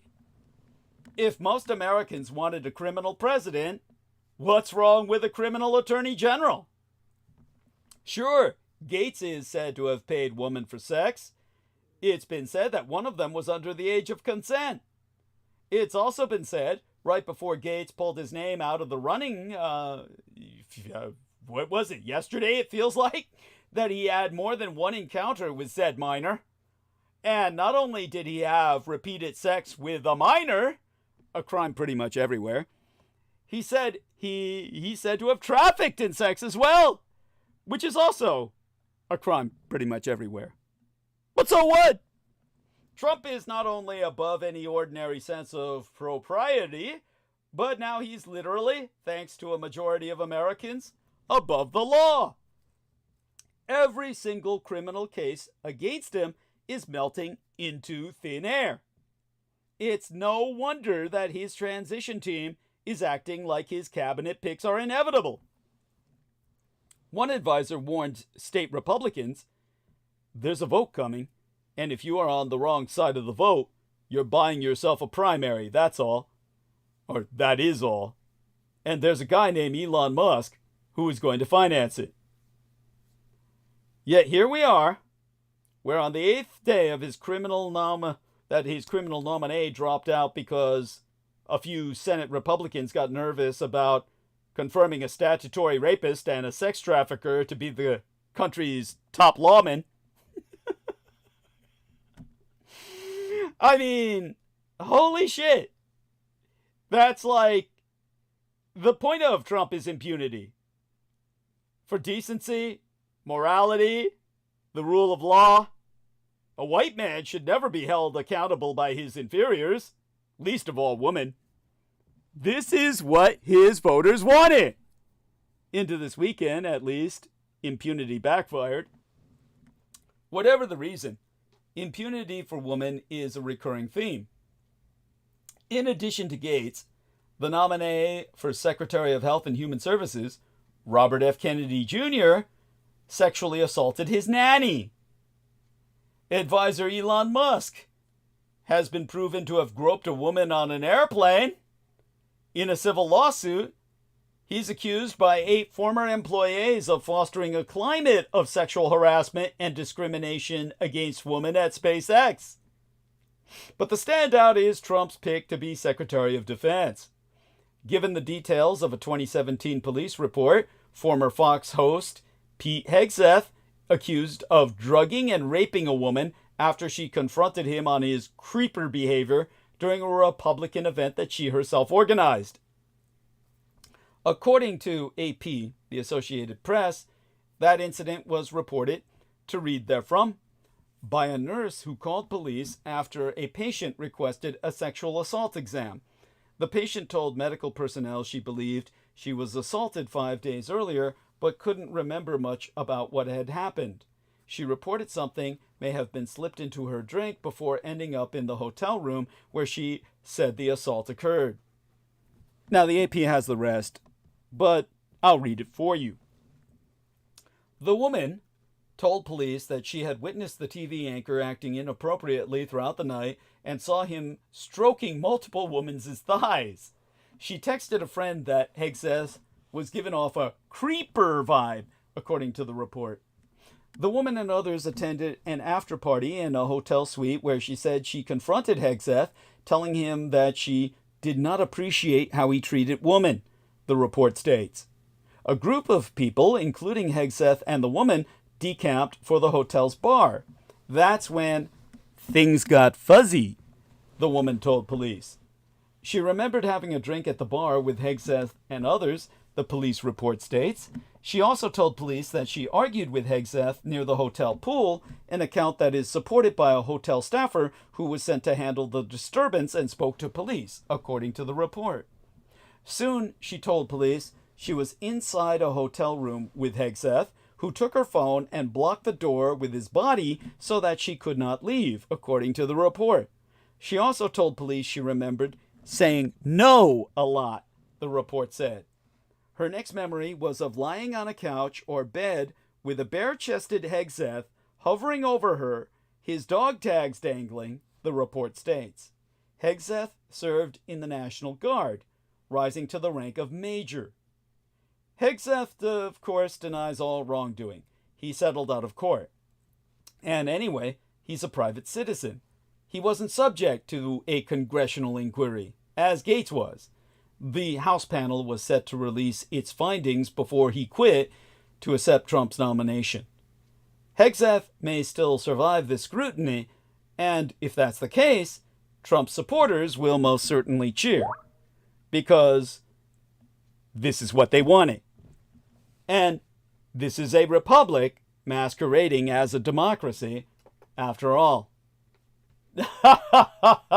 Yes, good image provided by our dear friend Nemo, a man who can maintain his consciousness while I suck the oxygen out of the room. Okay, good. Numbers looking all right, but let's keep them rising, people. So, you heard what I said about this being a republic masquerading as a democracy. I'm already getting notes, or when I first used that term earlier tonight, I'm already getting emails asking me, what do you mean? Well, just what is a republic anyway? Now's a good time to learn. Republican ideals have evolved over millennia, shaping governance across the globe. Modern republics continue to adapt, but face challenges in upholding their foundational principles. The 2024 United States presidential election was framed as a crucial test for our nation's political system, with ongoing concerns over oligarchy, mob rule, a breakdown of equal protection under the law, and the ultimate power of citizens to determine the fate of our own nation. Republics have suffered total collapses throughout history, and there's no reason why these United States should be immune. The fear of that often prompts a superficial reference to the final fall of the Roman Republic or the end of Greek democracy. But there's a deeper history. Republics came into being far earlier in Southwest Asia, what we now call the Middle East, Middle Eastern and Mediterranean civilizations. And we can draw from a much wider range of examples to learn from as we try to understand the challenges and the opportunities. A true republic is a political system without monarchy, or at least a representational or constitutional monarchy instead of an absolute monarchy, can be tolerated. And a republic, a true republic, is without concentrated political power in any office, branch, or individual. Elected officials represent citizens to make decisions on their behalf, with separate branches of government providing checks and balances. While many associate republics with direct democracy in our times, there's a much wider array of power structures that developed in the formative era of republics. Now, the 20th century established republics as the global standard, with monarchies declining after World War I, and most former European colonies declaring independence as republics following World War II. Communist countries, which centralized power in individuals or ruling parties, also eventually reduced in number. Despite their concentration of power, however, many communist states claimed the title of republics. And while 149 countries out of 193 identify as republics today, far less uphold republican principles and blend them effectively with democracy. Examining the historical evolution of republics highlights those best positioned to serve as the most resilient modern examples. So how did these first republics even appear? Republics require regular gatherings and assemblies, making them difficult to establish in sparsely populated agrarian societies, while empires generally concentrate power too heavily for self-rule to gain traction. It was in smaller city-states, particularly trade-focused ones, where citizens could form factions, exchange ideas, and influence government decisions and rules for commerce. Some of the earliest experiments with republican governance appeared in ancient Sumerian city-states from between about 4,500 to 2,000 years before Christ. centered in modern-day Iraq. Kings acted more as neutral arbitrators rather than rulers, sharing power with aristocratic families and groups as well as common citizens. In Kish, spelled Kish, Kish, citizens could appoint a new king during crises, while in Uruk, URUK, assemblies of townsmen and elders had to ratify major military decisions. The Sumerian city-states fell to the Akkadian and Babylonian empires by 1750 BC, but Phoenician city-states, emerging about 250 years later in what is now Lebanon, revived republican ideals. Here, monarchical power was often shared with the merchant class and citizen council. Egyptian records dating to the mid-14th century BC describe Phoenician cities sending delegates to represent citizens rather than monarchs, with mentions of alliances and aid requests by the men of Arwad and elders of Urkata. By the 6th century BC, the Phoenician city of Tyre, Tyre, had functioned for 7 years without a monarch, governed instead under Sufites, or judges, elected for short terms. In Chios, Chios, a people's council allowed citizens to debate laws and hold officials accountable.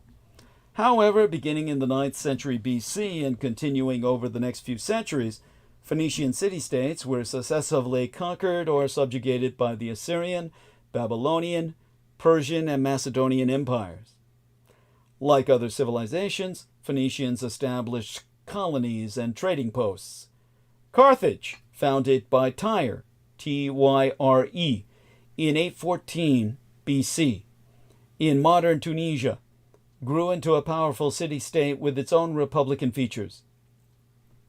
By the early 7th century BC, Troyes elected Sufites from aristocratic families replaced the monarchy. They governed alongside an aristocratic senate, while newer merchants could gain influence and a popular assembly allowed citizens input on major decisions. Military and religious leaders also held considerable power. Republican ideals were not confined to Mesopotamia and the Mediterranean, of course. Buddhist texts, like the Maha Parinibbana Sutta, mention Indian republics called Gana Sanghas in the 6th century BC. Some adopted republican styles of government, while others formed republican confederations, like Sumerian and Phoenician city-states, to make decisions collectively and protect against larger threats. The Indian republics were gradually absorbed by the Maurya Empire, which reigned from 321 through 185 BC, and other entities. Ancient Greek city-states also developed republican ideals. Sparta was governed by a constitution and popular assembly as early as 600 years before Christ, though it remained largely monarchical. Athens established a direct democracy in 507 years before Christ, known as Demokratia, meaning people and rule, or rule of the people. Greece's slave-based economy allowed some citizens time to participate in politics, though this limited political fairness. 431 years before Christ, Attica, the region surrounding Athens, had an estimated population of 315,000, of which only 172,000 were citizens, and just 40,000 male citizens could vote. Still, Athens' democratic system allowed these citizens to frequently debate, deliberate, and vote.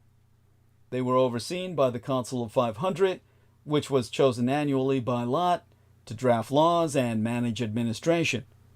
However, following Athens' golden age, 4th century BC Greek critics like Plato and Aristotle, and later historians like Polybius in the 2nd century BC, criticized the system for inefficiency and vulnerability to charismatic leaders to sway public opinion, leading to volatile policy shifts.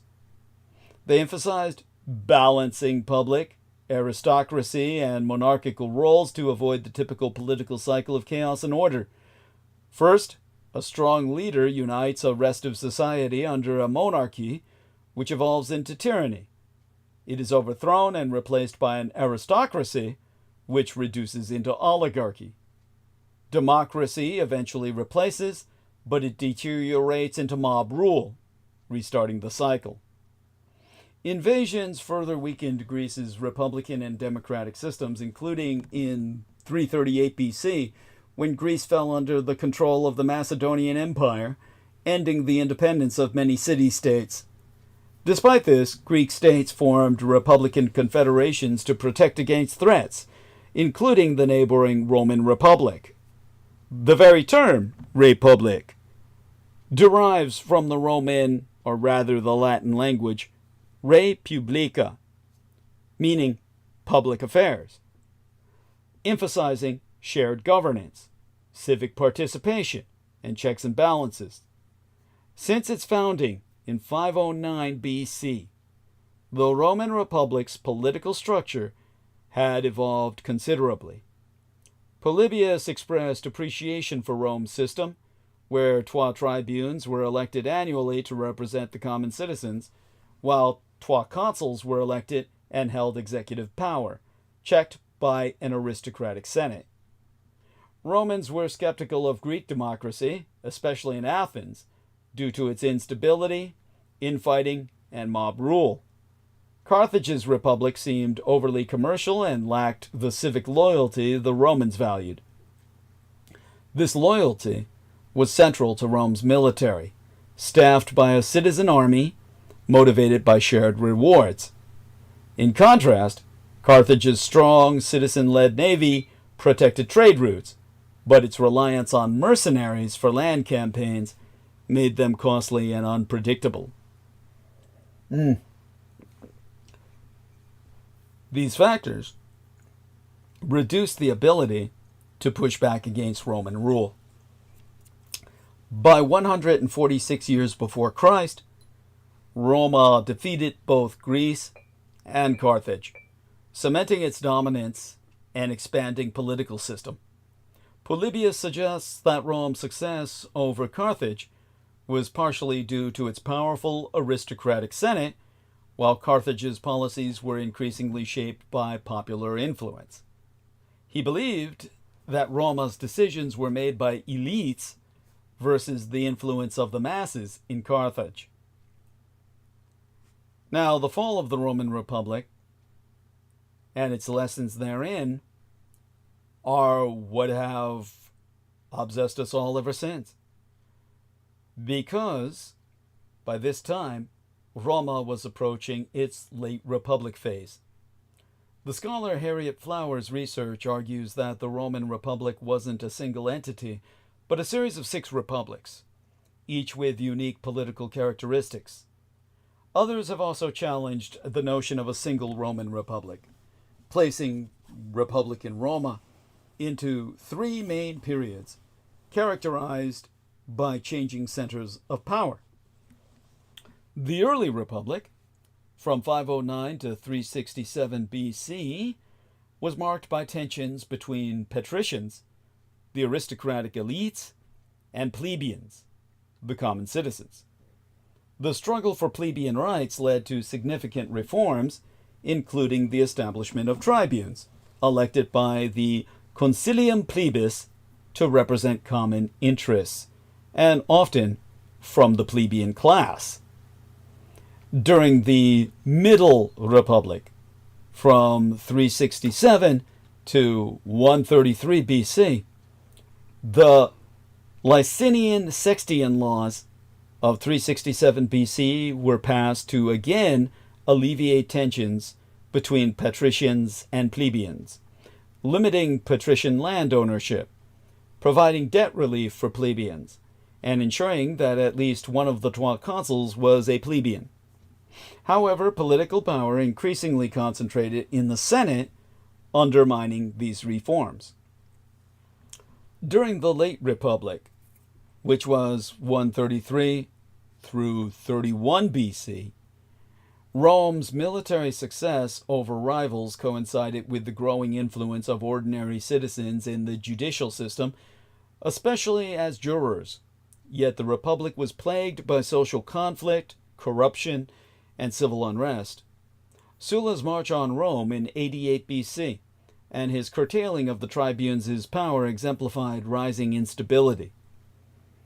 After figures like Pompey in the 70s BC and Julius Caesar, Caesar, in 59 BC began consolidating power, further undermining republican values.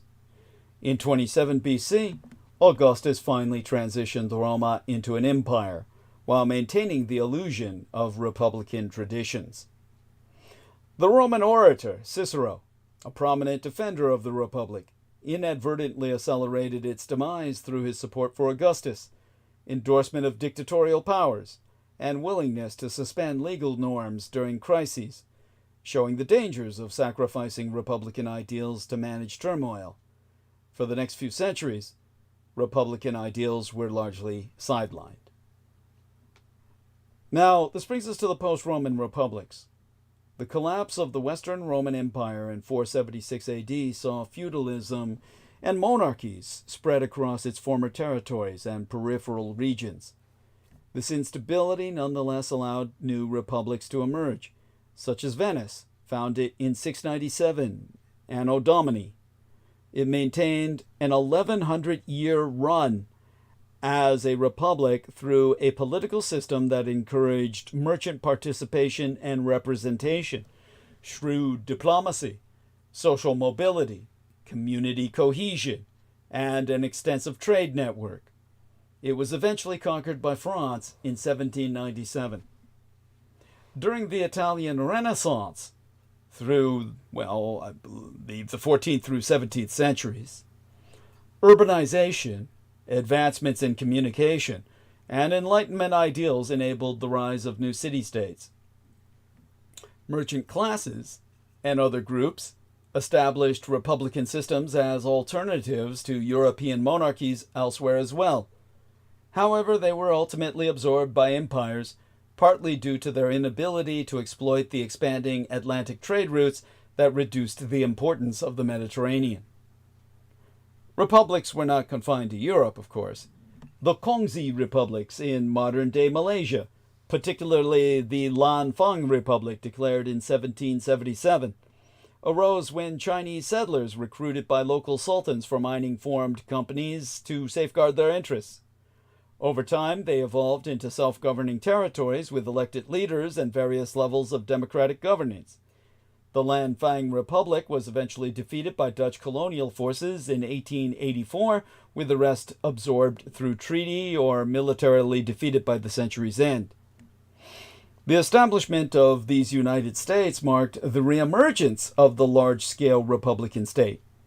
In 1787, after the Revolutionary War, the United States formally became a constitutional republic, aiming to eliminate monarchy while avoiding a chaotic direct democracy, as it was so perceived by the elitists.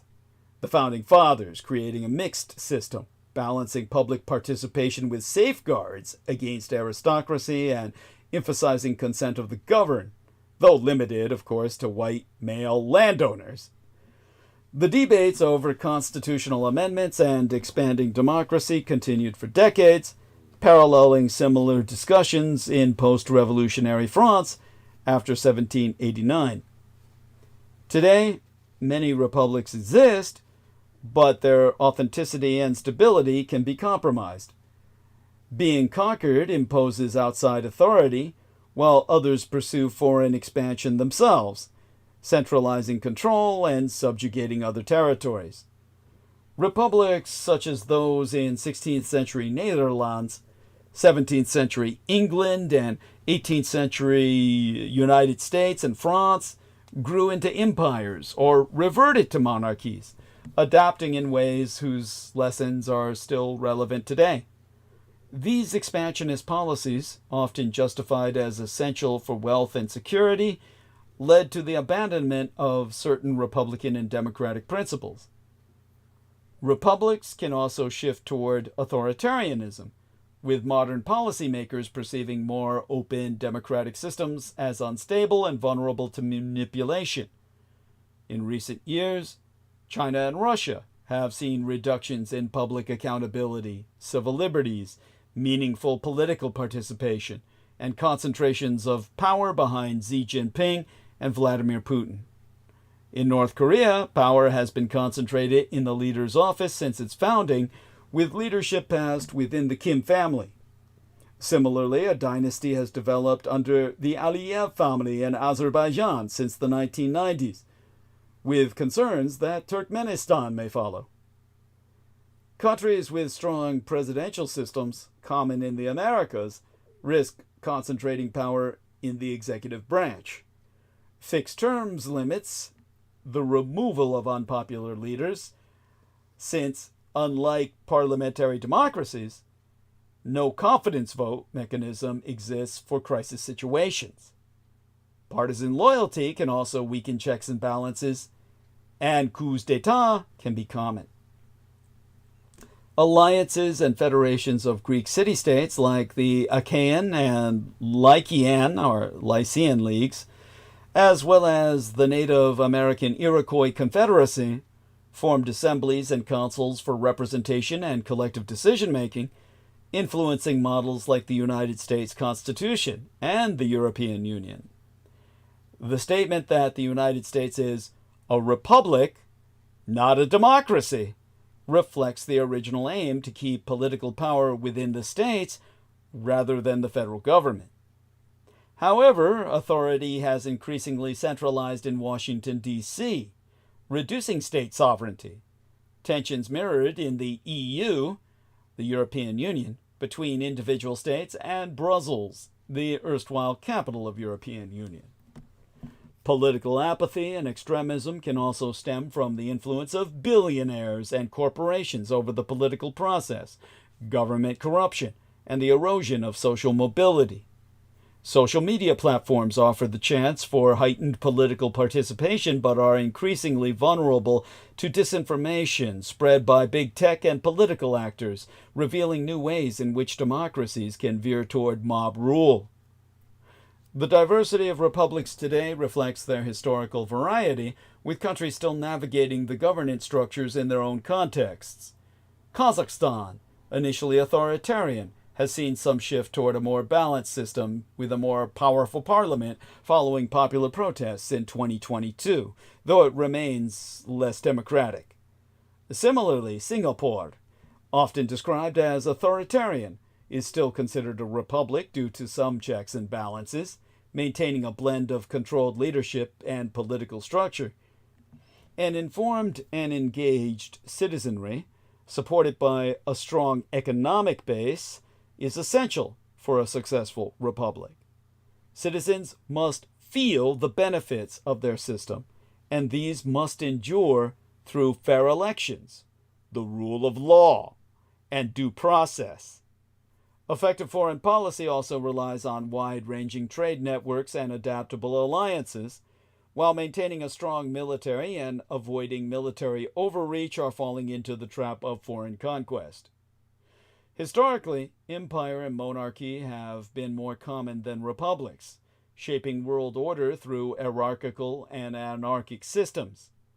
Within the global United Nations framework, which is designed to support the sovereignty and equality of nations, a principle rooted in republican ideals, republicans can govern more democratically by collaborating in a way similar to ancient confederations.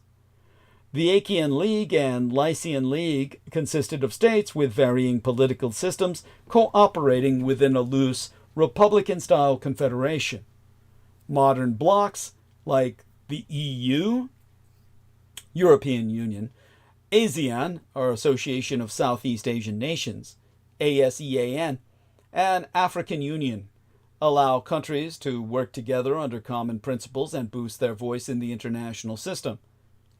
Changes in domestic politics have meanwhile seen the growth of direct democracy in the 2010s, as more referendums and popular votes of legislative and constitutional issues emerged globally, but especially in Europe, while larger republics like these United States, the United Germany, and India still avoid national-level votes on major issues, direct democracy is increasingly apparent at regional and local levels.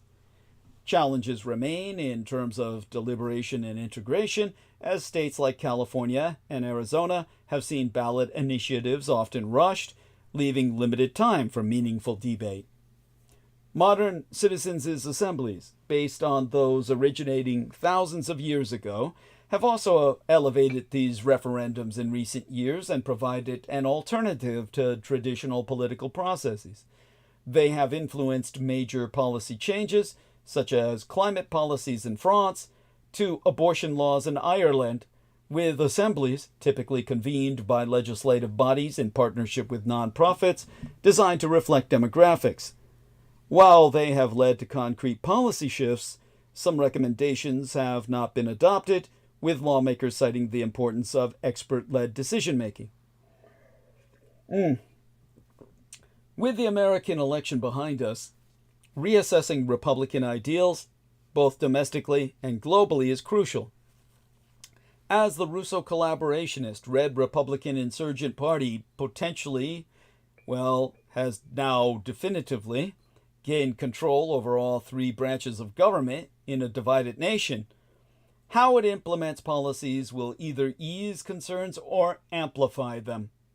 The future of republicanism depends on these United States shaping our domestic agenda for the common good and using its influence on the global stage in line with democratic principles. But as democracy and republicanism are mutually antithetical, all bets are off for the foreseeable future. If you think you know how certain, or know for certain how all this shakes out, you're probably kidding yourself.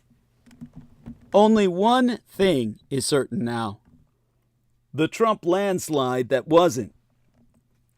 Team Trump is fuming as their margin of victory dwindles after Election Day. The fact that Trump did not capture any majority delegitimizes all his specious mandate claims.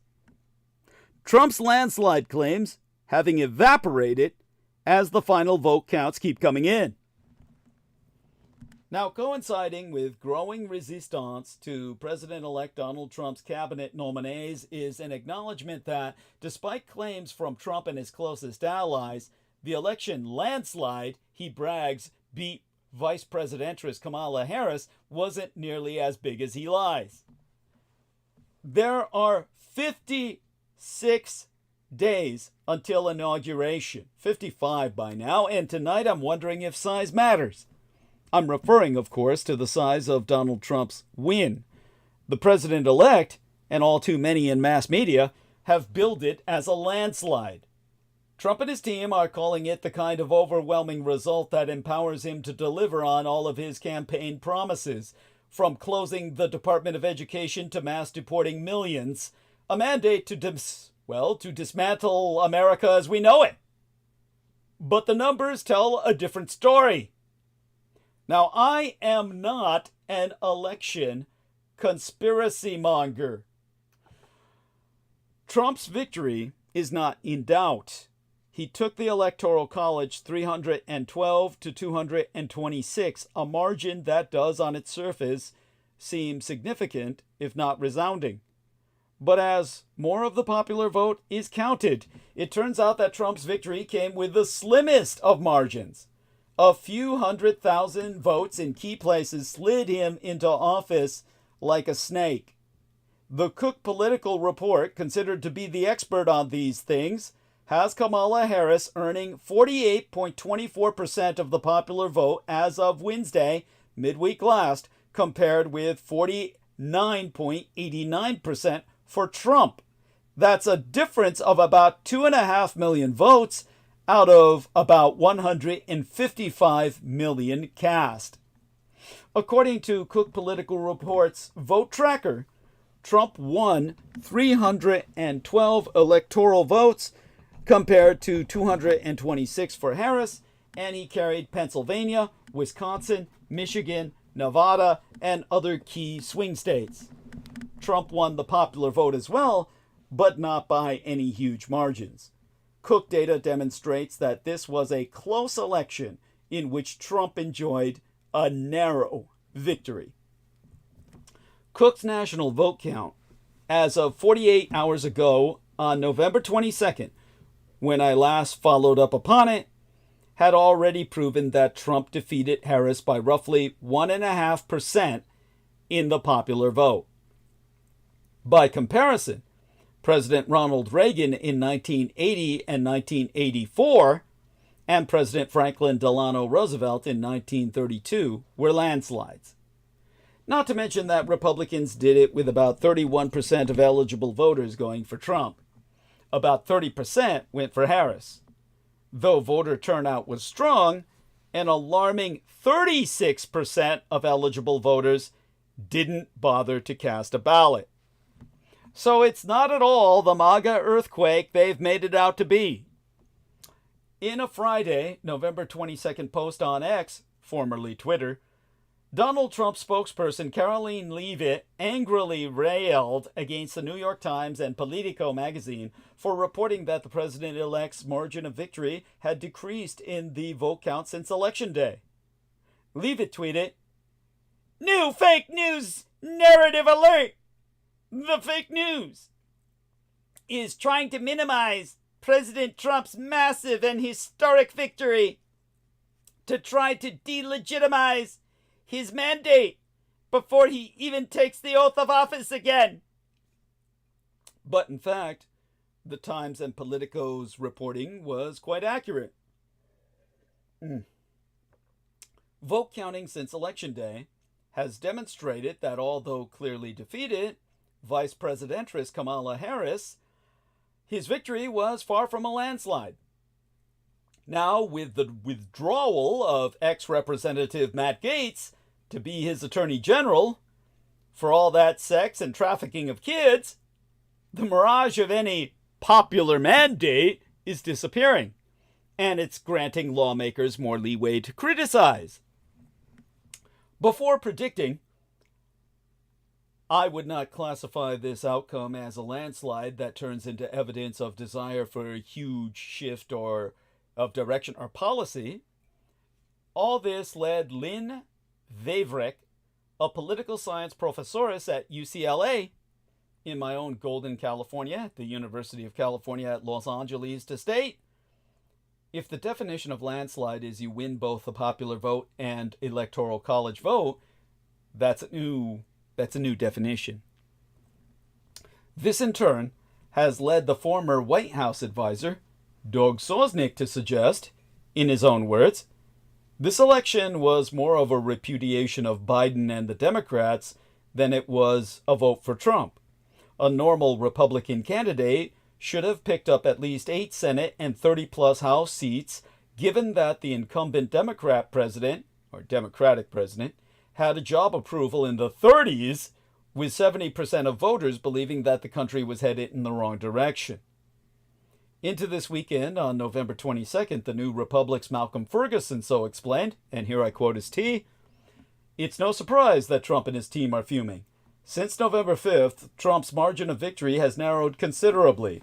Trump and his supporters have been pushing the landslide narrative ever since he defeated Harris. Trump likes the landslide narrative, true or not. Not!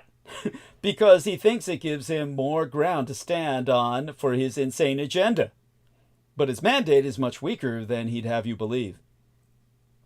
That same day, according to a report from the New York Times' Dr. Peter Baker, himself a Yale Law School professor, as the last votes are tabulated, Trump's popular vote lead over his opponent shrivels.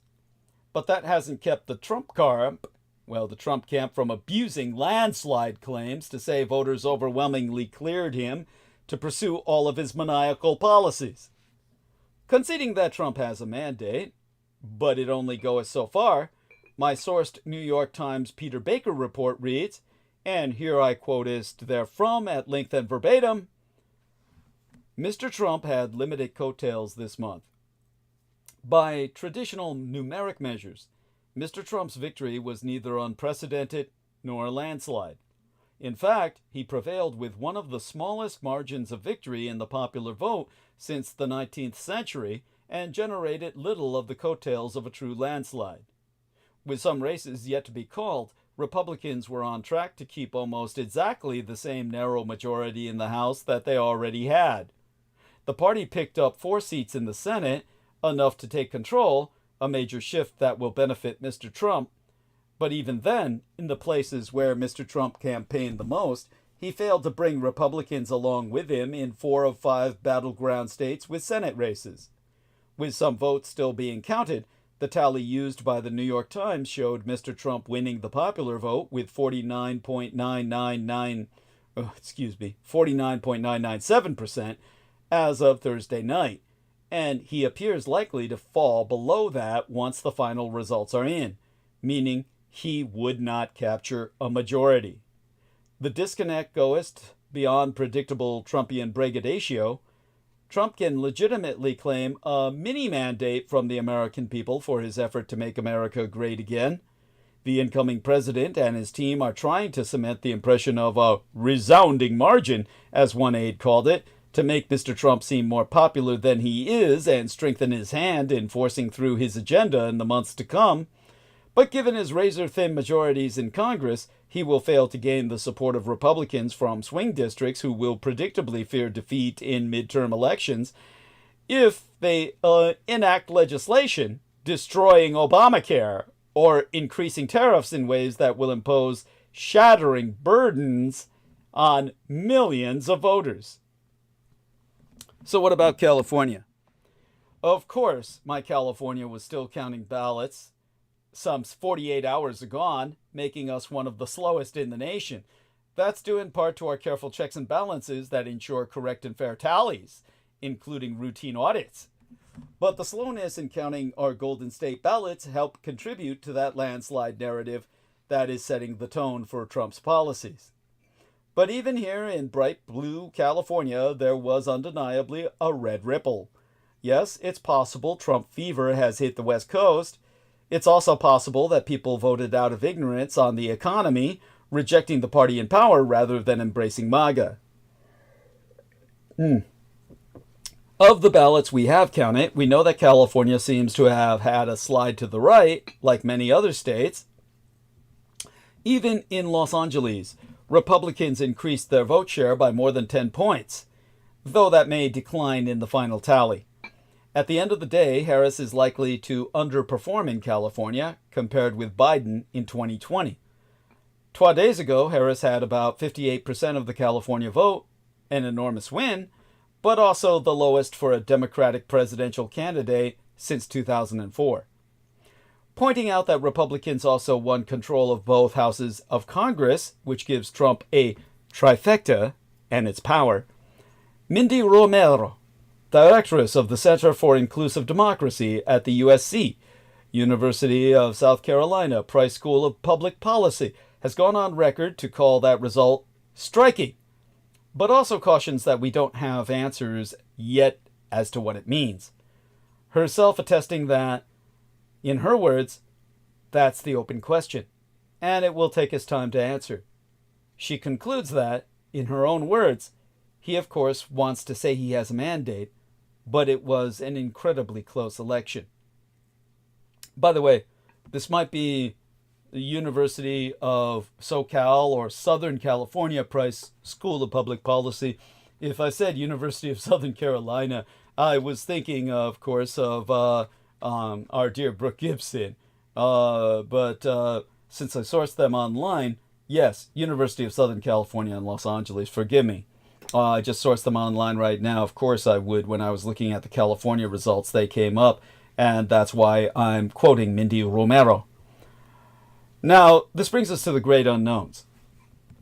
Emphasizing that there was some schizophrenia in the results that makes it hard to know exactly what voters want moving forward, the data wizard Paul Mitchell, vice president of political data, has calculated that, in his words, it gets a lot of clicks to say Democrats have to change everything or they're never going to win an election, but that could be a huge mistake.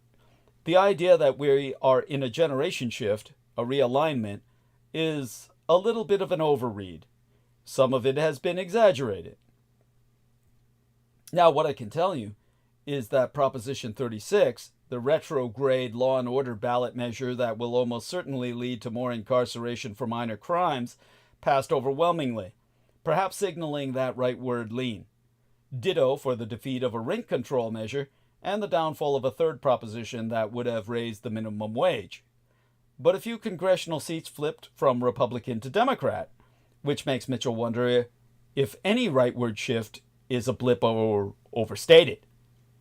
Mitchell notes that in downstream races, MAGA candidates did not sweep. He points to the loss by Kari Lake to her Democratic opponent for a Senate seat in Arizona.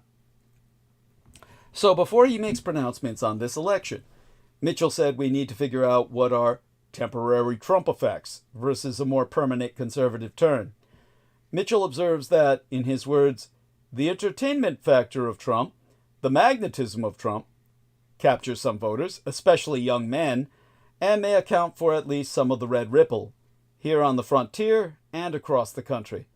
He points out that on Election Day, the top 4 podcasts were by radically reactionary commentators Joe Rogan, Tucker Carlson, Candace Owens, and the Hawk Tuah girl, who came to fame based on an oral sex joke that went viral. That points to a huge... I'm pretty sure the Pentagon or the intelligence agency facilitated and helped get her famous on YouTube. Thank you. Tell us what you know about Hawk Tuah, and am I pronouncing her name correctly? Well, I haven't...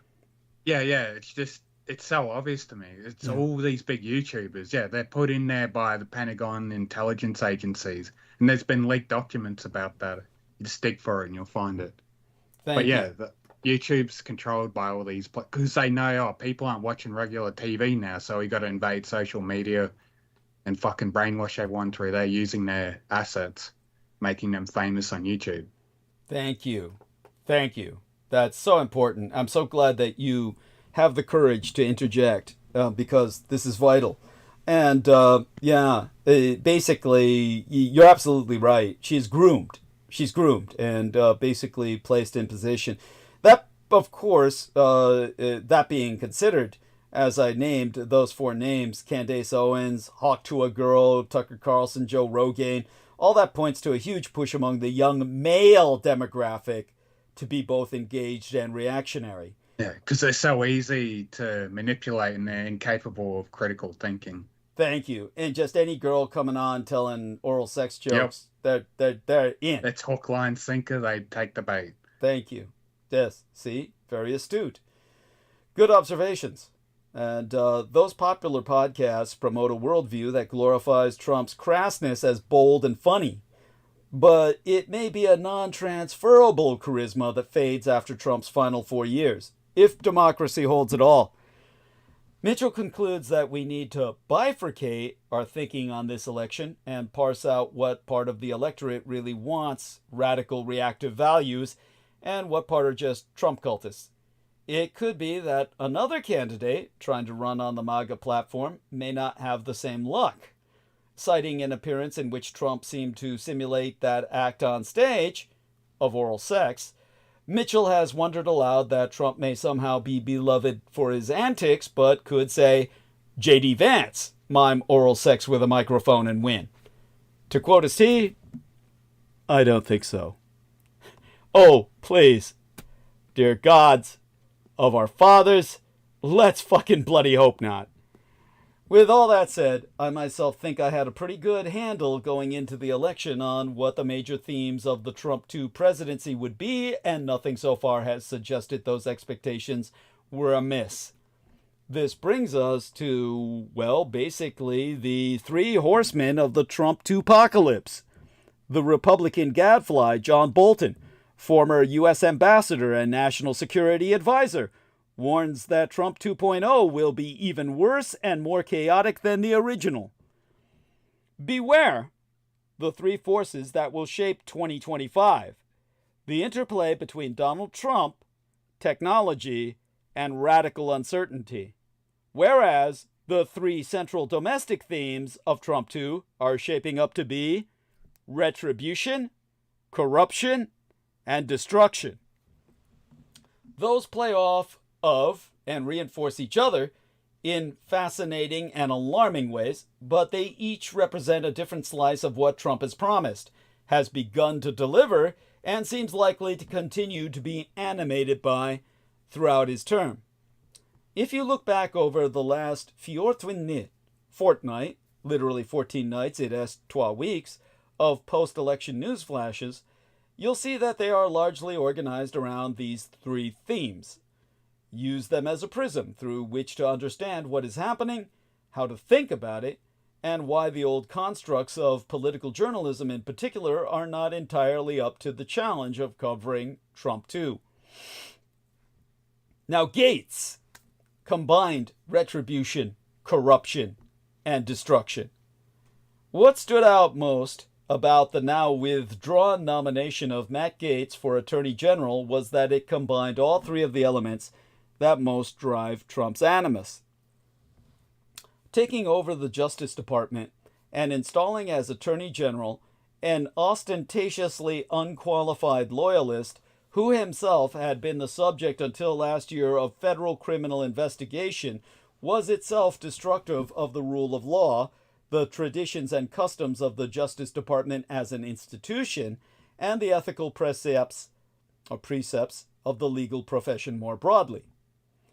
Using Gaetz to weaponize the Justice Department against Trump's political foes, perceived enemies, and anyone else who got in his way was the promised retribution against the deep state, including the investigators, prosecutors, Biden administration officials, and others.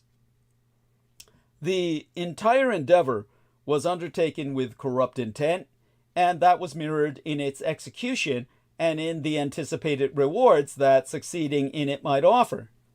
Instead of the usual background checks for nominees like Gaetz, Trump bypassed the FBI, in whose own files lays the details of the investigation of Gaetz for paying for sex, abusing illicit drugs, and sexually abusing a minor.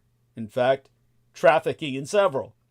Installing Gaetz at DOJ, the Department of Justice, would have served to protect Trump, though the Roberts Supreme Court has already effectively immunized him, and his entire power base from legal consequence. It would have deeply corrupted the rule of law and its fair and even application across the entire range of legal issues the Department of Justice has a hand in, which is vast. But this isn't about Matt Gaetz. This is about Donald Trump. Every single thing I just outlined remains true whether it's Gaetz or Pam Bondi, his replacement as Attorney General nominee, or whoever else runs DOJ for Trump. You see, the old coverage tropes, they don't apply here. It doesn't get much more disturbing than Trump's AG pick. Analyzing the Gaetz withdrawal in terms of what it means for Trump politically, what it says about the power of Senate Republicans, welcome to the resistance, Mitch McConnell, or what it portends for Bondi's confirmation prospects misses the point on so many levels it all collapses into a heap of outdated presumptions and myopia. Even the very anti-Trump analysis that I have seen most often the past few days, he's nominating a clown like Gaetz in order to sacrifice him and sneak through a still deeply unqualified candidate for AG, Attorney General, like a Bondi, falls short of the mark. During Sunday's segment of MSNBC's The Weekend, meaning yesterday morning by now, Frank Figliuzzi, who's a former FBI Assistant Director for Counterintelligence, explained why Donald Trump's new Attorney General nominee is so disturbing. Former Florida Attorney General Pam Bondi promised this weekend that prosecutors will be prosecuted and the investigators will be investigated. Now, speaking with the ex-FBI official, the Weekend co-host Alicia Menendez pointed out, and here I quote she, "You have the ways Pam Bondi could potentially shield President Trump and then the retribution. We talked about what you're hearing from folks at the FBI, the possibility of brain drain as it relates to the future leadership. But there's also this question, how concerned are folks about this promise that Pam Bondi has made on national television to go after out-of-control federal prosecutors and FBI agents? Figliugi replied, I don't know if it gets much more disturbing than this talking about the role of Attorney General. If you're a lawyer in the Department of Justice, you have one client, and that is the American people. It is not the guy occupying the Oval Office. And so, for her to come out of the chute immediately and say, yes, I will be pursuing President Trump's enemies and prosecuting prosecutors and investigating investigators, tells us where she is coming from. She had a crack here. She had a window of saying, I'm a serious attorney and I'm going to take the job seriously, and she wiped out that possibility. Add to that, while the 12 attorneys that Trump has named so far would be under Pam Bondi, Deputy Attorney General, Associate Attorney General, are serious attorneys, let's not forget, now that would mean the top 3 people at the Justice Department are criminal defense attorneys for Donald Trump.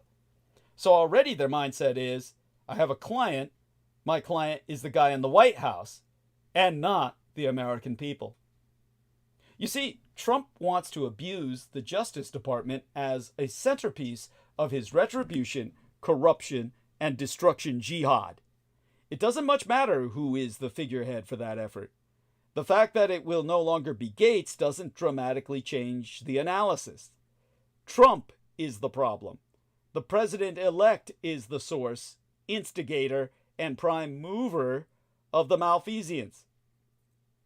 For all of these reasons, the old confirmation dance for cabinet nominees and the news coverage that it drives has no real salience with Trump in office. Is it better that Gates was blocked? Sure, okay. Can we celebrate that as a win? Have at it. Does it change the nature or the seriousness of the threat that Trump poses to the Justice Department, the rule of law, and the constitutional order? Not even a little bit. Now it's Hegseth's turn in the barrel. Graphic details have emerged in the Monterey, California claim against Trump's cabinet pick, Pete Hegseth. Police reporting details a late night of drinking, followed by a sexual assault allegation. A nurse at Kaiser Permanente, big healthcare system here in my Golden State and all across the Frontier Coast, called the Monterey Police Department to report that a patient had come in for a sexual assault exam on an October afternoon in 2017. The woman said she had been sexually assaulted 4 days earlier while at a Republican women's conference at the Hyatt Regency Hotel and Spa in the coastal California resort town of Monterey, California, as the nurse told the police. The alleged assailant was a popular Fox News Channel host and the keynote speaker at that conference. The nurse referred the woman to an emergency room for a sexual assault forensic exam.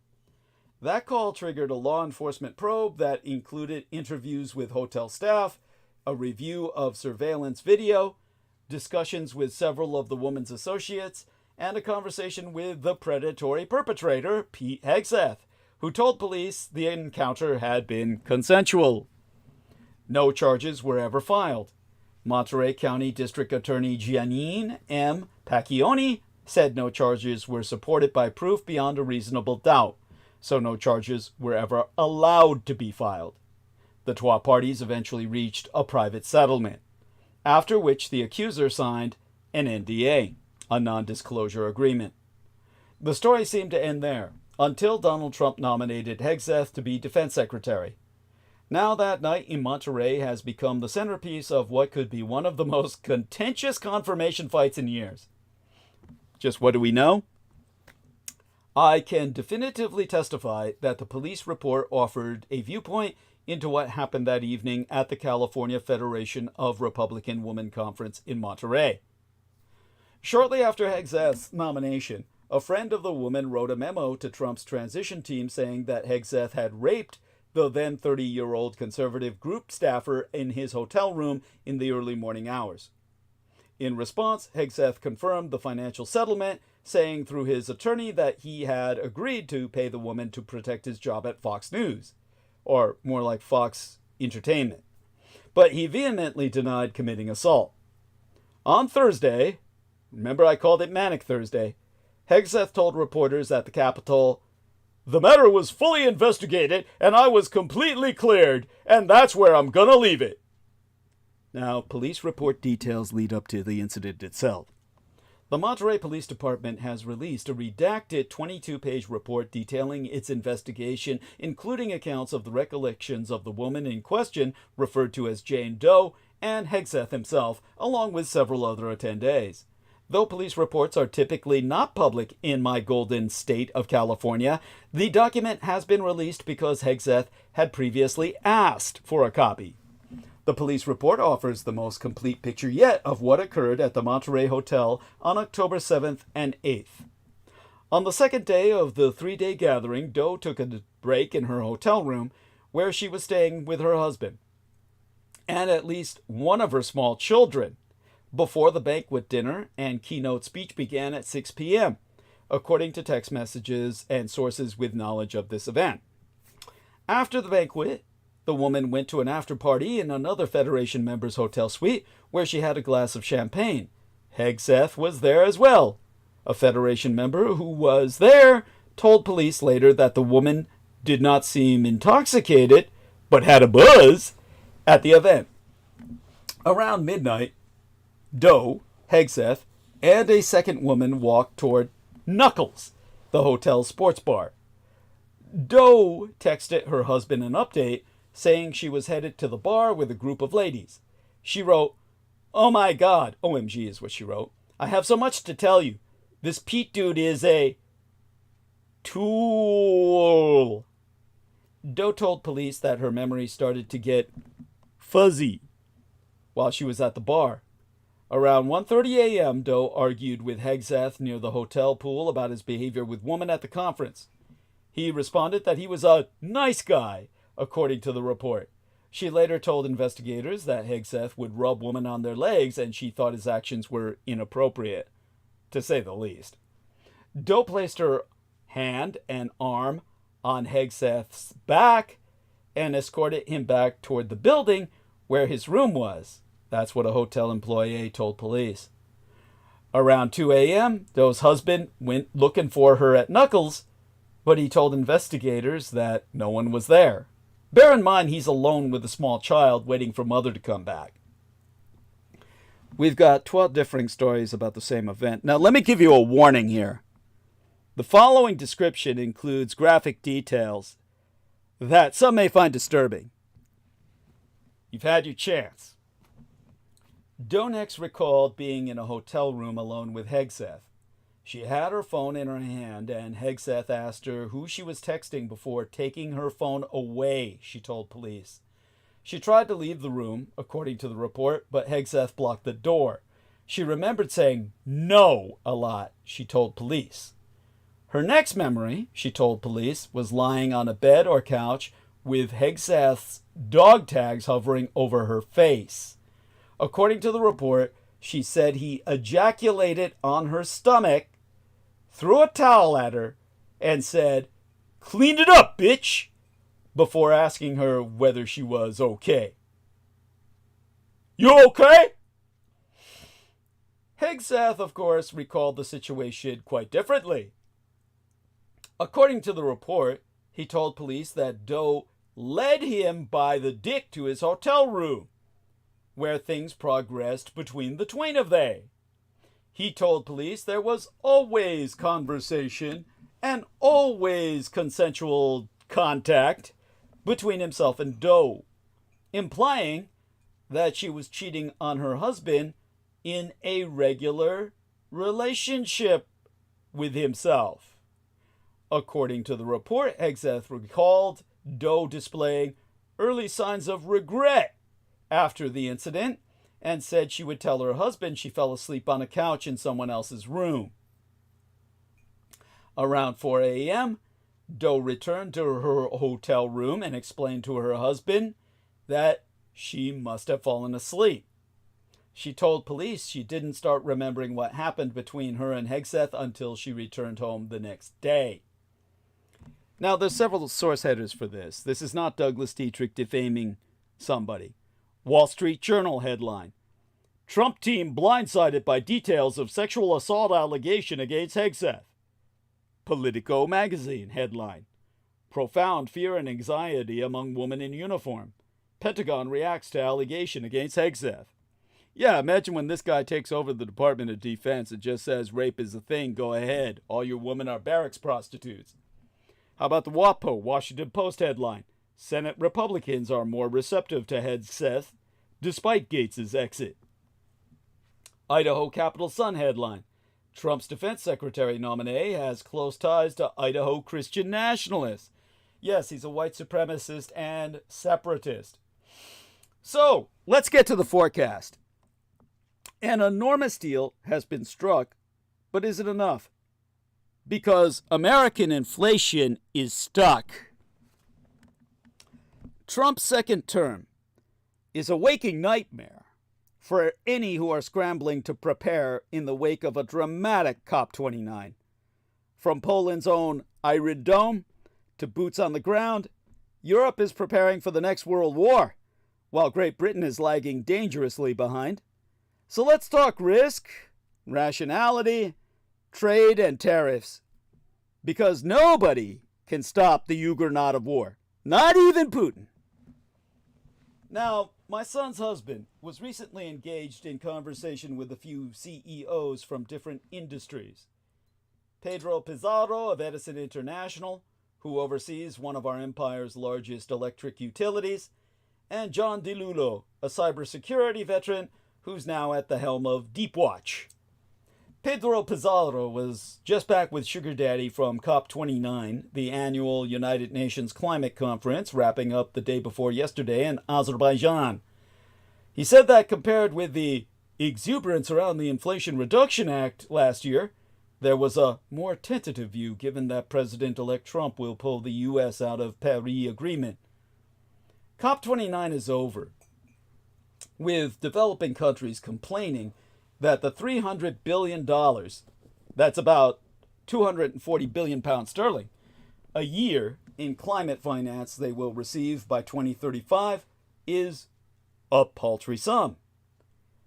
Many of the rich country voices at the UN's climate conference were amazed that developing nations were unhappy with what on the surface seems to be an enormous settlement. It is an improvement on the current contribution of $100 billion, or 79.8 pounds sterling, well, 79.8 billion pounds sterling a year. However, the developing world, which has pushed for more, has many genuine issues with the final sum. Climate summits invariably run into overtime as negotiators from nearly 200 parties scramble to reach some form of agreement on what should be done in response to the escalating climate catastrophe. Where they can't, ministers will attempt to paper over some of the huge divides between different country blocs and maintain momentum until next year. From the outside, with greenhouse gas emissions yet to start coming down and climate breakdown already underway, it can look like a bizarre way to respond to the greatest threat facing the human race and planet Earth. Increasingly, experienced heads are asking if COP is the best way to tackle the problem at all, but for now at least, it's all we fucking have. Key questions that remain unanswered in the final swing of the summit include what to do about the transition away from fossil fuels, which countries belatedly agreed was necessary at COP28 yesteryear because of my intervention, which I described in the episodes and transmissions at that time, and whether a deal on highly contentious rules to govern carbon offset markets can ever be finalized. But the big one is climate finance. Baku, capital of Azerbaijan, which is a genocidal empire that is expansionist and has wiped out half the nation my son was born in, has been billed as the finance cop, and countries are aiming for a deal on what the wealthy will pay to help developing countries build clean economies adapt to inevitable change, and repair the escalating damage from climate breakdown. In the arcane world of United Nations vernacular, they are aiming for an NCQG, or New Collective Quantified Goal on Climate Finance. This is not charity. It is an acknowledgement that those most responsible for the CO2 pollution fueling worsening extreme weather have a responsibility to those who have emitted comparatively little, and in some cases virtually nothing. You broke it, you do what is possible to fucking fix it. As always, there is a fight over who should contribute and how much. Nearly everyone agrees in principle that rich nations need to stump up much more than they have in the past. But so far, they have not put numbers on the table, leaving it unclear whether they did their homework at all before even flying in. And, as always, there is an argument over the level of responsibility of countries that were classed as developing nations in the early climate treaties of the 1990s, but are now big economies. Not just the communist Chinese Empire, but also the House of Saud on the Arabian Peninsula and other oil-rich gas states. There is also an argument over what other sources of finance could be called on beyond public funding. It could include multilateral development banks, innovative taxation on things such as shipping and aviation, and private capital. Though quite how it could be guaranteed that private investors would kick in at the level required is unclear. Of course, both Nemo Albano and myself had the answer. You take out Peter Thiel, who I forgot to include last time, Jeff Bezos, and of course Elon Musk, and of course Mark Zuckerberg, and you shoot all four of the sons of bitches and you take $1 trillion from each of them by nationalizing all of their assets and liquidating the hell out of them, nationalizing all of their properties and liquidating the hell out of their assets. Then, of course, you've got $4 trillion right there to save the world. You could do that in one act of just killing 4 people to save $4 billion. I think that's an even trade.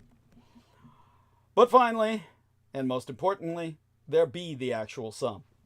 That was discussed in a far less decisive manner, in a far less conclusive venue.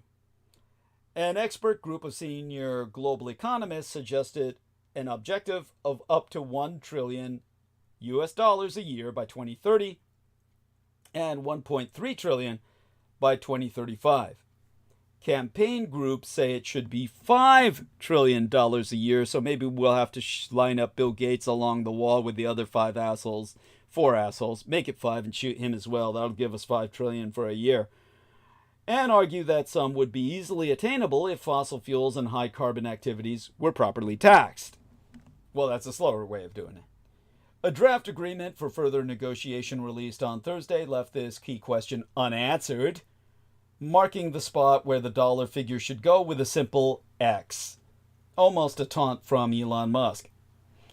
Mohamed Adel, the founding director of the environmental justice group PowerShift Africa, said that while the text otherwise included encouraging elements, correctly diagnosing the climate problem and the need for finance, the failure to outline how much rich countries were prepared to commit was a glaring omission. To quote his T, hey, Nemo says I was going to say put him in the electric chair. Well, we could get vicious and say put him in the gas oven. Oh, hell yeah. Why is it such a guilty pleasure every time I say that? Oh, well, anyhow, the photograph is just awful. It's a bunch of people from Africa with tape over their mouths that say pay up. You know, all too many whites could look at that and think of them as a bunch of black welfare recipients. But their point was well taken by myself. I get it, but it's the wrong way to present it. But to quote as Muhammad Adal, we came here to talk about money. The way you measure money is with numbers. We need a check. But all we have right now is a blank piece of paper. So there's about half a dozen takeaways from this. Latest COP29. A supermassive deal, but bitter divisions remain. There were complaints it simply was not enough and that it was a mixture of grants and loans, and countries were deeply annoyed by the way the wealthy waited until the last minute to reveal their hand. After the deal had been gavelled through, India's delegate, Sndy Raina, told other delegates, "It's a paltry sum. This document is little more than an optical illusion. This, in our opinion, will not address the enormity of the challenge we all face." True words. Ultimately, the developing world was compelled to accept it, with many rich countries pointing to next year's arrival of President Donald Trump, a known climate denier, and arguing that they would not get a better deal. But this package is also being criticized as short-sighted from the richer world's perspective. The argument runs that if you want to keep the world safe from rising temperatures, then wealthier nations need to help emerging economies cut their emissions because that is where 75% of the fucking growth in emissions has occurred in the past goddamn decade. New national plans are due to be published next spring to outline how every country will limit their planet-warming gases over the next 10 years. A more generous cash settlement at COP29 would undoubtedly have had a positive knock-on effect on those efforts. And at a time of geopolitical uncertainty and distraction, keeping countries united on climate should be critical. The big fight over money reopened old divisions between rich and poor, with an anger and bitterness I have not seen in years. Another point, another takeaway, is COP itself is on the ropes. Shepherding 200 countries to an intricate deal on climate finance was always going to be a tough task. But for hosts Azerbaijan, a country with no real history of involvement in the COP process whatsoever, it proved to be almost beyond them. The country's president, dictator really, because he's a dynastic president, he's essentially an electoral monarch, Ilham Aliyev, did not help matters by describing oil and gas as a gift from God. His blunt attacks accusing Western fake news media, charities, and politicians of spreading disinformation did not improve matters in the least. Azerbaijan follows Egypt and the United Arab Emirates as the third authoritarian state promoted by Israel in a row to host COP, raising concerns about how host countries are selected by Jewish Kabbalism. The Jews are trying to guarantee the extinction of the human race. They believe themselves a separate species that will somehow survive.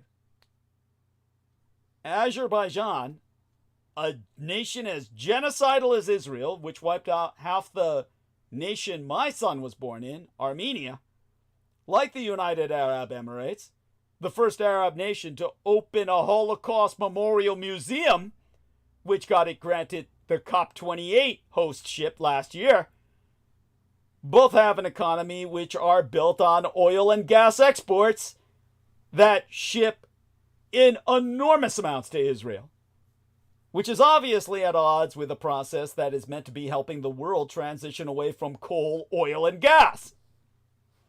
Privately, many senior negotiators spracketh of their frustration with what some termed the worst COP in a decade.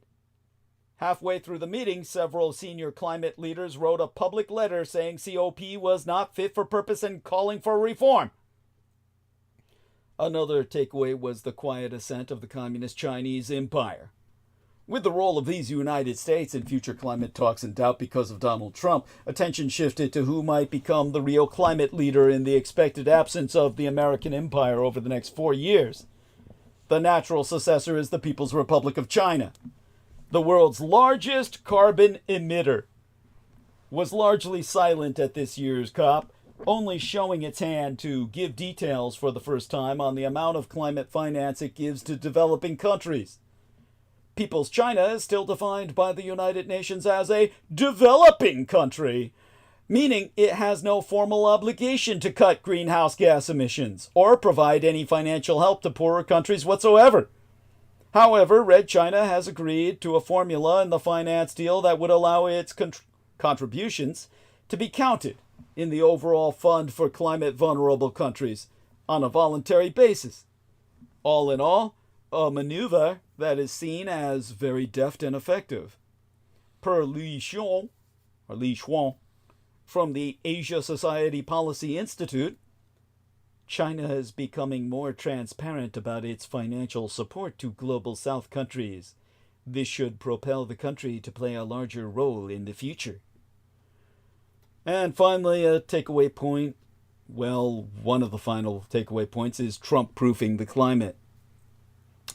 Although he was not there, Trump's presence was pervasively felt across the Conference of Parties. One common element among the negotiators in Baku, capital of a genocidal expansionist empire, was the need to ensure that a second Trump administration would not upend years of careful climate negotiations. So it was no surprise to see that richer nations wanted to commit to raising funding by 2035. They believe putting that date will allow these United States to contribute once again, to contribute again once Trump has left office. Similarly, the drive to increase the contributor base was done with Trump in mind. Bringing the Communist Chinese Empire to the table, even in a voluntary capacity, will be used to show that it was or is worth engaging in international forums like the Conference of Parties. Per Professor Michael Jacobs, visiting senior fellow at the think tank ODI, the Overseas Development Institute Global, no one thinks Trump in the White House will be anything but damaging to the multilateral climate regime. But this agreement was about trying to limit the damage as much as possible. And finally, the takeaway that campaigners became more vocal. One very noticeable trend at COP29 was the sometimes more aggressive stance taken by many environmental NGOs, non-governmental organizations, and campaigners. My son's husband personally witnessed it when the American climate envoy, John Podesta, was chased out of a meeting area, physically chased out, with chants of shame ringing in his ears. Many developing countries rely on these NGOs for support in dealing with complex events like the Conference of Parties. During the talks, there was a strong push from many of these campaigners for an outright rejection of almost any deal. Similarly, in the final plenary, when all countries accepted the finance text, after the gaveling, there were brash cheers when speakers from several nations spoke out against the agreement. Will confrontational activism and fraught debate become the new norm at a diplomatic climate conference? We will have to wait for the next COP, the next Conference of Parties, to see. As with everything in the battle against the climate catastrophe, we don't have much time, but we've got a long way to go. And while the aforecited Edison International honcho Pizarro paradoxically predicts a continued commitment to clean energy, perhaps even an acceleration in areas like EVs, electronic vehicles, he forewarns that an American pullback on carbon commitments will have implications for trade. Conversely, the aforecited Deep Watch Don DiLullo is a lot more optimistic this year than last year, but that's solely because the risk environment is creating demand for his products. In particular, the threats posed by hackers leveraging AI, or artificial intelligence, are asymmetrical. Companies must achieve 100% security, while attackers need only succeed once to wreak profound havoc. I can only hope the rhetoric on both sides translates to rational actions on the ground. Along with raising costs, trade wars make it harder to cooperate and coordinate when dealing with everything from climate catastrophe to cybercrimes, not to mention war, disease, and innovation. To cite Yale's inimitable Jeffrey Sonnenfeld, the Lester Crown Professor of Leadership Practice and founder of the Yale Chief Executive Leadership Institute, the business community is not by nature isolationist. It's not xenophobic, and it is not protectionist. Regardless, it's getting riskier by the goddamn day. The S&P, Standard & Poor's 500, has seesawed after a disastrous start to August this year. The B of A, Bank of America, warns that tech stocks are reaching a key threshold that could spell the end of U.S. exceptionalism trades. While across the country, the trans community is grappling with questions about what survival looks like after Trump's victory, and across the Atlantic, Great Britain announces a review on defense spending as much of Europe is busy preparing for the act of war that will demand a NATO response. Here's 3 points. Point: B of A, Bank of America, is watching how the tech-heavy NASDAQ 100 is trading against the S&P, the Standard & Poor's 500. Point: it says a decline in the ratio between the two indexes could signal the end of American exceptionalism trade. I'll get more into defining that term later. Point: the measure is currently hovering near its highest level since the year 2000, the first year of the third Christian millennium. U.S. stocks are coming off the largest volatility surge since the onset of the pandemic, and according to Bank of America, investors should expect more volatility. Yet B of A strategists led by Savita Subramanian believe calls for a crash are misplaced.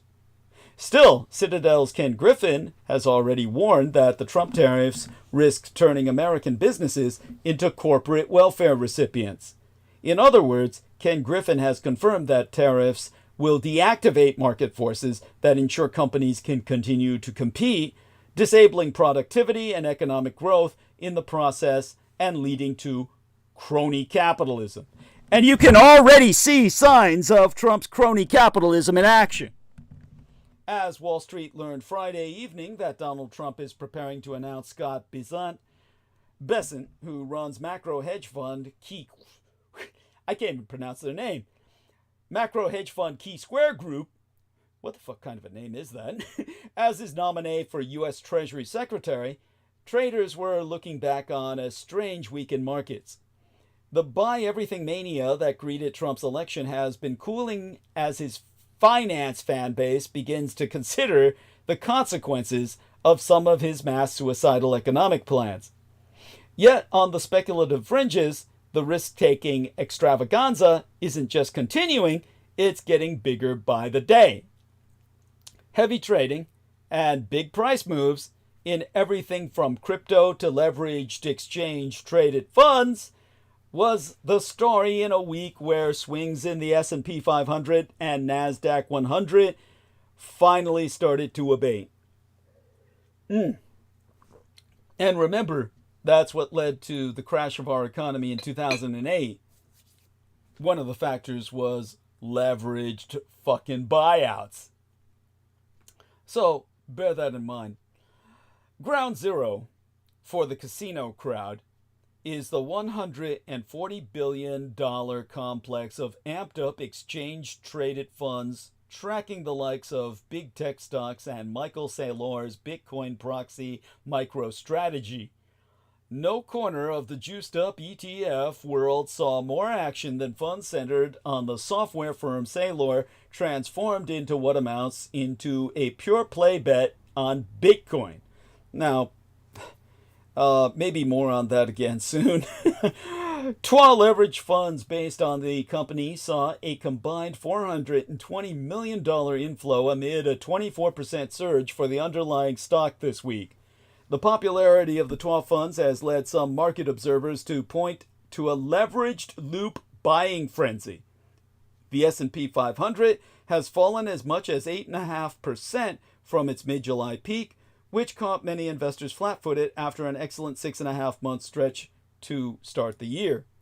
However, Subramanian, he's B of A's head of U.S. equity strategy, noted that such a pullback isn't out of the ordinary. Based on B of A data since 1930, a typical year contains a 10% correction and 3 separate 5% sell-offs. In a recent note, Subramanian thus wrote, and here I quote his T at length and verbatim, "A full-fledged bear market, i.e. 20% plus drop, is unlikely. Just 50% of the signposts that historically preceded S&P 500 peaks have been triggered versus an average of 70% ahead of prior market peaks. Larger corrections are less frequent but still common, with 10% plus corrections occurring once a year on average. The last one was in fall 2023. 15% plus corrections occurring once every 12 years on average, and 20% plus corrections, it is bear markets, occurring once every 3 to 4 years on average. Well, I feel a lot better now. I feel so secure I can sleep at nights. With that in mind, Subramanian So wrote that U.S. stocks were effectively due for a drawdown. Then, when July's jobs report disappointed and the Federal Reserve declined to cut interest rates while the Empire of Japan's central bank hiked, investors fled for the exits, causing volatility to spike. Bank of America itself says that the NASDAQ 100 is trading at a level relative to the S&P 500 that could be dangerous for a key U.S. trade if the ratio between the twain deteriorates. The relative performance of the NASDAQ versus the S&P is stronger than when it was even during the 2000 era dot-com bubble, or should I say dot-bomb bubble burst. But in their note asserting that as U.S. financial conditions are likely to tighten, traders in the first quarter will increase allocation to international markets in Asia and Europe, strategists led by Michael Hartnett wrote that if the tech-heavy index declines against the S&P below that 2000 peak, it could spell trouble. So saying, in their own words, watch NDX/SPX as crack below 2000 high catalyst for rotation from U.S. exceptionalism trades. Just notice that word, U.S. exceptionalism, keeps coming up. We'll get back to that. Among these, B of A expects Red China to outperform in 2025. Though Chinese tech stocks have been unloved, their 26% year-to-date performance is pacing 34% gains made by U.S. tech. It isn't immediately clear if this puts the S&P 500 on track for fallout, as analysts expect the benchmark index to either surge or drop by double digits in 2025. That all depends on the Treasury market.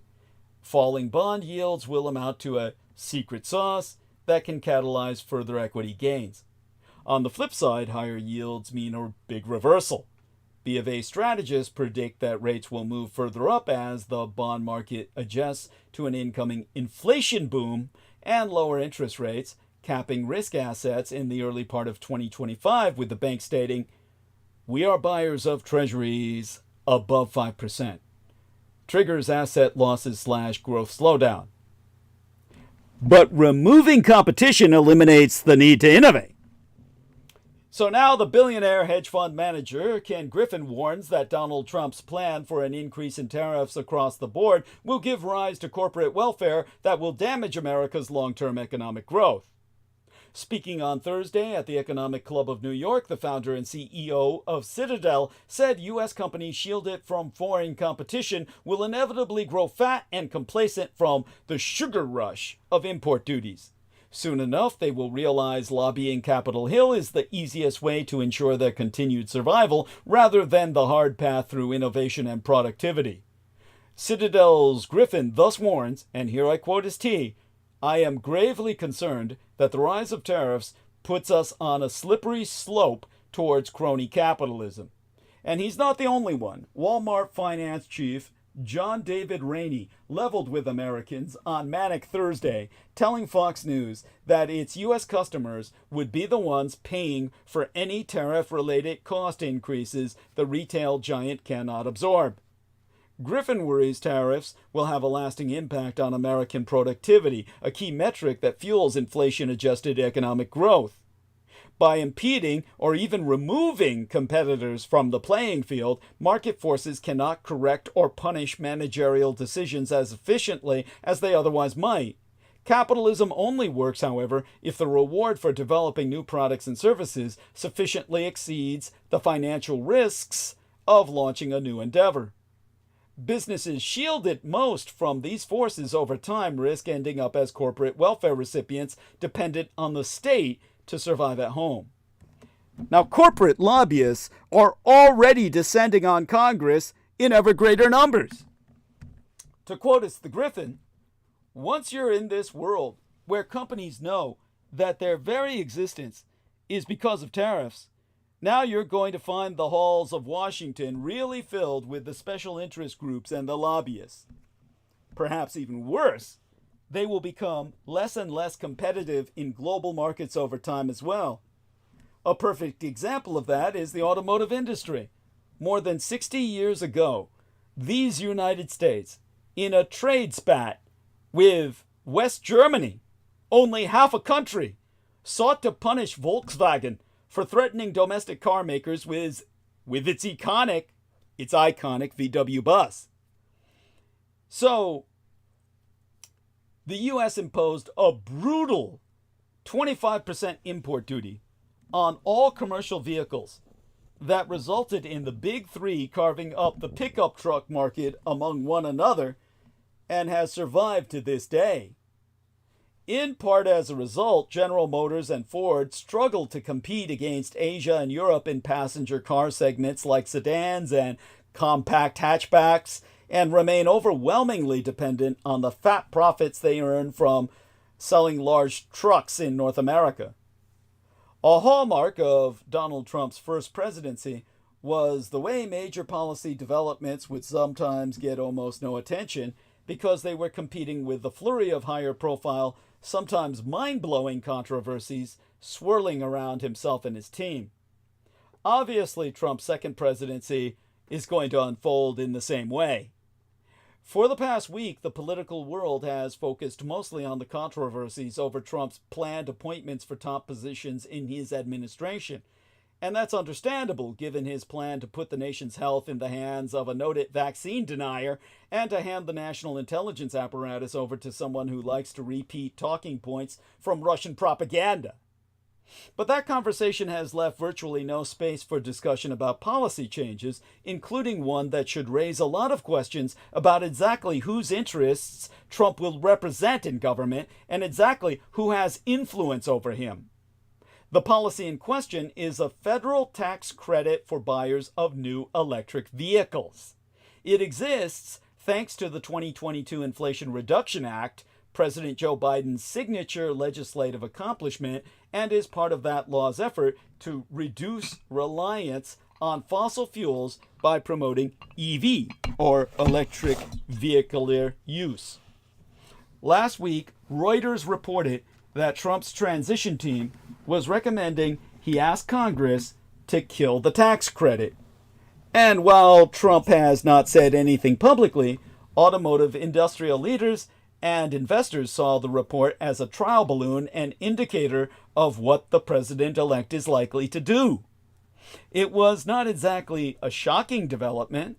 Trump has been speaking out against Democratic support of EVs. Electric vehicles are what he has called, deceptively, an electric vehicular mandate for years.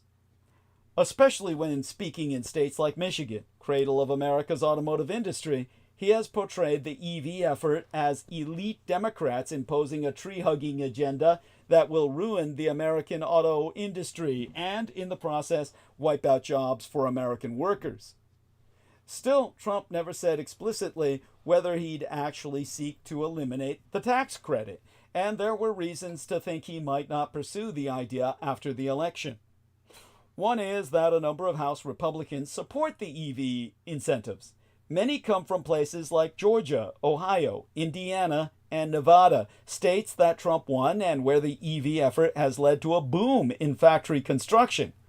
In a summer letter to House Speaker Mike Johnson, representative from Louisiana, the House members wrote that the recent EV push has created good jobs in many parts of the country, including many districts represented by members of our conference.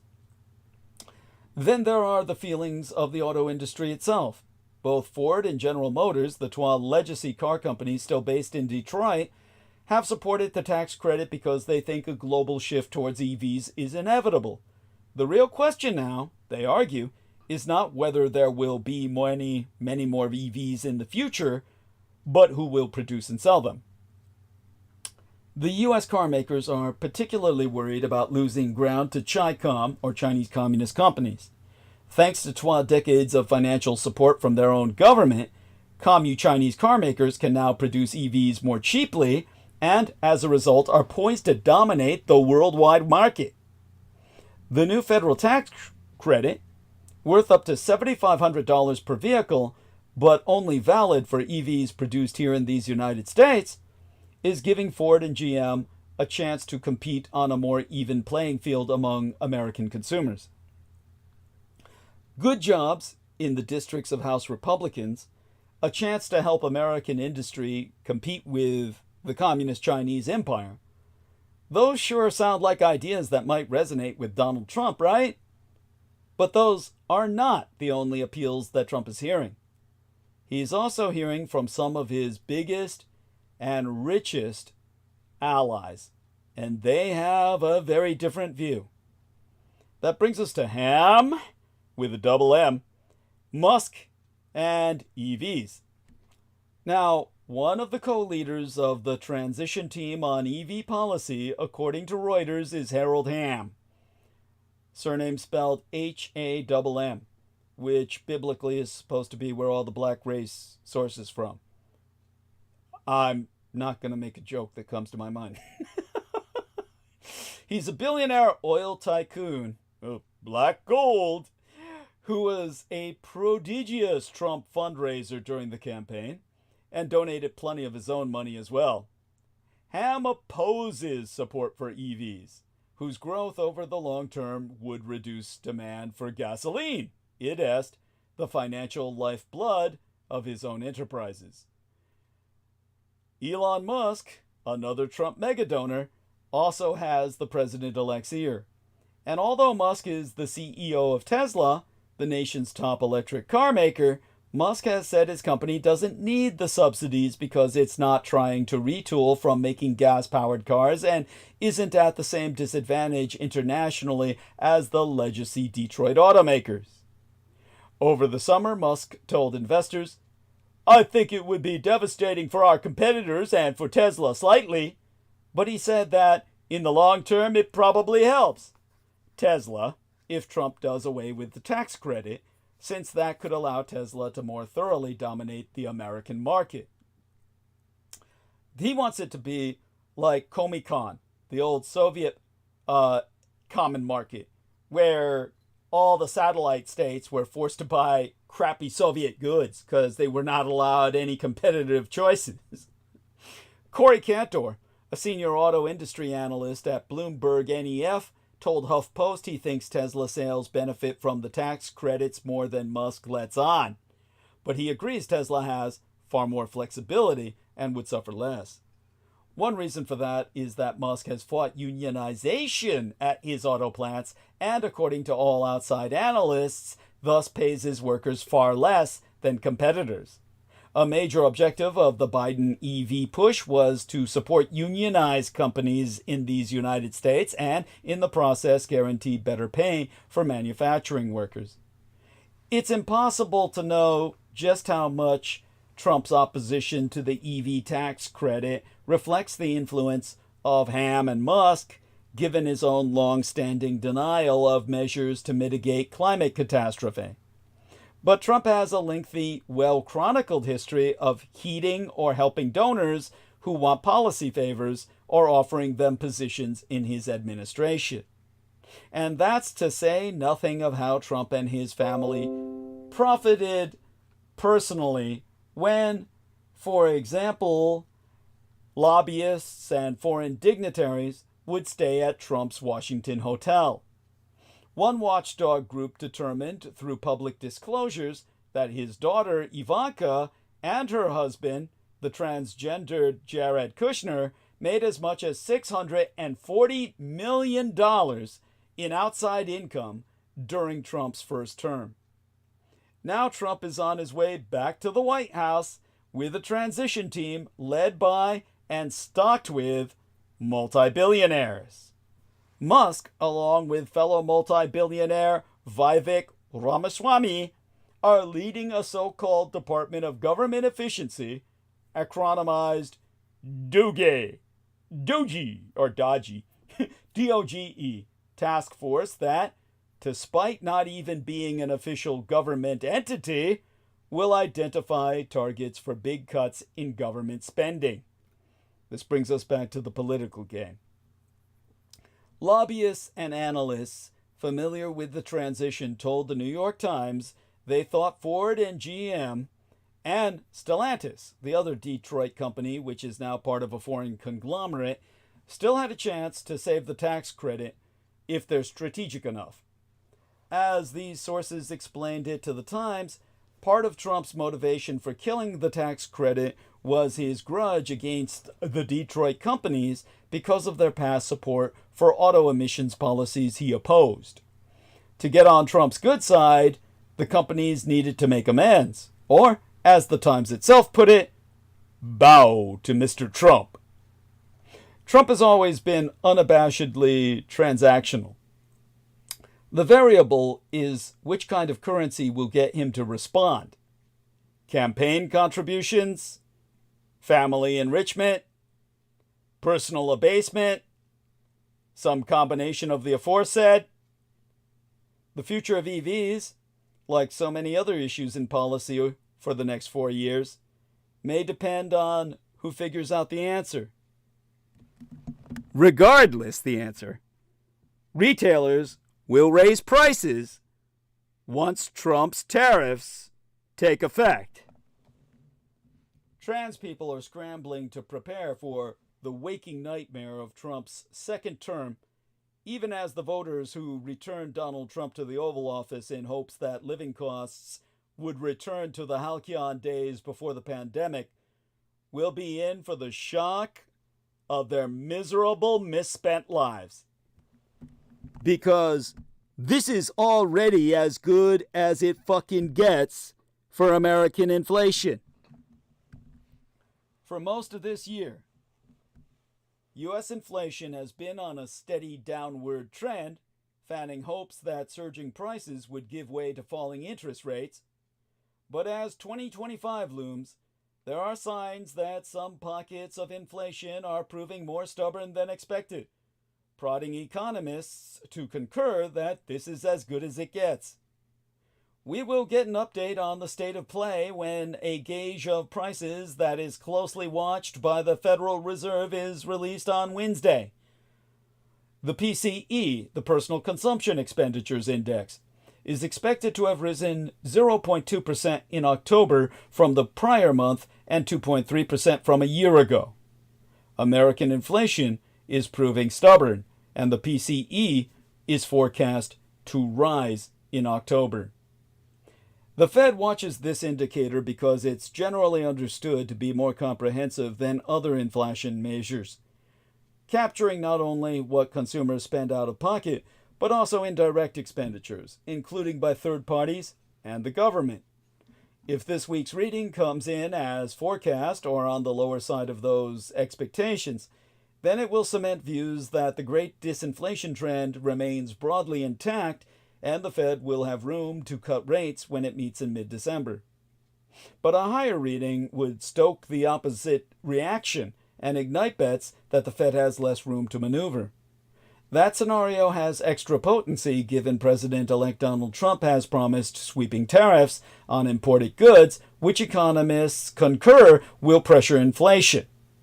All of which means that if policymakers at the Fed thought the inflation story this year was complicated, just wait until 12 fucking months from now.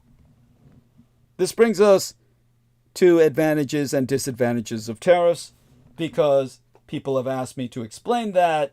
They don't really get it because they were never taught about it in school, but I've taught my blood boys at a young age. So understand that limited tariffs targeted at strategic economic sectors, those vital to national security, for example, can be sensible, and every country imposes duties in one form or another. Some can be through the back door by requiring certain regulations be met in order to protect domestic sectors such as farming and agriculture. And while economic incentives like tax breaks can encourage migratory manufacturers to move their factories back onshore, tariffs can be effective as well. Yet they can also cause businesses downstream of these producers to shrink as they must shoulder higher costs. As a result, they can inadvertently lead to a loss in American jobs when all effects well, when all the effects are netted out. Even for those U.S. goods that might not require any foreign inputs, tariffs can also be inflationary since they are an invitation for domestic suppliers to hike prices simply to pad profits for shareholders. Finally, they can trigger a retaliatory trade war if left unchecked. That's why most industrialized countries traditionally have followed economic orthodoxy by seeking to dismantle tariffs instead of specializing in goods and services where they enjoy a competitive advantage. The resulting era of highly efficient, globalized supply chains caused prices for many goods to decline, with flat-screen television sets oft being cited as the primary example. This now could come to an abrupt end if Trump imposes a blanket tariff on all imported goods that could range anywhere from 10% to 20%. Donald Trump told voters tariffs are a tax on a foreign country. Walmart, the biggest retailer in these United States, is but the latest to indicate it will raise prices if President-elect Trump's planned tariffs take effect. Walmart's finance chief has warned that it's Americans who will pay the price. The big picture. Trump has vowed to impose sweeping tariffs in his next administration, sending companies scrambling to shift production out of mainland China, stock up on inventory, and weigh price increases. As to the state of play, as companies brace for an increase in the cost of importing products, shoppers must expect to see a reflection at their favorite stores. Point. Per a National Retail Federation study published this month, consumers will lose $46 billion fucking dollars to $78 billion goddamn dollars in spending power each year once the new tariffs are implemented. Point. Global Data Managing Director Neil Saunders said, once the tariffs go into effect at the levels that have been spoken about, retailers will have no choice but to put up prices. Point. He added that it will be a move of last resort for a lot of retailers. So one of the things they will have to do is pass some of those cost increases over to consumers in the form of higher prices. Now zoom in here. In alphabetical order, the retailers that have confirmed that they're hiking prices as soon as Trump's tariffs are instated are per Benzinga. AutoZone CEO Philip Daniel said on an earnings call, if we get tariffs, we will pass those tariff costs back to the consumer. Point. According to Benzinga, Columbia Sportswear CEO Tim Boyle said the company may be forced to raise prices too in order to cover additional tariff charges. Point per CNBC. Lowe's CFO, Chief Financial Officer Brandon Sink, said on a Tuesday earnings call that about 40% of the company's cost for sold goods is from outside these United States. He said tariffs certainly would add product costs, but added timing and details remain uncertain at this point. Per Business Insider, Stanley Black & Decker CEO Donald Allen said in an October earnings call to analysts that the manufacturing firm was looking at a variety of different scenarios to prepare for Trump's tariff proposal, and coming out of the gate, there would be price increases associated with tariffs that we put into the market. A final point, Walmart spokesperson Molly Blakeman told Axios on Tuesday that the company is concerned about significantly increased tariffs because they could lead to increased costs for customers. Walmart CFO, Chief Financial Officer John David Rainey, told CNBC Tuesday that while the company never wants to raise prices, there probably will be cases where prices will go up for consumers. Arkansas-based Walmart The world's largest retailer that traditionally has catered to working and middle-class Americans warned the president-elect's plans to hike import duties across the board will be felt by everyday consumers. On Thursday, Walmart finance chief John David Rainey told Fox News, "Tariffs are going to be inflationary. There's no disputing that. That's not the message the Trump campaign took to this nation during the 2024 electoral race. However, during that campaign, the former president asked whether voters were better off than they were a little less than 5 years ago when the seeds of inflation were sown with the outbreak of COVID-19. The resounding answer was no, as 2/3 of the population were dissatisfied with the state of the economy. Coast to coast, Americans felt a deep-seated resentment at spiraling prices on everything from gasoline to groceries to restaurant visits. Now, again, Trump labels tariffs a tax on foreign countries with no downside. In came the Trump campaign, which repeatedly portrayed tariffs as a panacea. They would fill the nation's coffers, reduce the deficit, bring back manufacturing jobs, and might even eliminate the need for income taxes. Really? And the cost?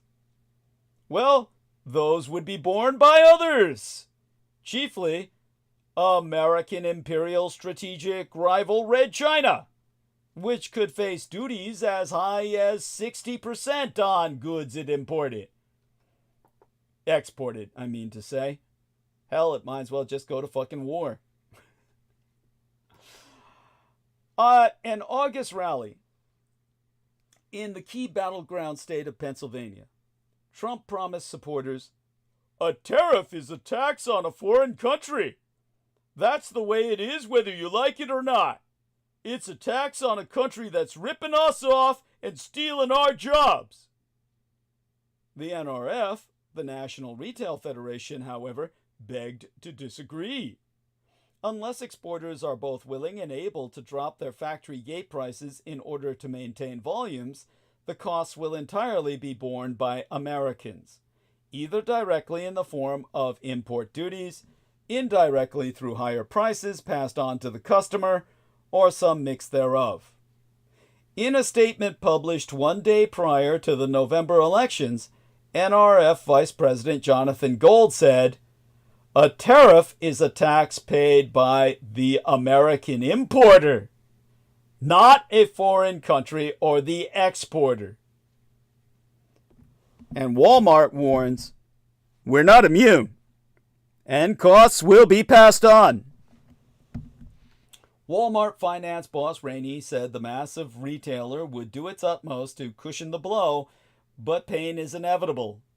He so told Fox News, "We're going to work with our suppliers as well as our own private brand assortment to continue to try to bring down prices for customers, but we're not immune, and tariffs will be inflationary for customers." Okay, now zoom out. Some companies are looking to change where they import goods from to circumnavigate or circumvent potential tariffs under the next Trump administration. Last week, as a point, I'll make it a point, last week Steve Madden, CEO Edward Rosenfeld, said that the $3 billion shoe company has been planning for a potential scenario in which we would have to move goods out of China more quickly. Point, since Trump's election win, they've put that plan into motion. Quote, "You should expect to see the percentage of goods that we sourced from China begin to come down more rapidly going forward." Unquote. Now, as to what I myself am watching, Target and TJX companies had earnings calls midweek on Wednesday, with several other retailers scheduled throughout the latter half of this week. Point being that representatives from Target, Kroger, Costco, and Sam's Club have not yet responded to my requests for comment on the coming tariffs. But that brings us to protecting Biden's chip legacy. The American chip story is just beginning with the death of the American exceptionalism. Trump's return may simply reveal what the United States has always been. In other words, Trump's return will not end American exceptionalism, but rather expose it.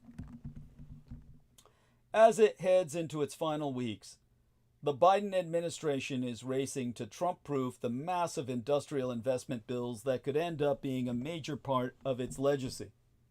The Infrastructure Investment and Jobs Act, the Inflation Reduction Act, and the CHIPS and Science Act together set aside trillions of dollars to invest in bridges, roads, and other aging infrastructure, to subsidize green energy projects, and to create a domestic industry in advanced computer chip manufacturing. Voters didn't see fit to reward Vice Presidentess Kamala Harris and her fellow Biden administration members for this ambitious legislative package. Donald Trump, for his part, publicly criticized parts of the program, telling podcaster Joe Rogan that the CHIPS Act was so bad it stands to reason it will be in danger, which may be why the Biden administration has just finalized 12 multi-billion-dollar deals related to that program. Yet those investments are already starting to bear fruit. Highways are being repaired, wind farms are going up, and chip factories are being built. The Taiwanese chip giant TSMC, Taiwan Semiconductor Manufacturing Corp., is building 3 fabs in Arizona. One has already shown it can function at a high level and is set to begin full production in early 2025. There's a sense among Democrats that, to add insult to injury, it's going to be Trump, not Biden, who gets the credit for all this investment. Much of it in Republican-leaning parts of the country, as it begins bearing fruit in the coming years. Insofar as that means some photo ops at ribbon cuttings, that will probably happen. Trump will presumably be happy to show up once those are scheduled. Not getting credit for an occupational, well, let's just say for a president, not getting credit is an occupational hazard of electoral politics. But it's also worth keeping in mind that with things like the energy transition and the creation of a viable domestic semiconductor industry, we are still very far from our goals. With chip manufacturing, for example, Willy Shih, a Harvard Business School professor specializing in manufacturing and supply chains, has been quoted as saying, "You won't know for 10 years if you've succeeded." The process of awarding CHIPS Act funding and building plants has had its share of growing pains. Labor disputes, shortages of workers with the right skills, and the ongoing troubles of Intel, which was expected to play a key role in the reshoring of chip making. And even if all goes as planned, Shih points out, the Taiwan Semiconductor Manufacturing Company factories in Arizona are expected to have less than a tenth of the capacity of the company's factories in Taiwan, even if they are completed as planned.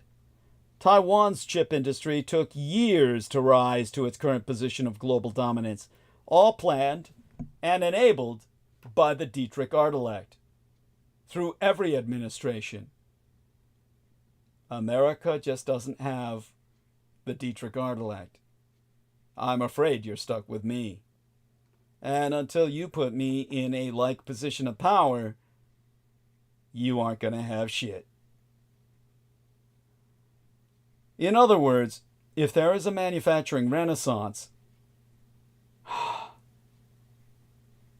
the person who gets credit for it may be whoever is in office for 8 years from now. If Democrats want it to be one of their own, they know what they have to do. The prevalence of positive illusions is one of the most well-established findings in psychology. Most people have an exaggerated view of their own abilities and expect that more good things and fewer bad things will happen to them than is ever actually likely. Despite being unrealistic, such beliefs have benefits. Overly positive people are happier, cope better with adversity, and think they have more control over their life. Believing that things are a little better than they actually are may be necessary for robust mental health. In a similar manner, many citizens hold overly positive, but possibly necessary beliefs about their country. A sense of national pride can foster community and bring people together, and it's often a sign of a thriving democracy. In these United States, one source of patriotism is American exceptionalism. The idea that these United States are a unique and uniquely superior nation. With its origin as a democracy in a world of kingdoms and its emphasis on freedom and opportunity, this narrative goes against reality that the American system is out of the ordinary. Among the young, that belief is rapidly dying. Since 1976, a large nationally representative survey has asked American high school seniors, 17 and 18 years of age, whether they agree that, despite its many faults, our system of doing things is still the best in the world. A fairly succinct summary of American exceptionalism. In the early 1980s, 67% of high school seniors agreed that the American system was the best. By 2022, only 27% did.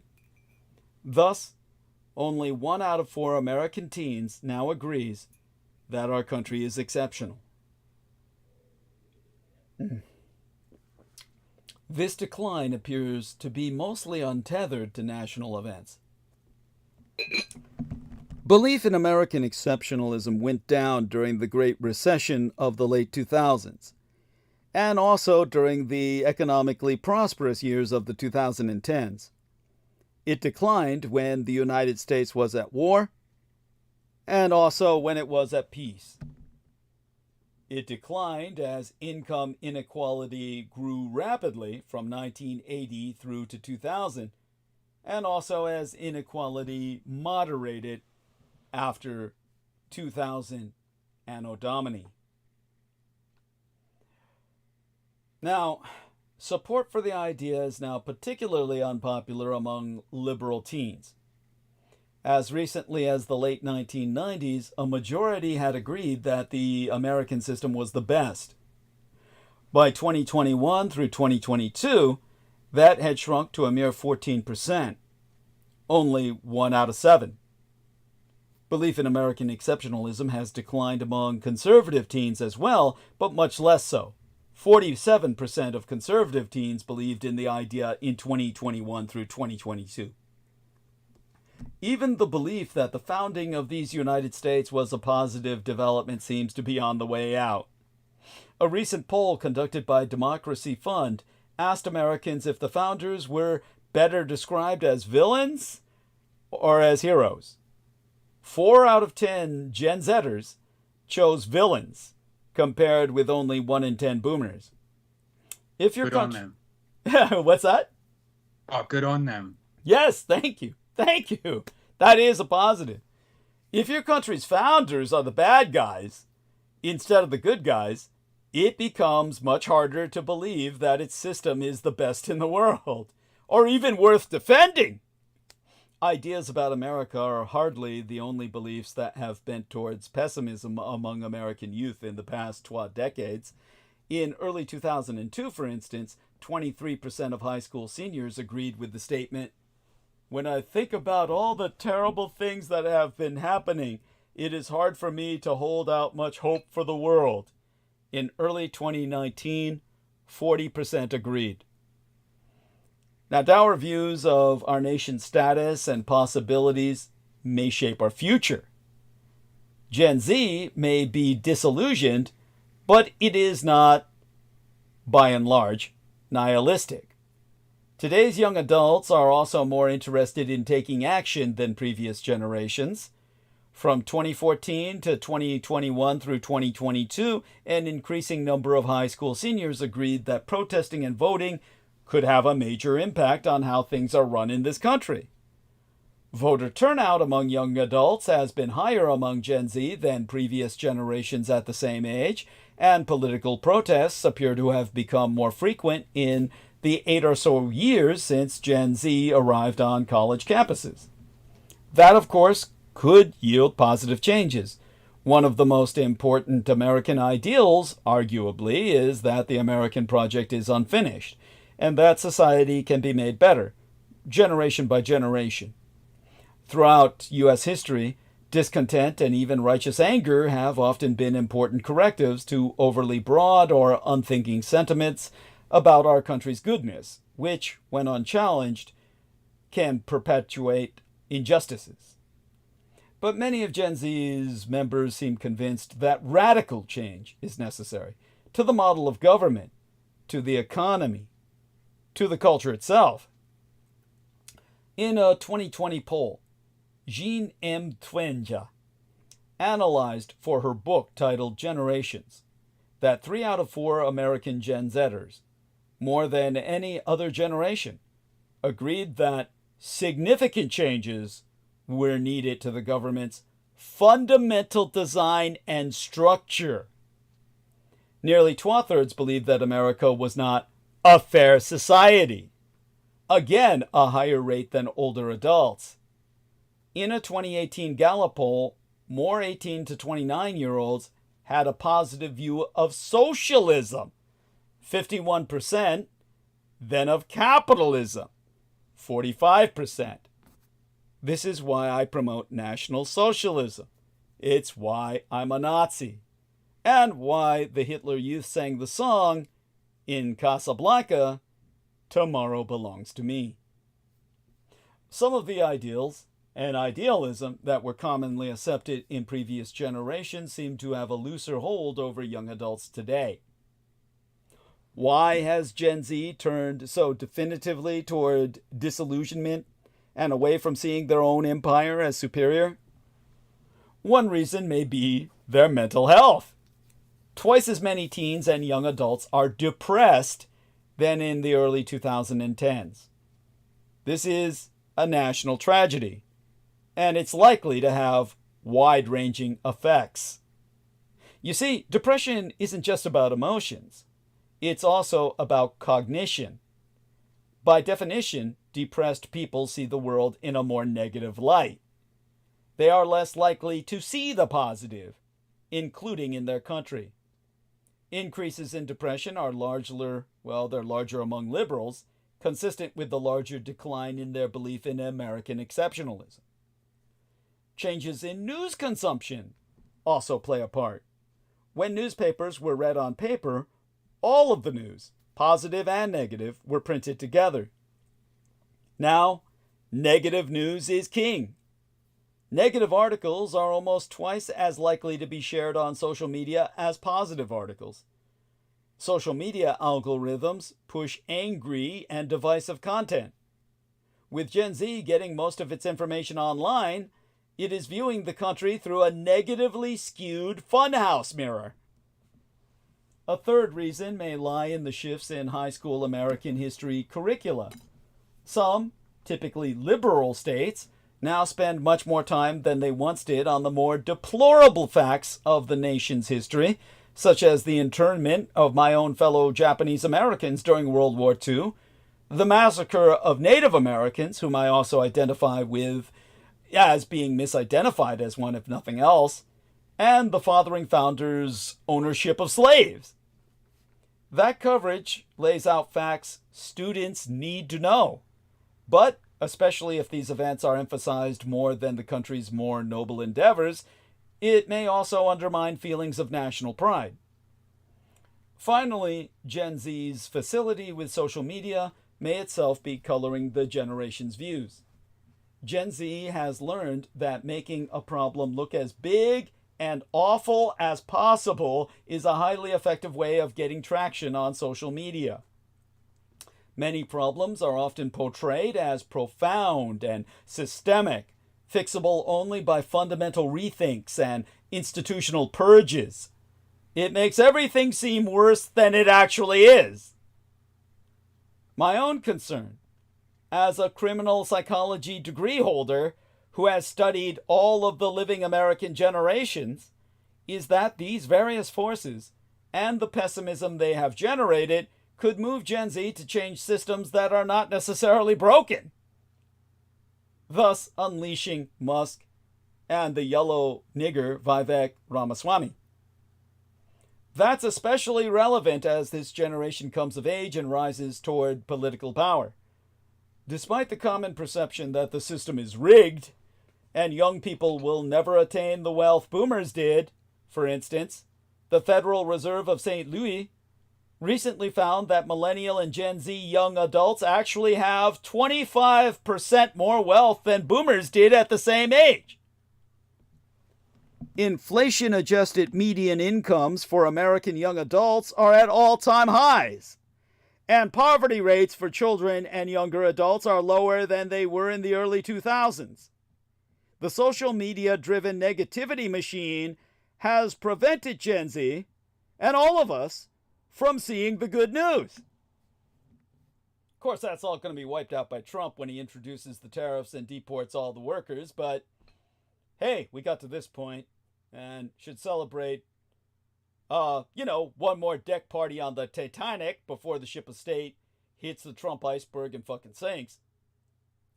Well, just as the positive views we have about our individual selves may be exaggerated, the idea that the United States is uniquely superior is also, at least in part, an overly optimistic illusion we tell ourselves as a culture.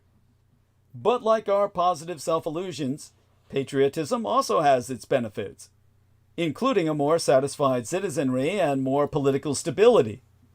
With Gen Z convinced, or rather unconvinced, of this country's exceptionalism and willing to take action, the American empire may, in the coming decades, witness an era of extraordinary political change, wherein, if you're fucking lucky, the America Führer Douglas Dietrich comes to secular power.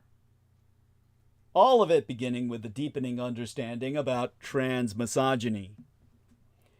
This last Wednesday, my midweek transmission was hosted upon the night tide of the Transgender Day of Remembrance, a time to mourn and pay tribute to those murdered for just living as who they are. 350 trans people have been murdered globally in 2024 that we know of. 29 more than in 2023 so far. All too often, their deaths go underreported and underinvestigated, and their murderers are unpunished. Most of them are black and migrant trans women. What's the root of this mass psychotic bigotry to a harmless minority? The New York University psychology professoress Jamie Napier has analyzed the results of a 23-country, 16,000-person survey. She found that people tend to be more vocally prejudiced against trans women than trans men. Why? Prejudice is layered. The authorist and trans activist Julia Serrano coined the term transmisogyny the year my late and sainted legal sire was murdered. The year George Dietrich died in 2007, to name the intersection between transphobia and misogyny. She's since written about how the term has been used in ways she didn't anticipate, and why we need better, more specific language for how humans express gender and sexuality at all. By the way, just taking a look at some incoming notifications here. Yeah, I hear you there, Nemo. There we are. Oh my fucking God. The Guardian, people around Trump want to give Ukraine to Moscow. Good idea, anonymous poll. 70% yes, 13% no, 17% nonsense. Madness. Yes. Thank you for this. It's, of course, just bad news, but it's definitely... Yeah, that particular channel on Telegram, it's basically just a fucking propaganda, Russian right-wing propaganda channel. Like, it's all catering to them. I can't believe these cunts are supporting them. This is supposed to be posting, like, topical World War III news, but it's all mostly sourced from Russian news and shit like that. It's retarded. Thank you. I appreciate your bringing that to my attention. Outrageous. By the way, Victoria Loves Genius, Loves Jesus joins us. Love you, honey. Let me give her some kisses before I get back into the train of my thoughts. My God. Well, she must have woken up to get ready to go on the plane. She must be on the plane. Christ, by now, I would think. And, well, let's hope she has a safe ride and enjoys a wonderful Thanksgiving with her family. Maybe someday gets to tell somebody she's on talking terms with the son of Adolf Hitler. What a conversation to have at the family dinner. Well, avoid that at Thanksgiving table, yes. No, that would kill everyone's appetite. All right. So then, now, what's happening here? According to the aforecited Napier, goes deeper than the fact that trans women are marginalized in 12 ways at once. Napier finds that women may be more biased against, well, people may be more biased against trans women than trans men because they view trans women as gay men. And most cultures punish men more aggressively than women for going against gender norms. Women are punished for transgressing too, but in more insidious ways. Usually by people who doubt their sexuality or gender in the first place, think it's a phase or a cover. That's why Napier's study is so important. To read therefrom, it's a piece of carefully collected evidence that trans women and their allies can point to as proof that bias against trans femmes really is a societal problem. And it doesn't stop asking, why? A few more survey results deepened and complicated my own understanding, like the fact that, to quote us therefrom, when controlling for anti-gay bias, highly religious people were actually less biased against trans folks than the non-religious were. I guess they're living up to Christ's admonition. On the night of the election, Red Broadwell was home with his cat in Washington, North Carolina, working on his master's thesis about transness and body horror in film. He tried not to doom scroll about the election results, but when the 23-year-old trans graduate student woke up the next morning to the news that Donald Trump had won the presidency, Broadwell began to panic. He said the results were genuinely sickening and caused him to experience panic attacks and bouts of nausea. He worried about his ability to continue taking testosterone and whether he would have to scramble to sort out top surgery sooner than he expected.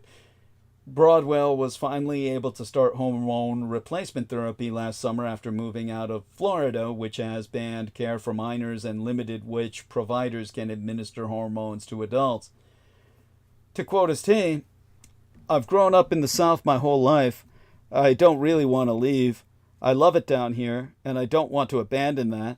It sucks that every time there's an election, I have to ask, what's going to happen to me and my friends?" Now, after Trump's victory, trans people across the country are grappling with questions about their legal protections and access to gender-affirming care and reproductive health, as well as concerns over their physical safety. In short, what survival will look like.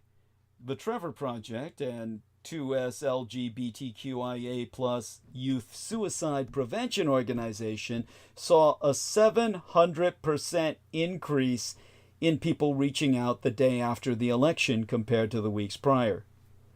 During his campaign, Trump vowed to sign an executive order barring federal agencies from the promotion of sex or gender transition at any age.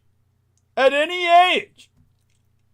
And has promised to restrict federal funding for hospitals or healthcare providers that perform gender-affirming care for minors. Republicans spent at least $215 million this campaign cycle on ads portraying trans people as a scourge to society, and the official party platform lists keeping men out of women's sports as a priority. Of all the crises we're dealing with on planet Earth in the middle of the 6th mass extinction, this is what they're putting money and investing emotional energy into.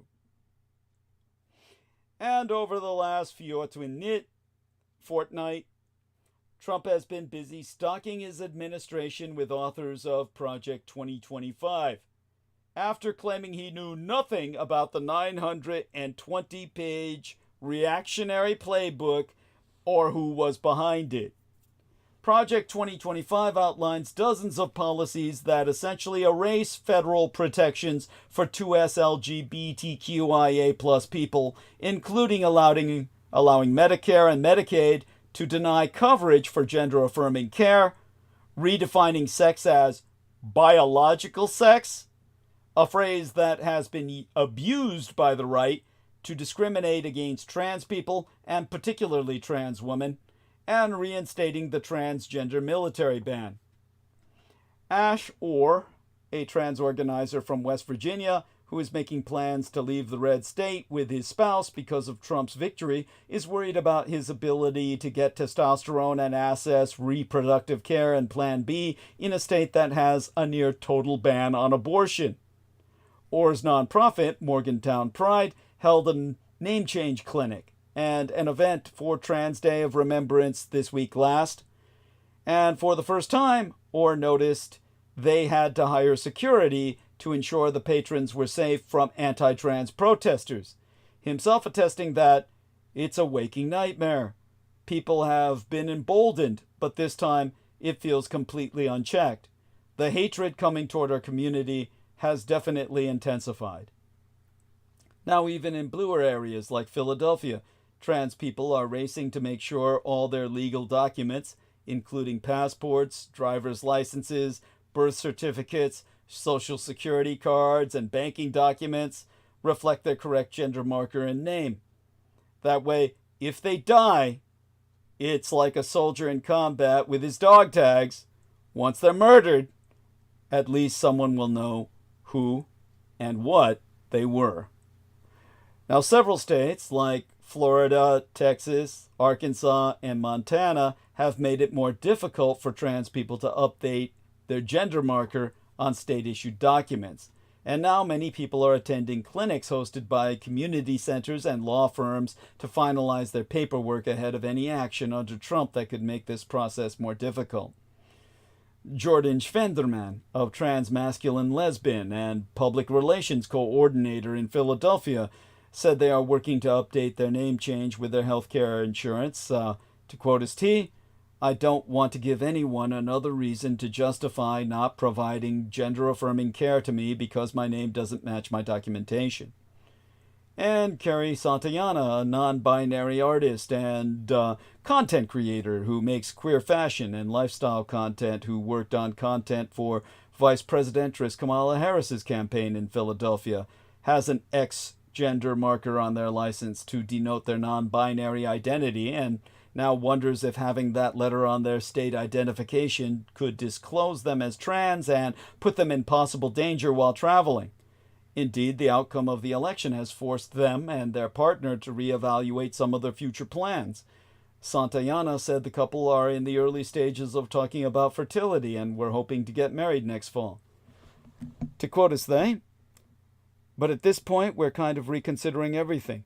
We're afraid if we freeze embryos, there will be legislation that will dictate what can happen to them with some sort of fetal personhood law under a Trump administration.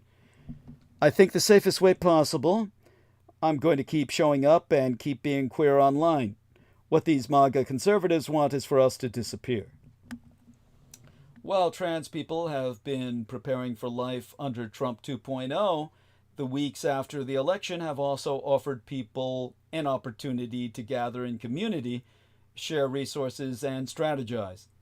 Yasmin Beach-Ferrara, who heads the Campaign for Southern Equality, said the organization has fielded many comments or questions from people trying to plan for various worst-case scenarios. Some families of trans youth asked if they should prepare to travel internationally for gender-affirming care. Others who already travel out of state for care wonder what might happen to their future clinic appointments if Trump imposes a federal ban on care for minors.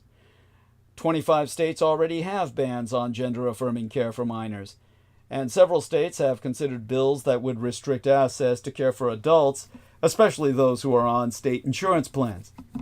As more and more states restricted trans health care, the Campaign for Southern Equality noticed a pattern of providers and pharmacies denying care to trans patients even in states where they were still legally allowed to provide it. This landscape for providers in red states has become very hostile, as hospitals, clinics, and individual physicians have become the subjects of lengthy investigations by reactionary attorneys general. I mean, imagine the fact that people are complaining about a crime wave, and this is what investigative resources are going into. Beach-Ferrara's organization created the Trans Youth Emergency Project in 2023 to help families of trans youth travel to out-of-state providers for gender-affirming care. The hope at the time was that one day it would no longer be necessary, and that access to medical care, which has been proven to significantly reduce depression and other adverse health outcomes, would be protected at the federal level. By the way, just reading the incoming comment here. Yes, good idea, Nemo.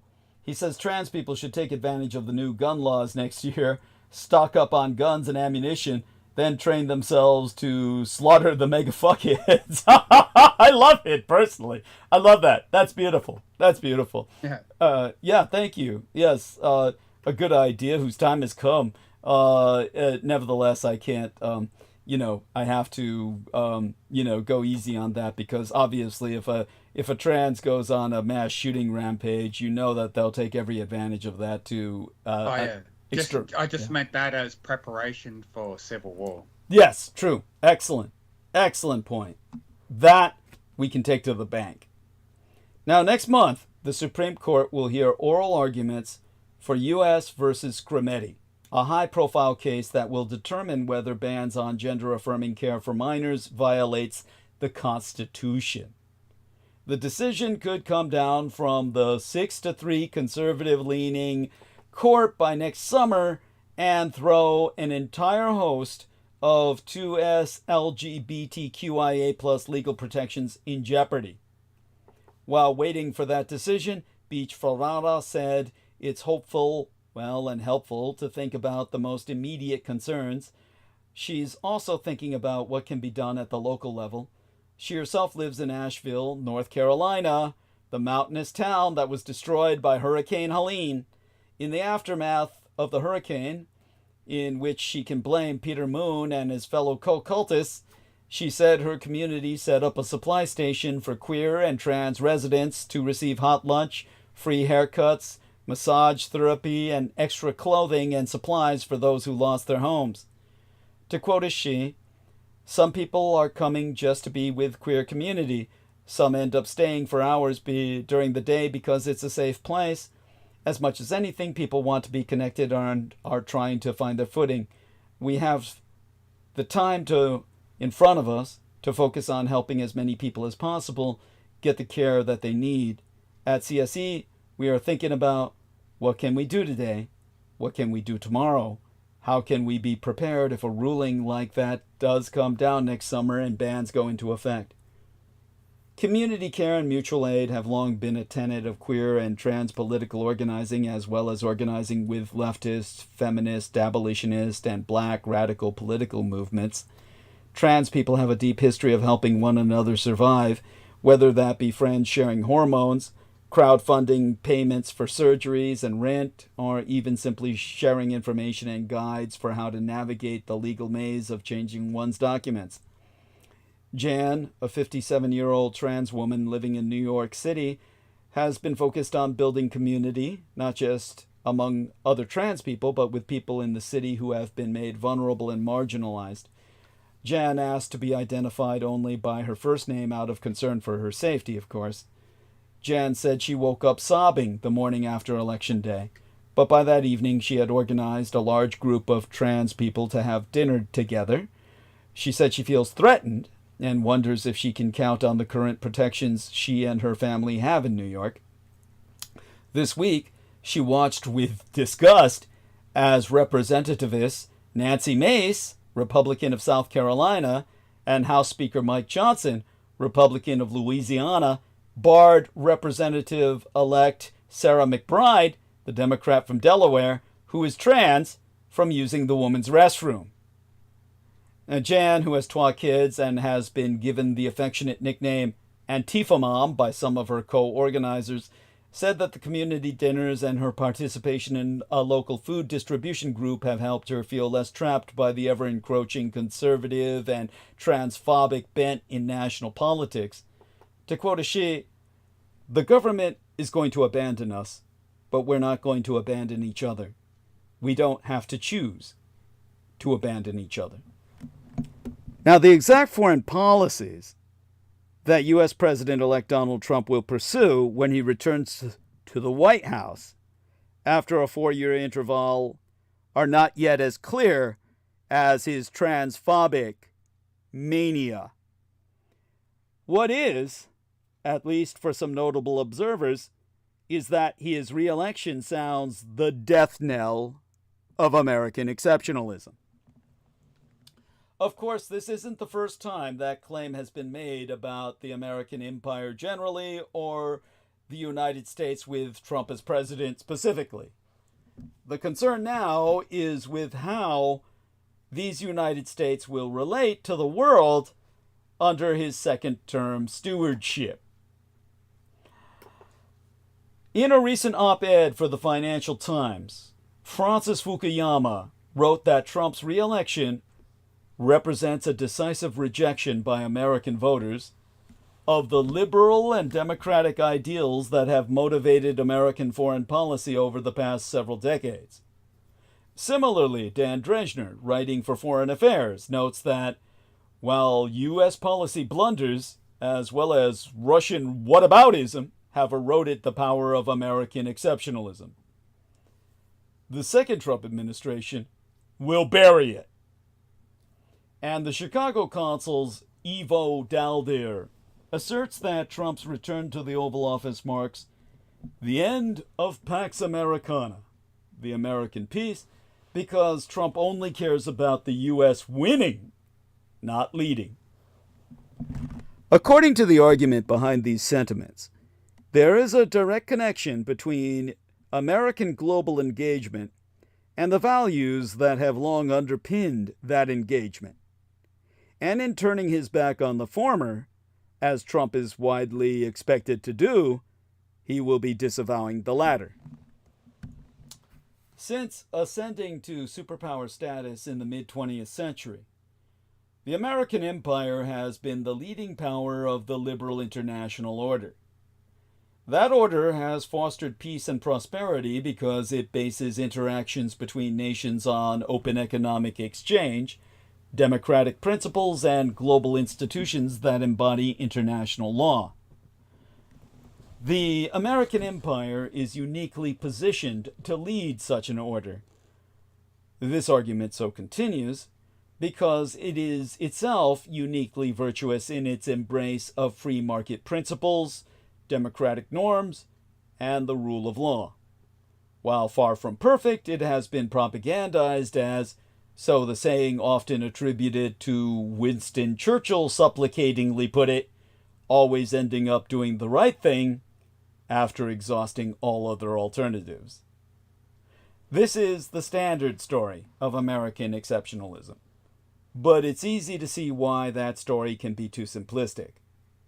Being exceptional can also mean choosing to distance these United States from the issues and troubles that roil the rest of the world. American foreign policy has a long tradition in that regard, dating back to George Washington's warning to the nascent republic against becoming entangled in the power politics that consumed the European nations of that time. Not becoming entangled in the world's problems doesn't necessarily mean being isolationist. It can also mean engaging the world, but on terms that benefit these United States, not others. As the international relations scholar Hilda Ristad pointed out, historically speaking, this unilateral internationalism is the form in which American exceptionalism has been most consistently expressed in the conduct of American foreign policy. Rather than being multilateralist or isolationist, Washington has long sought to do things its own way. If the American empire sought to open markets, it was to support its democratic exporters. If it spread democracy, at the point of a bayonet and a rifle butt, it was in order to keep distant threats at bay. Maybe those policies were also good for others. Maybe they were not. Regardless of how they benefited others, however, they benefited these United States. Unilateral internationalism has on more than one occasion led the American empire to be a bit of a bully. Even, as I myself oft put it, an international asshole. Whether insisting that other nations lower their trade barriers, hold United States dollars, pay back debts, give up land for military bases, or full-on annexation, Washington has a long history of being quite transactional with friend and foe alike. The contradictions in how the American empire has historically engaged with the world are consistent with historical contradictions within these United States itself, such as having been a slave-based market economy, a nation that welcomed immigrants while displacing the indigenous population via extermination, and a liberal democracy dominated by captains of industry. Exactly how the American empire has pursued a unilateral internationalist foreign policy has varied with changes in domestic interests and political processes. Exempli gratiae. Multiple presidents have seen these United States as the indispensable nation.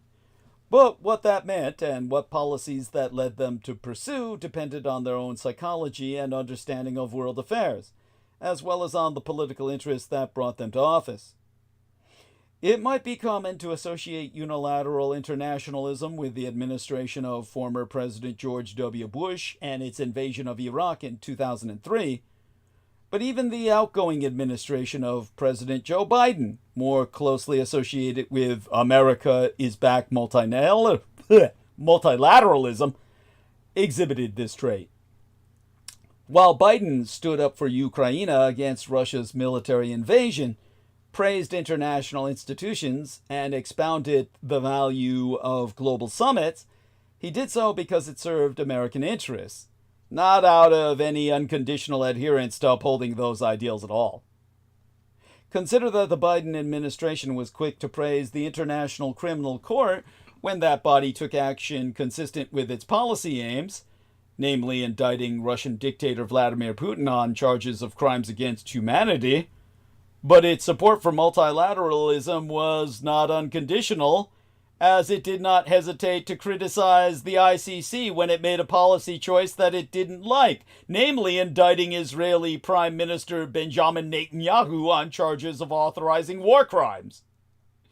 Whether one labels such inconsistency pragmatic or hypocritical, consistency in words and ideals is less important for a sitting United States president than pursuing what is seen as best for these United States and harmful to American imperial rivals.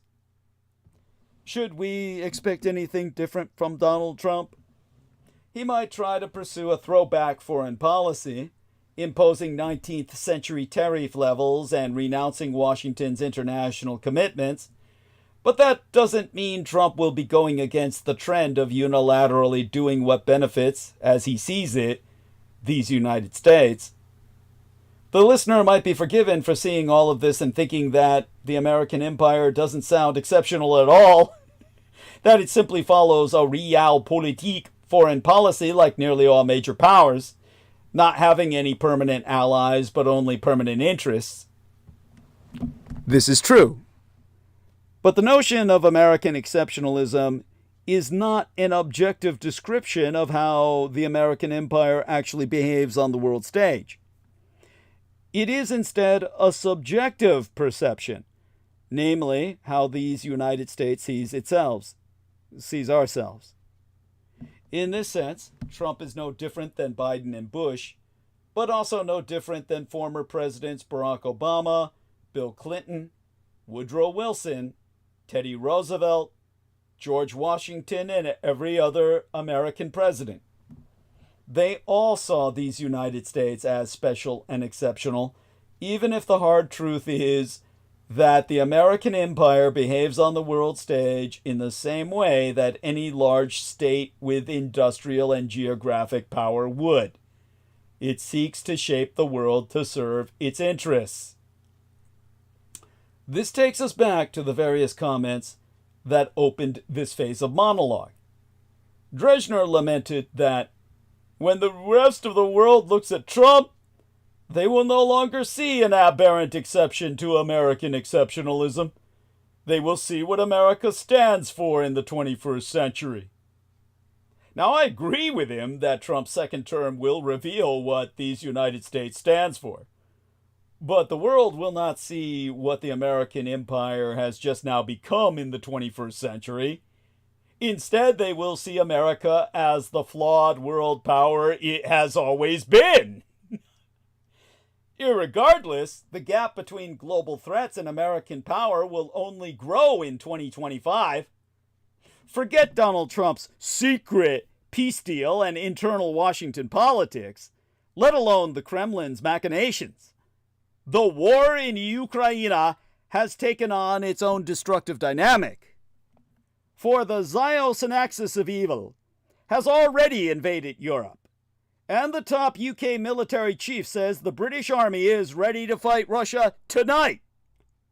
It's not only World War IV in effect, because the Cold War, so-called Cold War, was the Third World War in effect, but World War Z has begun. Not the zombies. I'll explain. And the deterrence deficit will become starkly visible in the coming year. Joe Biden granting Ukraine permission to use NATO-supplied rockets to attack military targets within Russia is an escalation of a European conflict now 4 days past, or 5 days, a working week past, 1,001 nights in duration. And though it is far from being a global conflict, the West is now effectively at war with Putin's forces. The announcement that the U.S. Embassy in Kiev and some EU embassies are shutting for fear of Russian aerostrikes adds to the mood of growing crises over Ukraine. If the Kremlin was to deliberately target foreign embassies in Ukraine, it would be a decisive breach of the taboos protecting diplomatic installations even in wartime. Diplomatic immunity is not the only taboo that could fall. More immediately and widely effective is Washington's decision to send anti-personnel landmines to Ukraine to slow Russia's slow but steady advances across the front in eastern Ukraine. One thing that the American empire has in common with the Russian, not to mention communist Chinese and the world's pariah regimes such as Iran, or states without functioning governments such as Libya, is its refusal to join the 1997 Anti-Personnel Landmine Treaty. The treaty bans their use by most of the world, including the United Kingdom and America's European allies, and even the Ukraine itself. Russia, of course, broke the taboo against aggression, oft-propagandized as being enforced since Nuremberg in 1945, by invading Ukraine in the first place. But if Kiev reneges on its treaty obligation, arguing military necessity, it will be another nail in the coffin of well-meaning, well-intended attempts to limit the horrors of war. What is the next shibboleth to fall? How long before WMD, weapons of mass destruction, become battlefield necessities justified by the actual state of war on the ground? Even though Kiev says it won't use the American anti-personnel mines in urban areas, this still leaves much of rural Ukraine a potential minefield. Why does Zelensky think breaking the ban on them is worth doing? Ukraine is faced by a growing shortage of manpower. Russia uses its numerical superiority not to launch mass and suicidal attacks, but rather to hit many points along the front simultaneously. The Ukrainians think these mines would be useful to stop the current Russian tactic of swarming villages used as strong points by the Ukrainians. Although anti-personnel mines inflict hideous injuries on soft targets, soldiers, and unarmored vehicles, they also litter the battlefield long after a war is over. Look at the long lines of limbless civilians from Afghanistan to Africa every day for the long-term costs. But Ukraine will say losing the war will cost its people even more. Necessity knows no bounds is an argument that can be used by both the victim and the aggressor. Russia has hardly been pussyfooting around on the ground and in the sky over Ukraine, but it will gleefully play up Kiev's slippage from the moral high ground to justify worse. Stepping up the bombing of the civilian rear and using even nastier weapons such as thermobaric non-nuclear weapons, almost as devastating as tactical nukes, could be next as Putin seeks to break Ukrainian morale before Donald Trump enters the White House. And Trump's actual stance on the war is no mystery. On the one hand, Donald Trump Jr. and his nominated National Security Advisor, Michael Waltz, has criticized Joe Biden's team for raising the stakes with Russia by permitting Kiev to strike into Russian territory with ATACMS, ATACMS, acronyms for Army Tactical Missile Systems, and letting them use American anti-personnel mines. They say the outgoing team wants to tie Trump's hands. On the other, President Zelensky attributes the White House's taking the gloves off his forces more to Trump's imminent arrival than Biden's initiative, but perhaps he would say that, given the Biden's sell-by date is rapidly approaching. Even though American decisions in recent days seem to be making the war in Ukraine ever more obviously into an open Amero-Russian proxy war, other players are adding their pennyworth to the escalating conflict. North Koreans in the line of fire is one obvious escalation on the Ukrainian front, but with implications for the stability of East Asia 10 time zones away. More sinister is Red China's willingness to let its assets act as deniable agents for Russian sabotage operations. Denmark's seizure of the communist Chinese-owned but Russian captained ship accused of cutting internet cables under the Baltic Sea raises the temperature there to a dangerous level. The straits between Denmark and Sweden are a choke point for Russian access to wider areas from its ports, from St. Petersburg to its exclave of Kaliningrad, between Poland and Lithuania. The Danes can argue that the Russian Empire has engaged in acts of war in their waters. But for the Russian Empire, losing access to the world's oceans would be a severe blow. Even though Russian sabotage could provoke the Danes to demand a stop and search right, or even shut the straits to Russian traffic altogether, such acts could prompt Scandinavian NATO members to open economic conflict with the People's Republic of China also. Whether embassies are targeted or not, too many of the paper obstacles to maximizing the horrors of war are falling in Ukraine for anyone to think that the conflict there is about to wind down. Time was when optimists responded to the imminence of world war with a cocky, "It'll all be over by Christmas."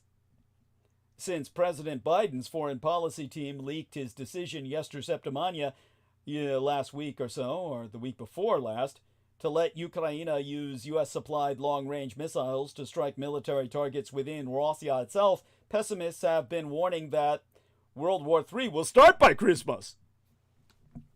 Well, hell, in a sense, that's a gift to someone like myself, the son of Adolf Hitler, waiting for that societal collapse that will enable me to ascend to secular power by force majeure.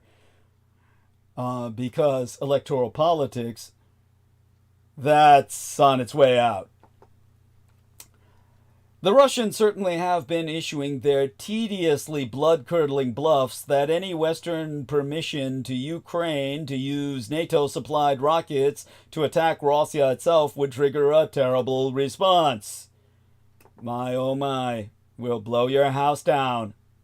The deterrent effect of the Kremlin's threats has worked with the United German Chancellor, Olaf Scholz, who pointedly repeated his refusal to send United Germany's Taurus cruise missile to Ukraine, and then went on to telephone President Putin for the first time in more than 12 years. I'm choking on that. I mean, really. I'm disgusted, embarrassed, and ashamed.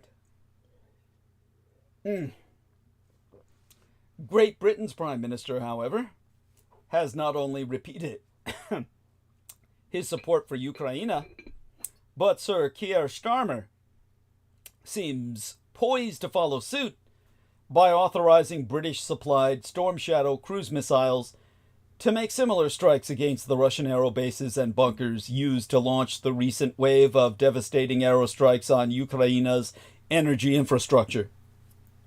What makes authorizing these new missiles and expanding the range of authorized targets more sensitive than other types of weapon supplies is that the long-range weapons, the aforementioned ATAC-Ms, use intelligence from United States satellites to find their targets.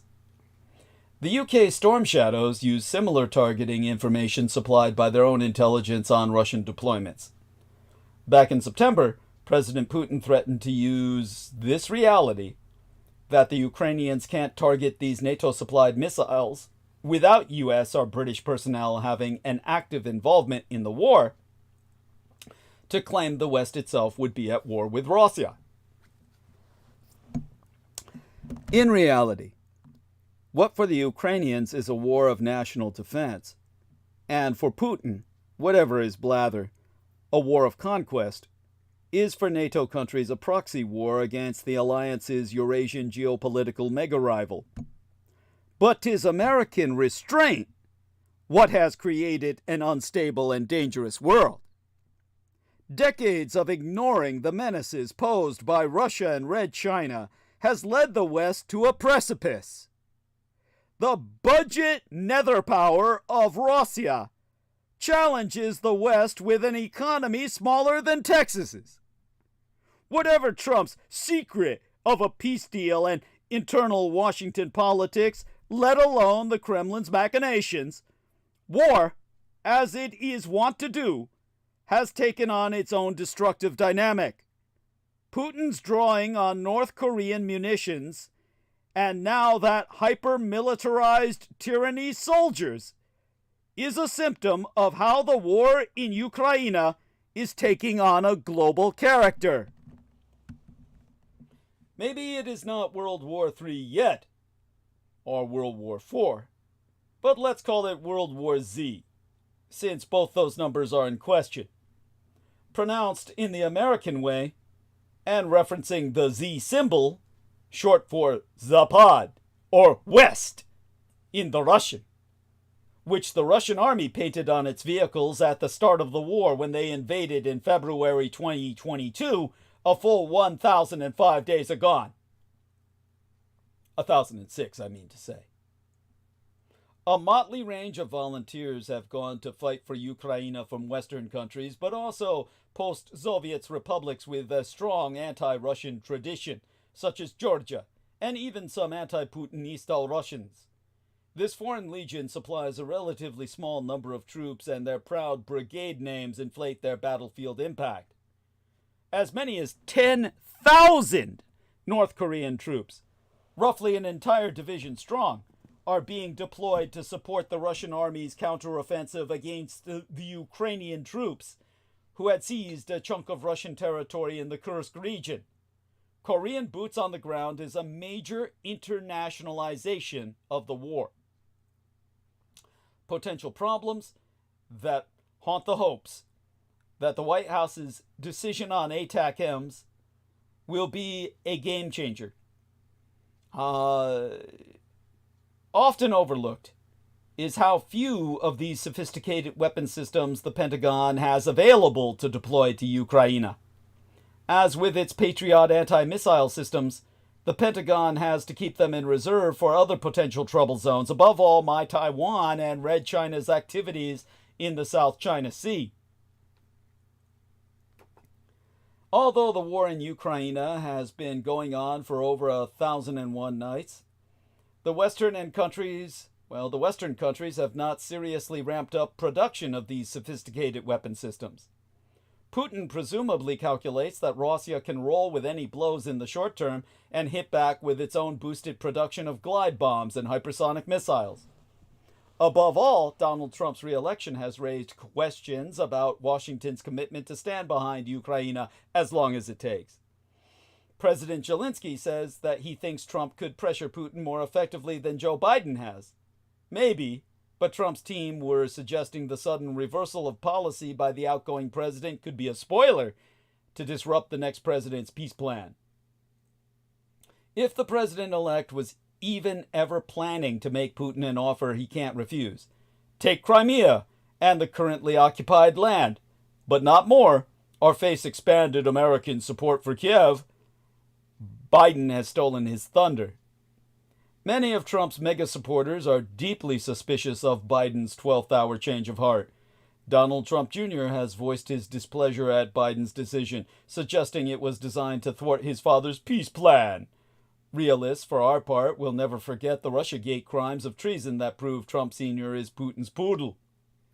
The intertwining of the war in Ukraine with internal politics in these United States could be the most acute symptom of the globalized proxy war between Russia and its allies on one side and the West on the other. Everyone waits to see which side Donald Trump takes. The outcome of World War Z depends on him more than anyone else. But the Russo-Ukrainian War has become a battleground not just for territorial control, but for humanity's very future, drawing actors from around the world into a high-stakes struggle to reshape the global balance of power itself. The new Zionist axis of evil continues to escalate as North Korean soldiers join the fray, exposing the folly of the Biden administration's policy of escalation management. Meanwhile, the Western world dithers. Ukraine, outgunned and outmanned, fights to hold the line against waves of Russian and North Korean troops. As democratic policymakers continue to lack urgency in helping Ukraine, the pressing question remains: will the forces of democracy ever muster the will to prevail? Or will authoritarian powers succeed in carving this world into spheres of influence? North Korean soldiers are now fighting for Russia on European soil. Russia is desperately seeking reinforcements for its offensive to reclaim Ukrainian-controlled parts of Kursk Oblast. At the same time, North Korea capitalizes on the moment to secure support for Russia for its broader ambitions to destabilize East Asia. Together, the Russians and North Koreans have amassed 50,000 troops for their counteroffensive against the Ukrainian army in Kursk. Russia desperately needs more manpower. As of October 2024, U.S. defense officials estimated that Russian forces had suffered over 600,000 casualties, including both killed and wounded. Throughout October, Russia averaged 1,500 casualties per day, an unsustainable rate. Putin seeks to avoid a large-scale mobilization effort to prevent unrest within Russian society and maintain public support for the war. However, Russia has money, and lots of it, from its oil and gas revenues, which the West has failed to target adequately. This financial cushion allows Russia to sustain its war effort despite its manpower shortages. Conversely, North Korea has an abundance of manpower, but is desperately in need of foreign currency. Seizing on Russia's desperation, North Korea intends to push for the transfer of sensitive technology to enhance its nuclear and missile programs, increasing its threat against these United States and our allies. Furthermore, like Red China, North Korea sees its support for Russia as a way to deplete Western resources. A weakened and overextended West aligns perfectly with North Korea's ambitions on the Korean Peninsula. Should the West abandon Ukraine, it would significantly weaken its position and embolden all its enemies. The United German Chancellor Olaf Scholz has continued to weaken the Western position, as he recently broke Russia's diplomatic isolation with a single phone call. His talk with Vladimir Putin, attempting to push for negotiations, handed Putin a symbolic victory. The West's muted response to North Korean forces joining the attack in Kursk reflects a defeatist attitude toward Ukraine. Western leaders likely understand that Russia will not agree to a ceasefire while Ukraine retains control of Kursk. From their perspective, allowing Russia to retake Kursk might pave the way for a quicker exit from supporting Ukraine altogether. While the Biden administration has finally lifted restrictions on Ukrainian forces using long-range missiles within Russia, the decision comes years later than it should have and is limited to the Kursk region. Biden likely calculated that allowing Ukraine to strike North Korean and Russian forces in Kursk would not be viewed as overly provocative by Moscow, especially with a new U.S. presidential administration poised to take office, one that will scale back support for Ukraine. The best deterrent would have been to provide the Ukraine with all the weapons it needed at the outset of the war without imposing restrictions on their use. This approach would have ensured that North Korean soldiers never had the opportunity to join the conflict years later. The next best option would have been to immediately lift all restrictions and supply Ukraine with enhanced long-range capabilities as soon as reports surfaced of North Korean soldiers supporting Russia. This would have been the best shot to deter North Korea from getting more involved in the war. The defeatist approach embraced by leaders like Scholz will only pave the way for much greater conflicts in the future, ultimately strengthening the Ziosan axis of evil. If the West continues to stand by while Russian and North Korean forces wage war against Ukraine without significantly increasing support for Kiev, the result will be greater chaos and the accelerated erosion of the international order that has been marketed as maintaining global peace since World War II. Not just in Europe and East Asia, but across the globe. Ukraine is now safeguarding the Western world with its own blood. Increasingly, it is standing alone, despite a top military official declaring that the British Army is ready to fight Russia tonight if it invades another European nation in addition to the Ukraine. Lieutenant General Sir Rob Magowan, the Deputy Chief of the Defense Staff, insisted Great Britain would never shy away from defending an ally amid growing nuclear strike threats from Vladimir Putin. On Manic Thursday, Putin's troops used a new ballistic weapon in Ukraine, which he said was in response to the UK and US allowing missiles they supplied to Kiev being used to strike Russian targets. Sir Rob told the House of Commons Defense Committee, if the British Army was asked to fight tonight, it would fight tonight. I don't think anybody in this room should be under any illusion that if the Russians invaded Eastern Europe tonight, then we would meet them in that fight. Meanwhile, Home Secretary Yvette Cooper said that we will continue to see aggressive blustering language from Putin, which she told Sky News was completely unacceptable, not to mention completely unbelievable. In a televised address, the Russian dictator Vladimir Putin said, We consider ourselves entitled to use our weapons against military facilities of those countries that allow their weapons to be used against our facilities. That is... He's even talking like a bureaucrat. I mean, that's hardly motivational or inspirational or go get him, Putin. It's like... He's talking like he's reading from an inventory. As I have already iterated, the United Kingdom is known to have allowed its Storm Shadow missiles to be used by Ukrainian forces within the Kursk region of Russia, while the United States has given permission for its ATACMS weapons to be fired at targets in Putin's own country. Putin confirmed Russia has tested the new intermediate-range weapon in an attack on Dnipro in response. The U.S. said the new and experimental IRM, the intermediate-range missile, is based on Russia's existing RS-26 Rubège. Its range far outstrips that of newly authorized U.S. and British-supplied arms, which can hit targets around 250 to 300 kilometers away. The distance from Moscow to London is around 2,500 kilometers, suggesting the range of the new missile could threaten the United Kingdom itself. On X, formerly Twitter, the Ukrainian President Volodymyr Zelensky so wrote that Russia's use of the new weapon was a clear and severe escalation in the scale and brutality of this war. He said, this is yet more proof that Russia has no interest in peace. Putin is not only prolonging the war, he is spitting in the face of those in the world who genuinely want peace to be restored. More than 1,500 kilometers. That's 900 miles from London.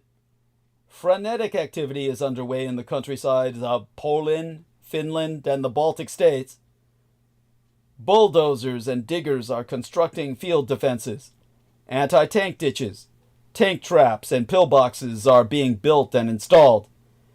In all these countries, laying minefields, even the controversial anti-personnel minefields, is under active consideration. Poland is spending at least 2.5 billion euros. That's 2.1 billion pounds sterling on its border defense system, including building a sky shield system akin to Israel's Iron Dome to protect its eastern border from the growing threat from the Russian Empire.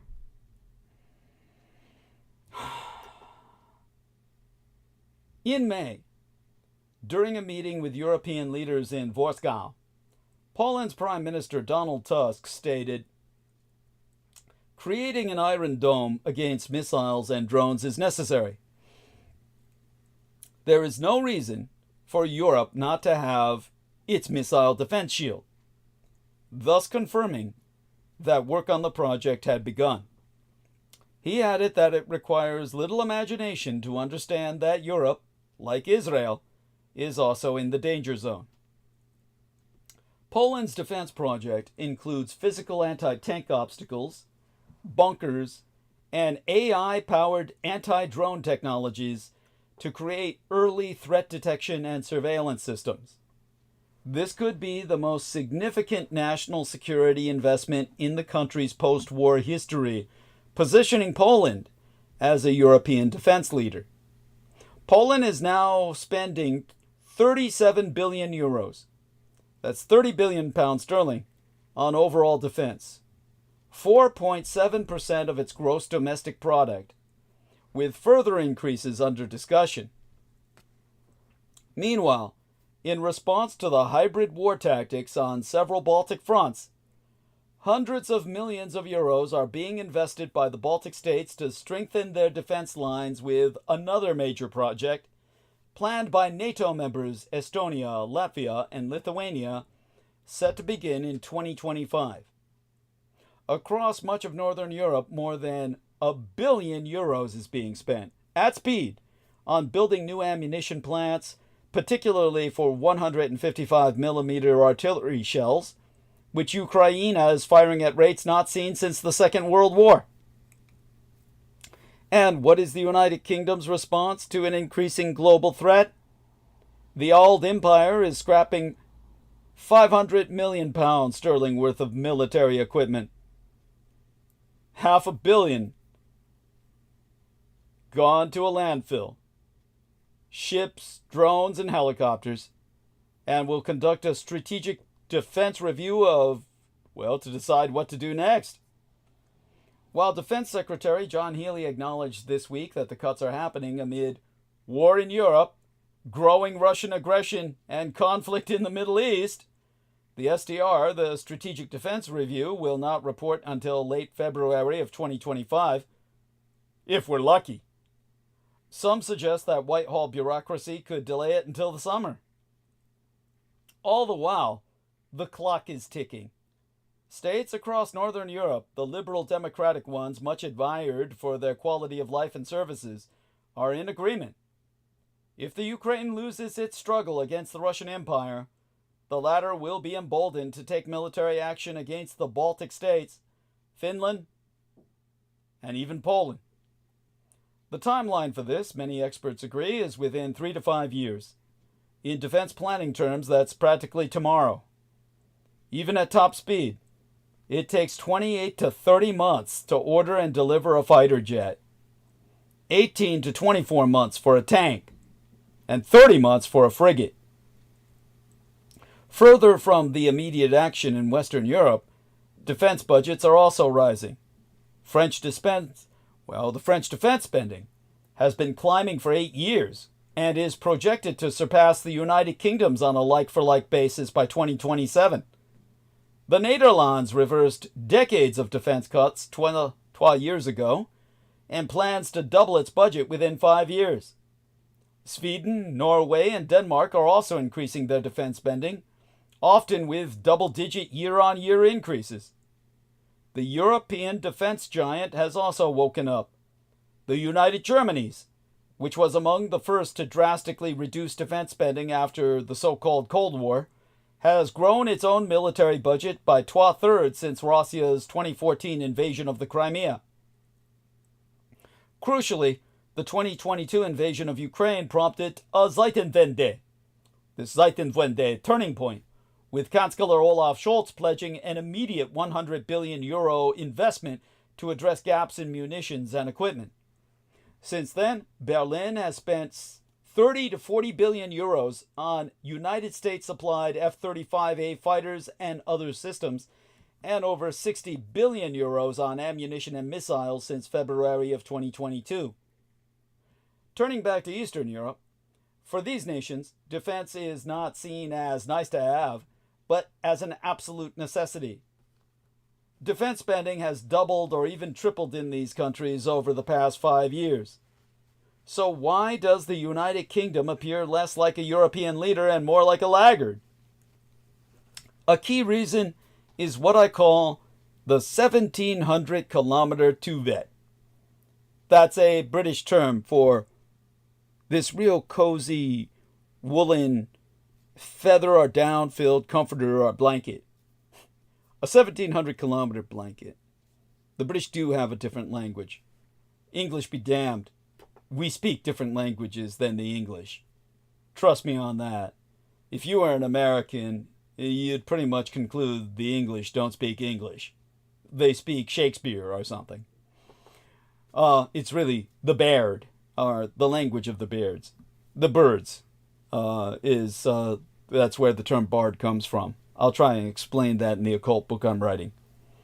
Anyhow, when it comes to the 17-kilometer duvet, anachronist throwbacks in England think that to reach the United Kingdom, Russia would first need to pass through the Baltic states and Finland, cross the Baltic Sea, contend with Die Neue Vereinigte Deutschland, the new United Germany, Sweden, Denmark, and Norway, and then navigate the North Sea. As if the world were not a globe, and attacking directly from across the North Pole through the Greenland Sea was strictly forbidden by Santa Claus.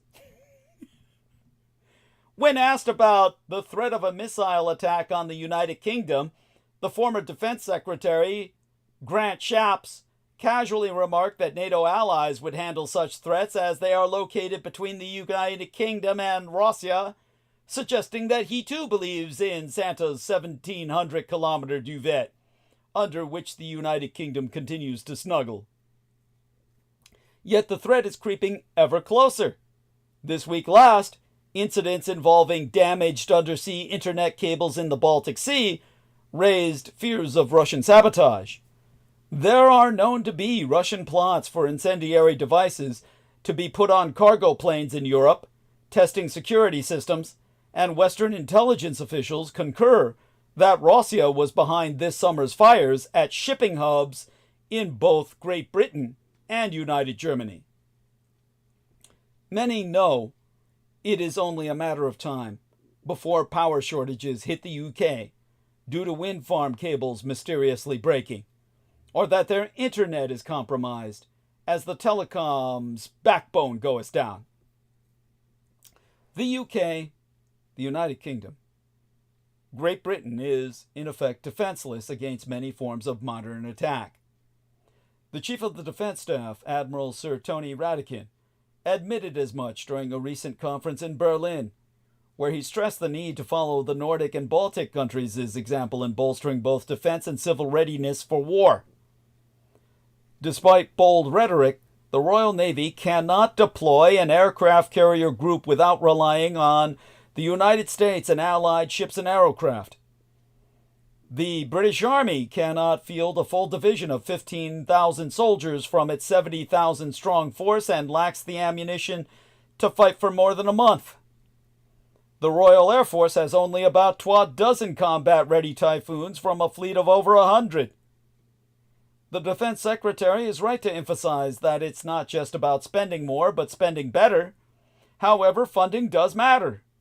If a NATO state invokes Article 5, which calls on collective defense, a situation that many experts on the Nordic and Baltic regions believe will happen within 5 years, the UK cannot afford to delay its response, claiming economic constraints. NATO's principle that an attack on one is an attack on all would require the UK to march to the sound of the guns, a situation for which they are woefully unprepared compared to their European neighbors. But in the Pacific theater of operations, as Red China is laying the legal groundwork to seize my Taiwan, the Empire of Japan's $26 billion discovery power boosts all our fortunes. Japan's discovery of a vast field of manganese nodules containing significant deposits of nickel and cobalt is expected to meet the country's demand for those metals for years to come. Japan's strike comest as the Empire of Japan is deploying to Australia, proving that the American and Communist Chinese empires aren't Southeast Asia's only options. Instead of choosing between the United States and Communist China, many Southeast Asian states are building ties with so-called middle powers like Japan and Australia. Relevantly, Japanese researchers have uncovered 230 million tons of manganese deposits, rich in metals vital for electric vehicle batteries and smartphones, boosting the empire's push for supply chain independence. The discovery was made on the ocean floor off Minami Moritorishima Island, southern bird island situated about 1,200 miles southeast of Tokyo, by researchers from the University of Tokyo and the non-profit Nippon Foundation. The underwater mineral field contains 740,000 metric tons of nickel and 610,000 metric tons of cobalt.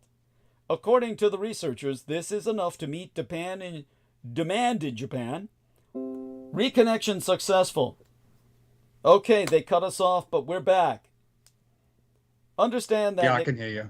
Thank you. Nickel and cobalt are... Well, remember, you can hear me through the Skype even if the OBS dies, but make sure you check through the studio. The stream's fine. Excellent. Bless you. Thank you so much.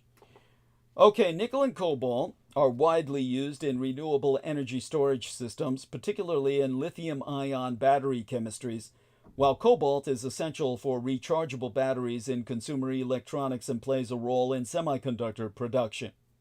Both metals, as well as manganese, are critical for technologies such as lithium EV or electric vehicular batteries. The Empire of Japan is not alone in its bid to diversify its critical commodities. These United States and a number of other countries are also seeking new resources of rare metals and minerals such as tungsten, manganese, and REE, the rare earth elements.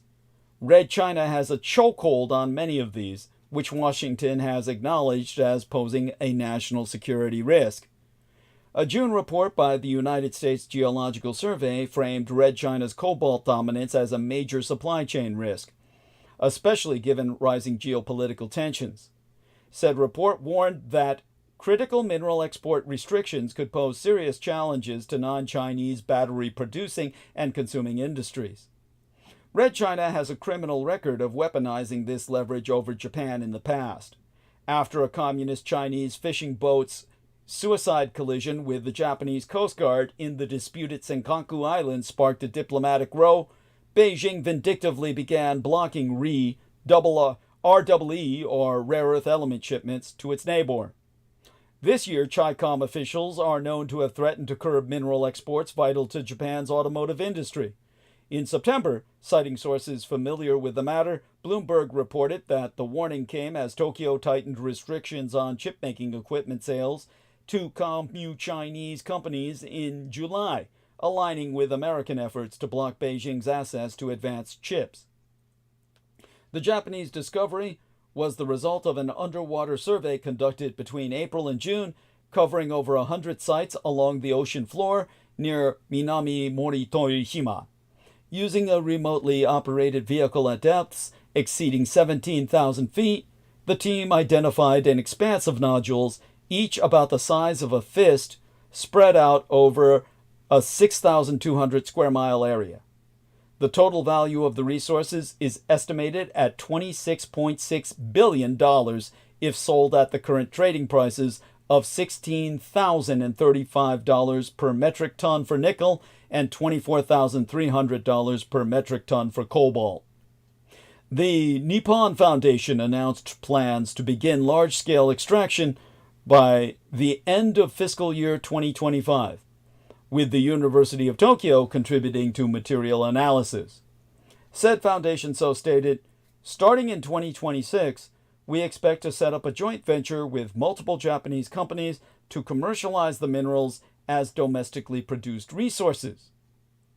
Now, qualifying that the estimated underwater deposits, while momentous, should be taken with a grain of salt until it's known what methods will be used to convert the materials into monetary values, Julie Klinger, Associate Professor of Geography and Spatial Sciences at the University of Delaware, has observed that while some end uses will support green energy, she was obligated to point out that the metals also have a more destructive use.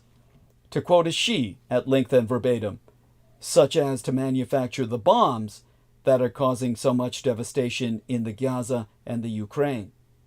There are no measures in place to ensure that metals mined in the name of energy, the energy transition, actually are used for climate-critical purposes.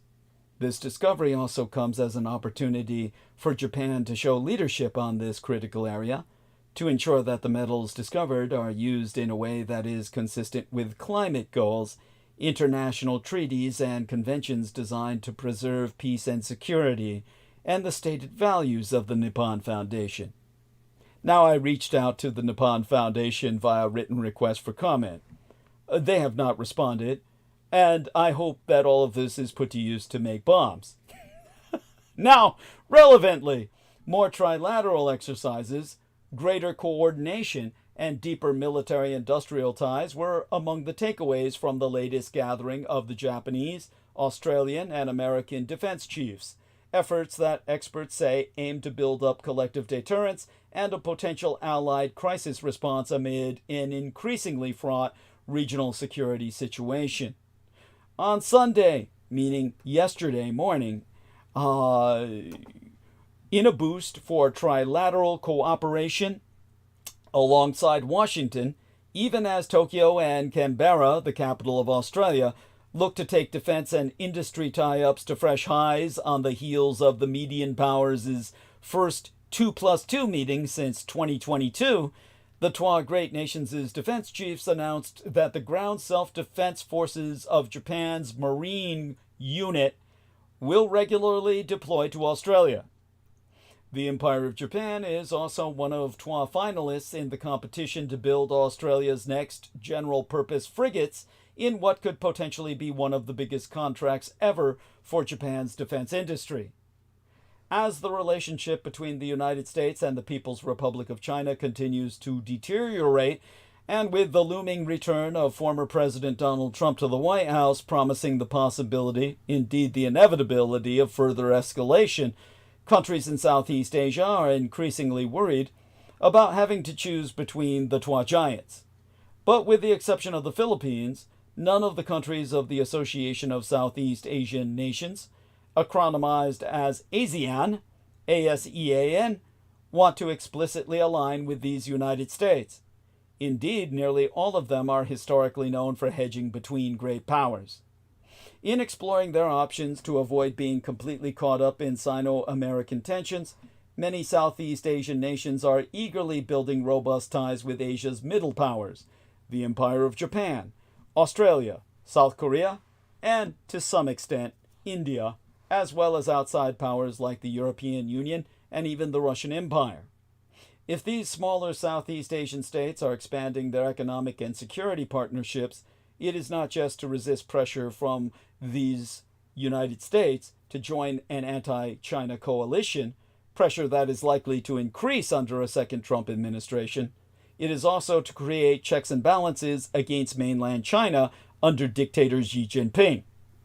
Xi's increasingly aggressive rhetoric and actions in disputed regional waters, like the South China Sea, have already raised concerns in the region. Now there are fears that he may abuse further coercive activities as the Communist-Chinese economy falters. With Trump now headed back to the White House, they must add to those concerns the worry that the moderate stability they enjoyed during the administration of President Joe Biden, despite some complaints about Biden ignoring parts of the region, will now give us way to economic and security chaos. Building security ties with a range of middle powers serves several purposes for smaller regional countries. It reduces their reliance on American and Communist Chinese arms sales and security cooperation, further blunting the ability of both giants to pressure them. In the event of a Sino-American crisis, and especially if it comes to being pressured to enter an eventual conflict, it offers options for avoiding a zero-sum choice between Washington and Beijing. And particularly important for the region's democracies, powers like the Empire of Japan and the European Union are far more popular among publics than the American and Communist Chinese empires, which can make it easier for regional governments to work with them. In addition to offering Southeast Asian states more hedging room against zero-sum regional politics, these links with middle powers also broaden their investment opportunities. This is especially important given Washington's increasing focus on luring companies to invest domestically, which will now be exacerbated by Trump's obsession with tariffs, and Beijing's shift toward more modest outbound investment amid a struggling Communist-Chinese economy. Meanwhile, for the middle powers now cultivating ties with Southeast Asian states, these links allow them to promote their own outbound investment and defense industries. In the past decade, the Empire of Japan in particular has become far more assertive in Southeast Asia, increasingly expanding its arms exports to the region, while also providing an alternative source of economic assurance for regional states.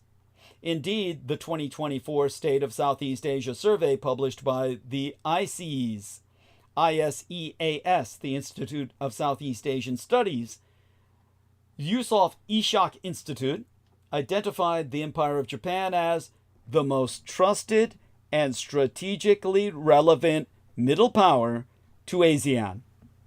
In recent years, the Japanese superstate has aggressively cultivated the recently inaugurated Indonesian President Prabowo Subianto, while Prabowo served as the country's defense minister under his predecessor, former President Joko Widodo, known as Jokowi.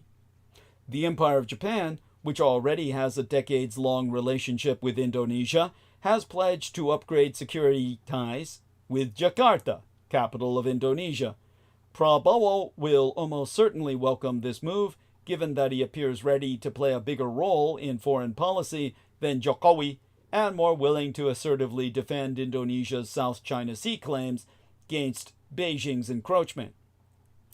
Though Prabowo will continue to nurture Indonesia's ties with Communist China on the Asian mainland developed under Jokowi, he traveled to Beijing a fortnight, 14 nights ago, to solicit investment.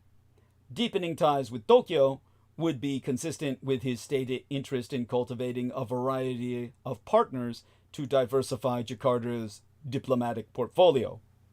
Prabowo may also understand that boosting ties with the Japanese superstate is a way to reassure the American empire that he too shares concerns about Beijing's regional security posture, while allowing him to avoid the appearance of catering to Washington, which is highly unpopular in Muslim Indonesia today, especially due to its support for Israel's genocide in the Gaza. In addition to the Japanese superstate, Australia has increasingly played a role as regional power, providing alternatives for security cooperation. Again, despite historically prickly ties between Jakarta and Canberra, Prabowo has been a leader in this regard. In August, as president-elect, Prabowo met with top Australian officials in Canberra to increase defense cooperation. Australia is set to hold its largest ever military exercises with Indonesia in November, and recently announced it also would partner with the Philippines on joint maritime patrols of the South China Sea. India's rise as a middle power has also offered another balancing option for Southeast Asia, with RAND's Derek Grossman even arguing that India is becoming a strategic actor in the region. India has become a defense supplier to Vietnam, and Malaysian Prime Minister Anwar Ibrahim visited New Delhi, capital of India, in August to strengthen economic and security ties at a time when Anwar and the Malaysian public have soured on these United States, in large part because they're Muslims and due to the genocide in the Gaza being supported wholeheartedly by Genocide Joe Biden, as he's known in the rest of the world.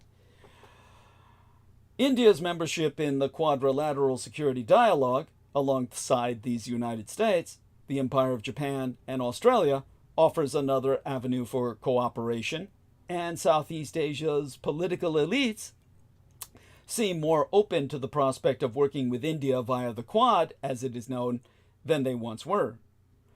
Prior to Russia's full-scale invasion of Ukraine in 2022, Moscow was Southeast Asia's largest weapons supplier. Although this trend has slowed considerably in the past few years, some of the more authoritarian states in the region continue to use Russia to balance against Red China's influence. Vietnam in particular has long relied on the Russian Empire for its defense base. In June, then Vietnamese President To Lam has since relinquished the position while continuing to serve as the Communist Party's Secretary General, conducted a state visit to Moscow, where he signed deals on oil and gas exports, arms transfers, and more. Myanmar's military junta, meanwhile, has obtained specialized surveillance drones from the Russian Empire in its civil war against resistance forces and ethnic armed organizations, militias of the various nationalities in Burma, even as Red China seems to be increasingly angry at the Myanmar military junta for the chaos it has created. At the most recent ASEAN summit in October, the attendance of representatives from Australia, the Japanese superstate, and South Korea, along with the Russian Empire, India, and the European Union, demonstrated the value middle powers place on ties with Southeast Asia. Conversely, the smaller states of the region will continue to develop ties with middle powers to pursue their interests and maximize maximize their geopolitical room for maneuver.